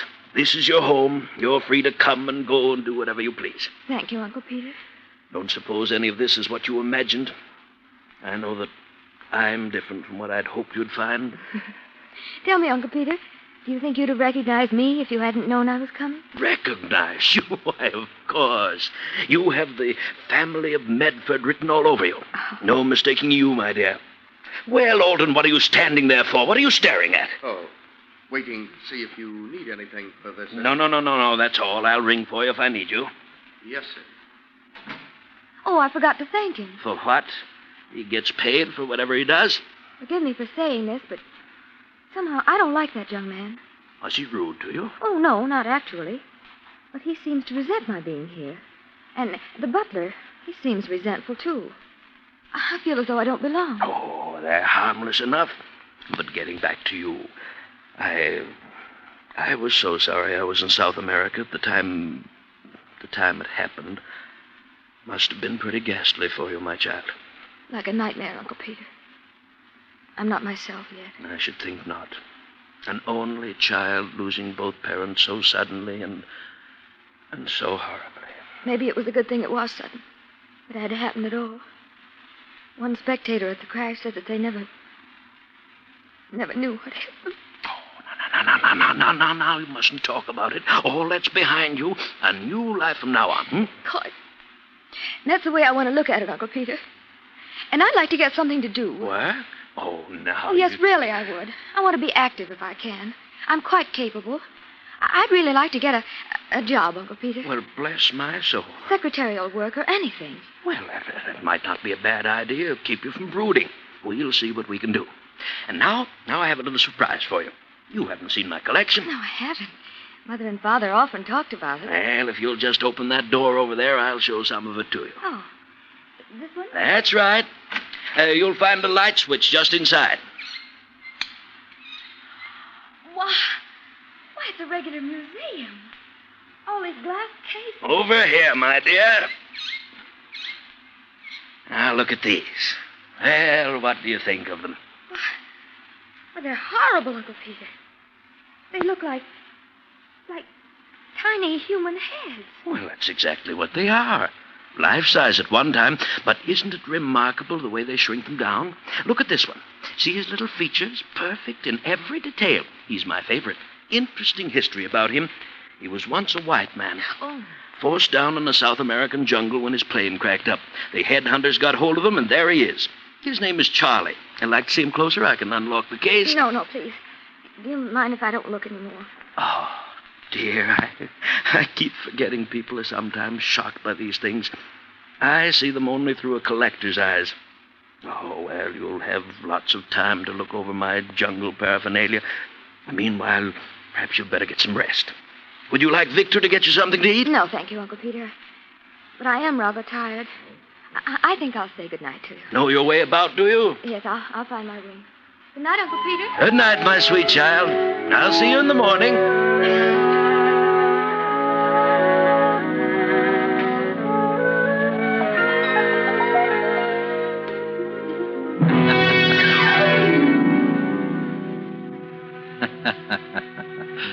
Poor Marie. Know something? You're going to have dreams tonight. Unpleasant ones, too. Well, let's move the clock ahead and go to Marie's bedroom. It's a little after 3 in the morning. She's asleep now. The rain's still coming down. The wind moans outside. Hear it? Yes, Marie's asleep. Looks peaceful enough lying there in that big 4-poster bed. But suddenly she begins to toss. My name's Charlie. My name's Charlie. My name's Charlie. No. Uncle Peter! Oh, how foolish. Only a dream. But it seemed so real. I'm sure I heard it whisper. My name's Charlie. Only the wind. Oh, I wish I hadn't seen that dreadful thing. Miss Medford, are you all right? Who's there? Clay Olden. Oh, yes, Mr. Olden. I just had a bad dream, that's all. I'm quite all right, thank you. Well, if you need anything, just ring. Yes, I will. Sorry I disturbed you. Not at all. Oh, I must get some sleep. Stop dreaming.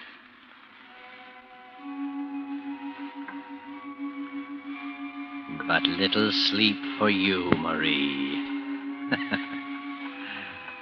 The moments tick by with dreadful slowness. Fearing to close her eyes, she lies staring at the roof of her bed, lying in agony for the moment when that hideous little head will again come floating in through space.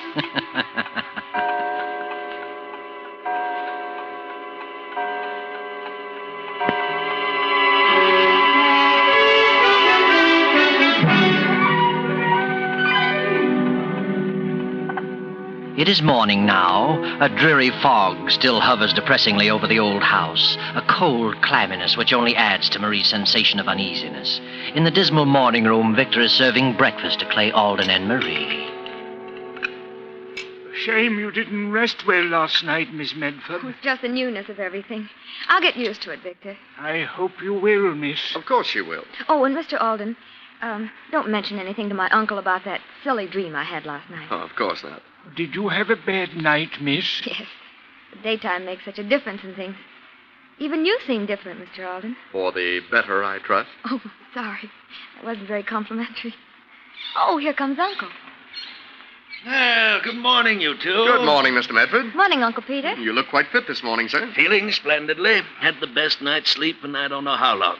And how are you feeling, my child? Quite well, thank you, Uncle. Oh, you remember our conversation of last evening? I mean about you wanting to do something? Yes? I think I've got it for you. Friend of mine named Phineas Drake. Collects books. Just purchased a library complete. Wants someone to catalog it for it. Small pay, but not too difficult. Well, how does it sound? Oh, it sounds wonderful. It's just what I want. Splendid. I'll call him again after breakfast. Can you imagine such an ambitious young girl, Alden? Wants to work, and she's only worth a cool $1 million. Oh, not yet, I'm not, Uncle Peter. Well, whenever you become of age, or whatever it said in your father's will. I thought you knew what it said. I won't inherit my cool $1 million until I'm married. What was that, Miss Medford? You see? Right away you put notions into his head. She said she won't come into her inheritance until she marries. Why her father made that strange provision, I shall never know. But, Marie, you stay your distance from this young man. Oh, Uncle Peter, you're making him embarrassed.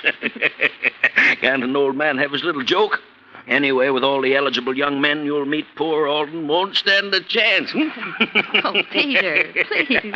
Oh, all right. Victor, where are my eggs? Right here, sir. Oh, yes, soft-boiled eggs. That's your diet. Tell me, my dear, did you find your room comfortable? Oh, yes, it's a lovely room. It's almost like a castle. Oh, I miss my old room, the one next to yours. I haven't been up there in over a month. One day soon I'll have Victor and Alden carry me up those stairs just to see if the place looks the same. Victor, serve my niece some more coffee. Yes, of course, sir.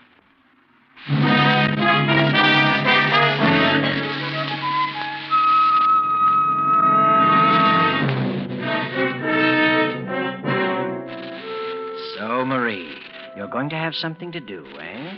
Well, you're an intelligent girl. Should do well at your new assignment. It's harder work than you thought, though. Hours of scanning small print and copying down the individual histories of countless books.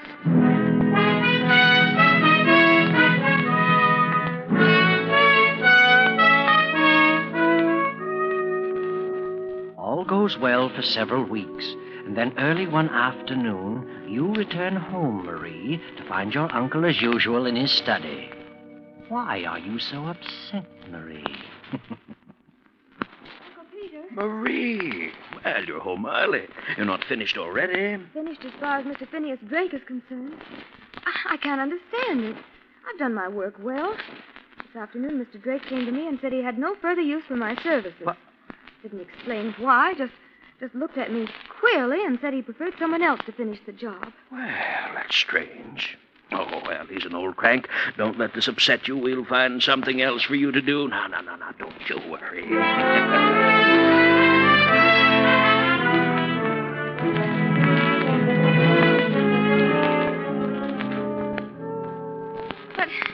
But what's wrong with my work, Mr. Palando? Surely it's been satisfactory. Well, you see, because of the peculiar nature of my profession, I must have someone more experienced. I'm sorry, Miss Medford.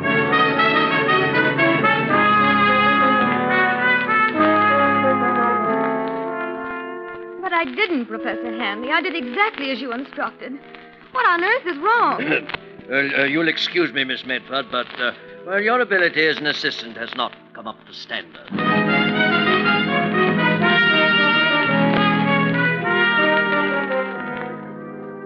Please listen, Dr. Humphrey. I've studied botany, and I've checked this manuscript most carefully. There's not a single mistake. Very sorry, Miss Medford, but they're not all acceptable. Have to get someone else.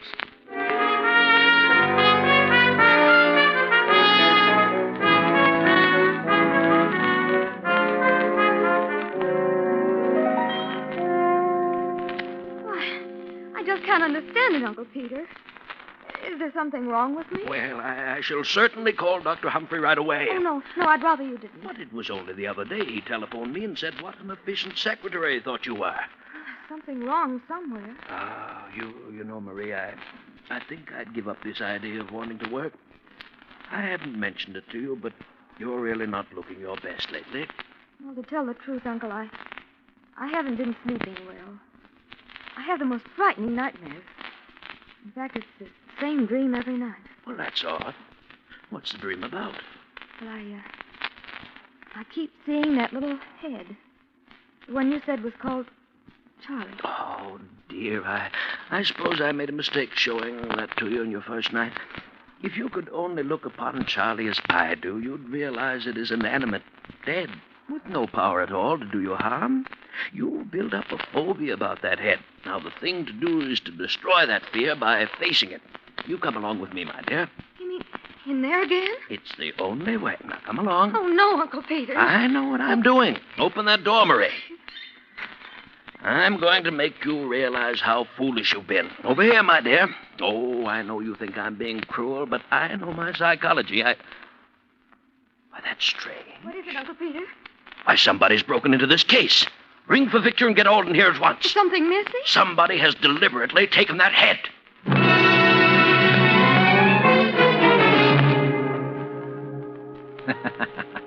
So Charlie is missing, eh? Wonder who could have broken the lock and lifted the little head from its black velvet pad. I wonder. But now, several nights have passed, and still the head called Charlie has not reappeared. Marie has just taken a sedative her Uncle Peter gave her and is now lying on her bed, tossing fretfully, praying for sleep. Sleep, Marie. Tonight? Oh, dear heaven. No dreams tonight. Let me get some sleep. My name's Charlie. No. My name's Charlie. No. My name's Charlie. No. Yes, Marie. Open your eyes and look at me. No. You're holding me in your hands, Marie. Uncle Peter! Uncle Peter! Uncle Peter! What's wrong, Miss Medford? Where's my uncle? He's downstairs asleep. Well, you're frightened out of your wits. Another of those dreams? It was no dream this time. The head. It's there in my room. What? It told me to open my eyes and look at it. And there it was in my hand. I was so frightened I threw it to the floor. Oh, I know dreams can seem terribly Well, real, this but... was no dream, I tell you.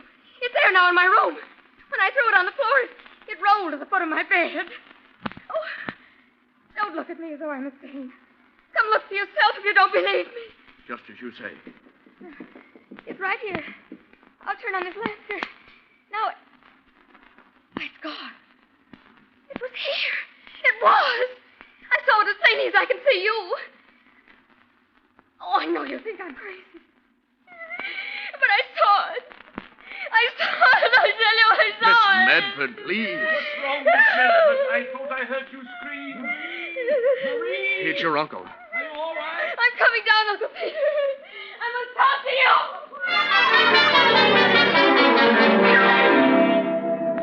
Now, you must get hold of yourself, my dear. Oh, you won't think I'm crazy.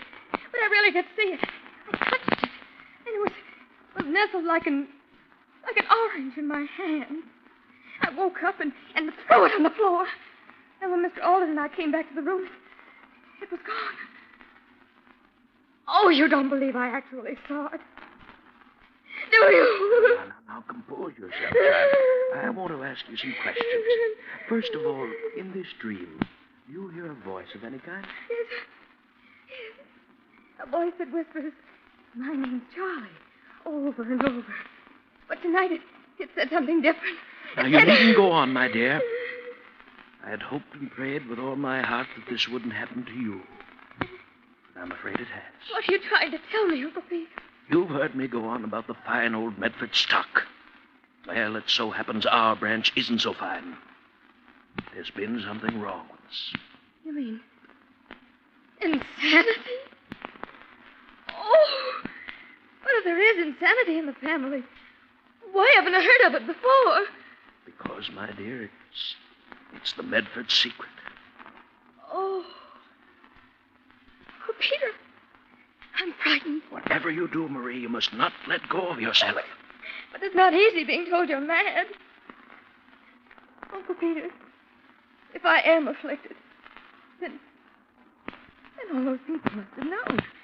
That's why they discharged me. But how did they know?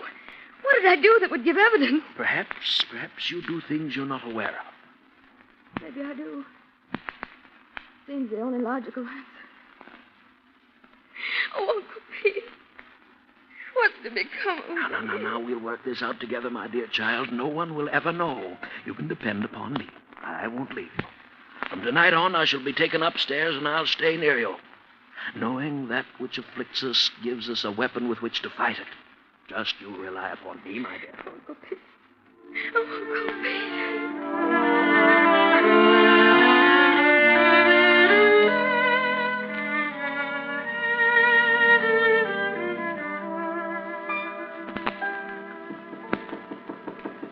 Yes, who is it? Clay Alden. I must see you for a moment. Very well.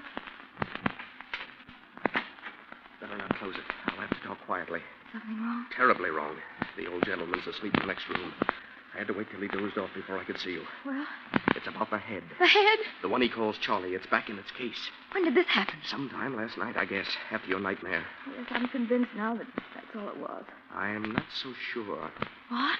When you threw Charlie to the floor, a piece of his ear broke off. I found it after you went downstairs. Here it is. It's Charlie's ear, all right. I checked it very carefully. Oh, no, this doesn't make sense. Did you ring for me, miss? No, Victor, no, I didn't ring. Oh, sorry, miss. Excuse me. Miss Medford, you're in grave danger. You've got to leave this house as quickly as you can and never come back. What's going on in here? Uncle. What was that I heard you telling my niece, Clay? I said she should leave this house and never come back. All the impudence. Alden, explain yourself. I'll be glad to, sir. I think Miss Medford is in danger of losing her sanity as well as her life. What is all this poppycock? Are you trying to frighten my niece? Lord knows she's been through enough. She's been through too much. If she weren't made of pretty stout stuff, she'd have been a gibbering idiot by this time. Alden, you're packing your things and leaving at once. Leaving? I'm afraid you're wrong, sir. I'm not leaving. Not yet. Maybe you're leaving. Now, Mr. Alden, what's the meaning of this? I'm sorry to break it to you this way, but I'm definitely convinced your uncle is a diabolical fiend. I can take so much and no more. Look here, Alden. If you know what's good for you, you'll leave here at once. At once, do you hear? You're pretty anxious to get rid of me, but it's too late. Miss Medford, you remember your father's will. You'd come into your money only if you married. Well, if you didn't marry, Uncle Peter would get the money. And if he could prove you were insane, you'd never be able to marry. You see how it all works out? Why, how dare you, Mr. Listen Alden? to that maniac. Listen to me, Miss Medford. Your uncle, your loving uncle, was the one who telephoned your employers and told them you were crazy. Phineas Drake and all the others told me so today. I don't believe it. Lies! Why, your uncle even told me you were crazy. I know what's happened. He himself smashed the lock and took the head from its case and planted it last night in your room. If you'll stand on a chair and look above your bed as I did this afternoon, you'll see a small radio loudspeaker. It's hooked up to a microphone in the backstairs hallway. The voice you heard was your Uncle Peter. I don't believe you. Last night, after you came out in the hallway, your Uncle Peter grabbed up the head, stepped out onto that balcony, and climbed down the vines to his study. Why, he's as mad as a March hare. How could I possibly be a party to such a monstrous plot? Why, I can't even walk. Look at this ear, a piece of Charlie's ear. I found it in Marie's room. That proves she wasn't dreaming, and it fits perfectly. I've tried it. Why, you... Give me that ear. Give it to me! Uncle Peter, you're walking. Give it to me! Look at him, Marie, standing unaided. Does that prove anything to you? Uncle Peter. Oh, and it's true. All right, it's true. I can walk. But you are insane, Marie. Insane. You'll never marry anyone, Marie. I'll see to that. Victor, grab him. Don't move, Mr. Medford. Easy now. Don't believe what Alden says. You're crazy, Marie. There's no escaping it. You'll have those dreams, and Charlie will visit you every night. You'll hear him saying, "My name's Charlie. My name's Charlie. My name's Charlie." Hold him, Victor. Got him, sir. I think you're the one who's crazy, Medford. Maybe that could be proved. Take your hands off me. Take it easy now, Mr. Medford. Take it easy. There's nothing wrong with me. You know it. Is the car ready, Victor? Yes, it's ready. Come in, gentlemen. These are the officers. Then you'd better take him away. Yes, sir. Please come quietly, Mr. Medford. I'm not crazy. I'm not. Hello. You're lying on me. Lying. Lying. Do you hear? You're lying. I'm terribly sorry about this, Marie. Terribly sorry. But it's all for the best. How can it be for the best? But think what this means.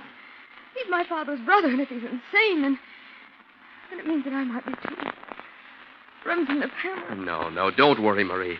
Don't worry. You're safe. You're perfectly normal, I know. No? Yes. You see, he wasn't your real uncle. He was your father's foster brother. I found proof. So you see, you've nothing in the world to fear. How do you know that? Someday, Marie, I'll tell you all about it. Tomorrow, maybe. Why don't you tell her now, Clay? Tell her why you were working as Peter Medford's secretary. Because your father was Peter's partner, his partner. That your father was ruined in business by Peter and killed himself in disgrace. That you suspected him of having cheated your father. That you came to find the evidence and discovered in time Peter's diabolical plan to prevent Marie from ever marrying. Better tell her, Clay. I would.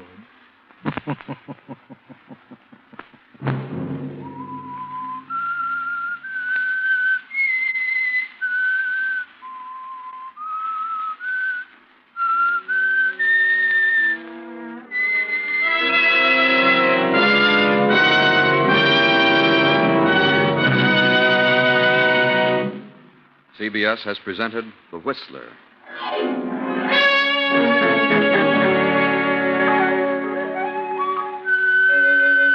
Original music for this production was composed and conducted by Wilbur Hatch. Tonight's Whistler story was written by Joseph Kearns, directed by J. Donald Wilson, and originated from Columbia Square in Hollywood. Next week, same time, I, the Whistler, will return to tell you the strange story of the cursed. Good night. This is the Columbia Broadcasting System.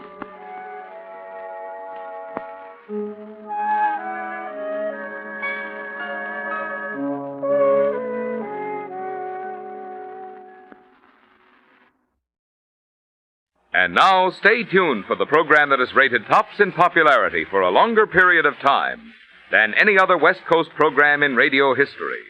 The Signal Oil program, The Whistler.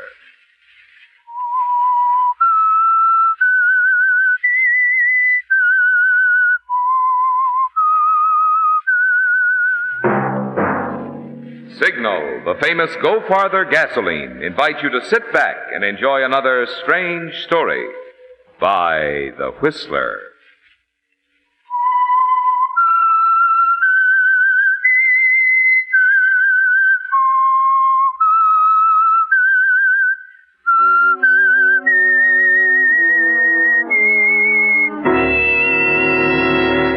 I am the Whistler, and I know many things, for I walk by night.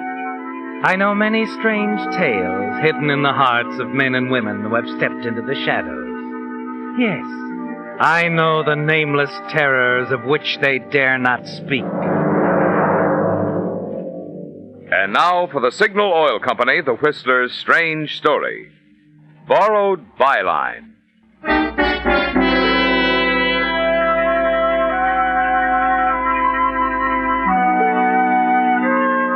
The trip from Calcutta to Hong Kong had been hot and dull, and Craig McKelvey was glad when the slackening of the ship's engines told him they were moving through Laiman Pass into Hong Kong roads. At the railing outside his stateroom door, he could see the lights of Victoria rising from the jam-packed esplanade to the luxurious villas high up on the peak, and off to the starboard other lights marking Kowloon Point on the mainland. He was glad now that he'd taken the bull by the horns and come here. Calcutta was a fine place for a year, even 2, but 6 years had been too much. And when the opportunity for some quick money had come, he decided to take it and come to Hong Kong, orders or no orders. 5 minutes after the gangplank had been lowered to the dock, there was a knock at his stateroom door. Craig McKelvey smiled as he turned to open. Solandrum hadn't changed a bit, still as prompt as ever. Well, Alphonse Solandrum. Good evening, McKelvey. Nice to see you again. Yes, indeed. Have a chair. Thank you. Let me fix you a drink, Solandrum. Scotch and splash? You're very kind. Oh, on the contrary, I'm very practical. You always discuss business better over a drink. And I know the wire you sent me had a deal in it somewhere. I thought I made that clear.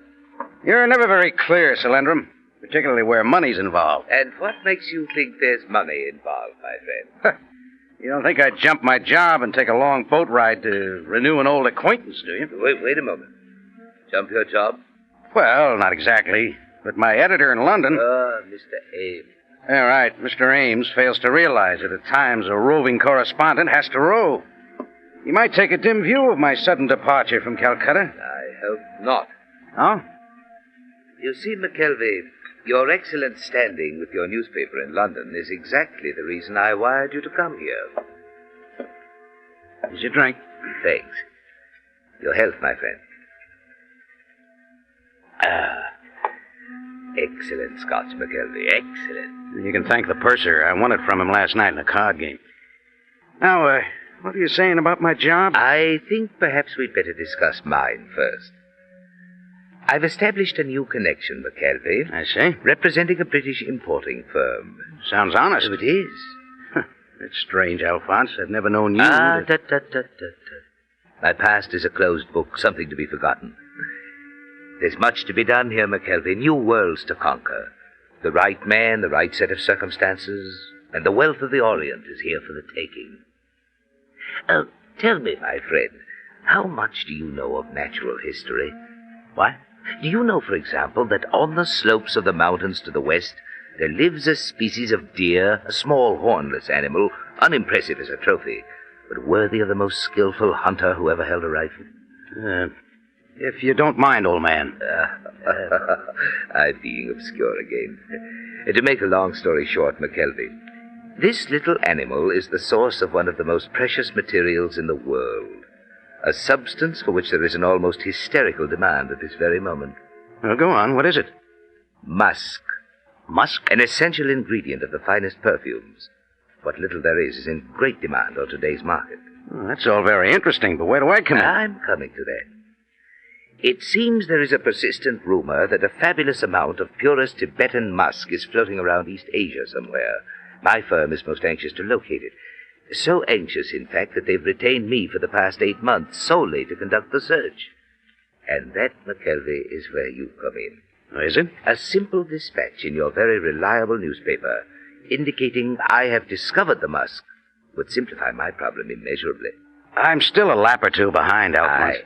I know I can be frank with you, my friend.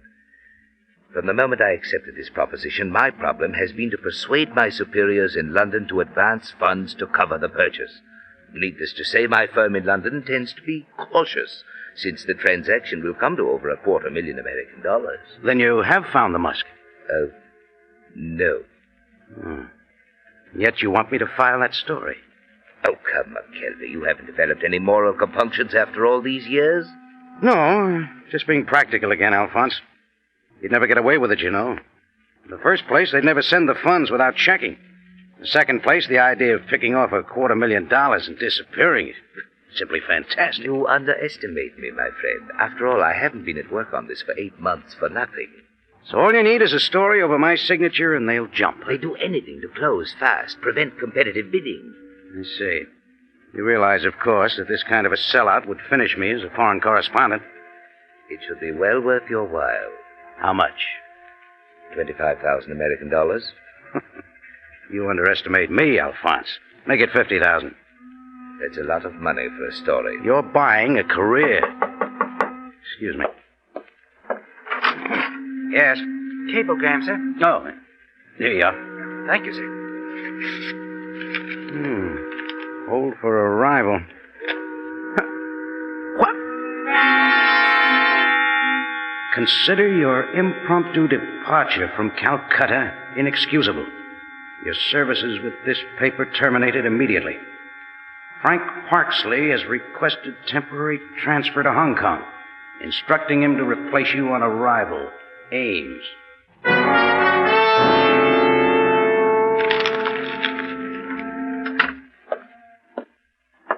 Anything interesting in your cablegram?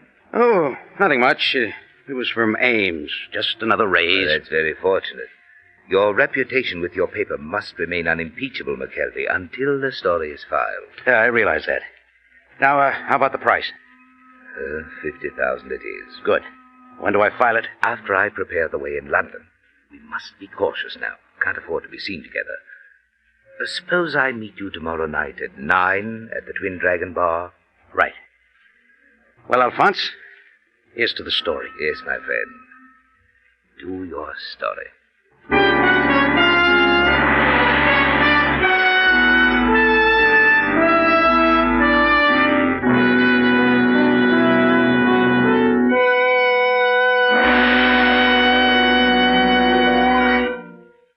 The high-compression engines of many of today's newer cars are designed to perform best on a premium-quality gasoline such as Signal Ethyl.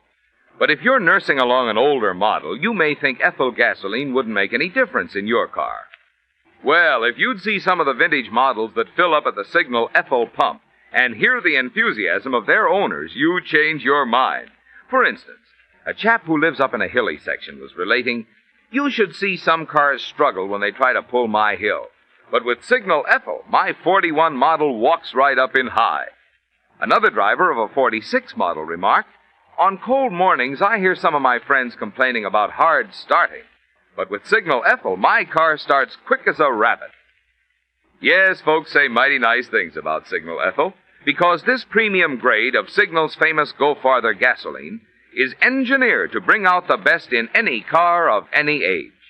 So if you're not getting the fun out of driving you used to, why not try this little experiment? Do as new car buyers do. Treat yours to a tankful of Signal Ethyl.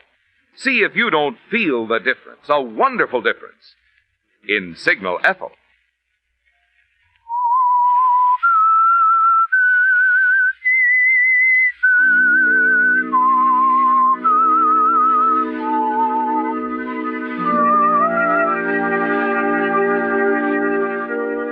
It's strange, isn't it, Craig? At the very moment it became clear that your position with the paper in London meant everything to you, with Alphonse Salendrum sitting there in your stateroom ready to pay you $50,000 for that false dispatch.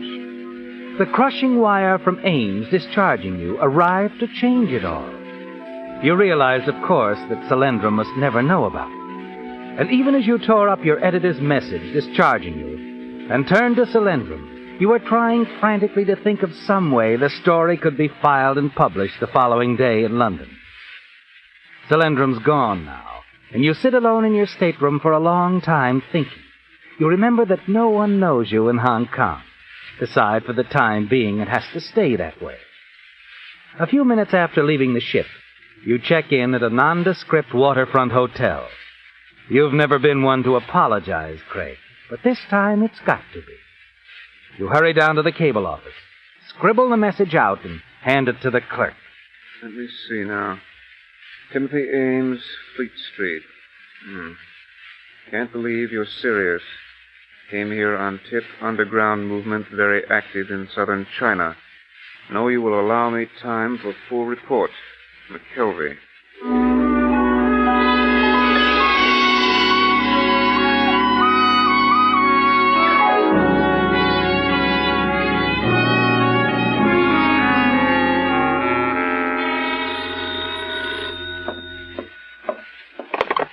Yes? Mr. McKelvey, Yes, speaking. we have received a cable for you from London. Oh, would you please read it? Repeat, you are relieved immediately. Oxley arriving Hong Kong SS Malaya soonest. Ames. I see. Any answer? No answer. But at that moment, Craig, as you hang up the receiver, you know there has to be an answer. That the story must be filed somehow, even if you have to use Frank Parksley's name. That with $50,000 involved, nothing is going to stop you. You call the porter's desk. Porter's desk. When is the steamship Malaya due in? Malaya? Sunday night. Thanks.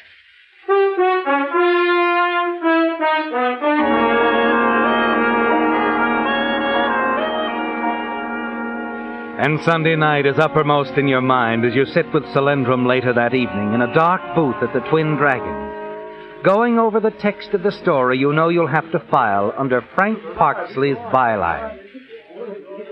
You've got that straight, McKelvey. Negotiations are underway. Mind you, nothing more. We must not imply the deal is anywhere near closed. Of course. They must fear competition, you see. Rival offers, higher bids. I see. When does it go? Tonight. Tonight, huh? Yes, we can move fast now. Everything's in readiness. Oh, aren't you being a little hasty? Why do you say that? Well, it's very simple. The heaviest advertising days are at the end of the week. Our story might end up on the press room floor. Oh. Well, then, what do you suggest? Sunday night. We can't miss if we aim for Monday's late edition. Oh. Well, I hate to wait now. You've got to wait if you want to be sure. Well, all right, McKelvey. I'll leave it up to you. Sunday night.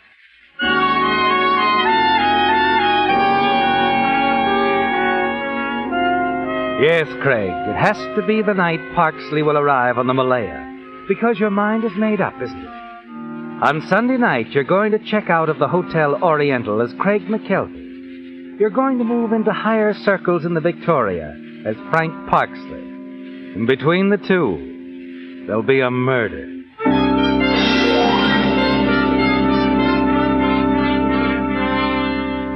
Sunday night finds you at the dock waiting, looking up at the sleek side of the passenger vessel that just pulled in, the SS Malaya.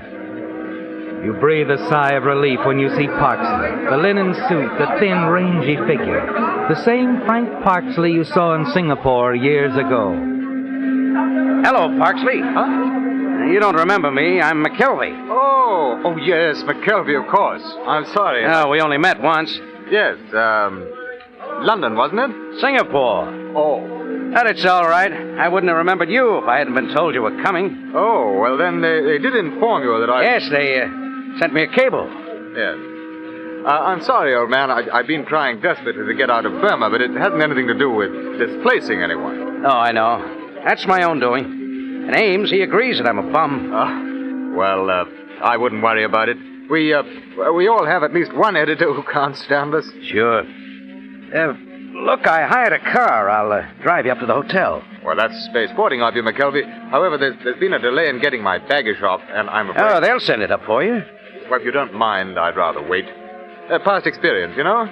Somewhere in the Orient, there's a typewriter, 3 suits, and 6 pair of my best Argyle. Yeah, I know what you mean. So we wait. Yes, if you don't mind. I insist. You don't know Hong Kong, Parksley, but it's like the baggage. A man can get lost here.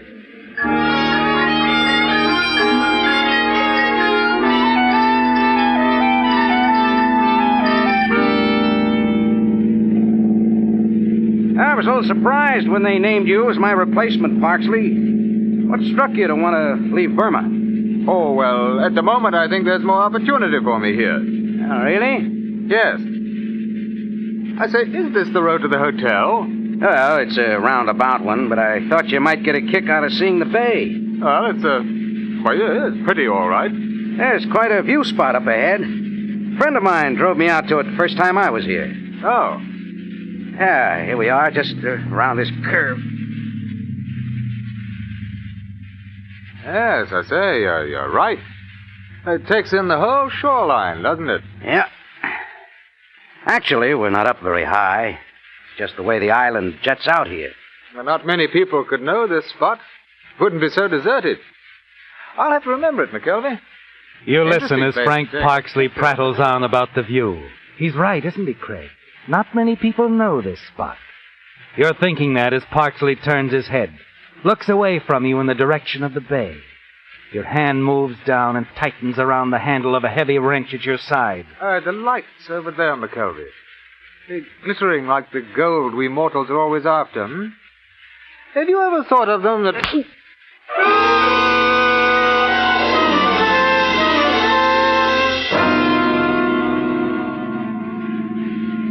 The drive back to town gives you your first chance to really let down since meeting Frank Parksley. It's over now, Craig. You did it. Killed Parksley and sent his body, heavily weighted with stones, over the side of the cliff and splashing into the waters of the bay. You're glad now that he insisted on waiting for his luggage. You have a use for it, haven't you? Yes, at Parksley's Hotel. But not before you return the rented car and attend to a few things at your own hotel. Oh, you leave, Mr. McKelvey? Yes, checking out, Sam. Getting passage on the Malaya.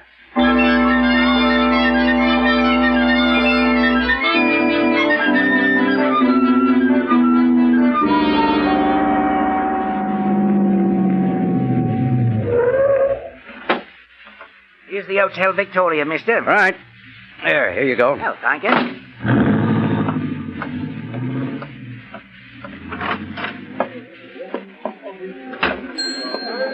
Front, boys! Front! Oh, yes, sir. I wired for a reservation. The name is Parksley. Oh, yes, I remember. If you'll just sign this card, Mr. Parksley. Very well. And it's room number 402. Here's the key. The boy will take your bags. Fine. All right, Sonny, let's... Well, if it isn't my good friend. Solandrum. Yes, indeed, my dear man. You go on ahead, boy. I'll be right up. You said yourself we shouldn't be seen together. But not here, not here. I'm in room 402. If there's anything to talk about, wait about a half hour and then meet me there. As you wish, my friend. Room 402.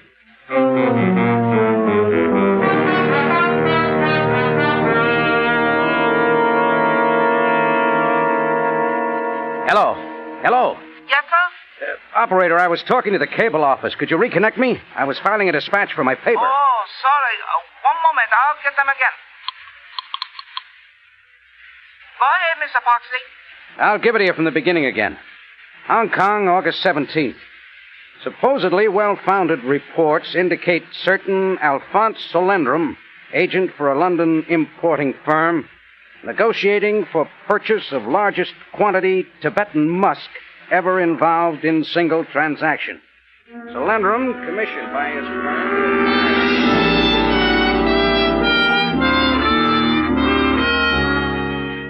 A few minutes later, and it's over, isn't it, Craig? You hang up the phone, sit back, and breathe a sigh of relief. You worked fast, didn't you? And it went through. Everything you said. The report will appear in the London paper. You've managed to keep your promise to Solandrum, haven't you, Craig? With the aid of Parksley's arrival and sudden departure. Now all that's ahead is to wait and collect your fee. Hello, my friend. Come on in, Solandrum. I trust you feel free to talk now, my dear McKelvey. Anybody see you come up? Why are you so nervous? You're not at all the man of iron. Never mind. Just don't like to ask for trouble, that's all. I did a serious thing. I hope you appreciate that. You've already filed the dispatch? I have. Oh. What's the matter? Don't tell me it isn't going to work. I have better news, McKelvey. Much better. News that will preserve your integrity as a correspondent. What are you driving at? Supposing I were to tell you that anything you said concerning the negotiations for my firm in London were true. Is that what you are telling me? Exactly. At long last, after 8 months, mind you, I have been contacted by letter. The man who has the musk wishes to discuss business with me. Now, wait a minute. We had an agreement. Oh, please, my friend, I'm forgetting. Not for one moment. As you say, we had an agreement, a gentleman's agreement. And because of it, you will receive the amount I promised. But if you have to make a legitimate purchase... I'm not above such an action, McKelvey, not under the right circumstances.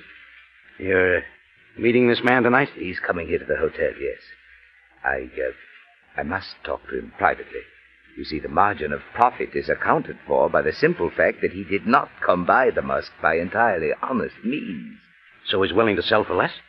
I am buying the musk for exactly half the price my firm will pay. I see. Very neat, Solandrum. So you need have no concern over your share. I'll bring it here to your room the moment my guest departs. Sorry, Solandrum. I hate to be indelicate about it, but I'm in too deep. We'll wait for your man right here. Together.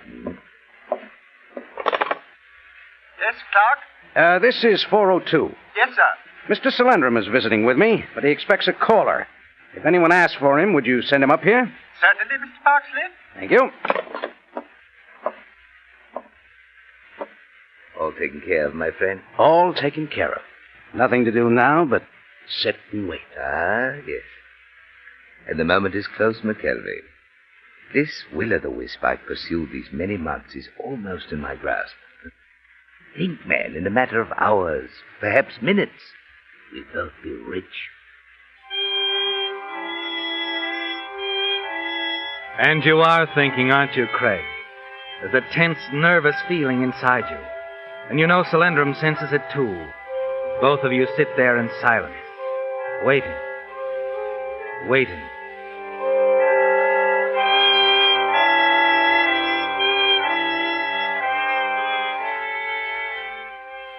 You glance at Frank Parksley's brown leather luggage piled next to the chair, thankful that the initials FP are facing you and not Solyndram. Too late to even wish now that you'd thrown it into the bay along with the body of its owner. 11 o'clock. 11:30. 12. You're both wondering now. So many things could go wrong. So much could happen to a man alone in Hong Kong, with over $200,000 in his hands. And then...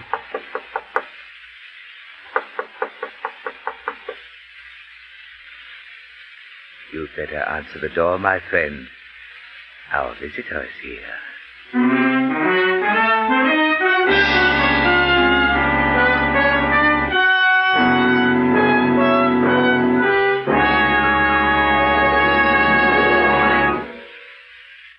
If you're not getting a new car, you naturally want your present car to keep performing as well as possible.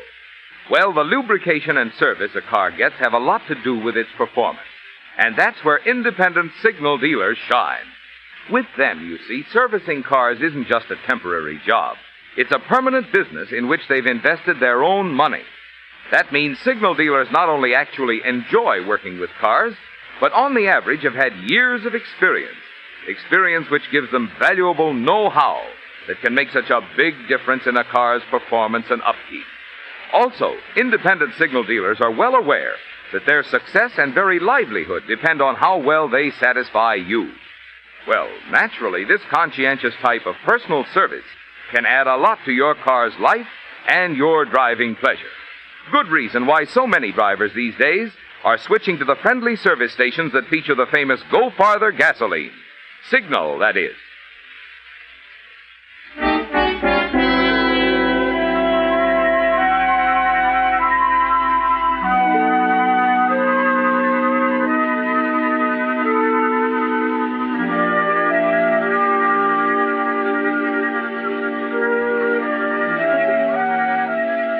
For a moment you can't move, can you, Craig?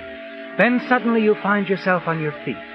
And in the few seconds it takes you to cross the room, the whole nightmarish story flashes across your mind. The cryptic wire Solyndram sent you in Calcutta, the fortune in Tibetan musk, the false dispatch, Frank Parksley's body lying at the bottom of the bay, and above all, the fear, the terrible knowledge of what will happen if they find you here in his place. Yes, Craig, from now on you have to move fast. Good evening. I wonder if I'm in the right room. Oh, yes. The man you want is inside. Come in. This is Mr. Solyndram. Good evening. I presume you're Parksley? Parksley? Yes, Craig, the man I've been expecting. That's very interesting, Mr. Solyndram. I'm Inspector Wilson. I knew Frank Parksley wasn't working alone, so I've been following him ever since he robbed a trader in Burma of a fortune in Tibetan musk. Well, this is obviously something between you two gentlemen, so I'll... Oh, no, my friend, don't go. You're in this, too. You're quite right. You see, after tracing Parksley this far, I lost track of him momentarily. Disappeared. Quite remarkable. Then this afternoon, some fishermen reported a body visible at low tide in the shallow water off Crown Point. A body? Yes. Parksley's body. Now, suppose you tell me, which one of you killed him? Oh, now, wait a minute. We haven't seen this Parksley. You registered here in his name? But we haven't seen him. We were waiting for him. Then how does it happen that his luggage is there by that chair? I'd know it anywhere. Ought to. I've followed it long enough. You see, some of that luggage contains the stolen musk. What? I said that luggage contains the stolen musk. Interesting, eh?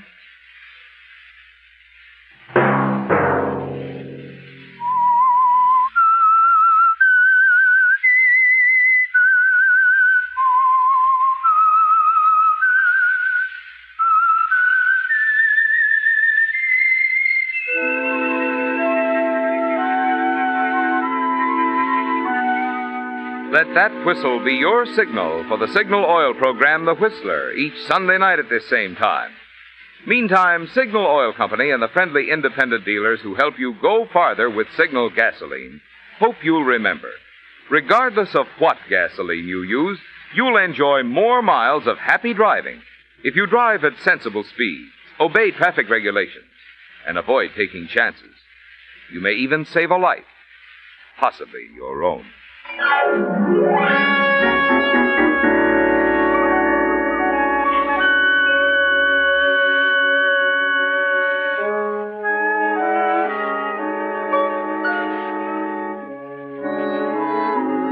Featured in tonight's story were Bill Foreman as the Whistler, Jack Moyles, Marvin Miller, Ben Wright, Raymond Lawrence, and Byron Kane. The Whistler was produced and directed by George W. Allen, with story by Joel Malone and Harold Swanton. Music by Wilbur Hatch, and was transmitted overseas by the Armed Forces Radio Service. The Whistler is entirely fictional, and all characters portrayed on The Whistler are also fictional. Any similarity of names or resemblance to persons living or dead is purely coincidental. Remember to tune in at this same time next Sunday, when the Signal Oil Company will bring you another strange story by The Whistler. Marvin Miller speaking for the Signal Oil Company. Stay tuned now for Our Miss Brooks, starring Eve Arden, which follows immediately over most of these stations. This is the CBS Radio Network.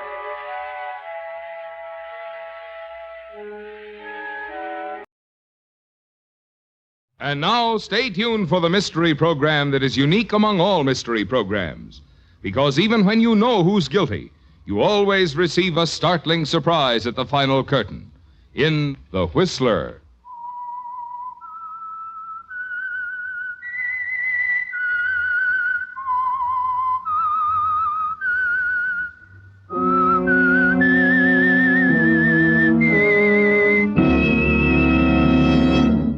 I am the Whistler, and I know many things, for I walk by night. I know many strange tales hidden in the hearts of men and women who have stepped into the shadows. Yes, I know the nameless terrors of which they dare not speak.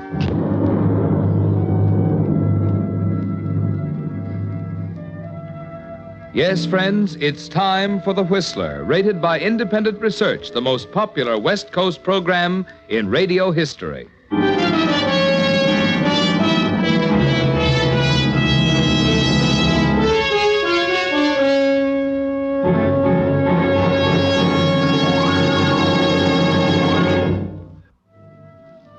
And now, The Whistler's strange story.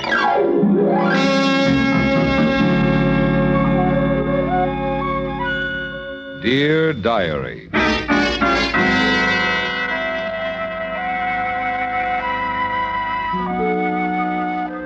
Two lone cars streaked through the late Southern California night, south along the coast route toward San Diego.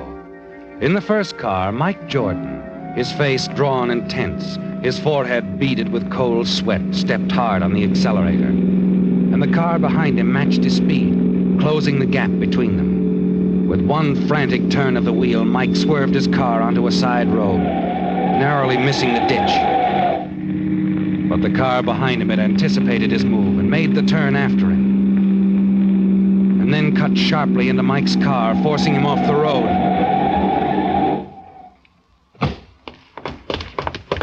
Come on, Mike, get out of the car. Okay, Len, okay, I'll get out. But don't shoot. Don't shoot, Len. Listen to me, Shut Len. up. Monty, check the car, see if you can find it. Here, let me tell you about it, Len. You see, this is what... I said shut up. I'd have finished you off right now. What? Run out on me, will you? I was going to come back, Len. Honest, I was. Yeah, I'll bet you were. Find anything, Monty?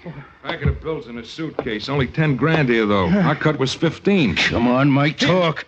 Where's our other 5 grand? It's gone, Len. I had bills. I paid them. You had bills. Why, you... Look, Len, look. I'll get it back for you. Honest, Yeah, you bet you will. If you live long enough. It won't do you any good dead, Len. Make him get the dough. Yeah, maybe you're right. All right, how you going to get it? I don't know yet, but I'll get it somehow. When? Pretty quick, Len, pretty quick. Just give me a little time for this. Okay. I'll be a nice guy. I'll give you a week. But, Len, a week? A week. You better get a real bright idea that pays off. And don't pull any funny stuff. I won't, Len. You just tell me where to meet you a week from tonight. I won't be hard to find, Mike. I'm driving back to Santa Monica with you right now. Monty will follow us. We're taking a room, Monty and me, in that same dinky hotel you live in. And we'll be there, watching you, all week long.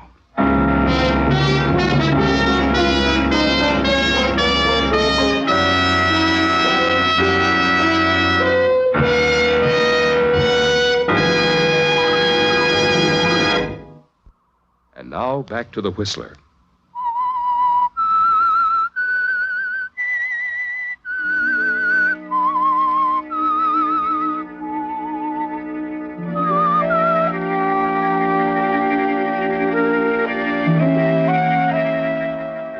Well, Mike, you've pulled a lot of shady deals in your time. But this time you gambled and lost. You tried for the easy money.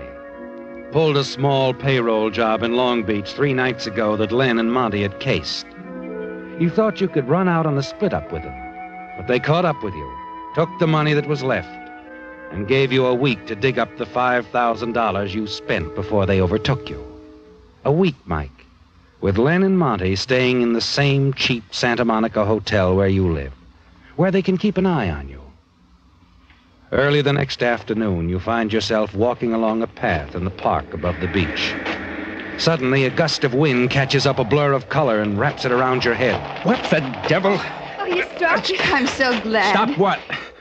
Oh, it's a scarf. My scarf. The wind took it right off my head. And blew it right onto mine. I couldn't figure what it was. Here. Thanks. I hope it didn't frighten you. No, it's okay. Oh, goodness. It's blowing my diary over there on the bench. I'll get it. Oh, no, don't. I'll get it. I'd rather... Yeah, here it is. I'll take it. Okay, you got it. I'm sorry. Thanks for retrieving all my possessions for me. I'd better go now. I'll walk with you, if you don't mind, Anne. Why, no, I don't. How did you know my name? It's engraved very neatly on your diary. Oh, yes. What's the rest of your name? Wilson. Ann Wilson. Oh, it's a nice name. Mine's Mike Jordan.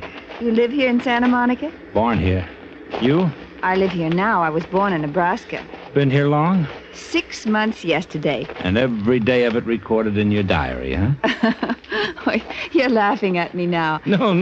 But I'm not fooling myself, you know. I'm still a small-town girl. Just as drab and mousy as when I left Nebraska. You're putting words in my mouth. I'm sorry. I shouldn't talk like that. You've been very kind. Thanks again.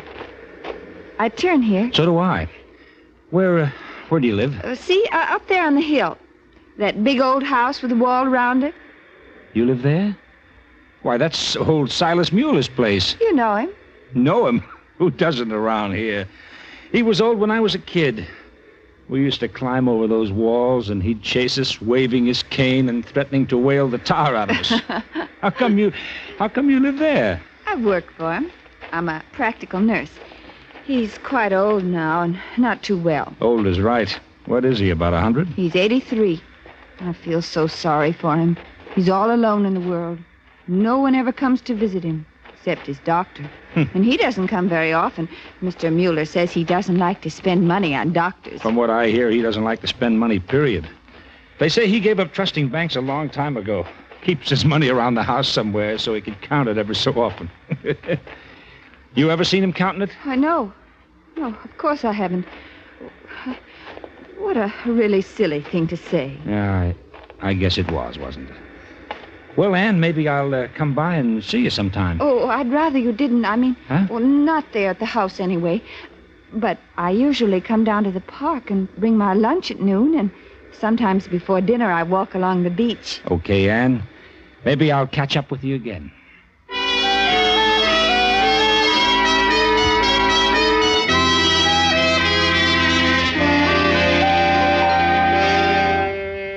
Back at the hotel, you stretch out on the bed, light a cigarette. You have plenty to think about, haven't you, Mike? Len, Monty, the $5,000 they expect you to pay back within a week. But you keep thinking about Ann Wilson. The way she started when you suggested that old Silas Mueller kept his money right there in the old house where she works. You're sure you were right, aren't you, Mike? Sure that Ann knows the money is there. Odd, isn't it? An hour ago, you were groping for a solution, a place to get the money. And now, quite by accident, you've met Ann Wilson, probably the most innocent girl in the world. And she may lead you to that money.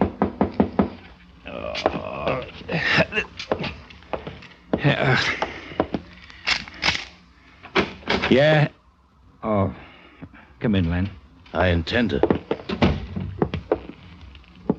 Who's the doll? What? The doll in the park. Oh, no one. I just ran into her. I never saw her before this afternoon. Ah. You got nothing better to do? Just walk in the park? You said I had a week, Len. You have. The weekend's next Saturday night. Don't be spending no more days walking dolls around in the park. Look, Len, let me do it my way, will you? You and Monty stay off my back for a while and give me a chance to work something out. Something to do with the doll? Maybe. I won't run because I'd know you'd find me. Yeah, I would. Will you leave me alone till Saturday? Sure, Mike. Sure. I'll leave you alone. Till Saturday.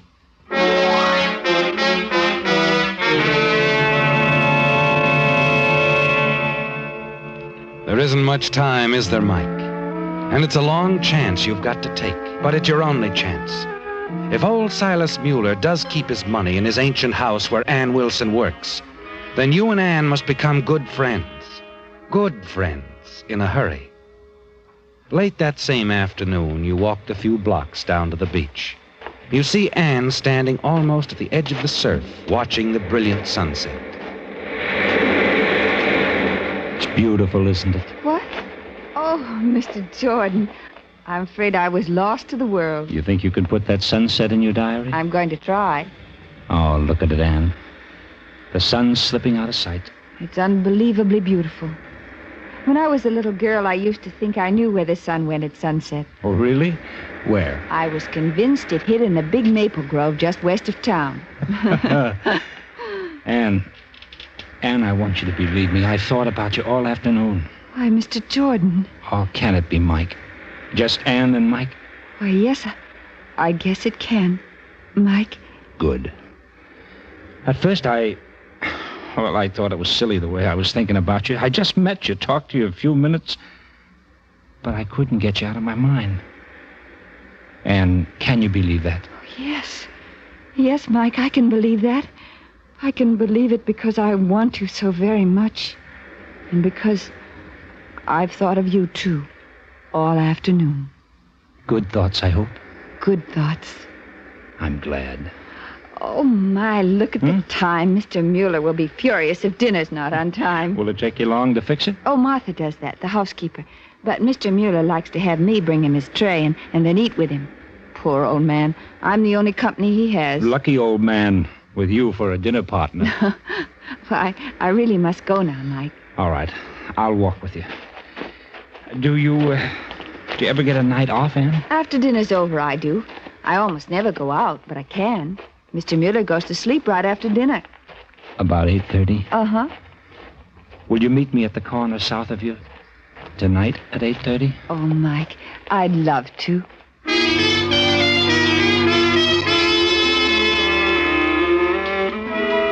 And that's just the beginning, isn't it, Mike? You meet Ann every night at 8:30, each night bringing you nearer to your deadline with Len and Monty.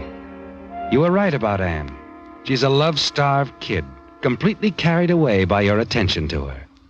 You wish fervently that you had more time for the build-up. But every time you walk through the lobby, Len and Monty are sitting there, staring at you. Silent reminders that you haven't much time left. Shortly before your 8:30 date with Ann on Friday night, the night before your deadline, you start through the lobby toward the door. Hey, Mike. Mike. Oh, hello, Len. Come over here a minute. Okay. Sit down, Mike. I'm in a hurry, Len. Sit down. Okay. Monty here tells me you got a good thing, Mike. What do you mean? The doll. Oh. Well, yeah, maybe. I'm not sure yet. Monty's sure. Says the old man she works for is loaded. Isn't that right, Monty? Yeah, loaded and sick. Awful sick. Monty says the old man keeps his money around the house and maybe won't live long. Yeah? Well, maybe he won't. Only look, Len, tomorrow night's awful soon. I mean, if I could have more time... Monty and me want you to take more time. What? Don't we, Monty? Sure we do. You mean that? We said it. Oh, that's great, Len, great. How much time? All the time in the world, Mike. Oh, gee, that's swell. 3 days. Oh, now, wait a minute. 3 days. We'll see you Tuesday. Oh, and, Mike. Yeah? Forget the $5,000. What? Forget the $5,000. Make it 20.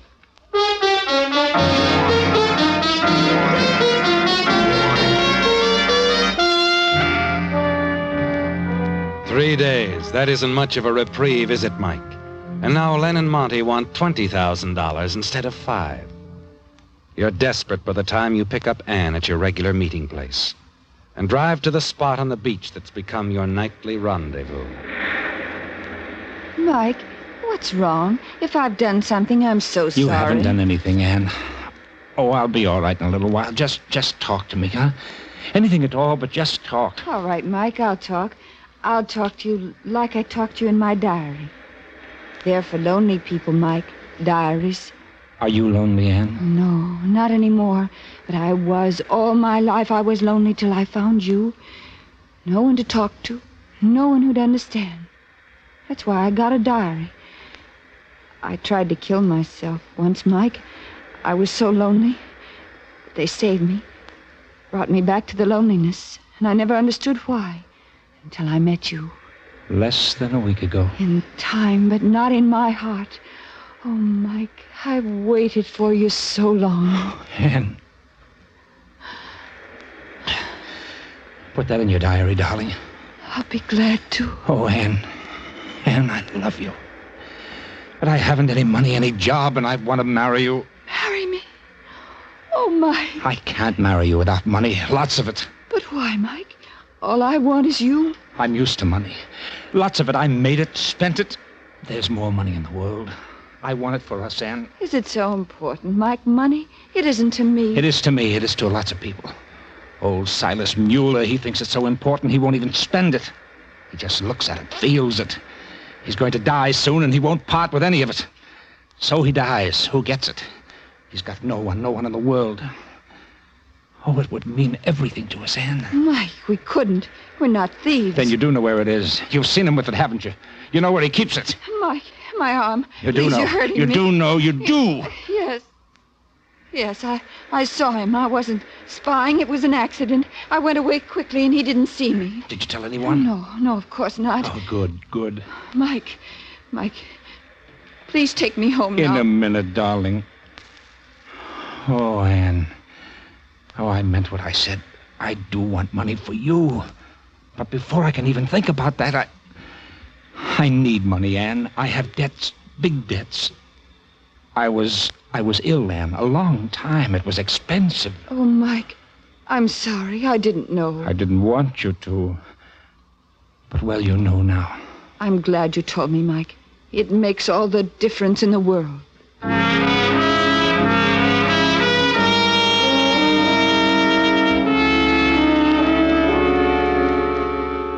You're sure of her now, aren't you, Mike? The lie about your illness was a sudden inspiration, but it touched her deeply, just as you knew it would. And for the moment, you're willing to leave her, to let her love for you and her great sympathy for your need of money blend into a solution for you. You don't hear from Anne until late the next afternoon. Hello? It's Anne, Mike. Oh, I wondered if I'd hear from you. I've had a pretty busy day. It's Martha's day off. She won't be back till tomorrow. Mr. Mueller's worse, Mike. I don't see how I can get away to meet you tonight. You'll have to stay there, alone with him? I don't know what else to do, Mike. Dr. Thorne just left. He's coming back when he finishes at the hospital at 8. I see. Anne, do you love me? More than anything, Mike. More than life itself. That's all I need to know, Anne.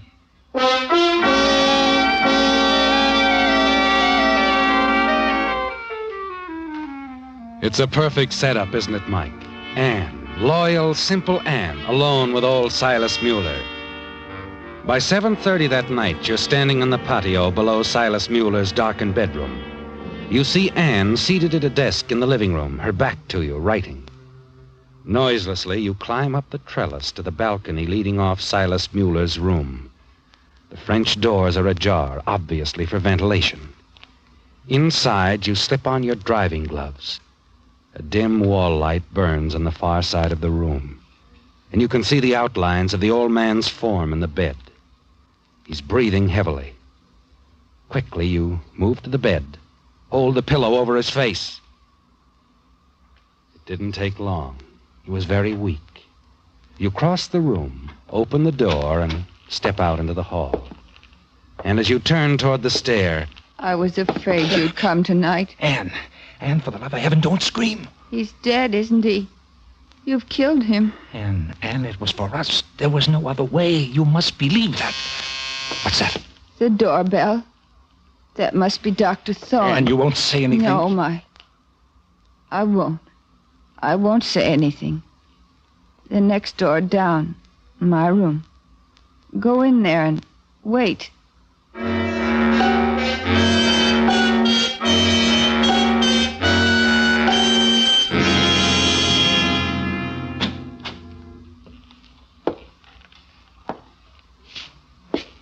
He's gone now.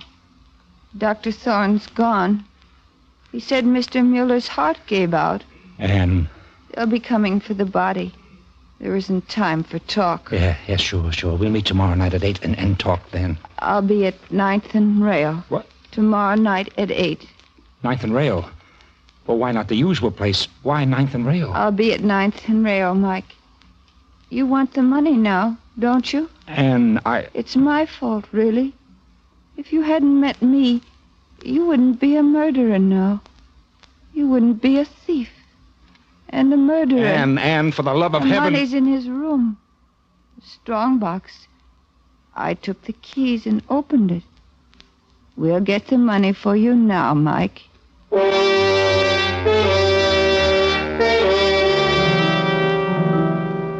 You follow Anne back to Silas Mueller's room, observing her closely. She's dangerous to you now, isn't she, Mike? Her dull, lifeless manner, the mechanical way she thinks and moves. It's shock, isn't it? You're sure she'll break soon, pour out the whole story to the police. Her honesty will demand that. The money's in neat packets, 10s, 20s, 100s. It's a fortune. Anne doesn't even look as you take it. She turns, walks mechanically out into the hall. The hall at the head of the stairs. You follow her. And as you see her at the top of the first step, you know what you must do.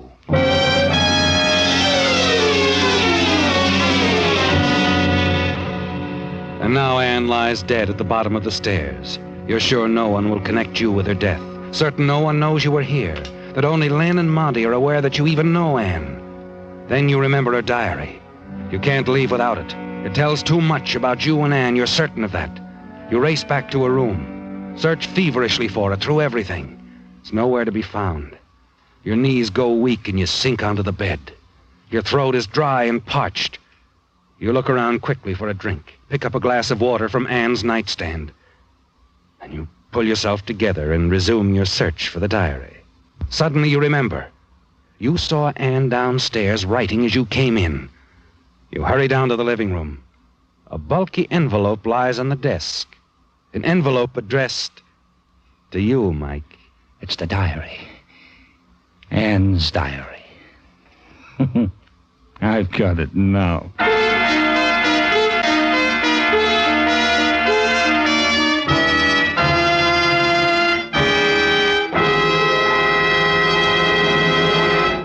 The Whistler will return in just a moment with the strange ending to tonight's story.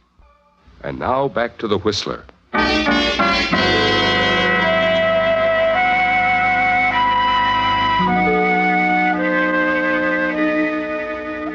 It's over, isn't it, Mike? You run all the way back to your hotel. Silas Mueller and Ann Wilson are dead in the old Mueller house. And you have his money and Ann's diary. You're sure you're in the clear, that no one can possibly connect you with the crimes. Len and Monty will know. But they're only interested in their $20,000 split. You're out of breath, perspiring freely when you get on the elevator back in your hotel. Hi, Mr. Jordan. You look all in. Yeah, Johnny, I'm tired. Say, how come you're on tonight, Johnny? You're the day boy, aren't you? Yeah, I changed with Bill today. I had to go to a funeral, my aunt's at the 9th and Rayo. 9th and Rayo? Oh, what do you mean? Funeral parlor there, Wortham's. Funeral parlor? You sure it's at 9th and Rayo? Sure, I'm sure. Wasn't I there? Your floor, Mr. Jordan. Huh? Oh, sure. Yeah, thanks. Meet me at 9th and Rayo. I'm sure she said that. The diary. I gotta sit down and read it. The last page, it's addressed to me. Why? I just talked to you on the phone, Mike. Told you Mr. Mueller and I were alone. It was a test, Mike, that call. If you come tonight, I'll know it was only Mr. Mueller's money you wanted. And if anything happens to him, it will be my fault, really. And I'll have to pay for what I've done. You say Mr. Mueller will die soon anyway, and he has no one to leave his money to. That you need it, so you should have it. That isn't right, Mike. But I love you so that there's not much right left in me. Funny I've waited so long for love, and I do love you. But if you come tonight, I'll know why.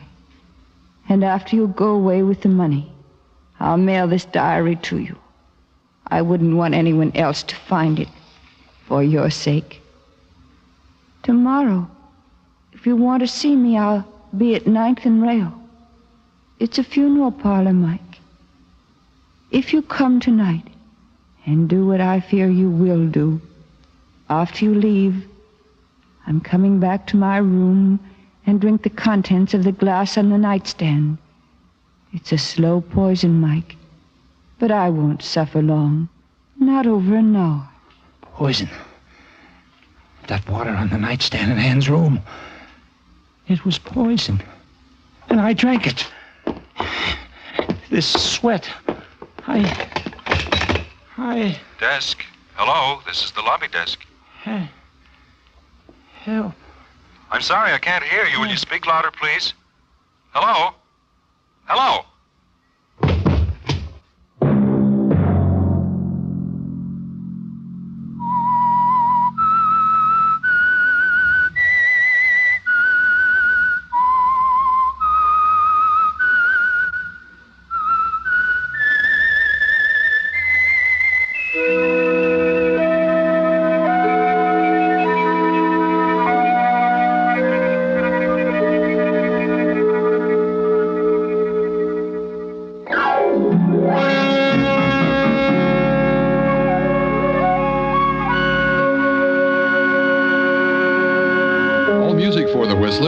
And conducted by Wilbur Hatch and is the property of Herman Music Incorporated, ASCAP, Hollywood, California. Broadcast rights granted solely to Audio Arts Productions, La Mirada, California.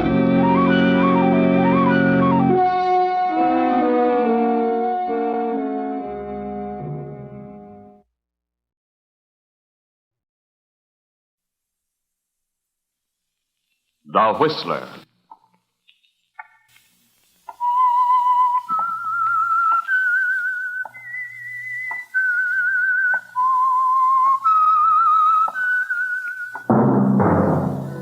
And now, the Whistler's strange story. The Rawhide Coffin.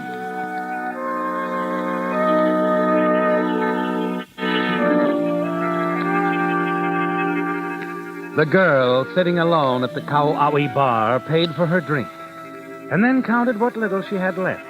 A frown crossed her attractive features. $19. $19 and a few cents. This, at the moment, was Marilyn Millington's sole fortune. Not a very comfortable backlog for a girl alone in Honolulu. It had been almost 2 months now since she'd quit her job in Los Angeles, followed her boss straight to his Maui plantation to shake him down for a cool $10,000 for what she knew. But something had gone wrong. The authorities had gotten to him first. and Marilyn's dreams of blackmailing her way to Easy Street went up a dead end. She sighed now and picked up her drink and sipped it thoughtfully. Her eyes wandered toward the entrance of the bar. She saw a woman there looking around nervously, anxiously, until her gaze met Marilyn's. Almost immediately, she started toward her, crossing the room in swift, nervous strides. You look like a decent kid. Here. What?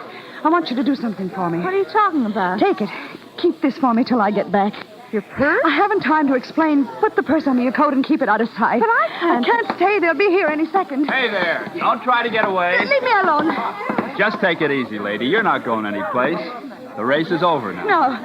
No, let me go. You haven't anything on me, not a thing. We'll just let the judge decide that. Come on.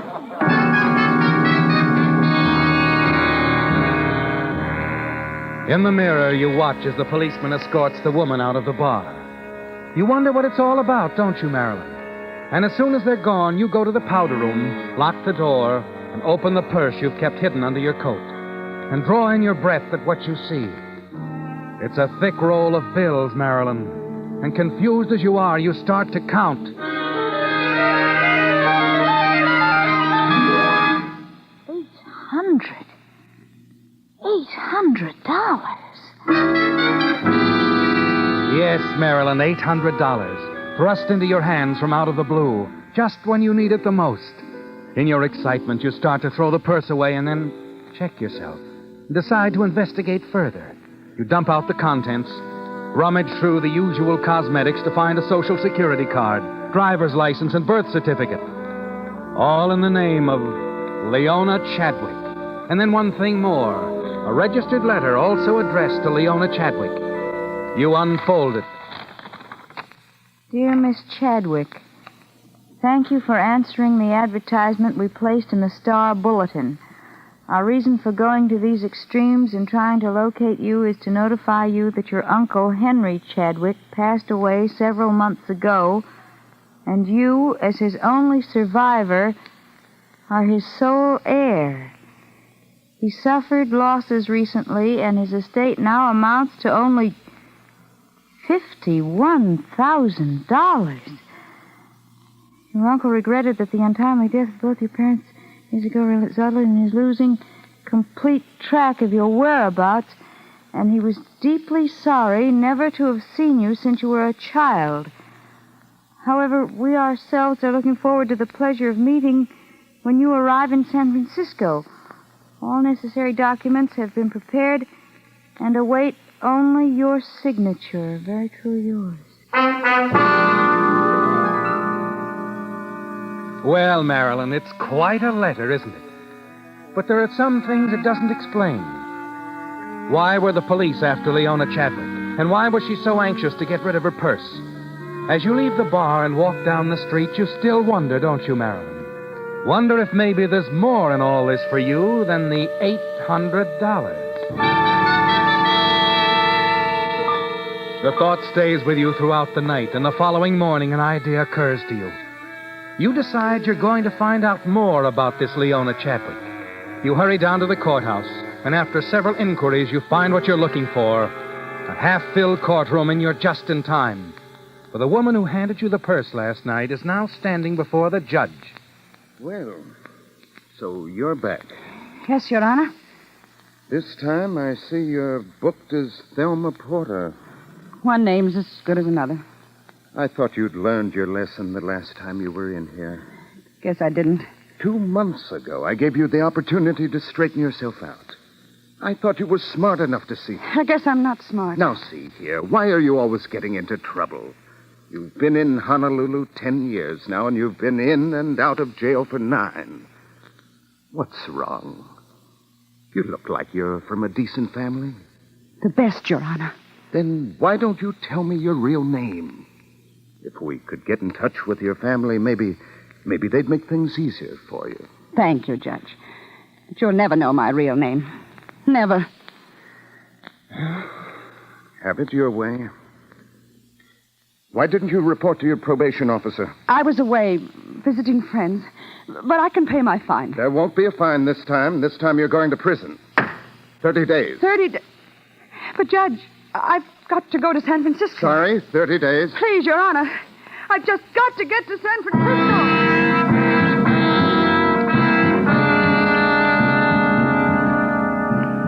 You watch them lead her away again, don't you, Marilyn? This time for a 30-day sentence.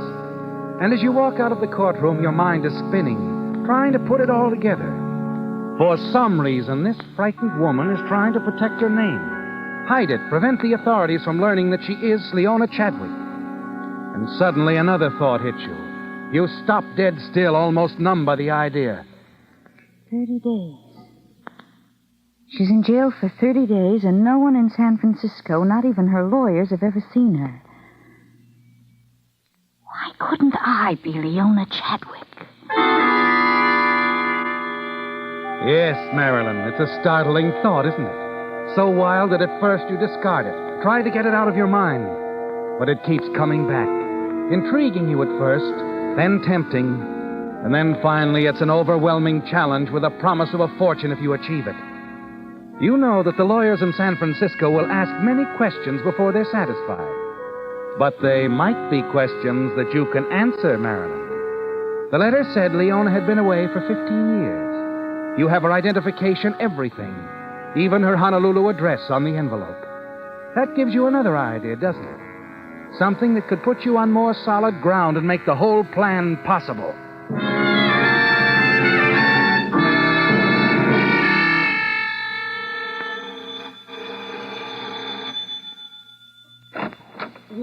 Yes, what is it, dearie? How do you do? Are you the landlady here? Yes. Mm-hmm. Yes, I'm Mrs. Cooksey. Well, come about a room, have you? Well, no. You see, I'm a reporter for the Star Bulletin. I'm inquiring about Leona Chadwick. I understand she inherited quite a bit of money. Oh, that she did. Moved out yesterday afternoon. Went to San Francisco. Now, you can reach her there at the Hotel Lido. Yes. Mm-hmm. She said she made a reservation at the Hotel Lido. A reporter, Writing a story, are you? Yes, and I'd like some facts about Miss Chadwick. This will be a big story. Good publicity for your place, too. I thought if I could speak to a friend of hers... Well, I'm the closest friend Leona ever had. In fact, I'm just about the only friend she ever had. Oh, I wonder if I might come in. Why, yes, dearie, do come in. Come right on in here. Now, I think I'll be able to answer most of your questions about Leona. Sit down there, please. Thank you. Now, of course, I can't tell you much about the uncle. Leona knew nothing about him. But just that he bought, and he sold antiques in San Francisco. I see. About her parents. Well, she had two. Their names. Did she ever mention their names to you? Oh, my, yes, many times. Now, her father's name... Wait, now, let me see now. Oh, yes, it was Fred. Yes, that's it. It was Fred. Now, Leona used to say...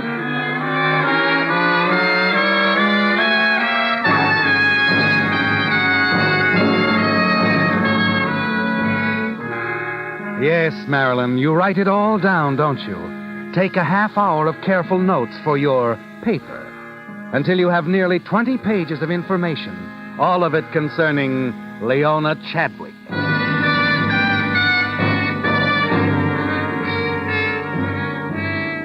Back at your hotel room, you go over the details of your borrowed identity, pour through the vital statistics supplied by Leona Chadwick's cooperative landlady.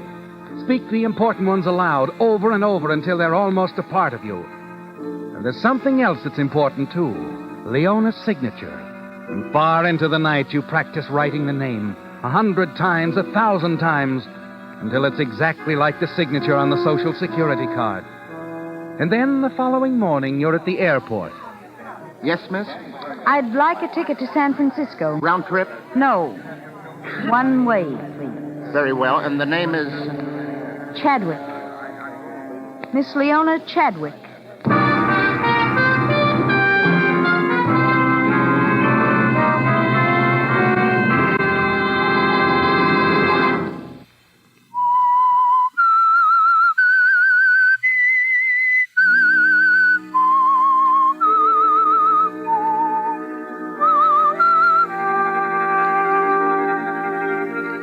It's exciting, isn't it, Marilyn, the way it all began? One moment you had nothing, a girl alone in Honolulu without money. Then a purse is thrust into your hands, a purse containing $800 and the biggest opportunity of your life. Yes, Marilyn, and that's why you're on this plane now, approaching San Francisco, why you're posing as Leona Chadwick, the frightened woman who gave you the purse and who got herself locked up for 30 days in Honolulu. It's the opportunity of a lifetime, isn't it?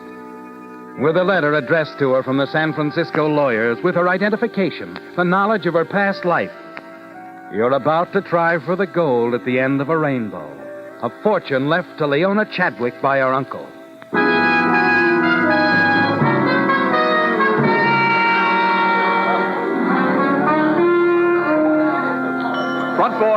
Front boy.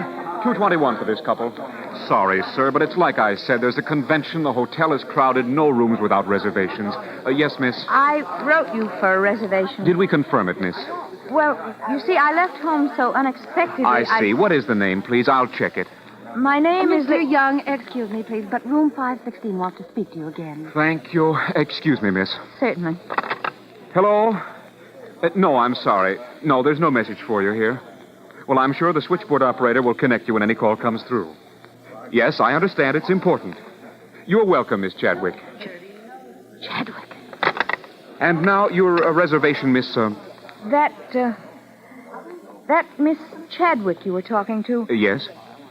That isn't Leona Chadwick, is it? Why, yes. Yes, that's right. From Honolulu? Yes, she checked in last night. A friend of yours? Yes. Yes, she is. I see. Now about your reservation. What was the name again, please? What? Oh, Malloy. Hazel Malloy. Malloy. Mallory Malloy. Oh, I'm sorry, Miss Malloy. There's nothing here. We probably wrote you that we were all filled up. Yes, perhaps that was it. Never mind. We'll let you have the very next signal room that's vacant. Thank you.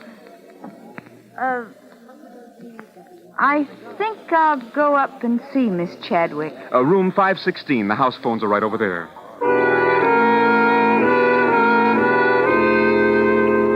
Well, Marilyn, your scheme hasn't worked out according to plan, has it? It seems someone else is taking advantage of Leona Chadwick's jail sentence. Yes. And as the elevator reaches the 5th floor, you know there's only one thing you can do. And that's to have a showdown with the girl in room 516.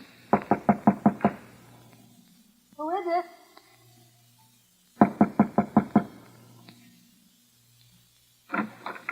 Yes, what is it?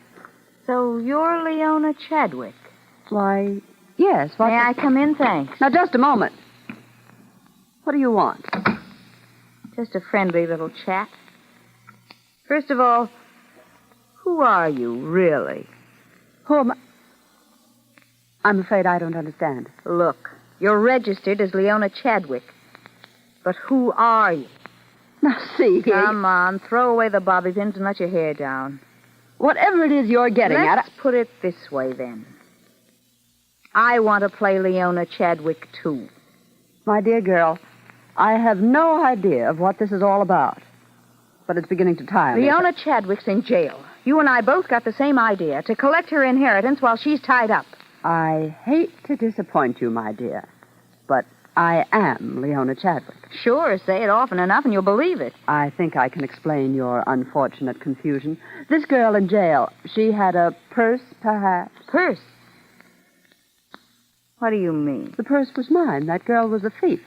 She grabbed it from my arm just as I was going through the gate to get aboard my plane. That purse was hers. The only reason she gave it to me was to hide her identity. If she gave you the purse, she was only trying to dispose of stolen property before the police could find it on her. Got it all figured out, haven't you? Very convincing story. Only I don't believe it. It really makes very little difference to me whether you do or not. If you are Leona Chadwick, why don't you call the police? Right now. That's an excellent idea. Well, go ahead. What are you waiting for, Leona? Call them. All right.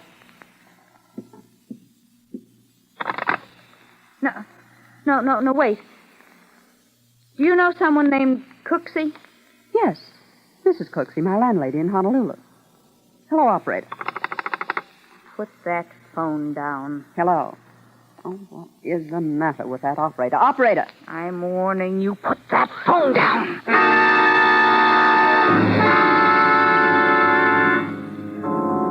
Hello? Hello? Yes, operator. It's nothing. I accidentally knocked over the phone. As you replace the receiver, you stare at the lifeless body at your feet, unable to believe what's happened. It's like a nightmare, isn't it, Marilyn? Something unreal, and you don't belong in it. You shut your eyes tightly and try to blot out the scene, but it's no use. It is real. It has happened, and you're a murderess. Now you must act. You must get rid of her body somehow. You look around the room. Your eyes fall on a large rawhide trunk in the corner. It's perfect, isn't it?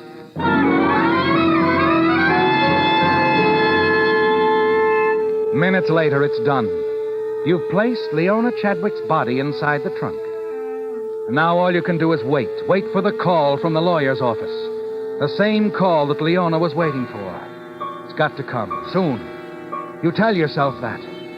And as the moments tick into hours, you become increasingly worried. And then... Yes? Miss Chadwick? Yes? This is Miss Mencken at Hodgkins & Winters. Mr. Winters has just returned to his office. He'll be able to see you now. Oh, thank you. I'll be over right away.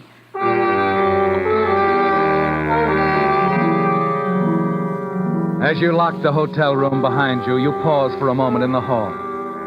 It worries you, doesn't it, Marilyn? Leona still being in there while you're gone. But you're quick to reassure yourself that it's safe, that no one will open the trunk. And by the time you've reached the street, you've driven the thought from your mind. 10 minutes later, Miss Mencken ushers you into the private office of Mr. Winters. Well, Miss Chadwick, this is a pleasure. Do sit down. Thank you, Mr. Winters. Sorry I couldn't see you this morning when you called. I had business in Oakland. It's quite all right. Gave you the opportunity to see a little of our town, Yes, I... Well, so we found you at last. It gave us quite a time of it, you know. Your uncle tried to locate you for years.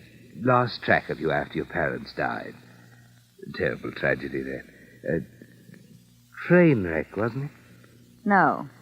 Father's car skidded off a cliff. Oh, yes, of course. Here in San Francisco, wasn't it? Seattle. Oh, that's right. Your uncle did say that. Your father's business was in Seattle, wasn't it? Yes, he was in the banking business. With my mother's brother, Charles Turner. Oh, yes. Your uncle always spoke highly of your mother, Miss Chadwick. Born in Hong Kong, wasn't she? Yes, but she spent most of her childhood in England. Yes, I remember. Then she came to the States as a young lady. Met your father here. No, she met him in England. They were married in London. Oh, so they were. I remember hearing your Uncle Henry mention your mother's brother. Very fine. Your conversation with Mr. Winters goes on for nearly an hour, doesn't it, Marilyn? A conversation of facts. He wants to be certain that you're the Leona Chadwick he's been looking for. Yes, and you're ready with the right answers. Not once are your defenses down. The more you talk, the more restless you become as you think of Leona's body in the trunk back at the hotel. The fear within you grows, the fear that her body will be discovered while you're here. You twist the handkerchief nervously in your hands, wishing the cross-examination would come to an end. And then finally, Mr. Winters slides a sheet of paper across the desk and hands you a fountain pen. It's the moment you've been dreading, isn't it, Marilyn? Fighting to remain calm, you take the pen, sign Leona Chadwick's name to the document. Mr. Winters picks it up, looks at it. Then at the signature on the Social Security card. A smile crosses his face, and he rises. Well, that's fine, Miss Chadwick. Well, I suppose that's all we can do for the present. I'll let you know when the other papers are ready for your signature.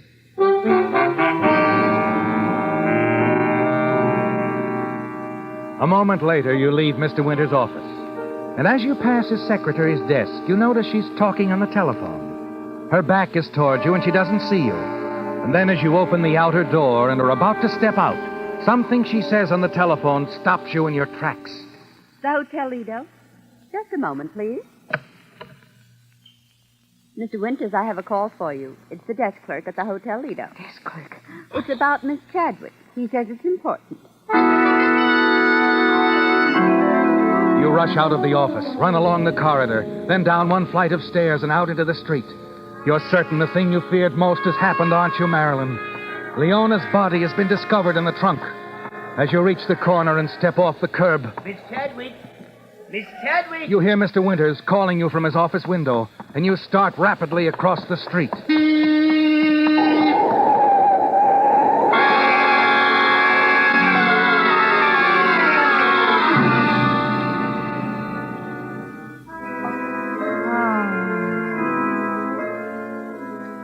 Hello. Who are you? I'm Nurse Connors. You're in the hospital. Hospital? You had an accident, but you'll be all right. Accident? You were struck down by a car. You've been unconscious for over 12 hours. How do you feel, my dear? Oh, Mr. Winters, You know, see. I feel somewhat guilty about all this. If I'd run out after you instead of trying to call you from my window, I might have prevented it all. What do you mean? Well, there was a phone call for you from your hotel. The clerk was inquiring about a friend of yours, Hazel Malloy. Seemed they promised her a vacancy. Hazel Malloy? Yes, he wanted to know where he could reach you. Oh, I see. Oh, by the way, I brought the papers along for your signature. I just leave them with you. Oh, thank you, Mr. Winters. And there's no hurry whenever you feel up to it. You need rest, my dear. And don't worry. Everything's going to be all right.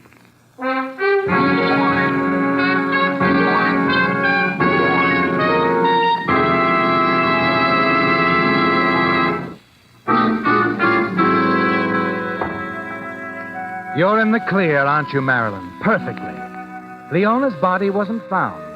And you're quick to realize that your fears have been foolish. The trunk is safe in the hotel closet, just as you left it. You spend a quiet, restful night. Awaken the following morning refreshed and confident. Mr. Winters and the nurse are standing by your bed and smiling down on you.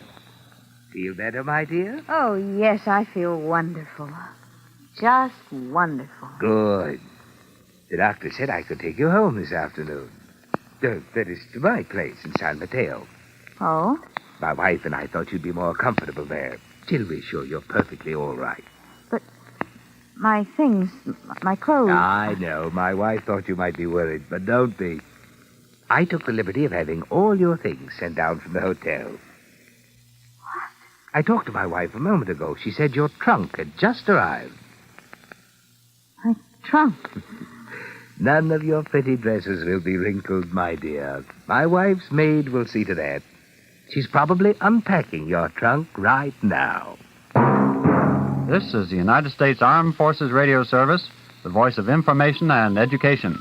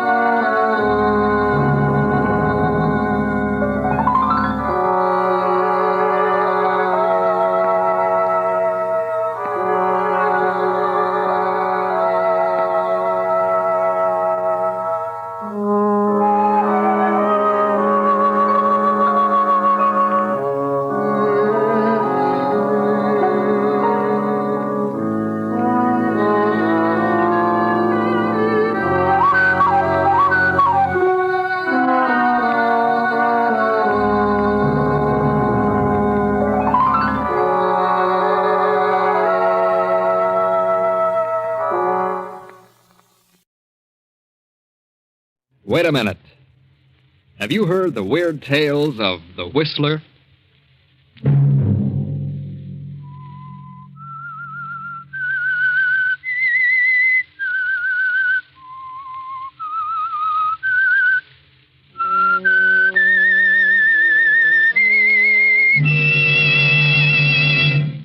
I'm the Whistler.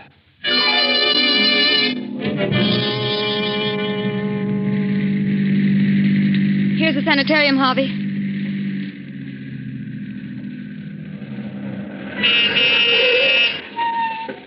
Is he still unconscious? Yes. Here comes the attendant. We're all ready for him, Mrs. Jackson. Take his feet, Harold. Oh, had to tie him, eh? Yes, I had to give him a good one on the chin. You'll have to watch him. He may try to get away when he comes to. Don't worry, we've got a lot of tough cases here. Don't let him know who brought him here. And don't let him know I had anything to do with it. Leave everything to us. It's a 2-hour drive back to the city, Donna. Yes, sir. Well, I'll phone you tomorrow. Good. If anything happens, we'll call you. Thank you. Good night.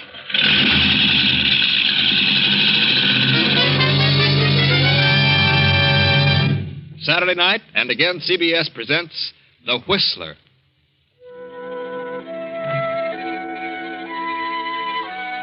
I, the Whistler, know many things, for I walk by night. I know many strange tales. I know many secrets hidden in the hearts of men and women who have stepped into the shadows.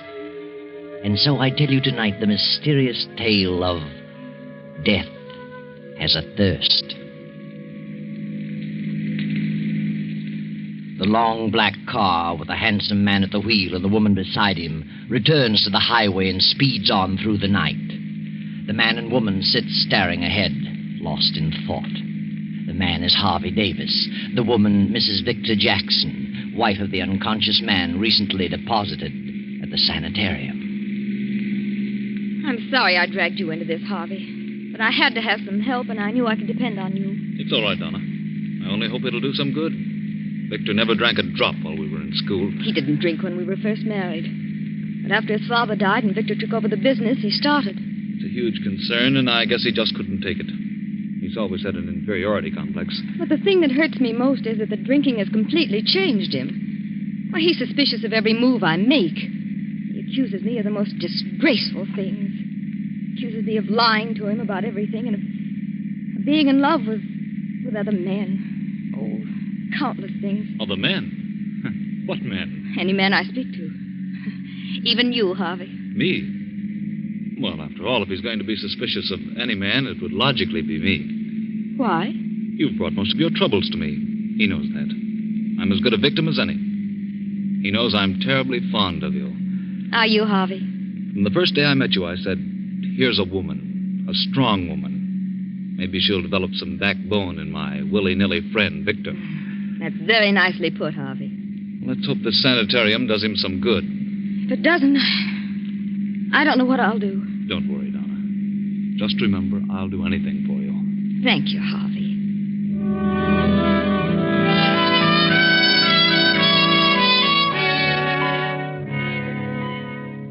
About midnight, the black sedan arrives at the Jackson mansion. The butler greets Harvey and Donna at the door. Evening, Mrs. Jackson. Evening, Mr. Davis. Evening. Dr. Saunders is in the library, ma'am. He's waiting for you. Dr. Saunders at this hour? What on earth does he want? You'd better see him, Donna. Maybe he knows. Well, how could he? Come with me, Harvey. Of course. Oh, good evening, Dr. Saunders. Good evening, Donna. Evening, Harvey. Hello, Doctor. This is quite a surprise. I can imagine. Harvey and I, we've just been for a little drive. I felt I needed some air. Oh, that's so. Did you come to see Victor? Victor isn't here. Really? But I know where he is. You do? He's in a cheap dive of a rooming house downtown. What? But that's impossible. That's where he always goes. Well, you're wrong this time, Doctor. I took him by force to a sanitarium tonight. Harvey helped me. Maybe they can do something for him. You told the sanitarium that I was his physician, didn't you? Yes. Well, they called me an hour ago. He's escaped. What? Oh. They said he came to and broke away from them. I know where he usually goes, and I can find him. If you want me to find him. Well, what are you inferring, Doctor? Donna, I know what you've been through with Victor. I know what a trial it's been. I've tried and you've tried. We've all tried everything we could do to make him stop. Not many women would have put up with what you have. We've dragged him through before. We probably can do it again. I just thought that, well, maybe you'd had enough. You do know where he is. Yes, I'm pretty sure I know. Well, then find him. I'm determined to cure him if I have to take him to a desert island. That's an idea. A long ocean trip might be the answer. Should have to hog time. I could do that, too. Very well, I'll have a talk with him. I'll phone you in the morning. Good night. Good night, Doctor. Oh, Harvey.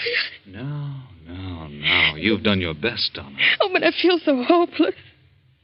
I don't know what to do. Try the desert island. Why not? Harvey, it might work, mightn't it? You can help. Your yacht. Dr. Saunders may be right. Oh, at least it's worth a try. I wonder. Please, Harvey, it may be the answer. I can't get away just now, but if you're determined, you're welcome to the yacht. Oh, please, I'd feel better if you came along. All right, Donna. I'll go. I'll arrange it. But he won't want to come. We'll take him aboard by force. Shanghai? Well, all right. Just let me know when you find him, and I'll arrange everything.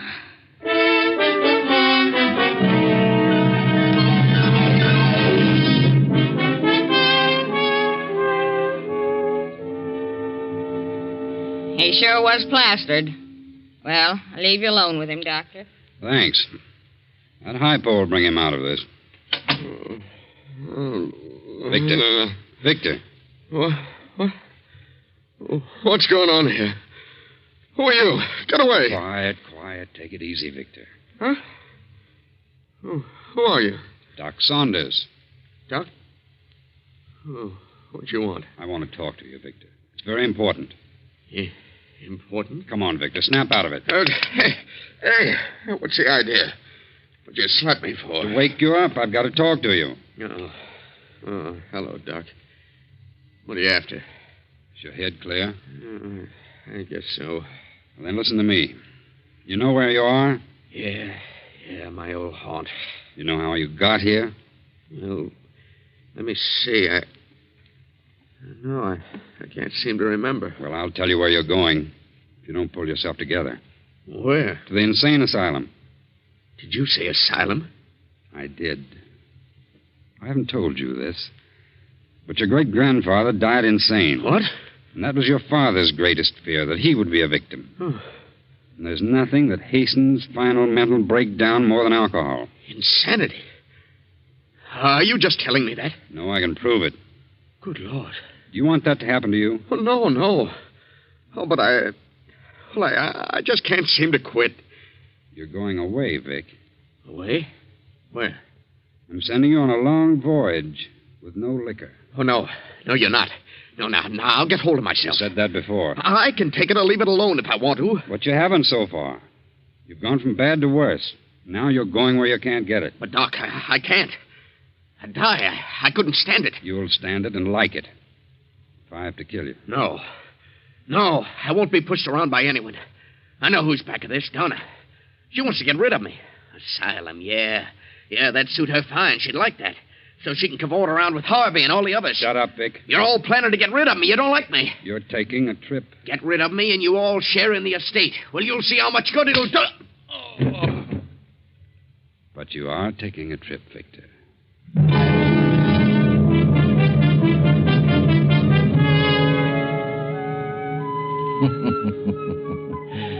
And now, here you are, Victor, several hundred miles at sea. And worried, too, aren't you, Victor? That talk about insanity really upsets you. You believe it, too, don't you? What's this? Where am I? Donna. Do you feel better? What is this? It's moving. I feel dizzy. I don't think you're dizzy. We're on a boat, darling. What boat? We're on a boat in the middle of the ocean. A boat? Doc Saunders.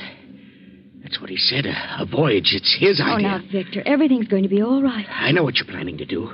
You're planning to kill me. You want to get rid of me. Want me to die. You won't die. Whose boat is this? Harvey's yacht. Harvey. Now I know it's a plot. Now I know what it's all about. You and Harvey, that's it. Please don't be ridiculous, Victor. Harvey consented to let me have the yacht. Is he on board? Yes. Of course. You and Harvey and me a prisoner.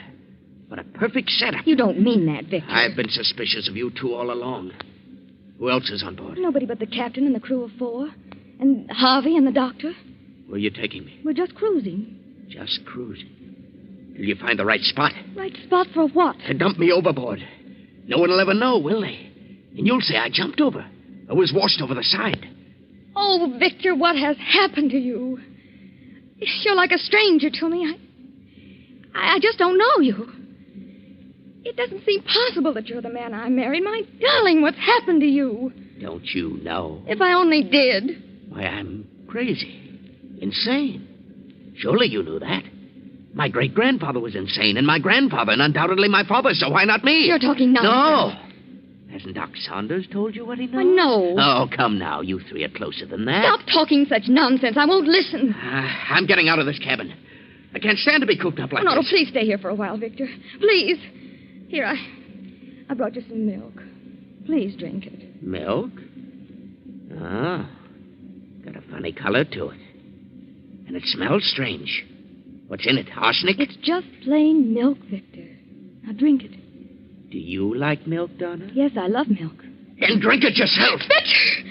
Oh, all over my dress. You're trying to poison me, that's it. Now get out of here. Get out. Oh, Victor, please, darling. Get out!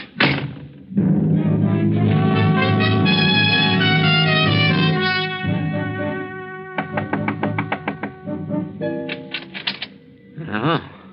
What do you want, Doc? How do you feel, Victor? They're trying to kill me. They plan to kill me. Who? Donna and Harvey. She just brought me some milk, and it had poison in it. I could tell by the color. I think you're imagining things, Victor. No, I'm not. They want me out of the way. I can tell. What made you think the milk was poison? It was a purplish color. Here's the glass. Smell it. Maybe I'm not so crazy after all. I didn't say you were crazy. I only want you to stop drinking. Drink may bring it on. Doc, where would they get poison? Oh, come now, forget it. Do you know where they get poison, Doc? I'll see you later, Victor. Maybe.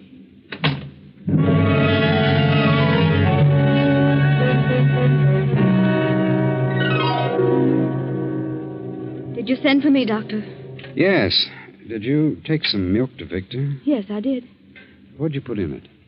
Why should I put anything in it? Victor thinks you did. You should know me better than that, Doctor. You did put something in it. Oh, yes, I did. Some of that red liquid to make him quiet. Oh, yes, of course. That's what it was. And he threw it all over me. Oh, I'm thoroughly disgusted, Doctor. I can't go on with him this way. He isn't drinking, but there's something wrong. I decided to give it up as a bad job. I'm going to get a divorce. Divorce? I'm afraid it's too late for that, Donna. Too late? Why, what do you mean? Well, there's something I haven't told you. I've been hoping it wouldn't be necessary.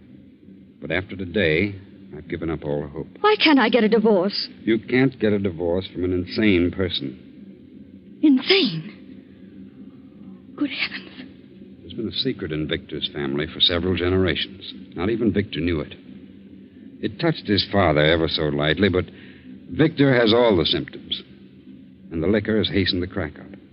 I couldn't be certain as long as he was drinking. But today, I realized the truth. Why, I'm bewildered. I've never been so shocked in my life. I wish you hadn't told me. I'm sorry, Donna. I wanted you to be on your guard. He has some strange hallucination about you and Harvey. He thinks you're planning to do away with him. Do away with him? Oh, but that's ridiculous. I've never had such a thought. Never. Oh, but now I am frightened. Doctor, what about Alice? Your daughter's only 8 years old. There are no symptoms, and it may miss her entirely. But think what this will mean. If this gets out about Victor, why, it may ruin her whole life. I understand that. That must never happen. It must remain a secret. That'll be difficult. It's going to be hard to handle when that craving returns. Yes, he will. I'll think of something. I'll find a way. Doctor, come quickly. It's Harvey Davis. What's wrong, Captain? Found him in his bunk with a cord around his neck. Good heavens. Quiet, Donna. Come along.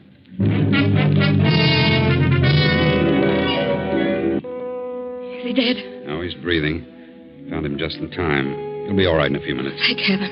Harvey. Harvey. Donna, what's wrong? What's happened? Nothing much, Harvey. Just a little accident. You'll be all right. Oh, my throat. What's going on? You don't remember? No, I was just taking a little nap. I feel as though I'd been choked. Better tell him, Donna. Come along, Captain. Any liquor aboard, Captain? Yes, Doctor. Several bottles in the locker in my cabin. Let's have a look.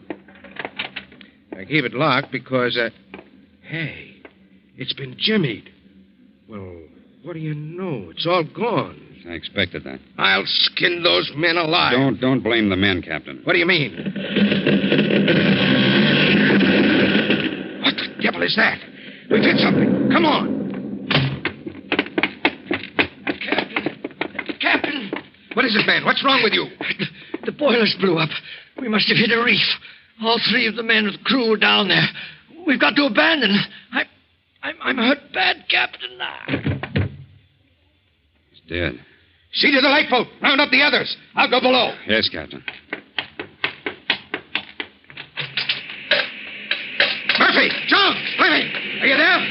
Good Lord, what a mess. I can't imagine.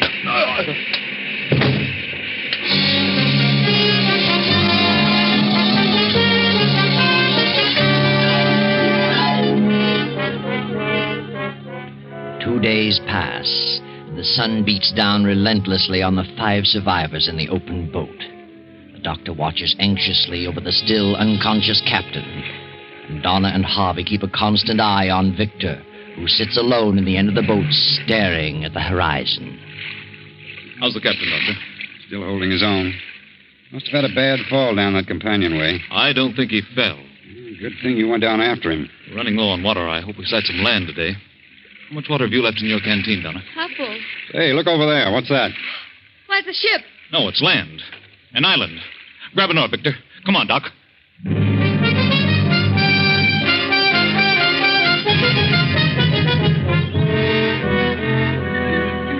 Well, I've looked all around. The place is as barren of food and water as the Sahara Desert. I'm afraid if we do locate any water, it won't be fit to drink. There must be water. What do you care about water? You've got a canteen full of whiskey. How much water is left? I have some, and Dr. Saunders has some. So I'd better get busy. Although my experiences on these islands haven't been so good. Here's a chance to put your chemistry to use, Harvey. You know the test for lead and zinc? Yes. I'll give you 2 vials, some sodium sulfide tablets, and some potassium chromate. You know the test, 1 tablet of each and 10 cc's with water. Mm-hmm. A dark precipitate means poison. Yes, I know. Thanks, Doc. Well, I'll start off and keep a direct line to the other side.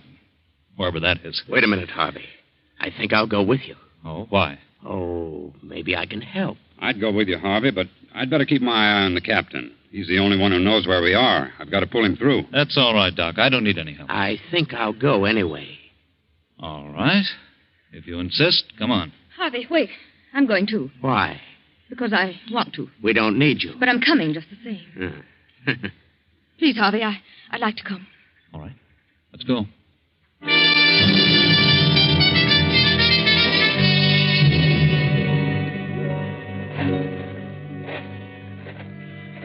It's certainly hot. How do you feel, Donna? All right. How far have we come? Oh, 10 miles, I should say. This is a pretty big island at that. And nothing but desert. Are you sure those last 2 water holes were poisoned? Certainly. Look good to me. I'm getting mighty thirsty. Better quit drinking that whiskey. It'll only make you thirstier. Harvey, can I have a little water? I'm sorry, Donna, but you'll have to suffer it as long as you can. Please wait. You suppose we'll ever get out of here? I don't know. Oh, it's all my fault. What a shame to get you into such a mess. Please forgive me, Harvey. There's nothing to forgive, Donna. I'd do it again 100 times over. For you. Would you, Harvey? Yes. Poor Victor, what a sad thing. No one must ever know, Harvey. Promise me if we get out of this. Promise me you'll never let anyone know. No one will ever learn from me. I got him! I got him! What on earth? Harvey, he's got a gun. Where'd he get it? Come on. I got him. Look, a lizard. A big one. I knew we'd find something. Put that down. You can't eat that. There must be water around here. There must be. Where'd you get that gun? Out of the captain's locker. Better take it easy with those shells. We may need them. Yeah. Maybe I will. Have a drink? No. All right. I'd sure like some water. How about it? There's just enough for one of us to get back. And if only one goes back, it'll be Donna. Donna? How chivalrous. Who's got the water? I have. Come on, let's keep moving. There's water around here. There must be. And I'm going to find it. Donna, if we don't find water, he's going to start pleading for what you have. No matter how much he raves or pleads, don't give it to him. Even if he threatens us with a gun. Tell him you drank it all. I want you to have the best break out of this. Thanks, Harvey. I appreciate it. I found it. Water. I found water. Hurry, Donna, hurry.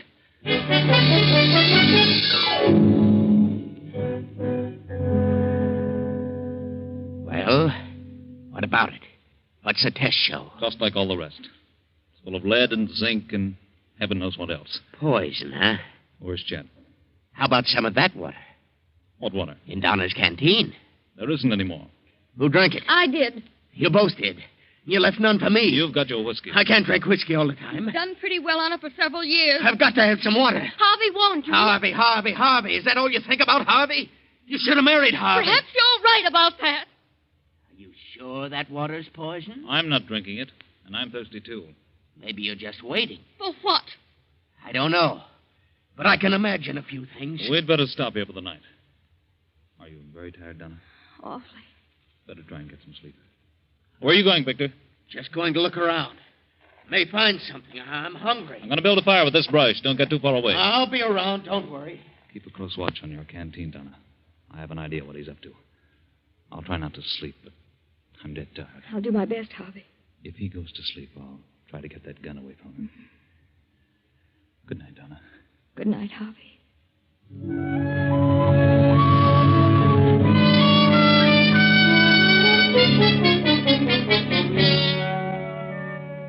Night comes on. The fire burns low, and only a red glow remains. Donna, in spite of herself, drops off into a sound sleep.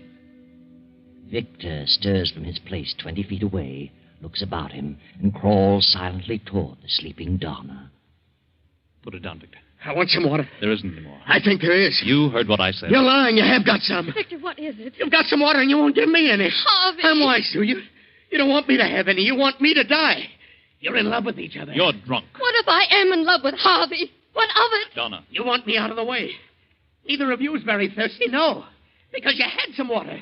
And you got it out of that pool. You're lying to me. It's good water. You're crazy. You sneaked it out of there while I was asleep. You tried to make me think it was poison. I ought to shoot you both. All right, Victor, if you're so positive.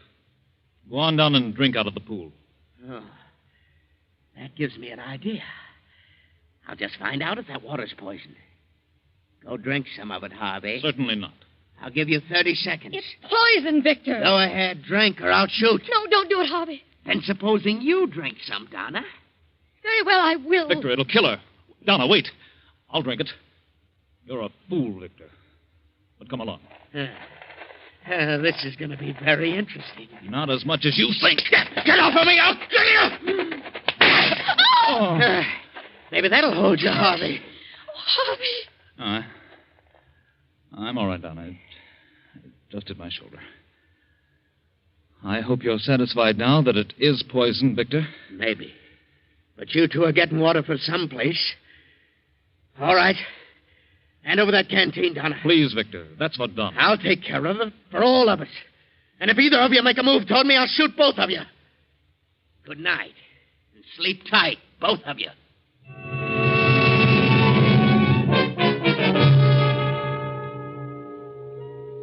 The night slowly fades, and the chill of dawn creeps in. Then, as the sun comes over the horizon, Harvey stirs fretfully, opens his eyes, and looks for Donna. She sits beyond the dead embers of the campfire, her hands folded before her, staring blankly into space. Harvey raises up with a start and moves quickly to her side. Victor is sprawled on his back, the hilt of a hunting knife protruding from his breast. Donna. Good.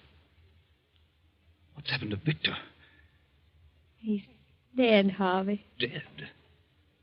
That knife. Why, it's yours, Donna. Yes, it's mine. Now no one will ever know. Will they, Harvey? No. I had to. I had to. Harvey, hello there. It's Dr. Saunders. Here we are. Well, thank heavens we found you. Sighted a ship, built a signal fire. They're waiting for us. Well, what's this?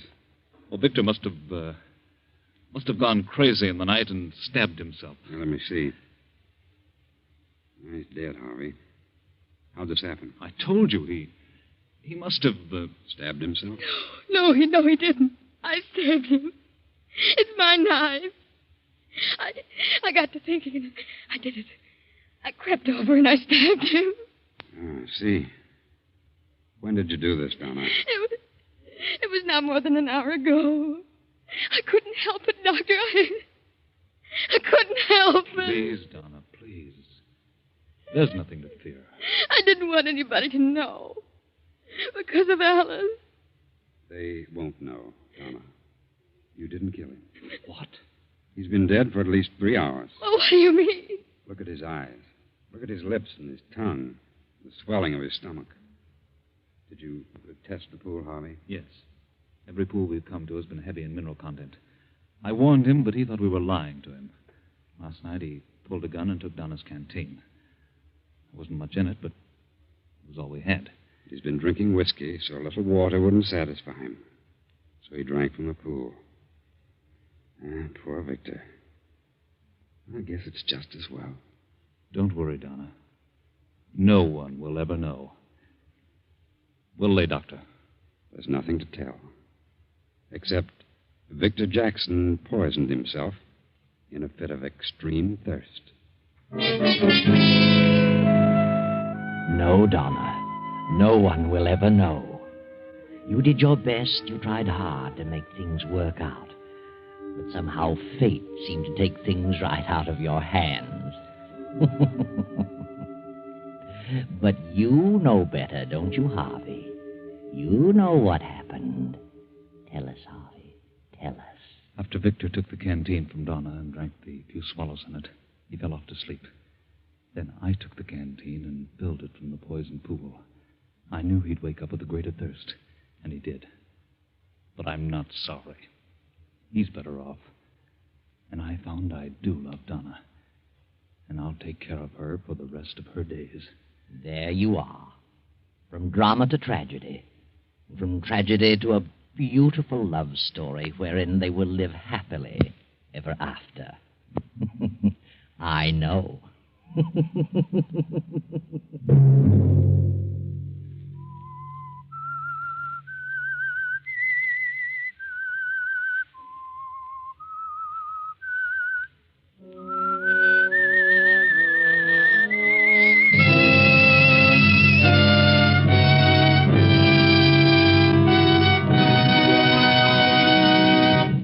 CBS has presented The Whistler.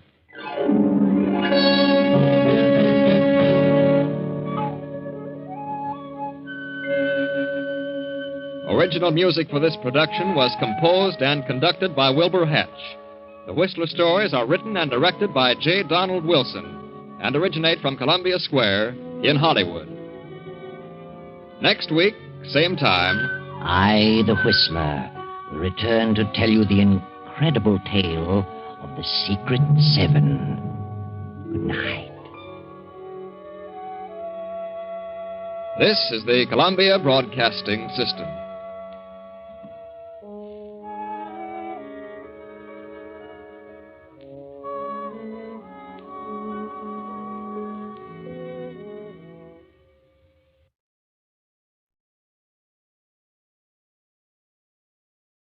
And now stay tuned for the program that has rated tops in popularity for a longer period of time than any other West Coast program in radio history. The Signal Oil program, The Whistler.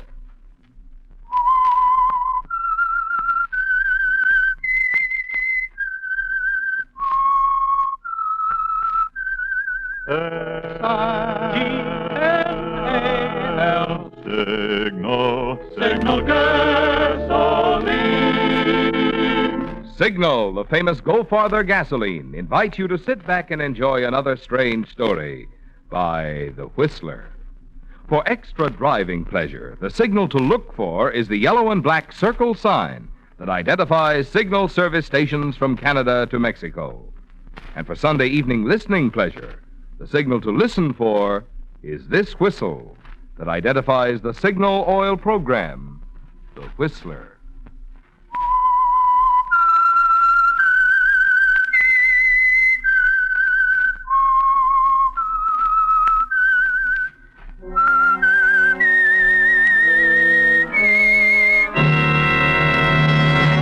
I am the Whistler, and I know many things, for I walk by night. I know many strange tales, hidden in the hearts of men and women who have stepped into the shadows. Yes, I know the nameless terrors of which they dare not speak. And now the Whistler's strange story, Best Friend.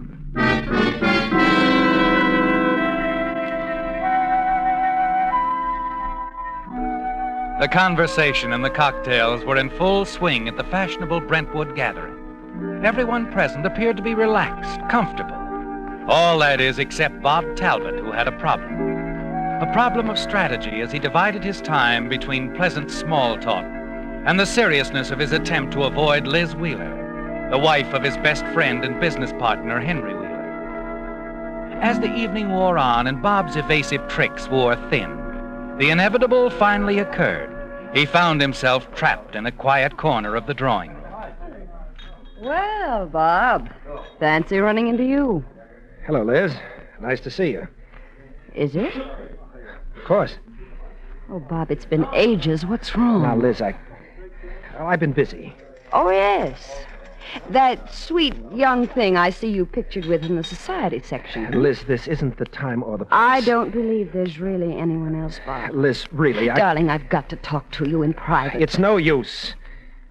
We've been through all this before. We're finished, Liz. It has to be that way. Why? Because of Henry? Why, that's it, isn't it? Well, after all, he's my best friend. I just can't do this to I him. knew that was it. I knew you hadn't really stopped loving me, Bob. Liz, be careful. Henry's coming this way. Oh, don't go away, darling. We're still going to talk. I have plans for us and Henry. Ah, it's a fine party, huh, kids? Looks like it can go on all night. Hey, you two haven't been drinking. You can't enjoy a little old party without a drink, you know. Don't you think you're overdoing it a bit, Overdoing dear? it? Yeah, nonsense, Liz. I'm enjoying myself. I'm having a great time. Henry, must you shout? Everyone is staring. For goodness sake, straighten out. Straighten out? Well, look at me. I'm as straight as an arrow, just as Henry, straight be as... quiet. Oh, Liz, don't go spoiling the party. Look, I'm getting fed up with this. Always saying, don't do this, don't do that. Oh, you're acting like a child. It's a fine party. I'm having a great time, and just leave me alone, please. I can't even have any fun. Hey, Charlie. Henry's in rare form tonight. Bob, will you come to the house? I must talk to you. Liz, I've told you, we're finished. Please, Bob. Darling, I can leave now. No one will be surprised if I do. The way Henry's been behaving all evening, everyone has noticed it. But, Liz... Don't worry. The servants' night out. See you in half an hour, darling. All right. All right, Liz. I'll be there.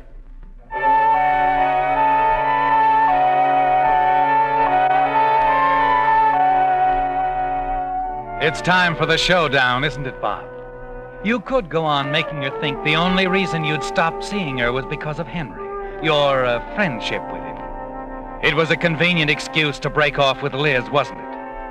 And not once did she suspect the truth, that you've grown tired of her. There was really someone else now, the sweet young thing on the society page who was going to be another stepping stone to the top. And now as you sit with Liz in the library of her home. Liz, don't you see? I didn't realize what a real friend Henry was. I just can't do this to him. Darling, I've told you I can get rid of Henry. You know he wouldn't give you a divorce. Now, please don't talk about it. Henry has the highest regard for me, and I feel the same thing toward him. This ridiculous loyalty. Bob, don't you think you owe me something? Remember, I was the one who got you into the firm. Everything I am or hope to be, I owe to my darling Liz. Is that it? Well, now, Bob, don't be angry. I don't need you anymore for anything. Bob. I've never loved you, Liz, not even in the beginning. From the start, I knew what I wanted. You were just the means of getting it. Oh, you're lying. You're trying to make me hate you and forget you. Oh, Bob, you know you love me. Liz, please. Look, darling, we're the same kind of people, you and I. We can't just call it quits because of Henry. Oh, these past weeks without seeing you have been a nightmare. No, don't look away, Bob. Kiss me. Oh, darling. Liz, it's no use. Listen to me, Bob. Henry's going up to the cabin this weekend. We'll have 3 whole days. 3 days. No, we won't. Liz, can't you get it through your head? We're through. Understand, we're through. It has nothing to do with Henry. If I really loved you, I wouldn't let him stand in the way. Henry means nothing to me. No. Oh, no, Bob. I meant every word I said a moment ago. I never loved you. I used you to get what I wanted. Now I don't need you anymore. Now may I go home? What a fool I've been. What a stupid little fool.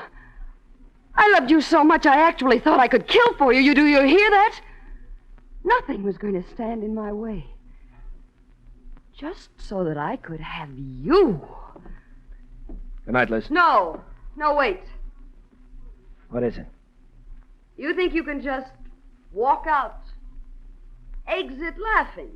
Is that it? Let's not have any dramatics, Liz. Liz, what are you... Liz. Oh, no.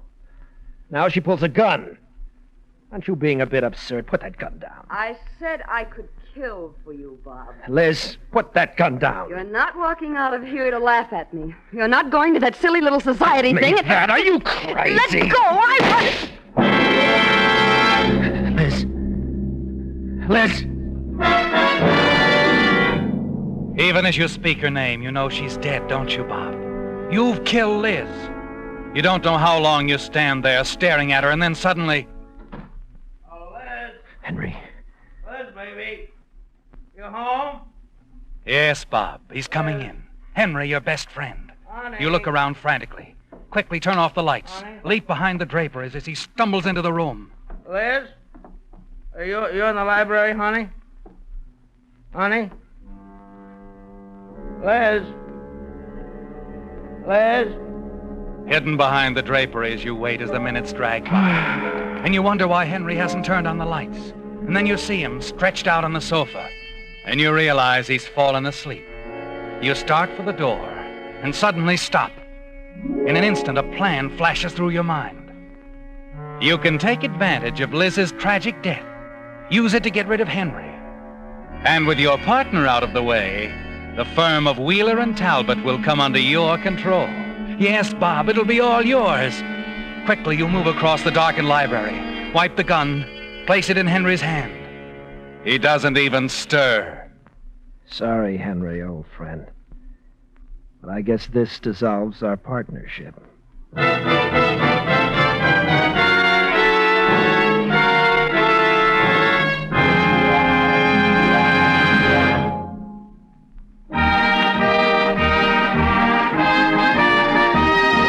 Jean Planette of Hollywood is the Whistler fan to whom we are sending a $20 Signal gasoline book this week as a token of our appreciation for writing this limerick.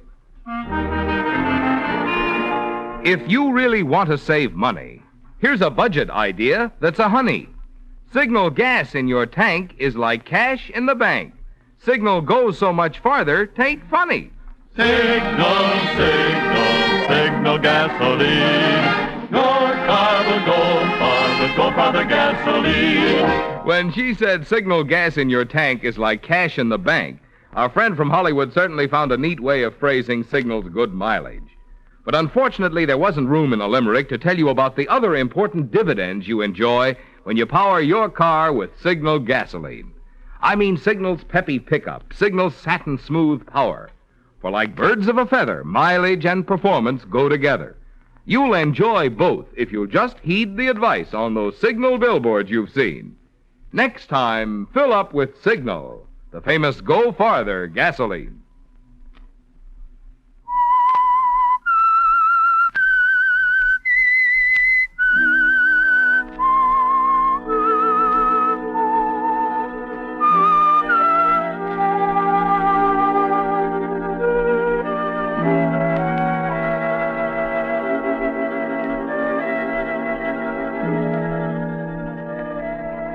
It's the next morning, hours after you fired the shot that killed Liz Wheeler. A lucky accident for you, wasn't it, Bob? The perfect opportunity to frame her husband, your partner, Henry Wheeler, for the crime. And with him out of the way, you'll be able to take over the business firm of Wheeler and Talbot. You know exactly what's going to happen. The servants will discover Liz in the library, Henry nearby, the gun with his fingerprints on it. You're confident that you'll be in the clear, but still you jump when the doorbell to your apartment rings. You've got to answer it, Bob. You must face this thing out, and you're sure you can. Yes? Sorry to get you out of bed, Mr. Talbot. I'm Lieutenant Loring, homicide. Came to see you about the Wheeler murder. Murder? But I'm afraid I don't... Henry, it's not Henry. No. His wife. Any reason why it should have been the husband? No, of course not. Forgive me. Come in. I'm afraid you took me a little by surprise. Thank you. Now then, Mr. Talbot, this is purely routine, you understand, but I'm going to have to ask you where you were last night. Of course. I was at the same cocktail party the Wheelers attended. How well did you know Mrs. Wheeler? Well enough to call her Liz. I've been a dinner guest of theirs many times. Henry and I are business partners. I see. Henry's not under arrest, is he? No, he isn't. Oh. I thought some one of them might have started spreading that slander to you about Henry's rages. It isn't true, you know, not a word of it. I'm glad you're not falling for it, Lieutenant. We can't afford to jump to any conclusions, Mr. Talbot.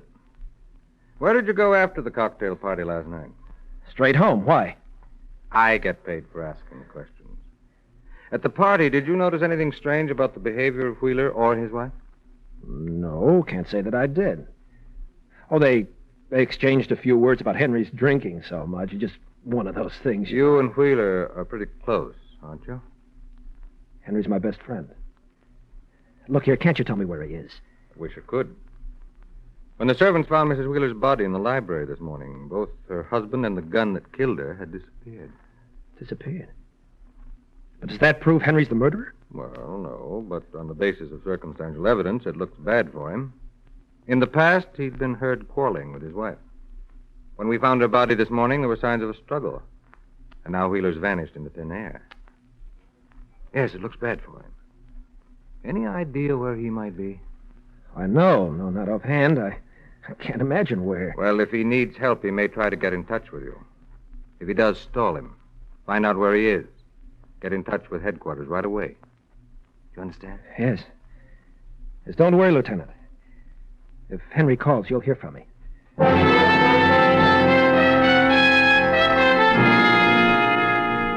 You carry it off very well, don't you, Bob? Just the right amount of touching loyalty and devotion for Henry. And Lieutenant Loring seems to believe you. But you're worried, aren't you? You had hoped Henry would still be in the library when the servants discovered Liz's body. You wonder where he is, and just exactly how much he remembers about last night. Because Henry's the only one who might link you with the murder. You decide that you must find him before the police do, and then a few minutes after the lieutenant leaves... Hello? Hello, Bob. It's Henry. Henry. Can you talk? Of course, I'm alone. Did you hear the news on the radio? They say I killed Liz. Yes, I know. I gotta see you, Bob. You're the only person I can trust. Where are you? Malibu, at your beach house. What? Don't worry, no one saw me. But, Henry, you... Can you come out as soon as possible? I'm counting on you to help me. The police have already been here. I'd better wait till it's dark. All right. I can trust you, can't I, Bob? Of course. Of course, you can trust me.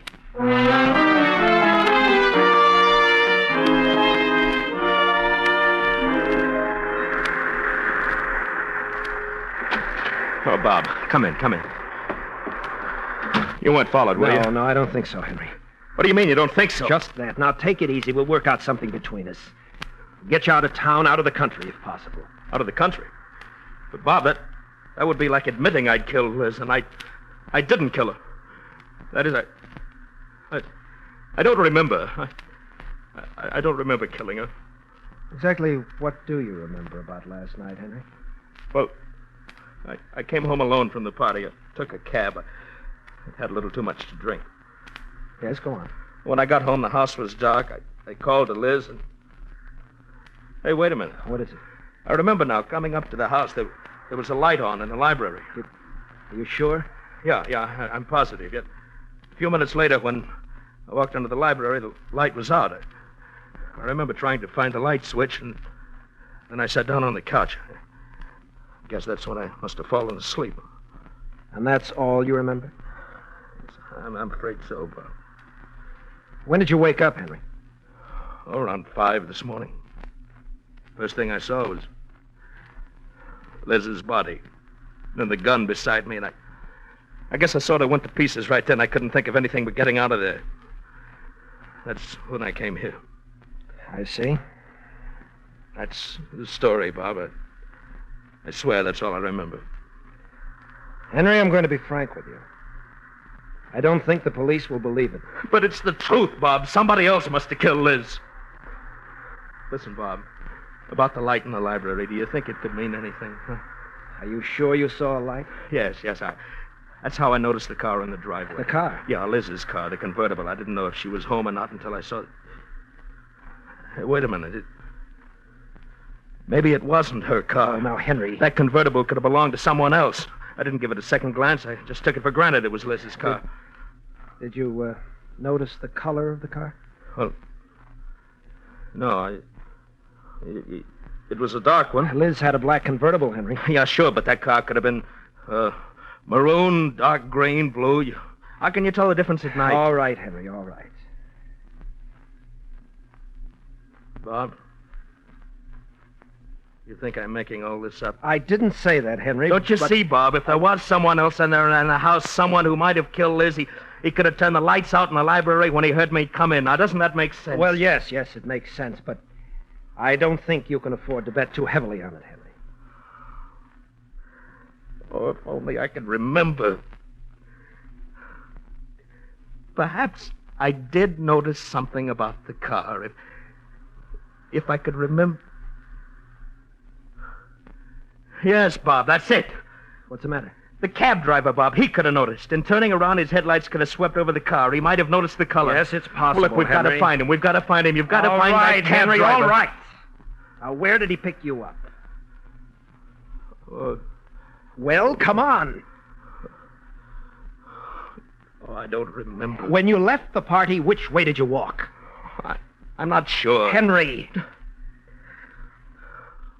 Toward the boulevard, probably. Oh, all right, Henry. I'll see what I can do.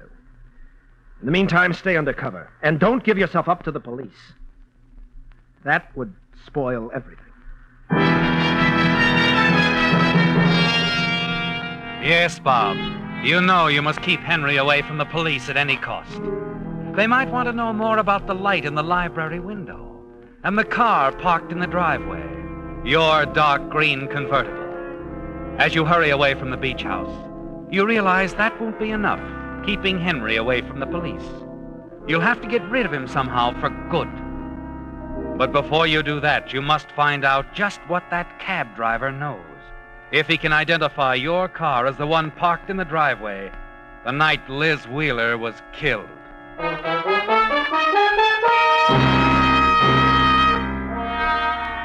Taxi, mister? No, but perhaps you can help me. I'm trying to find a driver who took a friend of mine home last night. Think maybe I did, huh? Well, I've already checked half a dozen cab stands in the neighborhood. No luck, huh? Okay. What do you look like? Well, he was tall, heavy-set, wearing a tux. Would it be a guy named Wheeler you're asking about? What? Sure, I drove the guy home. I didn't know what his name was until I seen the papers this morning. He really bump off his wife? Well, we don't know. Look, when you drove Wheeler home, did you notice a car parked in the driveway? Car in the driveway? No. I wouldn't even be sure there was a car. I had my hands full with that lush Wheeler, and I just wanted to get rid of him before we got into another argument. I see. I'm sorry I can't help you, buddy.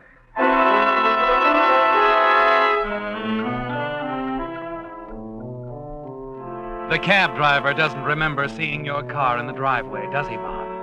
That leaves only Henry to worry about. And now you've got to silence him. Your life is at stake if Henry talks to the police. if he suddenly remembers that the car he saw parked in the driveway was yours. Yes, you've got to get rid of Henry before that happens. But how, Bob? It's something to think about, isn't it? Murder. And the thought stays with you all that night. And then the following morning, there's a phone call from Lieutenant Loring. Why, no, Lieutenant. Wheeler hasn't tried to contact me. I see. Well, the reason I called, Wheeler owned a gun, didn't he? Yes, he did. The 32, I believe. We just got the report from ballistics. Mrs. Wheeler was shot with a 32. I see. The gun's disappeared with Wheeler. So remember, he's armed and probably desperate. If he contacts you, don't try to help him. He's dangerous. You understand? Don't worry, Lieutenant. I understand perfectly.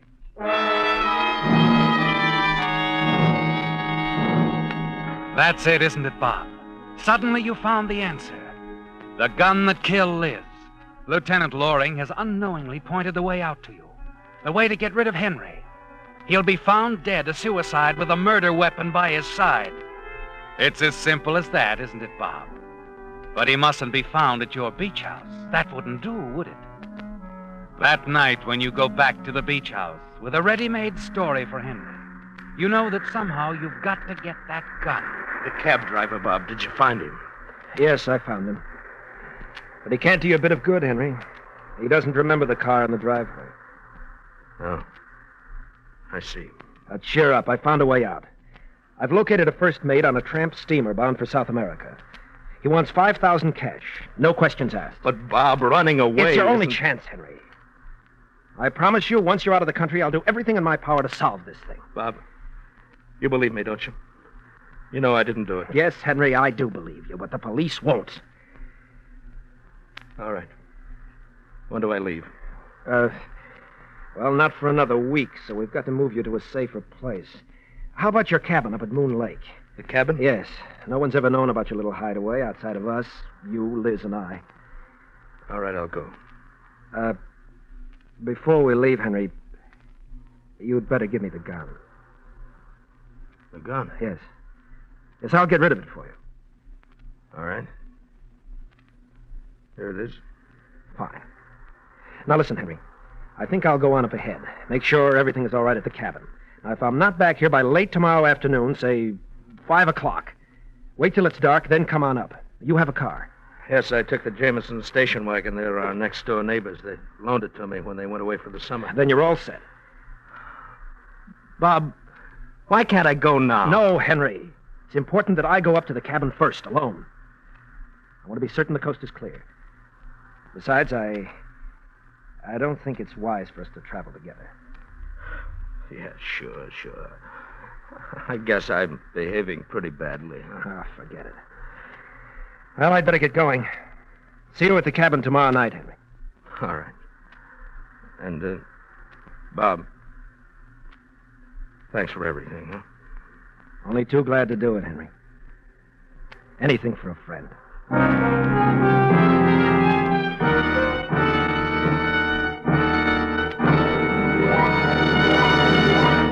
Because summer weather causes many motor oils to break down and form harmful gum, varnish, and carbon, I want to tell you tonight about an improved type motor oil that's specifically engineered to stand up under heat.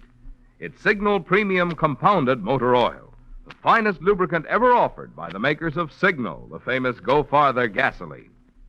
Naturally, Signal Premium has 100% pure paraffin base.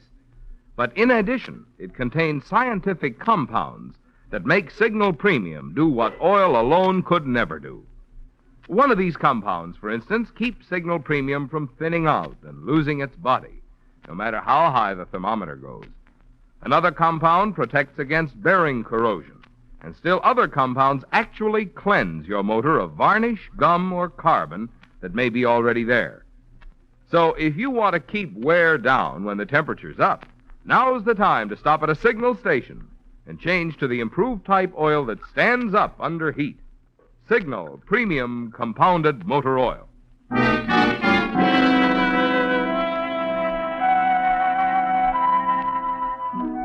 Some 36 hours after Bob Talbot had left Henry Wheeler at the Malibu beach house, Lieutenant Loring of Homicide hurried into the coroner's office at Moon Lake. The body had already been brought down from the isolated mountain cabin, and soon the puzzle began to fit together. There in the smoke-filled office, what had happened was all perfectly clear. All that remained now was for the lieutenant to step out into the hall, walk through the early morning gloom to the man sitting quietly on the bench, the man the police had picked up at the Wheelers' mountain cabin. Well, it's all over. You're in the clear, Wheeler. But I don't understand, Lieutenant. Your good friend, Bob Talbot, confessed he killed your wife. Bob? Killed Liz? But the cabin, what happened there, the explosion? Somebody set up a booby trap in your cabin. Used gunpowder in a big kerosene lamp, rigged it to explode, and it did just that. When Talbot put a match to it. But who would do such a thing, and why? Talbot had a guess. Told the sheriff about it, just before he died. Your wife, Wheeler, he figured she did it. She was in love with Talbot. Liz? Yeah. She meant that booby trap for you. Only Talbot walked into it instead.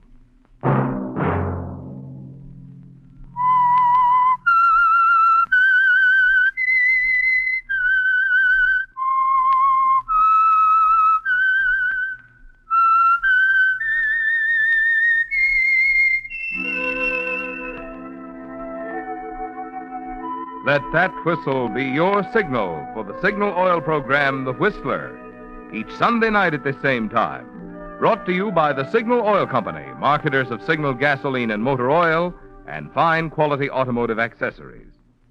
Remember, if you would like the fun of having your friends hear a limerick of yours on The Whistler, the address to which to send it is Signal Oil Company, Los Angeles, California.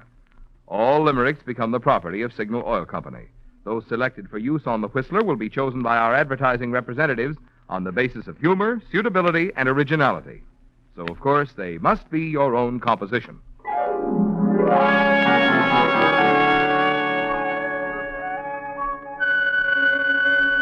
Featured in tonight's story were David Ellis, William Conrad, Joan Banks, and Ted Osborne. The Whistler was produced by George W. Allen, directed tonight by Sterling Tracy, with story by Norman R. Kramer, music by Wilbur Hatch, and was transmitted to our troops overseas by the Armed Forces Radio Service. The Whistler is entirely fictional, and all characters portrayed on The Whistler are also fictional. Any similarity of names or resemblance to persons, living or dead, is purely coincidental. Remember, at this same time next Sunday, another strange tale by The Whistler.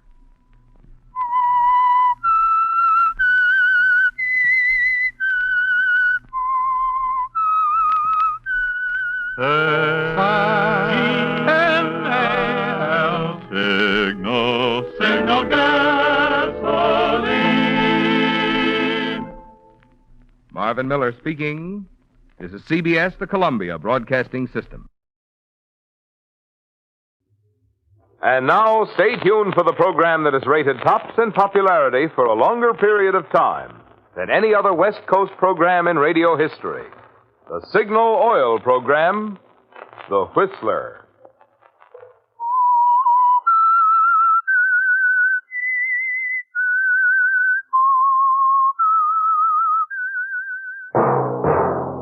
Signal, the famous Go Farther gasoline, invites you to sit back and enjoy another strange story by The Whistler.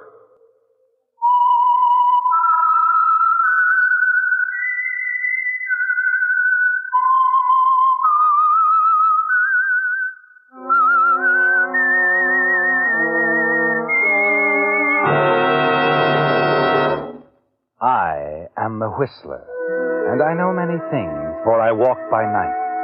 I know many strange tales hidden in the hearts of men and women who have stepped into the shadows. Yes, I know the nameless terrors of which they dare not speak. And now for the Signal Oil Company, The Whistler's strange story, The Return.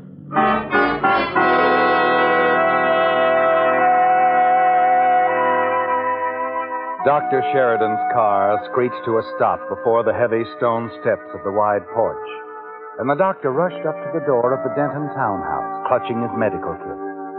There was confusion inside, the servants rushing this way and that, and relatives barking orders, all of them clearing a path to the stairs to permit the doctor to dash hurriedly up towards the big master bedroom where Ellen Denton lay breathing heavily.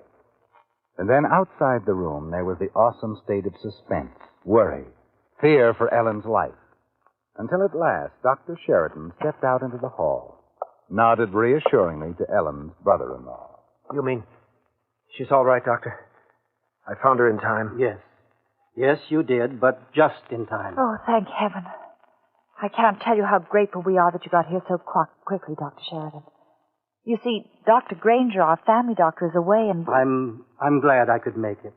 What I can't understand is why a relatively young woman like Mrs. Denton would try to kill herself. Why, she took enough sleeping pills... She's still in love with her husband, Doctor. You see, Mrs. Denton lost her husband about 8 months ago, Doctor. That's too bad. Was it sudden? Well, Jeffrey just disappeared. Ran away, I guess. Charles. Ran away? That seems odd under the circumstances. What do you mean by circumstances, Doctor? Well, you say Mrs. Denton was deeply in love with her husband, and I understand she's quite wealthy. But it was quite strange. One day last winter, Ellen, Mrs. Denton, that is, drove down from the country with the maid to open up the townhouse here. Jeffrey stayed up at the Denton's estate in Ferrisville. He was supposed to drive down the next day, but no one's heard from him since. I see. Ellen's done everything she could to find him. Told the police all about him, hired private detectives. But so far, she's drawn a blank. It's been terribly hard on Ellen. We've all worried about her and tried to do everything we could for her. And now this overdose of sleeping... Well, you'd better watch Mrs. Denton quite closely for a while. Don't you worry about that, Dr. Sheridan. We'll watch Ellen every minute. You say you're Mrs. Denton's brother-in-law? Yes, that's right. Ellen and my brother Jeffrey were married nearly 15 years ago. Valerie here's my wife. I see. Well, if you need me before Dr. Granger returns... We'll call on you, Doctor, I assure you. And thanks again for coming over so quickly. Now, Valerie, we better go inside. Yes, dear. And be careful what you say to Ellen, won't you, Valerie? Keep her mind off of it. Of course,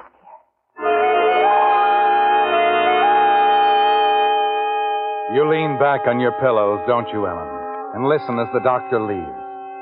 And a moment later, Charles and Valerie slip into your room softly, whispering so as not to disturb you. You know the correct thing would be to thank Charles for saving your life. But it doesn't seem the time for correct things, does it? You know, don't you, Charles? I'll be a long time forgiving you for this. I'd never have forgiven myself if I hadn't found you in time, Ellen. Just like him. Like Jeffrey. Kind, considerate. You're a fortunate girl, Val. I think so. Oh, but you must get your rest, Ellen. Rest and... And what? Forget? Is that what you were going to say? Why, Never mind. Valerie, I'll meet you downstairs. Here, Ellen. Let me fix your pillow. Please, Charles, leave me alone. You stopped me. Prevented me from doing the one thing I could do that would make forgetting a possibility. Well, Ellen, Leave me alone. That seems to be the way the world wants me. All alone.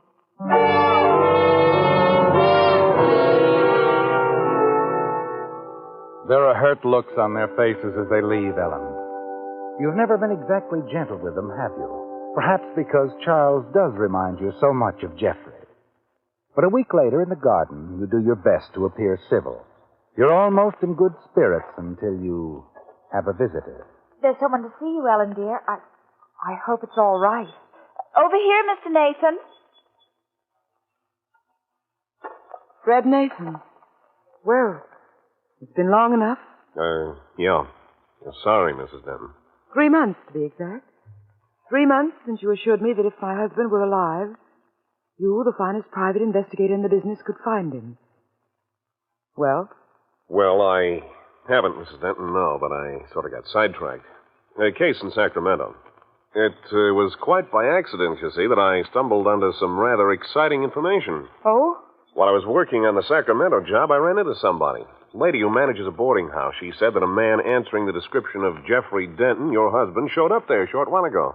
What? Yeah, she was pretty definite about it. Said he, acted strange, sort of, like maybe an amnesia victim. I can't believe it. Can we see this man? Can we talk to him? He, left the boarding house about a week ago. Oh. But I brought something along. Something he left behind. Let me unwrap it here. Yeah, there we are. What? Why, it's a sport coat. The same kind Jeffrey was wearing the last time we saw him. Yeah, I figured that'd interest Mrs. Denton. Interest? Me? Why, it's Nathan. I don't know what to say. Ellen? Here, now, don't do that. Oh. Hey, give me a hand here, lady. Yes, Mrs. of course. Denton's fainted.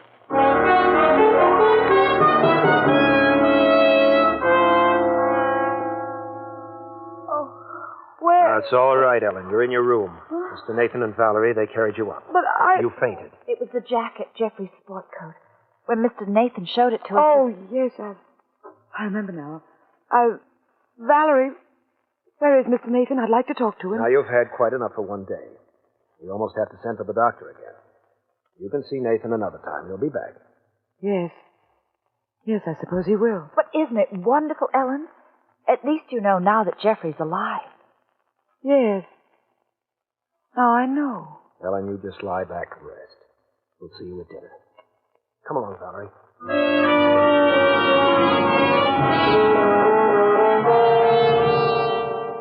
Well, Ellen, it's a shock, isn't it? Jeffrey alive. That's what Fred Nathan said. But you don't believe him, do you? Because you're certain your husband Jeffrey was wearing that same sport coat the night you killed him.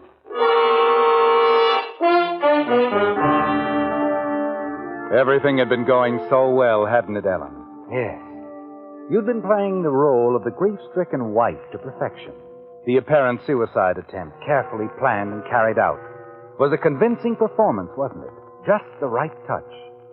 But now your private investigator, Fred Nathan, is back. And it's entirely possible he'll ruin everything. You wonder about Fred Nathan and what he's up to. You decide to do a bit of investigating on your own. And the very next day, you drop into the tailor shop where you used to go so often with Jeffrey when he selected his suit material. Why, yes, Mrs. Denton. Now that you mention it, there was a gentleman in asking for that pattern. Come to think of it, he even mentioned your late husband's name. It's how we found the material. And you made up a sport coat for him? Why, yes. Dreadfully sorry if you object. We never allow duplications, of course, but in this case, with your husband... Never mind. And this man, what was his name? Nathan. Yes, that's the name he gave. Fred Nathan.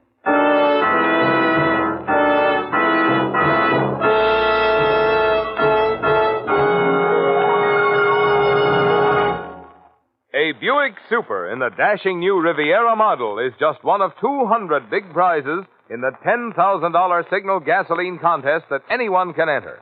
No purchase required, no box tops to send in. Yes, in addition, you have 199 other chances to win wonderful gifts, such as Packard Bell television sets, 6 of them, including Packard Bell's famous Telecaster consoles that turn at fingertip touch to most convenient viewing angle. 2 of the finest gas ranges made by O'Keefe and Merritt, with vanishing shelf and grill-elevator broiler. 10 Westinghouse vacuum cleaners, plus 50 Westinghouse pop-up toasters. Also, 10 solid gold case wristwatches by Helbros. Yes, there are lots and lots of chances to win in the big, exciting Signal contest. And here's how easy it is to enter. You know those Signal cartoon billboards you see wherever you drive? The one that's up now pictures an angry bride waiting at the church door for the groom, who is just arriving late because he ran out of gas. Well, all you need do is to write in 25 words or fewer what you think the bride is shouting at the groom. That's all there is to it. No purchases required, no box tops to send in, no tickets to save. Say, you just can't afford to pass up an opportunity like this to win really valuable awards. So ask any Signal dealer for free entry blank for Signal's big $10,000 contest.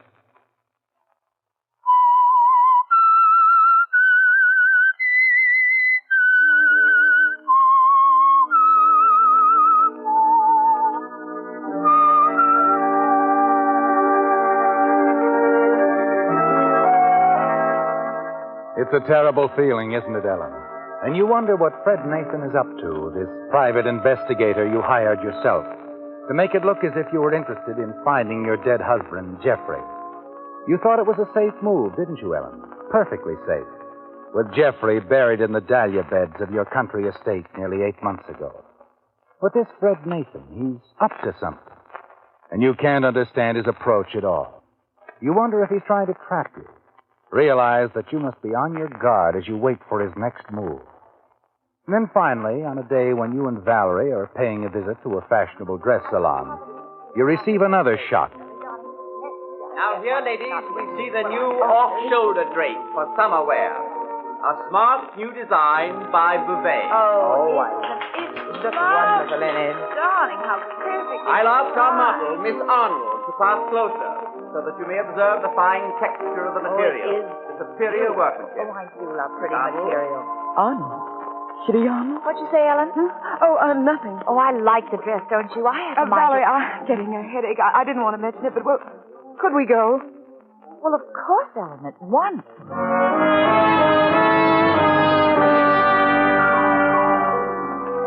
The headache is an excuse, isn't it, Ellen? A lie to get you outside, out of sight of that model, Miss Arnold. Kitty Arnold. She was the girl in the case, wasn't she? The other woman. The reason that you, Ellen Denton, killed your husband in a jealous rage.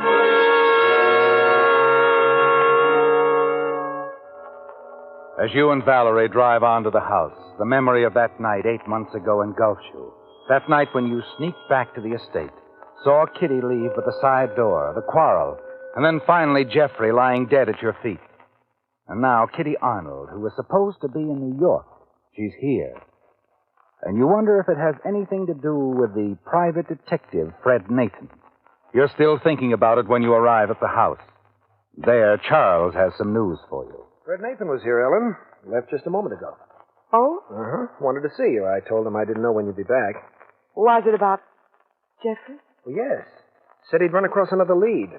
Told me to tell you that he's taking the 8 o'clock plane to Los Angeles. He seemed to be quite excited about the whole thing. I wonder what Jeff is doing in Los Angeles. Well, Valerie, we aren't certain he's there. But Mr. Nathan seems to think so. Well, yes. Why, Charles? Well, I don't know. Nathan didn't go into that, Ellen. Oh, that's entirely possible, you know. Jeff was in business there years ago. Knows the city, has friends. Oh, yes. Yes, of course. Oh, Ellen, I just know Jeff will turn up soon. You'll see. Of course he will. Well, come along, dear. We better freshen up before dinner. Charles, be a darling and see to the cocktails, will you? Already taken care of that, now. Well, I hope you remembered I told the cook we're having an early dinner. Oh, of course. She's been sulking around the house ever since. You know how she hates to have a routine disturbed. Early dinner? What is all this, Valerie? Well, have you forgotten, dear? We're going up to Ferrisville for the weekend. Charles is going there tonight to get things in order. Oh, yes, I had forgotten. Gosh, I suppose we could all go tonight for that matter and help Charles. Oh, no need of that. I could manage. No, I couldn't go, not tonight. Oh? No, you see, well, as I said, it completely slipped my mind. I made several appointments here in town for tomorrow morning. Oh, you couldn't cancel them, I suppose. No, not very well. You run along with Charles. I'll drive up sometime tomorrow afternoon. Nonsense. I'll stay here with you, dear. You can manage, can't you, Charles? I said I could, Val. Well, of course you can. Well, it's all settled then.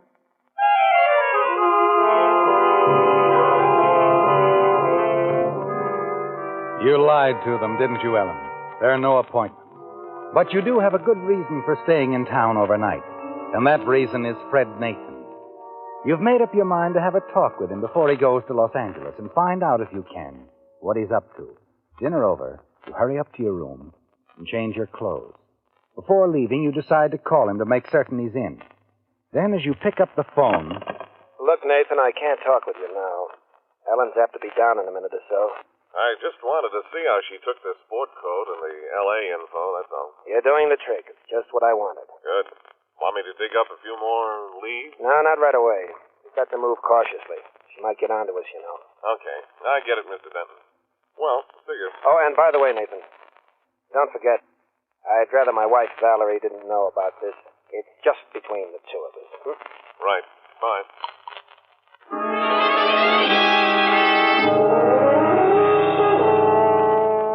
You can't believe what you've heard, can you, Ellen? But as you replace the receiver, the whole picture becomes clear to you. Charles. He's in on it with Fred Nathan. You realize he suspected you all along, and now he's trying to trap you. Expose you as his brother's killer.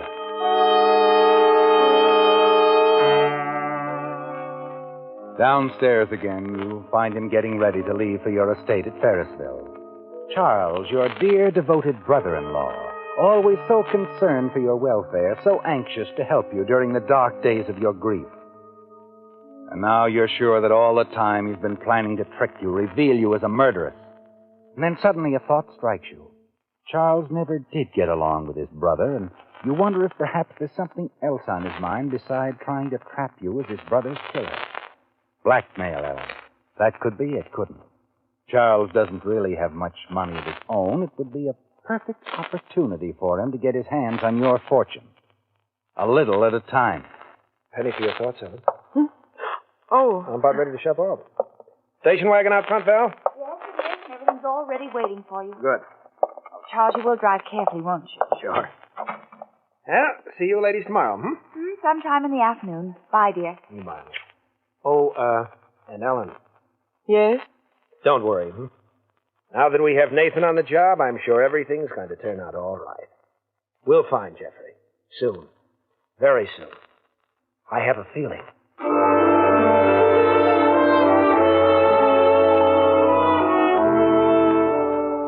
He's clever, isn't he, Ellen? And as you watch the station wagon drive away, you wonder how close Charles is to the truth, don't you, Ellen? What he really meant when he said Jeffrey would be found soon. Long after he's gone, you pace the floor of the library. Valerie has gone upstairs to bed, and you're glad she's out of the way so you can slip over to see Nathan.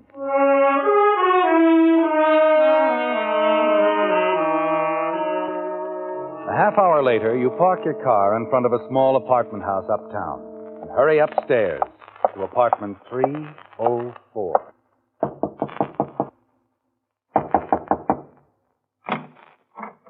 Why, Mrs. Denton. May I come in, Mr. Nathan? Well, sure. Thank you. This is an unexpected pleasure, Mrs. Denton. I heard you were at the house this afternoon. Yeah, that's right. May I sit down? Sure. Sit down, Mrs. Denton. Thank you. Charles, my brother-in-law tells me that you have a new lead. Yeah, that's right. New lead. Fix your drink, Mrs. Denton? Thank you, no. What makes you think my husband is in Los Angeles?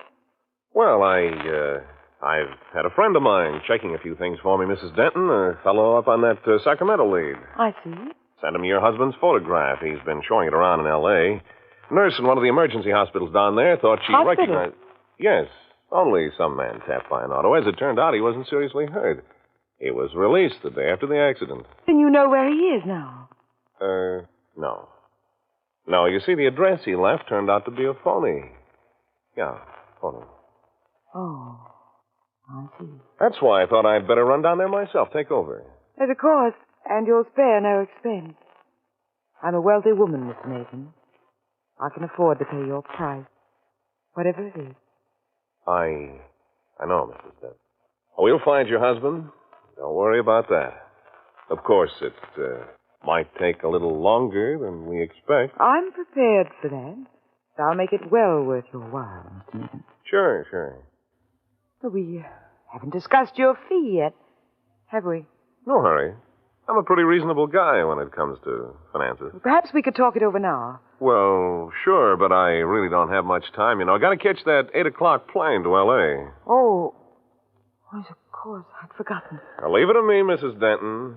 Just leave it to Fred Nathan.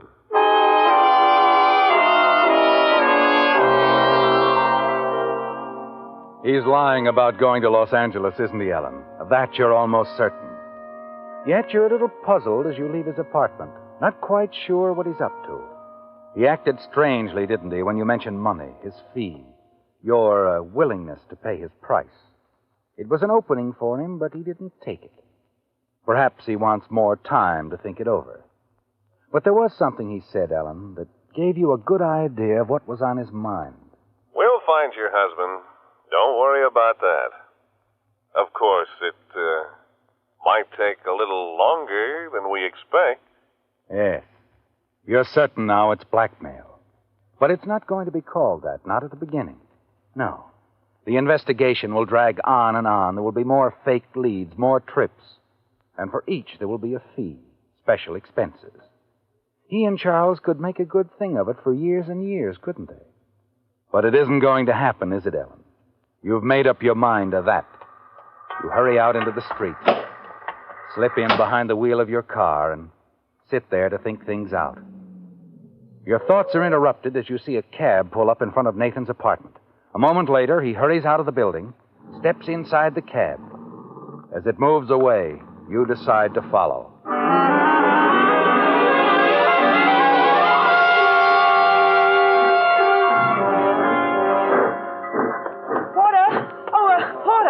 Yes, ma'am. That train just pulling out, is that the one to Los Angeles? No, ma'am. That's the northbound. Greenpoint, Valley Town, Ferrisville. Ferrisville, I see. Thank you.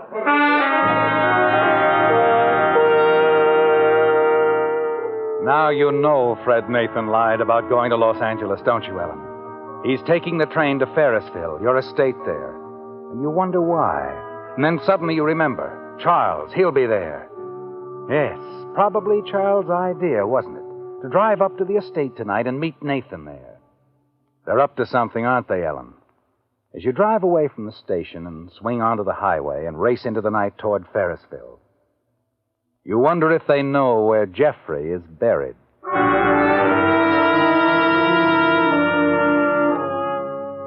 It's almost midnight when you reach the deserted railroad station at Ferrisville. Reach it less than a minute before the train from the city pulls in. A single passenger gets off, Fred Nathan. As the train starts to roll again, you see Nathan walk across the platform and then into the waiting room. You move along the platform, keeping well in the shadows, and then stop near an open window. Yeah. You can hear him Yeah, that's inside, right. talking on the phone. Yeah, I just got in, Mr. Denton. Huh? Yeah, I think we better make sure where we stand before we make another move. No, tell you about it later. Yeah, okay. I'll wait for you. They're going to make sure, aren't they, Ellen? You know what that means, don't you? You step back into the shadows as Nathan comes out of the waiting room, walks past you. You watch him as he stops at the edge of the platform, lights a cigarette.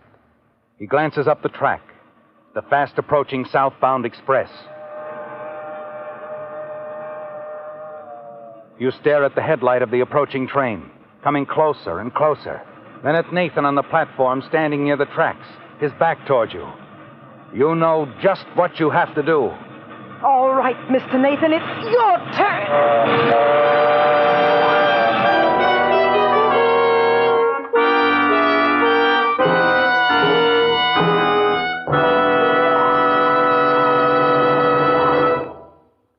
For the lucky lady who wins the three-piece Apex automatic laundry in Signal's big $10,000 contest, Monday isn't going to be Blue Monday anymore. This complete laundry center includes Apex automatic washer, dryer, and ironer. Or maybe what you'd like is the Frigidaire refrigerator or electric range or home freezer. Or one of the 10 Packard Bell radios. Or Halliburton makeup cases filled with Anatole Robbins cosmetics.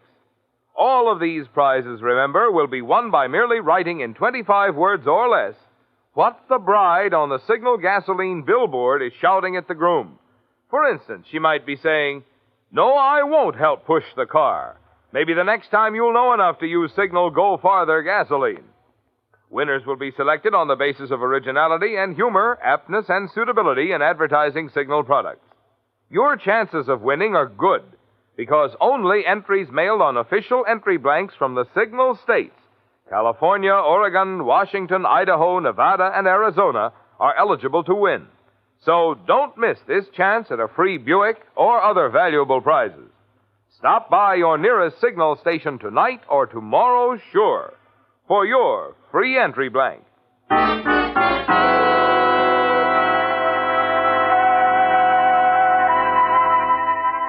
The railroad station at Ferrisville was no longer deserted. Curious passengers from the southbound express milled about the platform, talked excitedly about the tragedy which had just occurred. A few of the more curious had wandered inside the waiting room, where Police Lieutenant Ansley listened to a witness tell his story. I tell you, Lieutenant, I could swear she was trying to push me right into the path of that train. What do you think of that, Mr. Denton? It's utterly ridiculous, Nathan, and you know it. Okay. All I know is I'm standing there when I hear somebody come up behind me. I turn and she goes right past, falls off the platform, right in front of that train. It couldn't have been anything but an accident, I tell you. Why in the world would Ellen want to push you in front of that train? Why would she want to kill you, Nathan? I don't know. She acted kind of funny at my apartment tonight. That's why I came down to see you. I got the idea she knew what we were up to. I figured we'd better make sure before we made another move. And, just what were you up to, Mr. Nathan? Perhaps I'd better explain, Lieutenant. You see, my brother Jeffrey, her husband, disappeared about 8 months ago. Poor Ellen took it very hard, went all to pieces. Even tried suicide. Is that so? My wife and I had the devil's own time after that, keeping our eye on her. We were afraid she'd try it again, unless... Well, that's when I got the idea to hire Mr. Nathan. To do what? I hired Mr. Nathan to pretend to dig up some information on Jeffrey. His whereabouts, things like that. Faked, of course. I see. We did it for Ellen's sake, Lieutenant. To give her something to live for. Some hope that Jeffrey was alive. Poor girl. She was so certain that her husband was dead. Well, maybe she was right. If she was, they're together again now.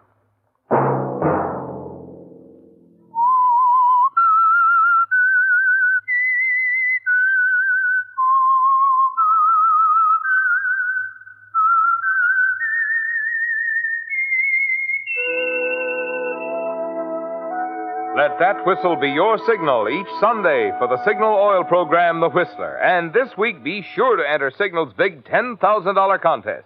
200 valuable prizes include a new Buick, Apex automatic laundry, Frigidaire refrigerator, electric range or home freezer, Packard Bell television set, O'Keefe and Merritt gas range, and many others. Just ask at your nearest Signal service station for an official entry blank. It's free, no purchase required. Featured in tonight's story were Bill Foreman, Betty Lou Gerson, David Ellis, Rye Billsbury, and Francis Robinson. The Whistler was produced and directed by George W. Allen, with story by Joel Malone, music by Wilbur Hatch, and was transmitted to our troops overseas by the Armed Forces Radio Service. The Whistler is entirely fictional. All characters portrayed on The Whistler are also fictional.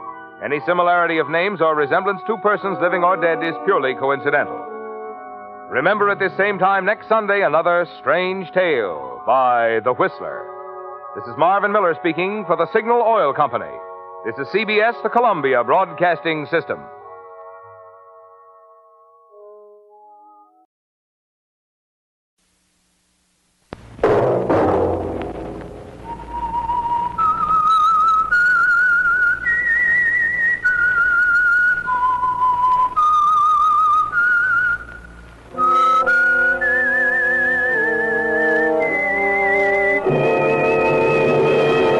I am the Whistler, and I know many things, for I walk by night.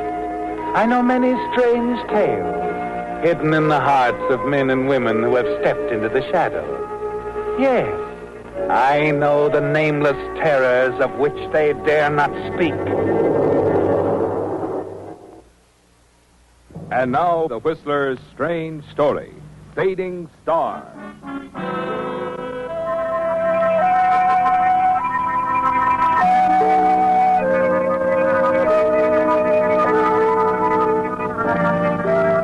At 43, Don Carlton knew his popularity as a romantic motion picture star was waning, that he was on the way out.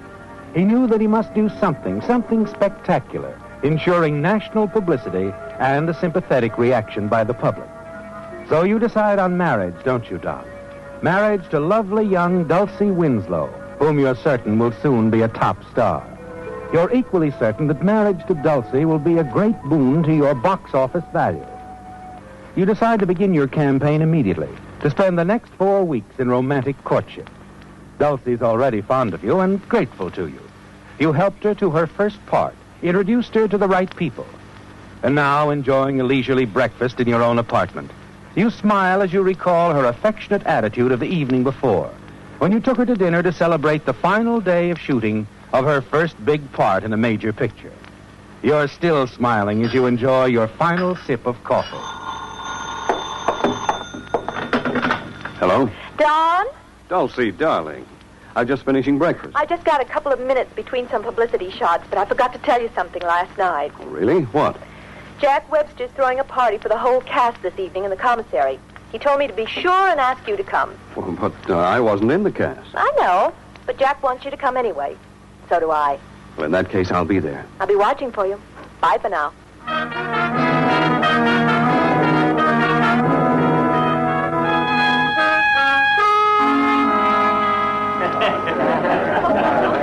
Well, it's quite a party. Everyone's saying you stole the picture. No, I wish I had. Who's the guitar-playing cowboy? Wally Varden. He sings the title song in the picture. Easy on the eyes, isn't he? Yes, he is. He's got a nice voice. I have an idea this picture will be a big break for him. Really? Mm-hmm. Come on. I'll make him sing for you. Oh, no, Dulcie, please. I'll take your word for it. If there's one thing I'm allergic to, it's a cowboy singer. Oh, he's a little more than that. Anyway, I want you to hear him. Come on, please. Okay. Wally, I want you to... Well, hello, gorgeous. I was just thinking about you. And I was just talking about you. You've never met Don Carlton, have you? Never have. Seen him often enough, though. How are you, Mr. Carlton? Fine, thank you. Dulcie was just telling me that Sing that number you did in the picture for him. Will you, Wally? He don't want to hear me sing. Well, then sing it for me. Oh, whatever you say, honey child. For you, I'd do anything. In the West, most men are young men, adventurous, ruthless, and bold. They fight for their fun and live with a gun. Just a few ever live to be old. Some men come west to forget what they've been. Some come to look for gold. A man named Slade shot his way to good pay, but I hear that he's getting old. He's always been smart and quick on the draw, laid lots of bad men out cold. But there'll soon come a day when they'll cart him away, 'cause I hear Jack Slade's getting old. Well, was I right, Don? Yes, I'm afraid you were. He's really quite good. Thanks, Mr. Carlton. Look, Dulcie, this party's nearly over. How about you and me going out in the town and celebrating? Well, I'm sorry, Wally. Don's taking me out. How about tomorrow night, Dulcie? I'd love it. It's a date. I'll pick you up about 7. Take it easy, Dad. But there'll soon come a day when they'll cart him away, 'cause I hear Jack Slade's getting old.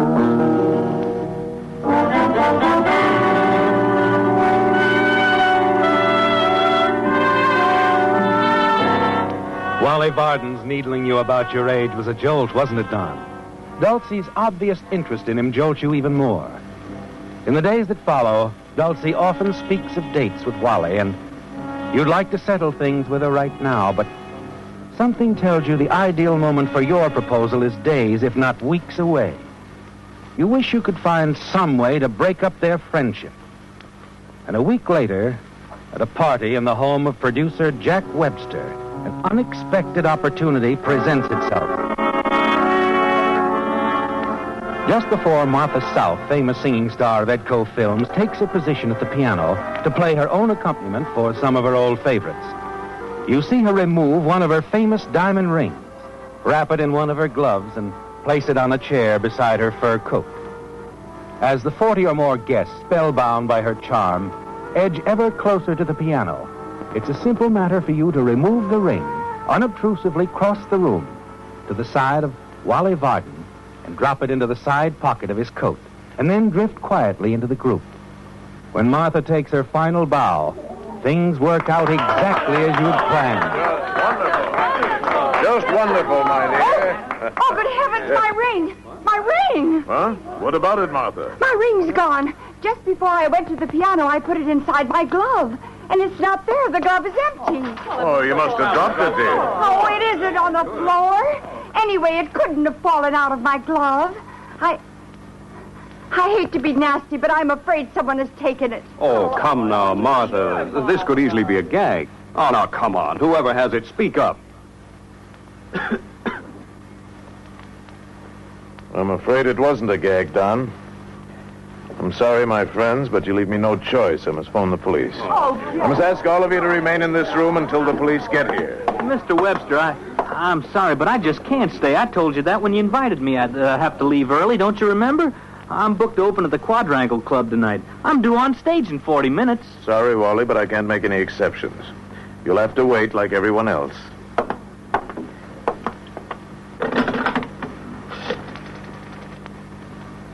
Operator, give me the police department, will you please?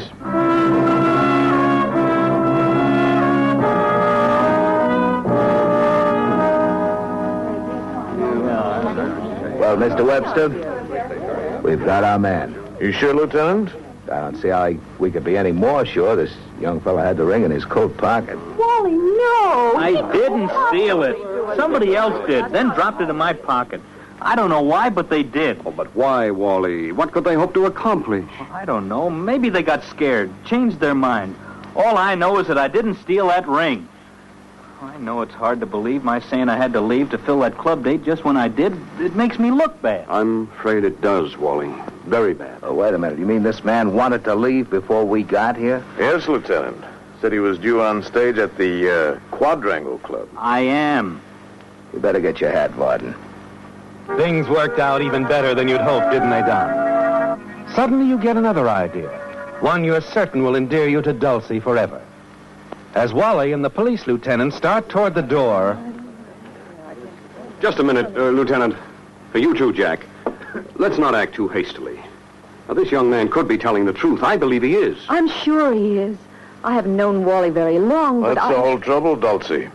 None of us have known him very long. He's the only person here we haven't all known for years. Mr. Webster. Excuse me, Mr. Webster. Can I say something? Yes, of course. What is it, Bill? This young fella never took that ring. Oh, wait a minute. How can you be so sure? 'Cause I saw him the whole time Miss South was singing. He was standing right over there against the wall. Never moved once.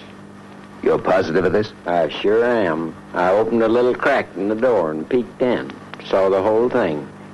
Did you see any of the other guests near him at any time? 3 or 4 of them. A lot of them was kind of walking around between songs. But you're sure this young man, Wally Varden, didn't leave his position on this side of the room? Positive. Well, thank you, Bill. You can go back to the kitchen. You've kept us from making a bad mistake. Yes, sir. Shall I go back to my work? Yes. Unless the lieutenant has some further questions. No, nothing more. You're excused, Bill. Thank you, Captain. Well, what do you know? Well, it looks like we're right back where we started from. How about me? Does anyone still think I stole that ring? Oh, of course not, Wally. She was... I never did think so, Wally. I heard you say so, Mr. Carlton, and I sure appreciate it. I'll never forget it as long as I live. Is it all right if I leave now, Lieutenant? I think I can still make it on stage in time. Oh, certainly. We've no evidence to hold you. Well, then I think I'll be going. Good night, everybody. Good night, Wally. Sorry. Well, I might as well be leaving too, Mr. Webster. There's nothing more I can do. Good night. Good night, Lieutenant. And thank you very much. I think I'd better go too, Jack. I've sort of lost my party mood. We all have, I expect. Well, we'll start over some other night real soon. Shall we? Sure, Jack. It's a good idea. Good night. Can I drop you off at your place, Dulcie? You surely can. Come up for a nightcap if you have time. I want to talk to you, Don.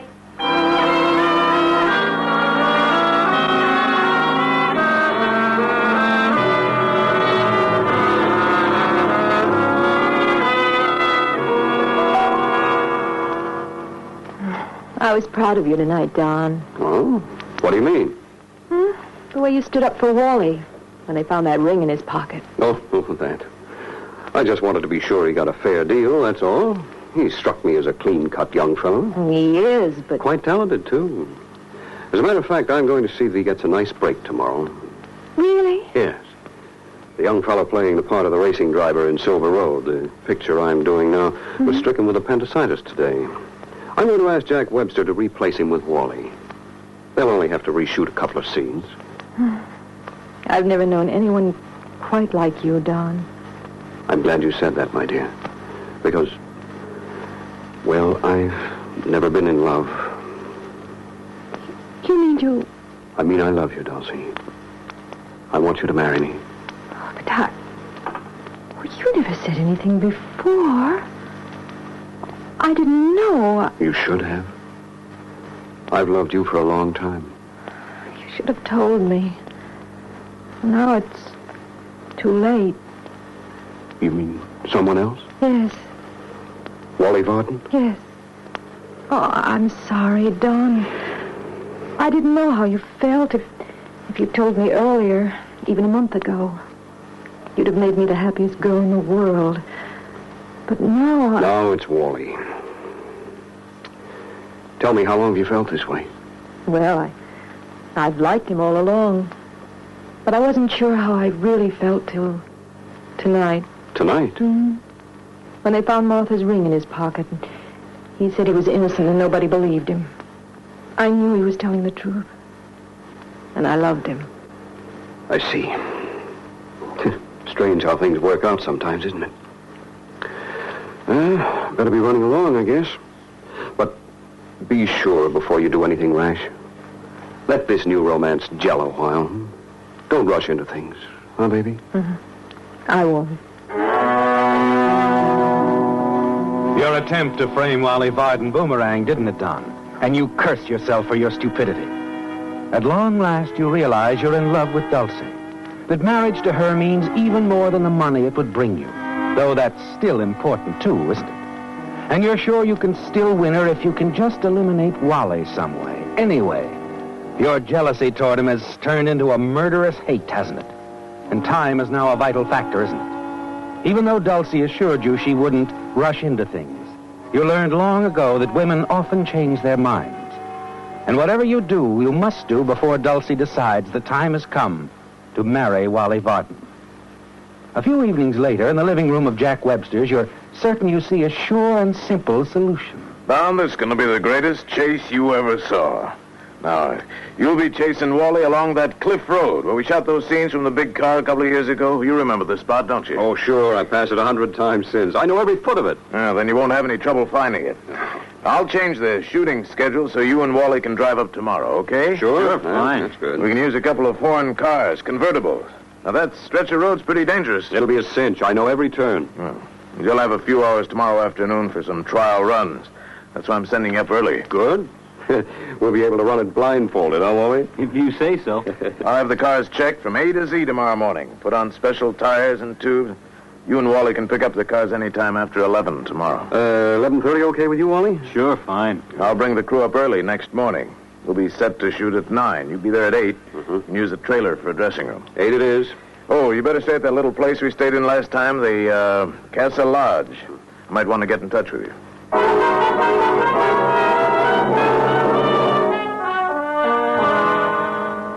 It'll be simple, won't it, Don? Jack Webster unknowingly gave you the answer to your problem of Wally Varden. You know that cliff road, and you know cars as well as most mechanics. All you'll need is a hacksaw and 5 minutes alone with Wally's car. You know exactly how to do it, don't you? The rod connecting the two front wheels and the steering arm. You'll saw through just enough to be sure it will hold through normal driving, but come apart after one or two curves at high speed. And once Wally loses control of his car, there's only one way he can go, isn't there? The following evening, after hours of driving over the scene of the next day's shooting, you and Wally arrive at Casa Lodge. Yes, sir. Double room? I think we'd better have our own rooms, don't you, Wally? Oh, anything's okay with me. Well, better give us singles, I guess. Right. Now, let's see. How about parking space? Oh, there's a private lot in the rear, sir. Mm-hmm. Well, I guess that's safe enough. What about dinner? Well, there's nothing wrong with the Haviland Grotto. About a quarter of a mile north. Nice bar, too. Oh, sure, I remember it. Yeah, it's okay, Wally. Fine. Mm-hmm. After we clean up a little, I'll drive you over. We'll have a couple of drinks before dinner. Celebrate, huh? You're due to go a long way in this business, barring accidents. But accidents happen, don't they, Don? And when you and Wally return to Casa Lodge at a little after 11, the accident you've planned has driven everything else from your mind, hasn't it? After a few minutes of idle chatter and a cigarette in the now deserted lobby, Wally yawns, says good night, and goes to his room. A few minutes later, you return to your own room, where you soon put out your lights and wait nervously in the darkness until nearly 2 a.m. Then you quietly leave your room and use the rear entrance of the lodge. Start towards your car parked right next to Wally. The cat, for a moment, panic seizes you. You stand frozen with fear for several seconds and then return to the rear entrance of the lodge.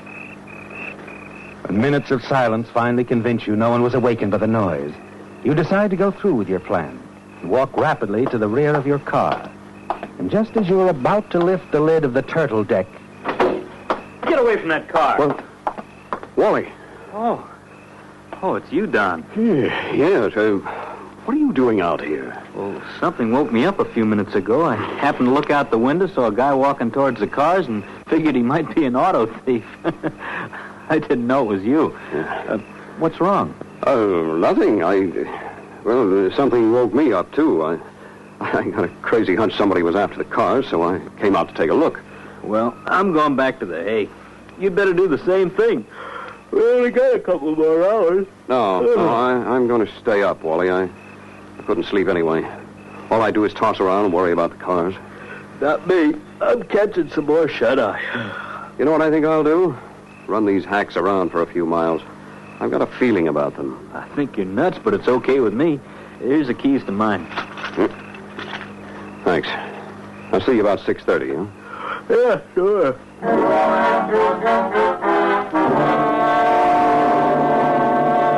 Now it'll be easy and certain, won't it, Don?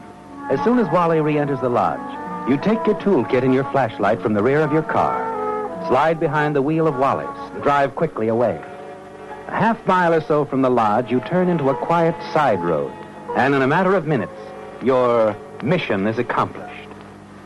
At a little before 9 next morning, after some friendly kidding from Wally about your worries of the night before, you're sitting tense and nervous behind the wheel of your own car, your motor racing, about 10 feet behind Wally. After what seems like hours, Jack Webster finally barks the cue you've been waiting for over the loudspeaker. Roll 'em!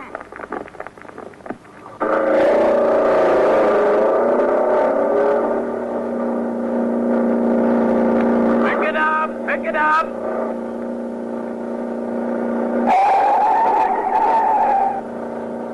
Step on it, Don. You're falling behind. Close the gap on this turn, Don. Wally! Wally, what's wrong? Look out, Wally!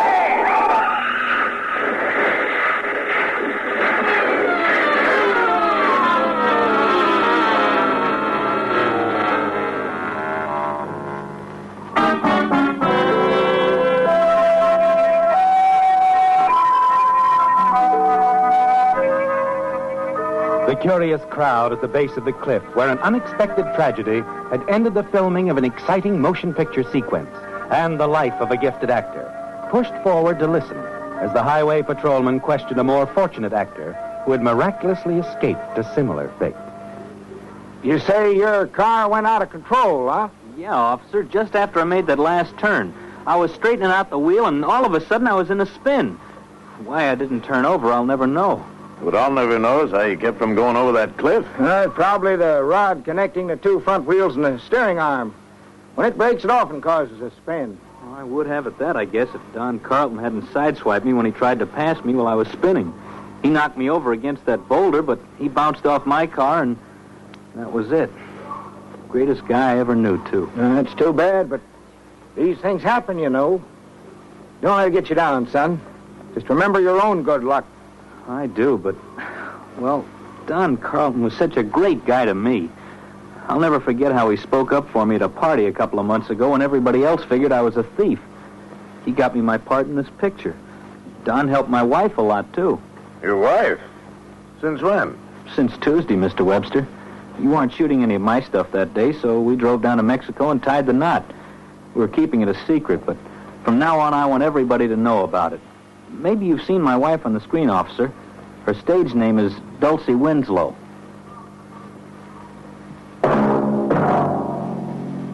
The The Whistler.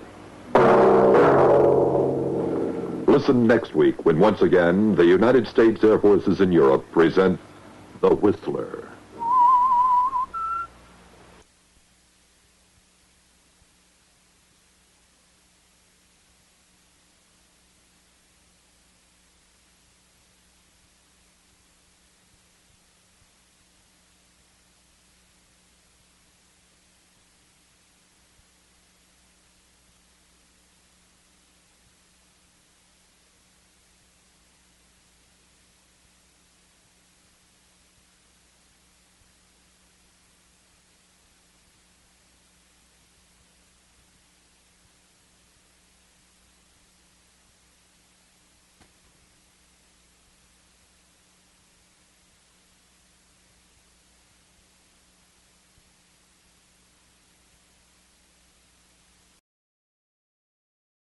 The Signal Oil Program. Yes, the Signal Oil Program. The Whistler.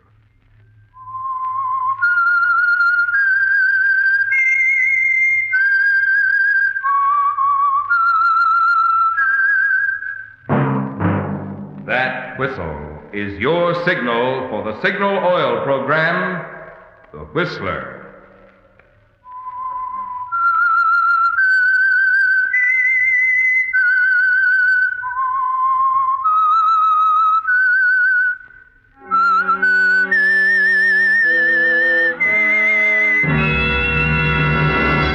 I am the Whistler, and I know many things, for I walk by night. I know many strange tales hidden in the hearts of men and women who have stepped into the shadows. Yes, I know the nameless terrors of which they dare not speak. Yes, friends, it's time for the Signal Oil Program, The Whistler, rated tops in popularity for a longer period of time than any other West Coast program in radio history. And Signal gasoline is tops, too, tops in quality. It takes extra quality, you know, to give you extra mileage. And Signal is the famous Go Farther gasoline. So look for the Signal Circle sign in yellow and black that identifies independently operated signal stations from Canada to Mexico. And now the Whistler's strange story. Fatal Fraud.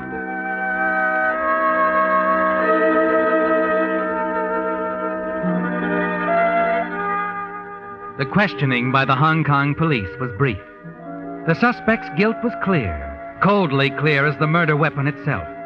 And it was inevitable that it should end with an official booking for murder. But even though a conviction was a certainty, the motive and circumstances behind the crime were considerably more complex. It had started more than a week ago at a fashionable gathering across the city. A swank social affair with smartly dressed ladies in evening gowns and jewels, gentlemen in dinner jackets. And the precise moment might have been when most of the guests adjourned to the library and listened to that well-known voice and stared at the man who spoke. We shall defend our island, whatever the cost may be. We shall fight on the beaches. We shall fight in the fields and in the streets. We shall fight in the hills. We shall never surrender. And even if, which I do not for a moment believe, this island or a large part of it was subjugated and starving, then our empire beyond the seas, armed and guarded by the British fleet, would carry on the struggle until the New World, with all its power and might, steps forward to the rescue and liberation of the old. Oh, well, I say. Oh, wonderful, Chris. A perfect impersonation. That's our Winnie, all right. You could fool me. Well, that's what he's famous for. Thank you. Not quite famous. Well, you should be, young man. All those voices, why, it's fantastic. No, it's practice, that's all. And the living. Is it a good living, Mr. Holmes? Huh? Oh. Oh, Catherine, you haven't met our clever young man. Chris Holmes, Catherine Dorn. How do you do, Miss Dorn? Fine, thank you. And you do very well, Mr. Holmes. Oh? You like the impersonations? Very much. That routine of yours must be quite tiring. Don't you think you've earned yourself a cocktail? He certainly has. Now run along, you two. Join me, Miss Dorn. You know, Mr. Holmes, that's exactly why I came over. I hate to drink alone. Alone? You? Oh, don't I'm not really an invited guest, just part of the help, you know, a secretary. Hmm? I'm here with my employer, Albert von Loven. Oh, the importer. Know him? The very nice old Dutchman. The rosy cheeks, bald head, eyes that sparkle. He holds his head to one side like this when he talks. Not impressed, Miss Dorn? Don't you think I do it rather well? You were excellent, Mr. Holmes. Excellent. Come along, before the martinis get too wet.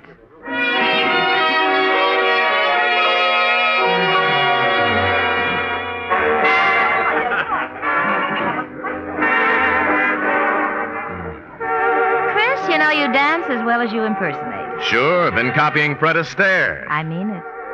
You mean a lot of things, Catherine. Or, is it the cocktails? How many have you had? Well, I did become a bit impatient waiting while you were talking to Van Loven. You shouldn't have.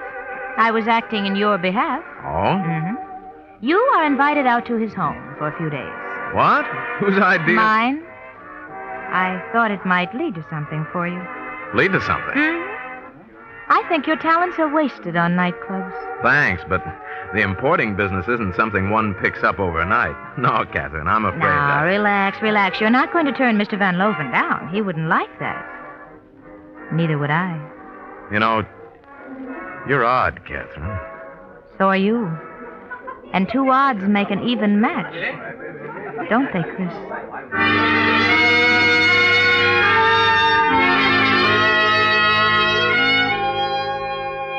Catherine is an interesting girl, isn't she, Chris?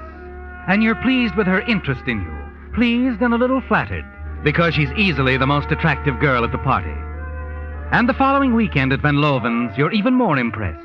Her friendliness puts you perfectly at ease, and you feel almost a part of this way of living. It's a very pleasant way, isn't it, Chris? Dinners on the terrace, brandy in the drawing room, excellent company, and later in the evening in Van Loven's private office, Catherine again. She's standing by a recording machine this time. What's this going to be, baby? Hong Kong's version of Hong Kong's blues? You'll see, Chris. VSL calling, Canton Office. Attention, Carter. Regarding back orders on shipments of Oriental rugs. Cancel and hold in warehouse until further instructions. Please notify us immediately regarding jade and artwork.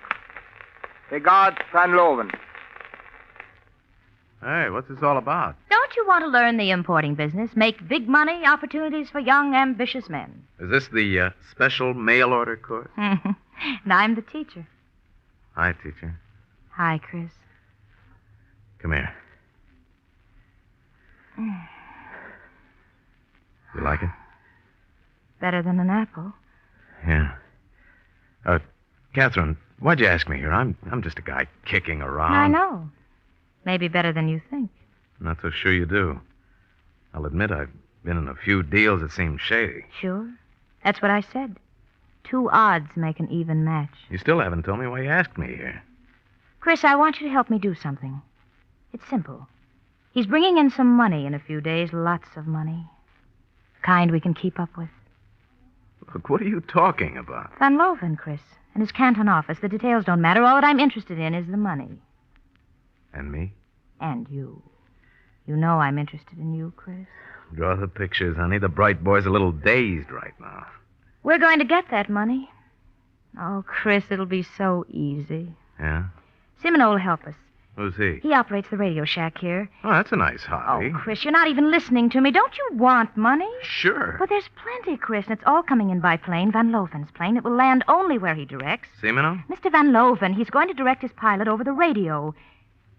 Listen, you could change those directions, Chris.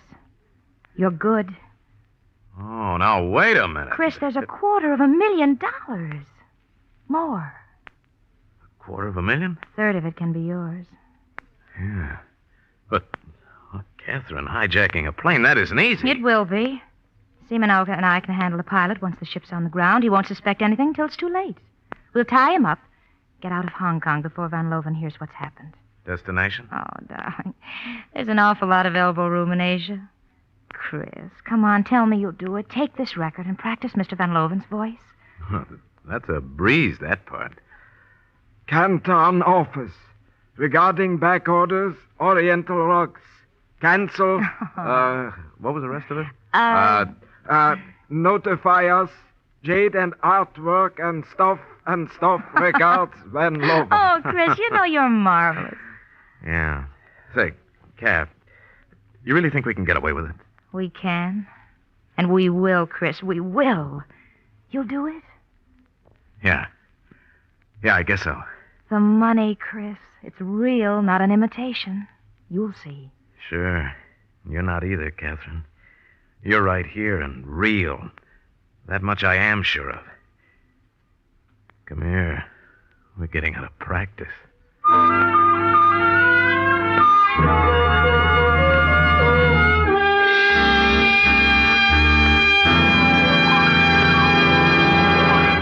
With the prologue of Fatal Fraud, the Signal Oil Company brings you another strange story by The Whistler. The English people have a neat way of getting more miles out of each gallon of gasoline. They make their imperial gallon about 20% larger than our American gallon. The drivers out here, however, have found an easier answer to the mileage problem. They simply use Signal, the famous Go Farther gasoline. And by so doing, they not only enjoy maximum mileage, but also peak performance. For mileage and performance go hand in hand. They're both the result of the extra efficiency today's Signal gasoline coaxes from your motor. So whether you're interested in economy or in driving pleasure, make this test. Try a few tankfuls of Signal gasoline. Keep track of Signal's good mileage. Notice Signal's flashing pickup and smooth, effortless power. See if its performance in your own car doesn't prove why each year more and more drivers throughout the West, from Canada to Mexico, are switching to Signal, the famous Go Farther gasoline.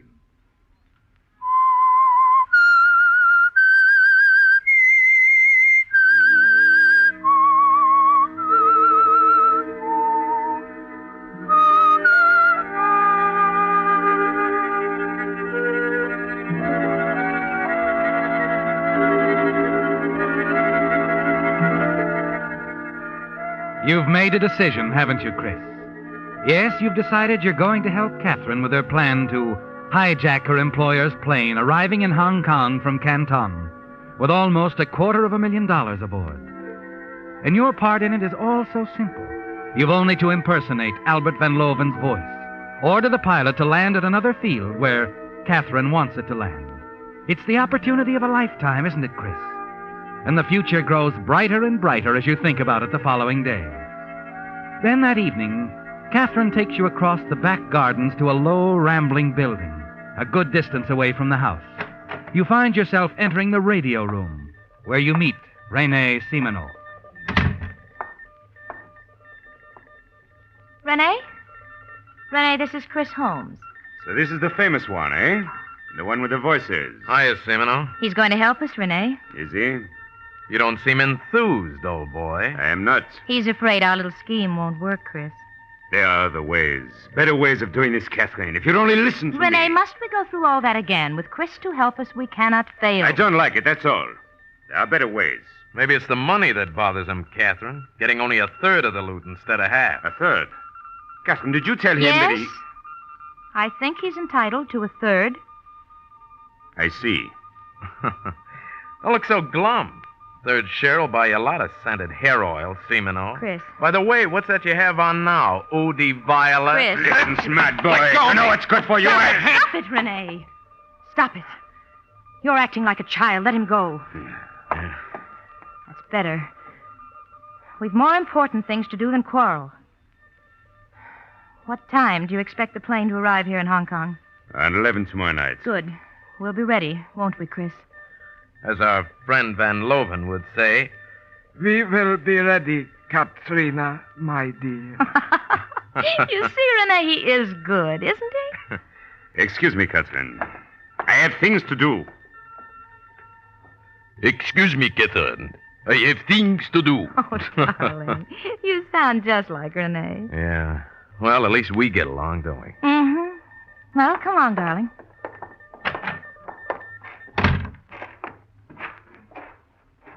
Kath. Mm-hmm. Can you trust him? Simino? Yes. Yes, I can trust him.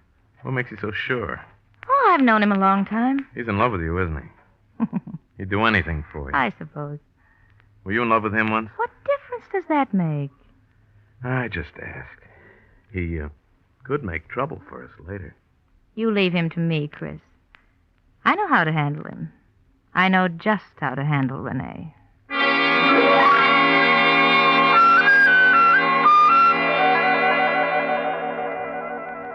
Moments later, you're back on the terrace, mingling with Van Loven's guests. You're being your most charming self, aren't you, Chris? The center of attraction as usual. And you're enjoying every minute of it. Van Loven is standing close by watching you, a quaint little smile on his face.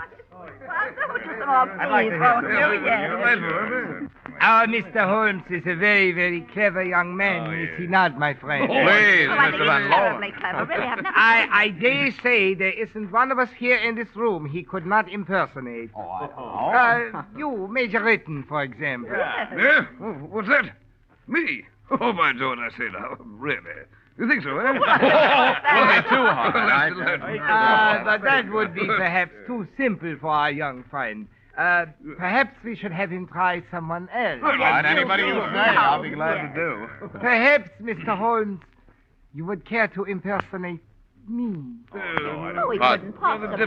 Well, then he might No, I'm sorry. I make it a rule never to subject my host to that sort of punishment. Oh, dear, what a shame. Oh, then I am most disappointed.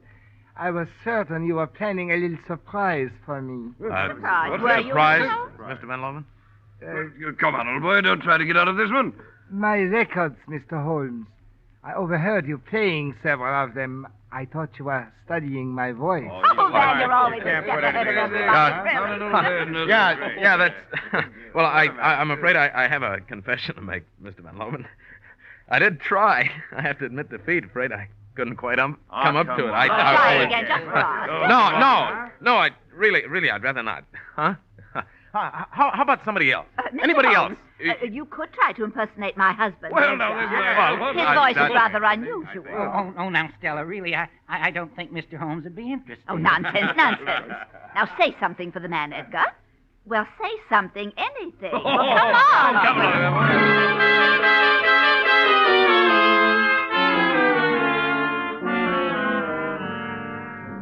You oblige her, don't you, Chris? And your impersonation of the mild little man goes over well, much to his embarrassment. Then you're called on to do others to the delight of the assembled guests.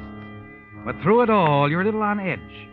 You haven't forgotten Van Loven's request that you try to impersonate him, and the rather strange expression on his face when he mentioned having overheard you playing his records. Finally, you manage to break away and look for Catherine, but she's not in the house, and so you wander outside into the garden for a quiet smoke. And then near the radio building, you hear voices. Catherine. But I don't like it, Catherine. I don't like it one bit. Renee, darling, I told you not to worry. But what do we know about him? How can we trust him? Please, let's not argue. I know what I'm doing. Believe me, Renee, I know what I'm doing. He's important to us now. Without him, we haven't a chance. All right, Catherine. We'll do it your way. But once this is over... Yes, darling, yes. Once it's over, then we'll see. We'll see.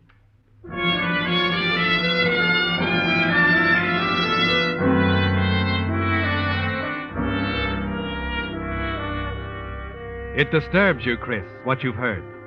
But then you're quick to tell yourself there's nothing to worry about. It's Catherine's way of keeping Simoneau in line, isn't it? And he's important to the success of your plan. You walk back to the house thinking about it, and you're certain that's all there is to it. Catherine is handling Simoneau in her own way. And yet as you return to your room and prepare to turn in for the night, you promise yourself that you've got to move carefully. Very carefully from now on.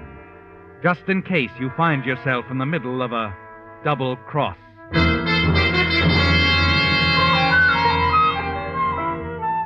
The following morning at breakfast, you discover that your host has plans for his guests. Motorboating, lunch at the Hotel Royal, and then the races. Plans that keep you from seeing Catherine all that day. Then when you and the guests return to the house early that evening, you hurry upstairs to dress for dinner. Chris? Huh? Oh, Catherine. Chris, There's been a slight change in plans. Yeah? The plane has already left Canton. Oh? Simino just told me. It's scheduled to arrive here shortly before 9. 9? Well, we'll be right in the middle of dinner. Well, I'll tell Van Loven you're not feeling well, that you won't be down. All right. Now, here's the message. Study it. Be at the radio room in an hour. I'll meet you there.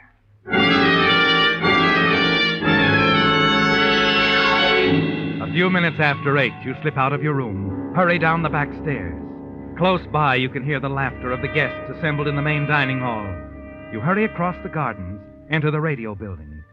Catherine and Simino are there, waiting for you. From that moment, events move rapidly. Contact is established with the plane. You find yourself speaking into the microphone. VSL, this is Albert Van Loven. You will disregard previous instructions to land at Hong Kong Air Base. Proceed to emergency field on Pelang Road for landing. Repeat, please. Disregard previous instructions to land Hong Kong Air Base. Proceed to emergency field on Pelang Road for landing. Got it, Mr. Van Loven. Once the radio has been disabled, there's the dash to the deserted airstrip on Pelang Road. And only a moment after Catherine's brake the heavy car to a stop, you hear it in the distance. There it is, the plane. Right on schedule. All right, Renee. Come on. Wait for us here, Chris. Renee and I will meet the plane. Okay, but about that pilot, I won't hold still for murder. Don't worry. He won't be harmed. We'll just tie him up.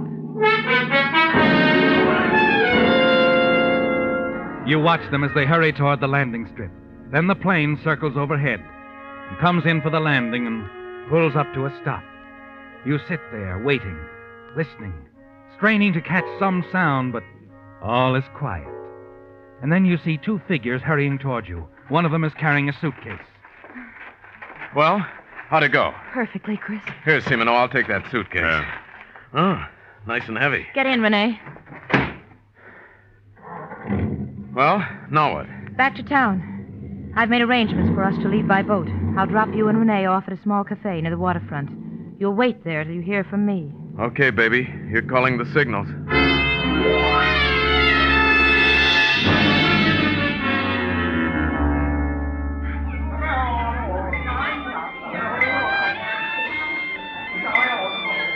Relax, Simino. Relax. I don't like this waiting. Forget it. Enjoy the floor show. Ah, she's cute. Quite a dancer. Yes, real cute. Where you going, Simino? To get another drink. Our waiter seems too busy watching the show. As you sit there watching the girl perform in the center of the smoke-filled room, you're suddenly aware of someone staring at you. An old man standing a few feet away, a look of uncertainty on his face, indecision. And then swiftly he moves toward you, hands you a slip of paper, and darts away into the crowd. You unfold the paper and read. We will leave on the midnight plane for Saigon, the two of us, darling. It's been just the two of us from the beginning. Come at once. This diagram will show you just where to meet me. Catherine. You stare at the paper in your hand, the carefully drawn diagram of the meeting place, the rendezvous where Catherine will be waiting, a quiet side street. Suddenly it hits you, Chris. A question night through your mind. Did the old man make a mistake, Chris? Was the note intended for Simino? You're certain it was, aren't you? It's been Simino and Catherine all along. You should have suspected that after what you overheard in the garden last night. You slip the paper back into your pocket as Simino approaches. Did I miss anything? Huh? Oh, no. Not a thing, pal. Got a cigarette? Here, help yourself. Oh, is this all you got? You don't like our local brands? Sorry. I always like to feel my level best. There's a tobacco shop down the street, on the other side. Don't get lost, I'll try not to. Shall I draw you a diagram? Diagram? No, thanks. I already have one.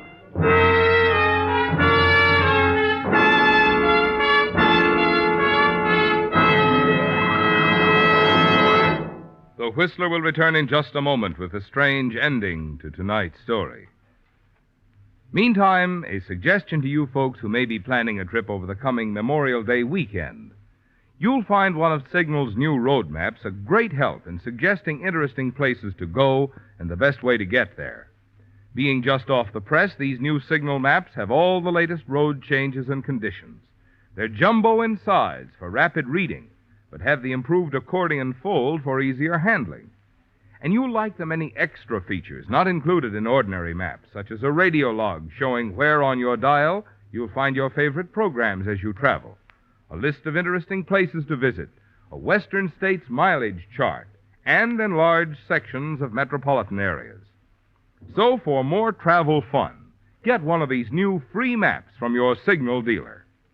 And of course, power your car with Signal, the famous Go Farther gasoline.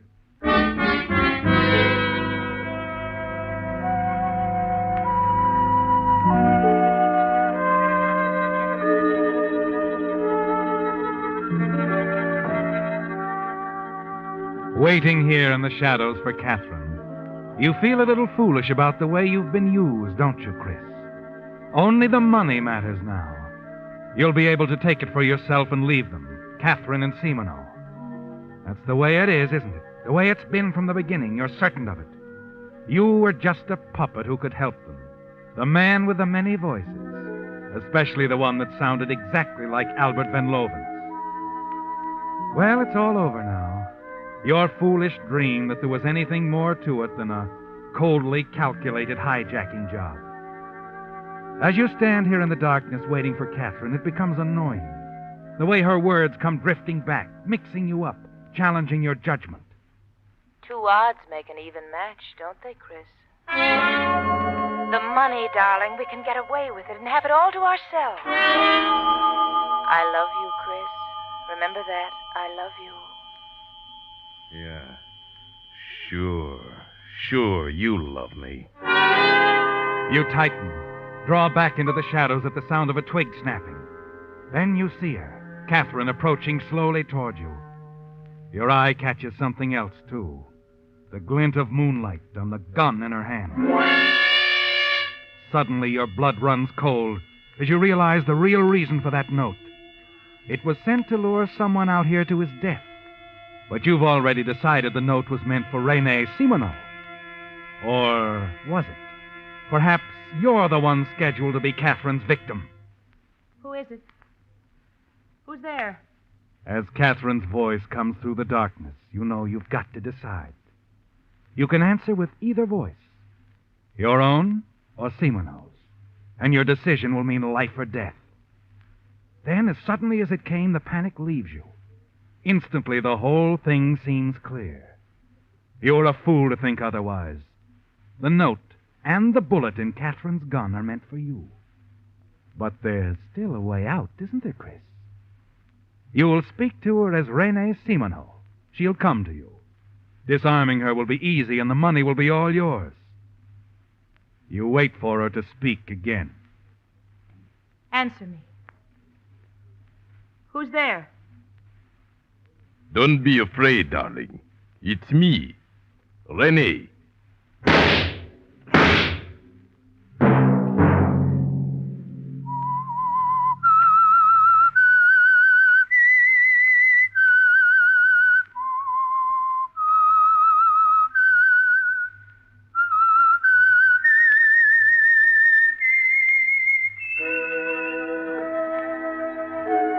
Let that whistle be your signal for the Signal Oil program, The Whistler, each Sunday night at this same time. Brought to you by the Signal Oil Company, marketers of Signal gasoline and motor oil, and fine quality automotive accessories. And now, Signal Oil Company extends congratulations to the Armed Forces Radio Service on its 7th anniversary for bringing top entertainment to our troops overseas, as well as to those in hospitals and cantonments here in the United States. We are also pleased that AFRS has chosen to rebroadcast the Signal Oil program, The Whistler, regularly to our military forces overseas.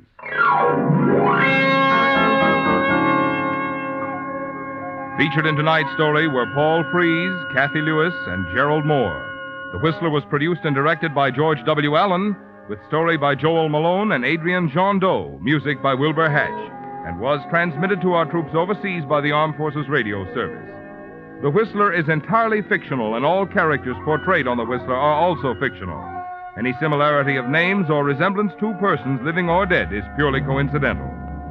Remember at the same time next Sunday, another strange tale by The Whistler. Marvin Miller speaking. This is CBS, the Columbia Broadcasting System.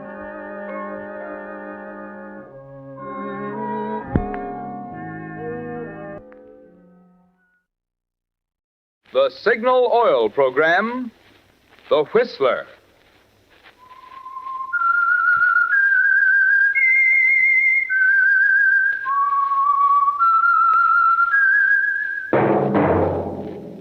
That whistle is your signal for the Signal Oil Program, The Whistler.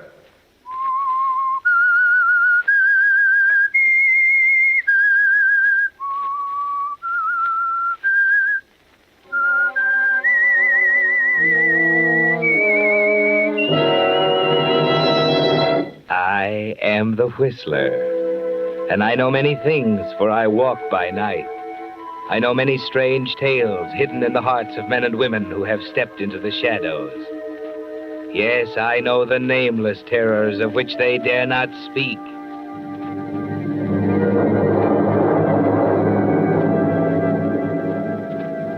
Yes, friends, it's time for The Whistler. And remember, let every traffic signal remind you, with new Signal gasoline, you do go farther than ever.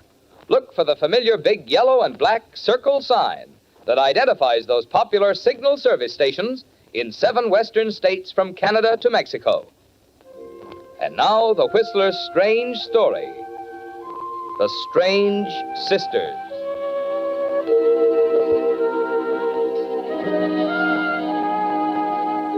The 3 Randall girls were as different from each other as day and night. Even the people of Newton who had watched them grow up found it hard to accept the fact that they were sisters. Pamela, the eldest, was forceful and overbearing, heavy-set and unattractive. Kathy, the youngest, was a weakling.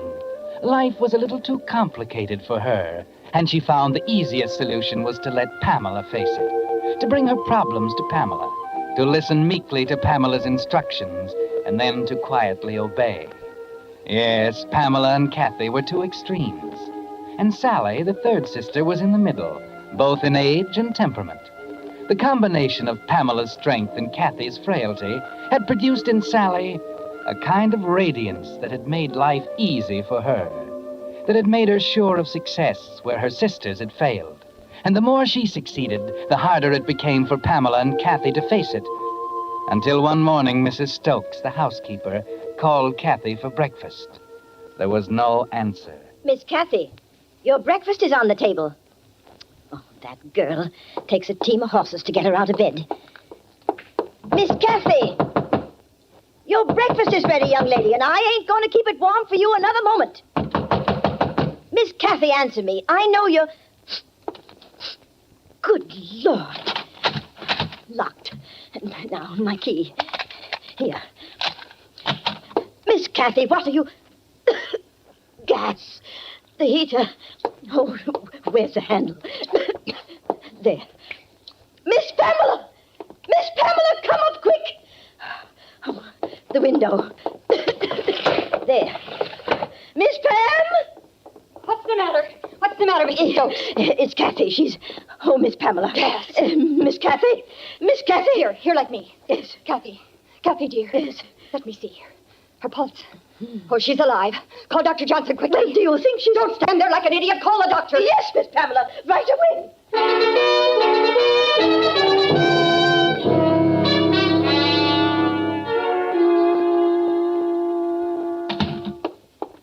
Hello, Pamela. Well, it's nice of you to leave your work, Sally. That's a peculiar remark to make. I think it's apropos of the moment. I don't. As usual, I suppose we disagree. Where is she? In there with Dr. Johnson. Will she be all right? I don't know yet. Well, I'm going in and... Wait a minute. You're not going in there. You can't stop me, Pamela. I've got a right to know. And since you didn't choose to tell me over the phone, I'll find out for myself. I said wait. Kathy is my sister, too, Pamela. She doesn't belong to you. You've had her under your thumb for so long, the poor girl can't even think for herself. All right, go on in if you want to kill her. What do you mean by that?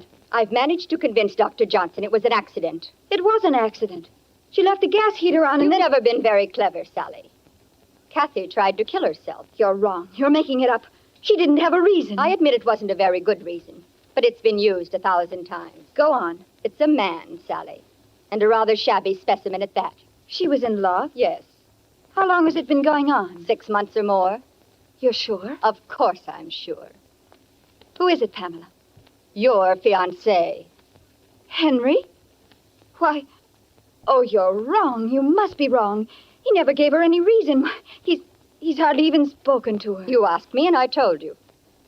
Pamela, where did Kathy get the idea that Henry French was in love with her?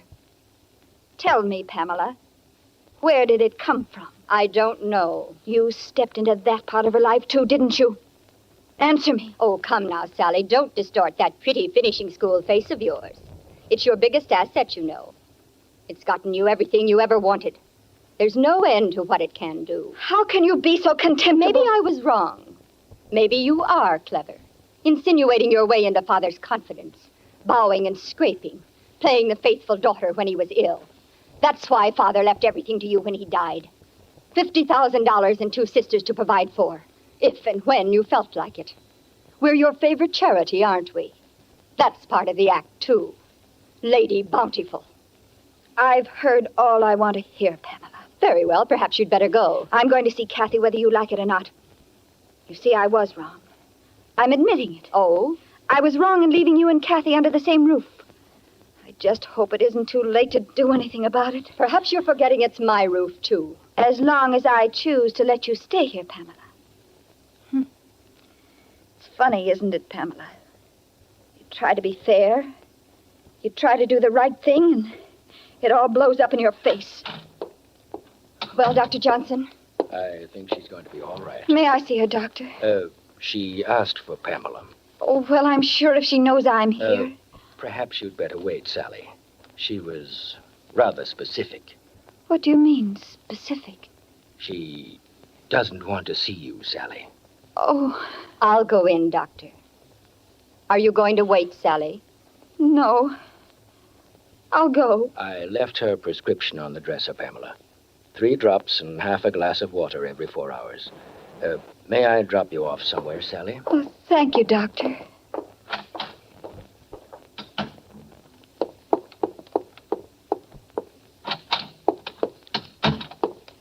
Kathy? Kathy, are you all right? No. No, I'm not all right. I'll never be all right anymore. You mustn't feel that way, dear. I made a mess of this, too. I never do things right, do I, Pam? What will Henry think of me now? They only know what I told them, Kathy. They think it was an accident. Don't worry about Henry, dear. You must have been wrong, Pam. He doesn't love me. He couldn't. He would have told me. He wouldn't have just gone off with Sally. Well, maybe you'll believe me now, Kathy. She's capable of anything. She owns it all now. The house, the money, and now Henry French. Don't you see, Kathy? He was the only thing she didn't have. He was yours. And she made up her mind she wanted him, too. He never told me. Of course he didn't. Sally never gave him a chance. I hate her. It's awful, Pam, but I can't help it. I hate her. So do I. What can we do? Well, maybe you'd better rest a while now. No, tell me, Pam. What are we going to do? There's a way. Yes, there is a way. What? Kathy. Kathy, we're going to kill her.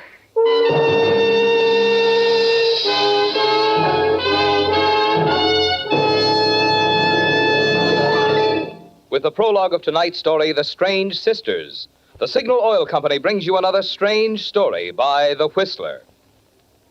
You've no doubt noticed those big red and yellow billboards that tell you now go farther than ever with new Signal gasoline. Well, that's important.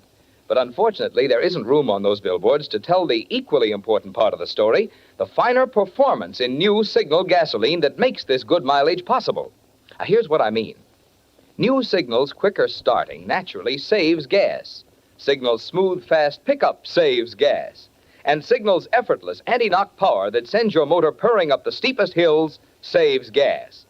So you see, the features in gasoline that make driving a pleasure are the very same ones that add up to more mileage. That's why we say your speedometer is the best proof of gasoline quality. If you want the tops in performance from your car, the logical place to find it is the new super fuel that now helps you go farther than ever. New Signal gasoline. And now, back to the Whistler.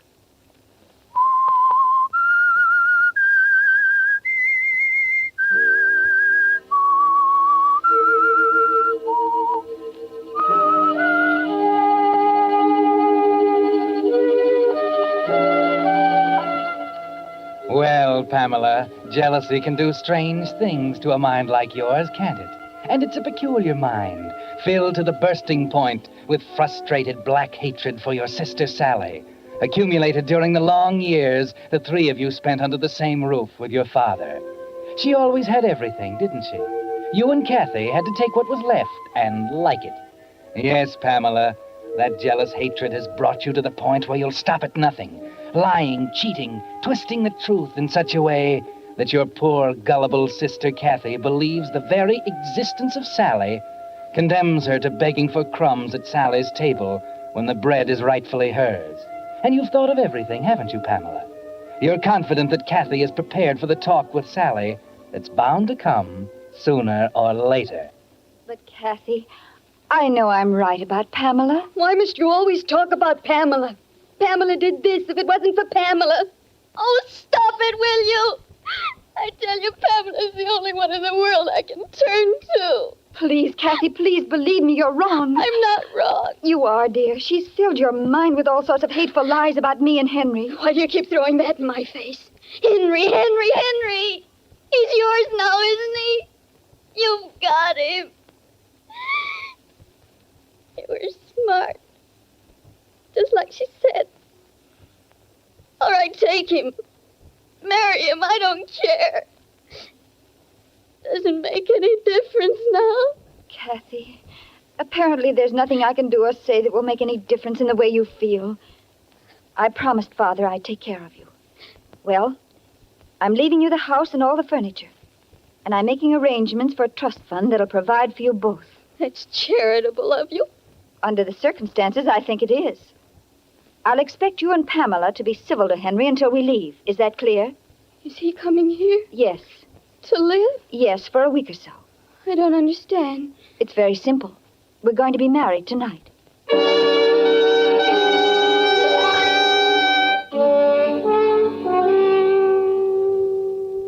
Yes, Pamela, Kathy was prepared, wasn't she? Sally was right. Nothing she could do or say would make any difference, because Kathy is yours, isn't she? For too many years, she's depended on you for guidance, looked to you for advice, regarded everything you said as truth and everything else false. Yes, jealousy is a strange thing, Pamela. It's been there, deep inside you, for as long as you can remember. And it was convenient for you to find a cause for it. Sally and your father, the legacy, the house, the money. But that's gone now, isn't it, Pamela? Sally's been pretty fair about it. She and Henry are married now, and you have the house and your share of the money. That's what's strange about jealousy. The cause is gone, but it's still there, stronger than ever. And with it, your plan for murder. Did you get the key to their room from Mrs. Stokes? Yes. Here it is. She doesn't know you have it. No, she's gone to the store. I took it off the hook. Give it to me. What are you going to do? Just look around a little. Why? Henry's things are up there. He brought them in last night before they left. Well? I'm just curious, Kathy. Just curious.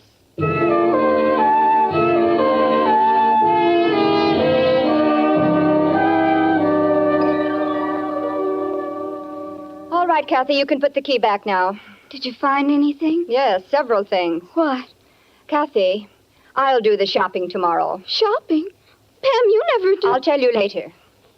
It seems Mr. French is a vicious man, Kathy.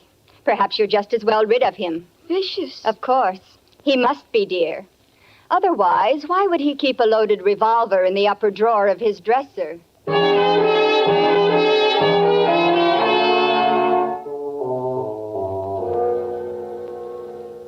Well, Miss Pamela, what are you doing around here? Why, you ain't been in the store for 6 months now. Oh, I thought the walk might do me good. Well, what'll it be? A small rolled roast, please. About 3 pounds, perhaps. I got just the thing for you here. You ain't looking too well, if you don't mind my saying so. Something wrong?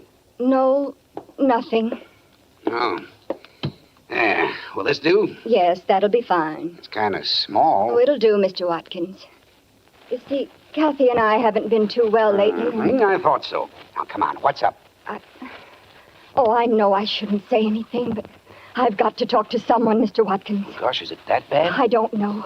It's Sally and that husband of hers. You don't say. Oh, they've been quarreling dreadfully. It's been going on all morning, and I just had to get away from it somehow. They was only married night before last. You won't say anything, will you, Mr. Watkins? Promise me. Oh, sure. Well, it's about the estate. Sally told him she was going to deed part of it to Kathy and me, and he flew into the most dreadful fit of temper. I could hardly believe my eyes. Here's your sugar, Miss Pamela. Thank you, Mr. Kennedy. I'm sure sorry about that. You won't say anything, will you? Me? Oh, no. Ain't there anything you can do? Let's see now. You wanted a shampoo and a finger wave, Miss Pamela. Yes. Gosh, I can hardly get my mind on my work after what you told me. You won't say anything, will you? Oh, of course not, Miss Pamela. Not a word.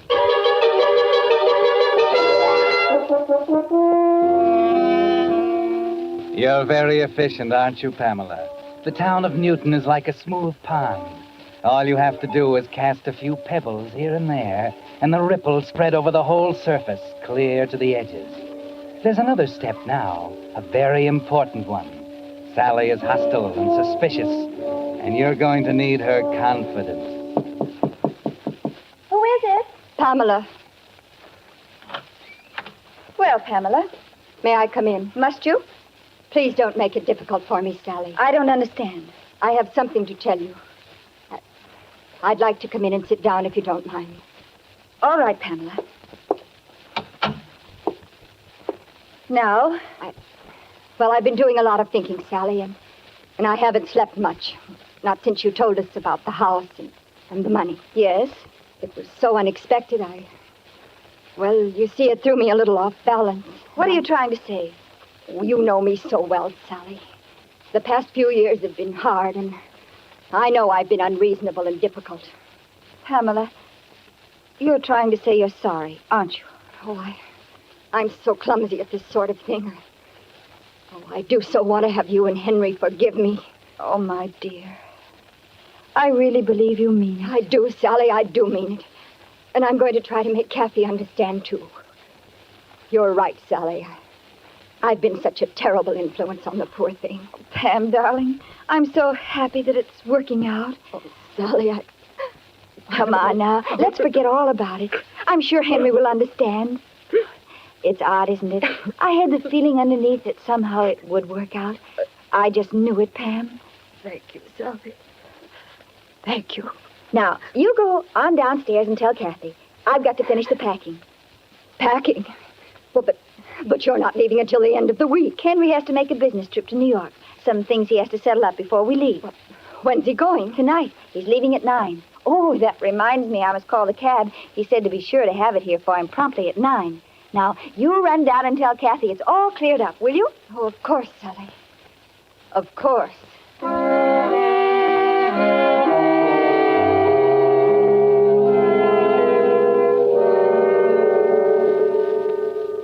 That's what I get for avoiding them. How could I have been so stupid? Oh, it's all right, Pam. Henry will be back. Don't be ridiculous. He's leaving for New York tonight, and they're taking the steamer from there in 4 days. No, Kathy. He's not coming back. He'll send for her, and she'll meet him there. But isn't there some way? There's only one way. It's got to happen tonight. Oh, I'm scared. Pam, maybe... Oh, stop gibbering, Kathy.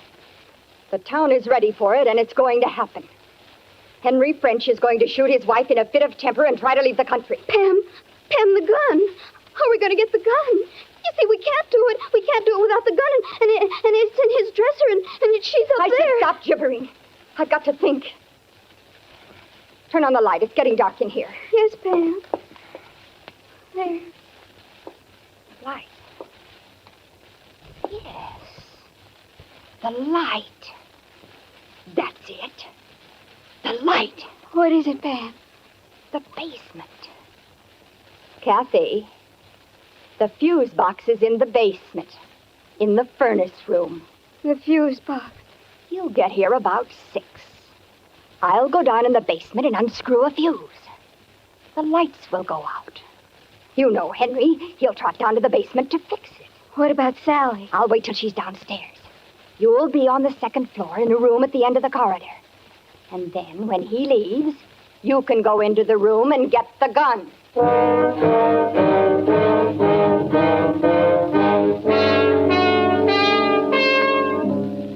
You can see it pretty clearly now, can't you, Pamela? The people versus Henry French. The charge, murder. It's easy to think there in the basement as you wait in a dark corner after you unscrew the fuse and listen to the confusion upstairs as they stumble around in the dark.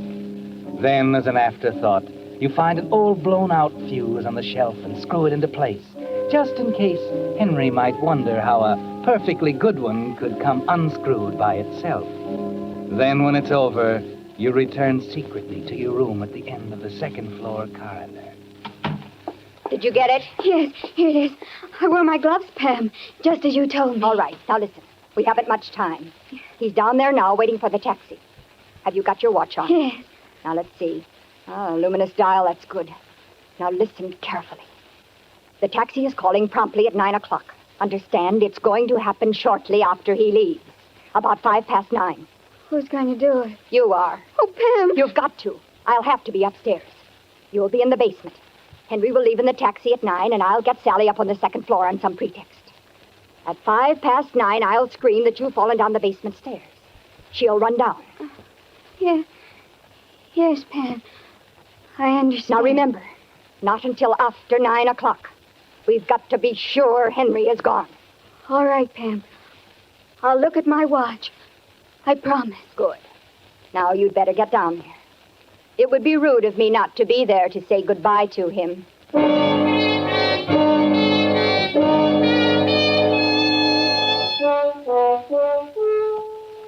So the time has come, hasn't it, Pamela?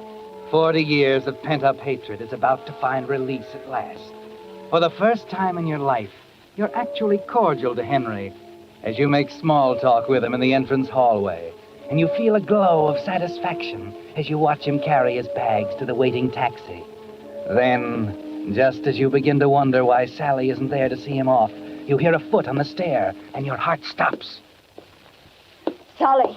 What's the matter? Why, the suitcase. You're in traveling clothes. Well, what's the matter with that? You're going to... Oh, that's it. I guess I'm not used to having you concerned about me, Pam. As a matter of fact, we decided just 5 minutes ago. I convinced Henry that walking out on his wife after 4 days of marriage was a pretty dirty trick. Yes, dear, I'm coming. Well, goodbye, Pamela. I'll wire you if we decide not to come back. Sally, you can't. What's the matter? Nothing. Nothing, Sally.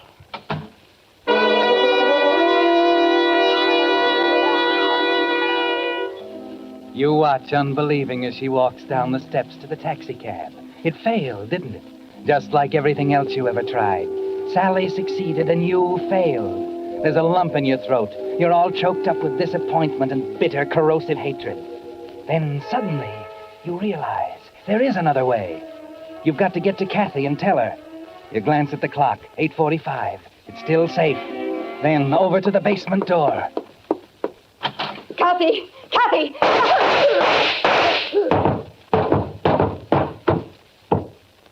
Kathy. Pam!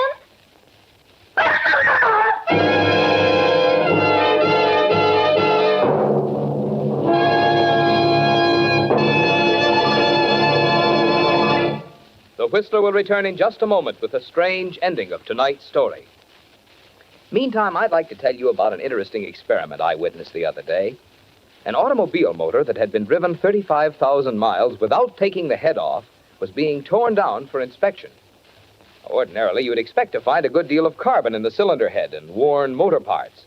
But this motor was remarkably clean, free of carbon, and all parts were in excellent condition. Now, the thing which makes these results so interesting is that this motor was lubricated only with Signal 4-Star motor oil. A Signal engineer who was present, however, explained to me why Signal 4-Star oil takes such good care of motors. Because of solvent refining, one of the latest and most costly developments in petroleum engineering, Signal 4-Star motor oil has 3 important advantages.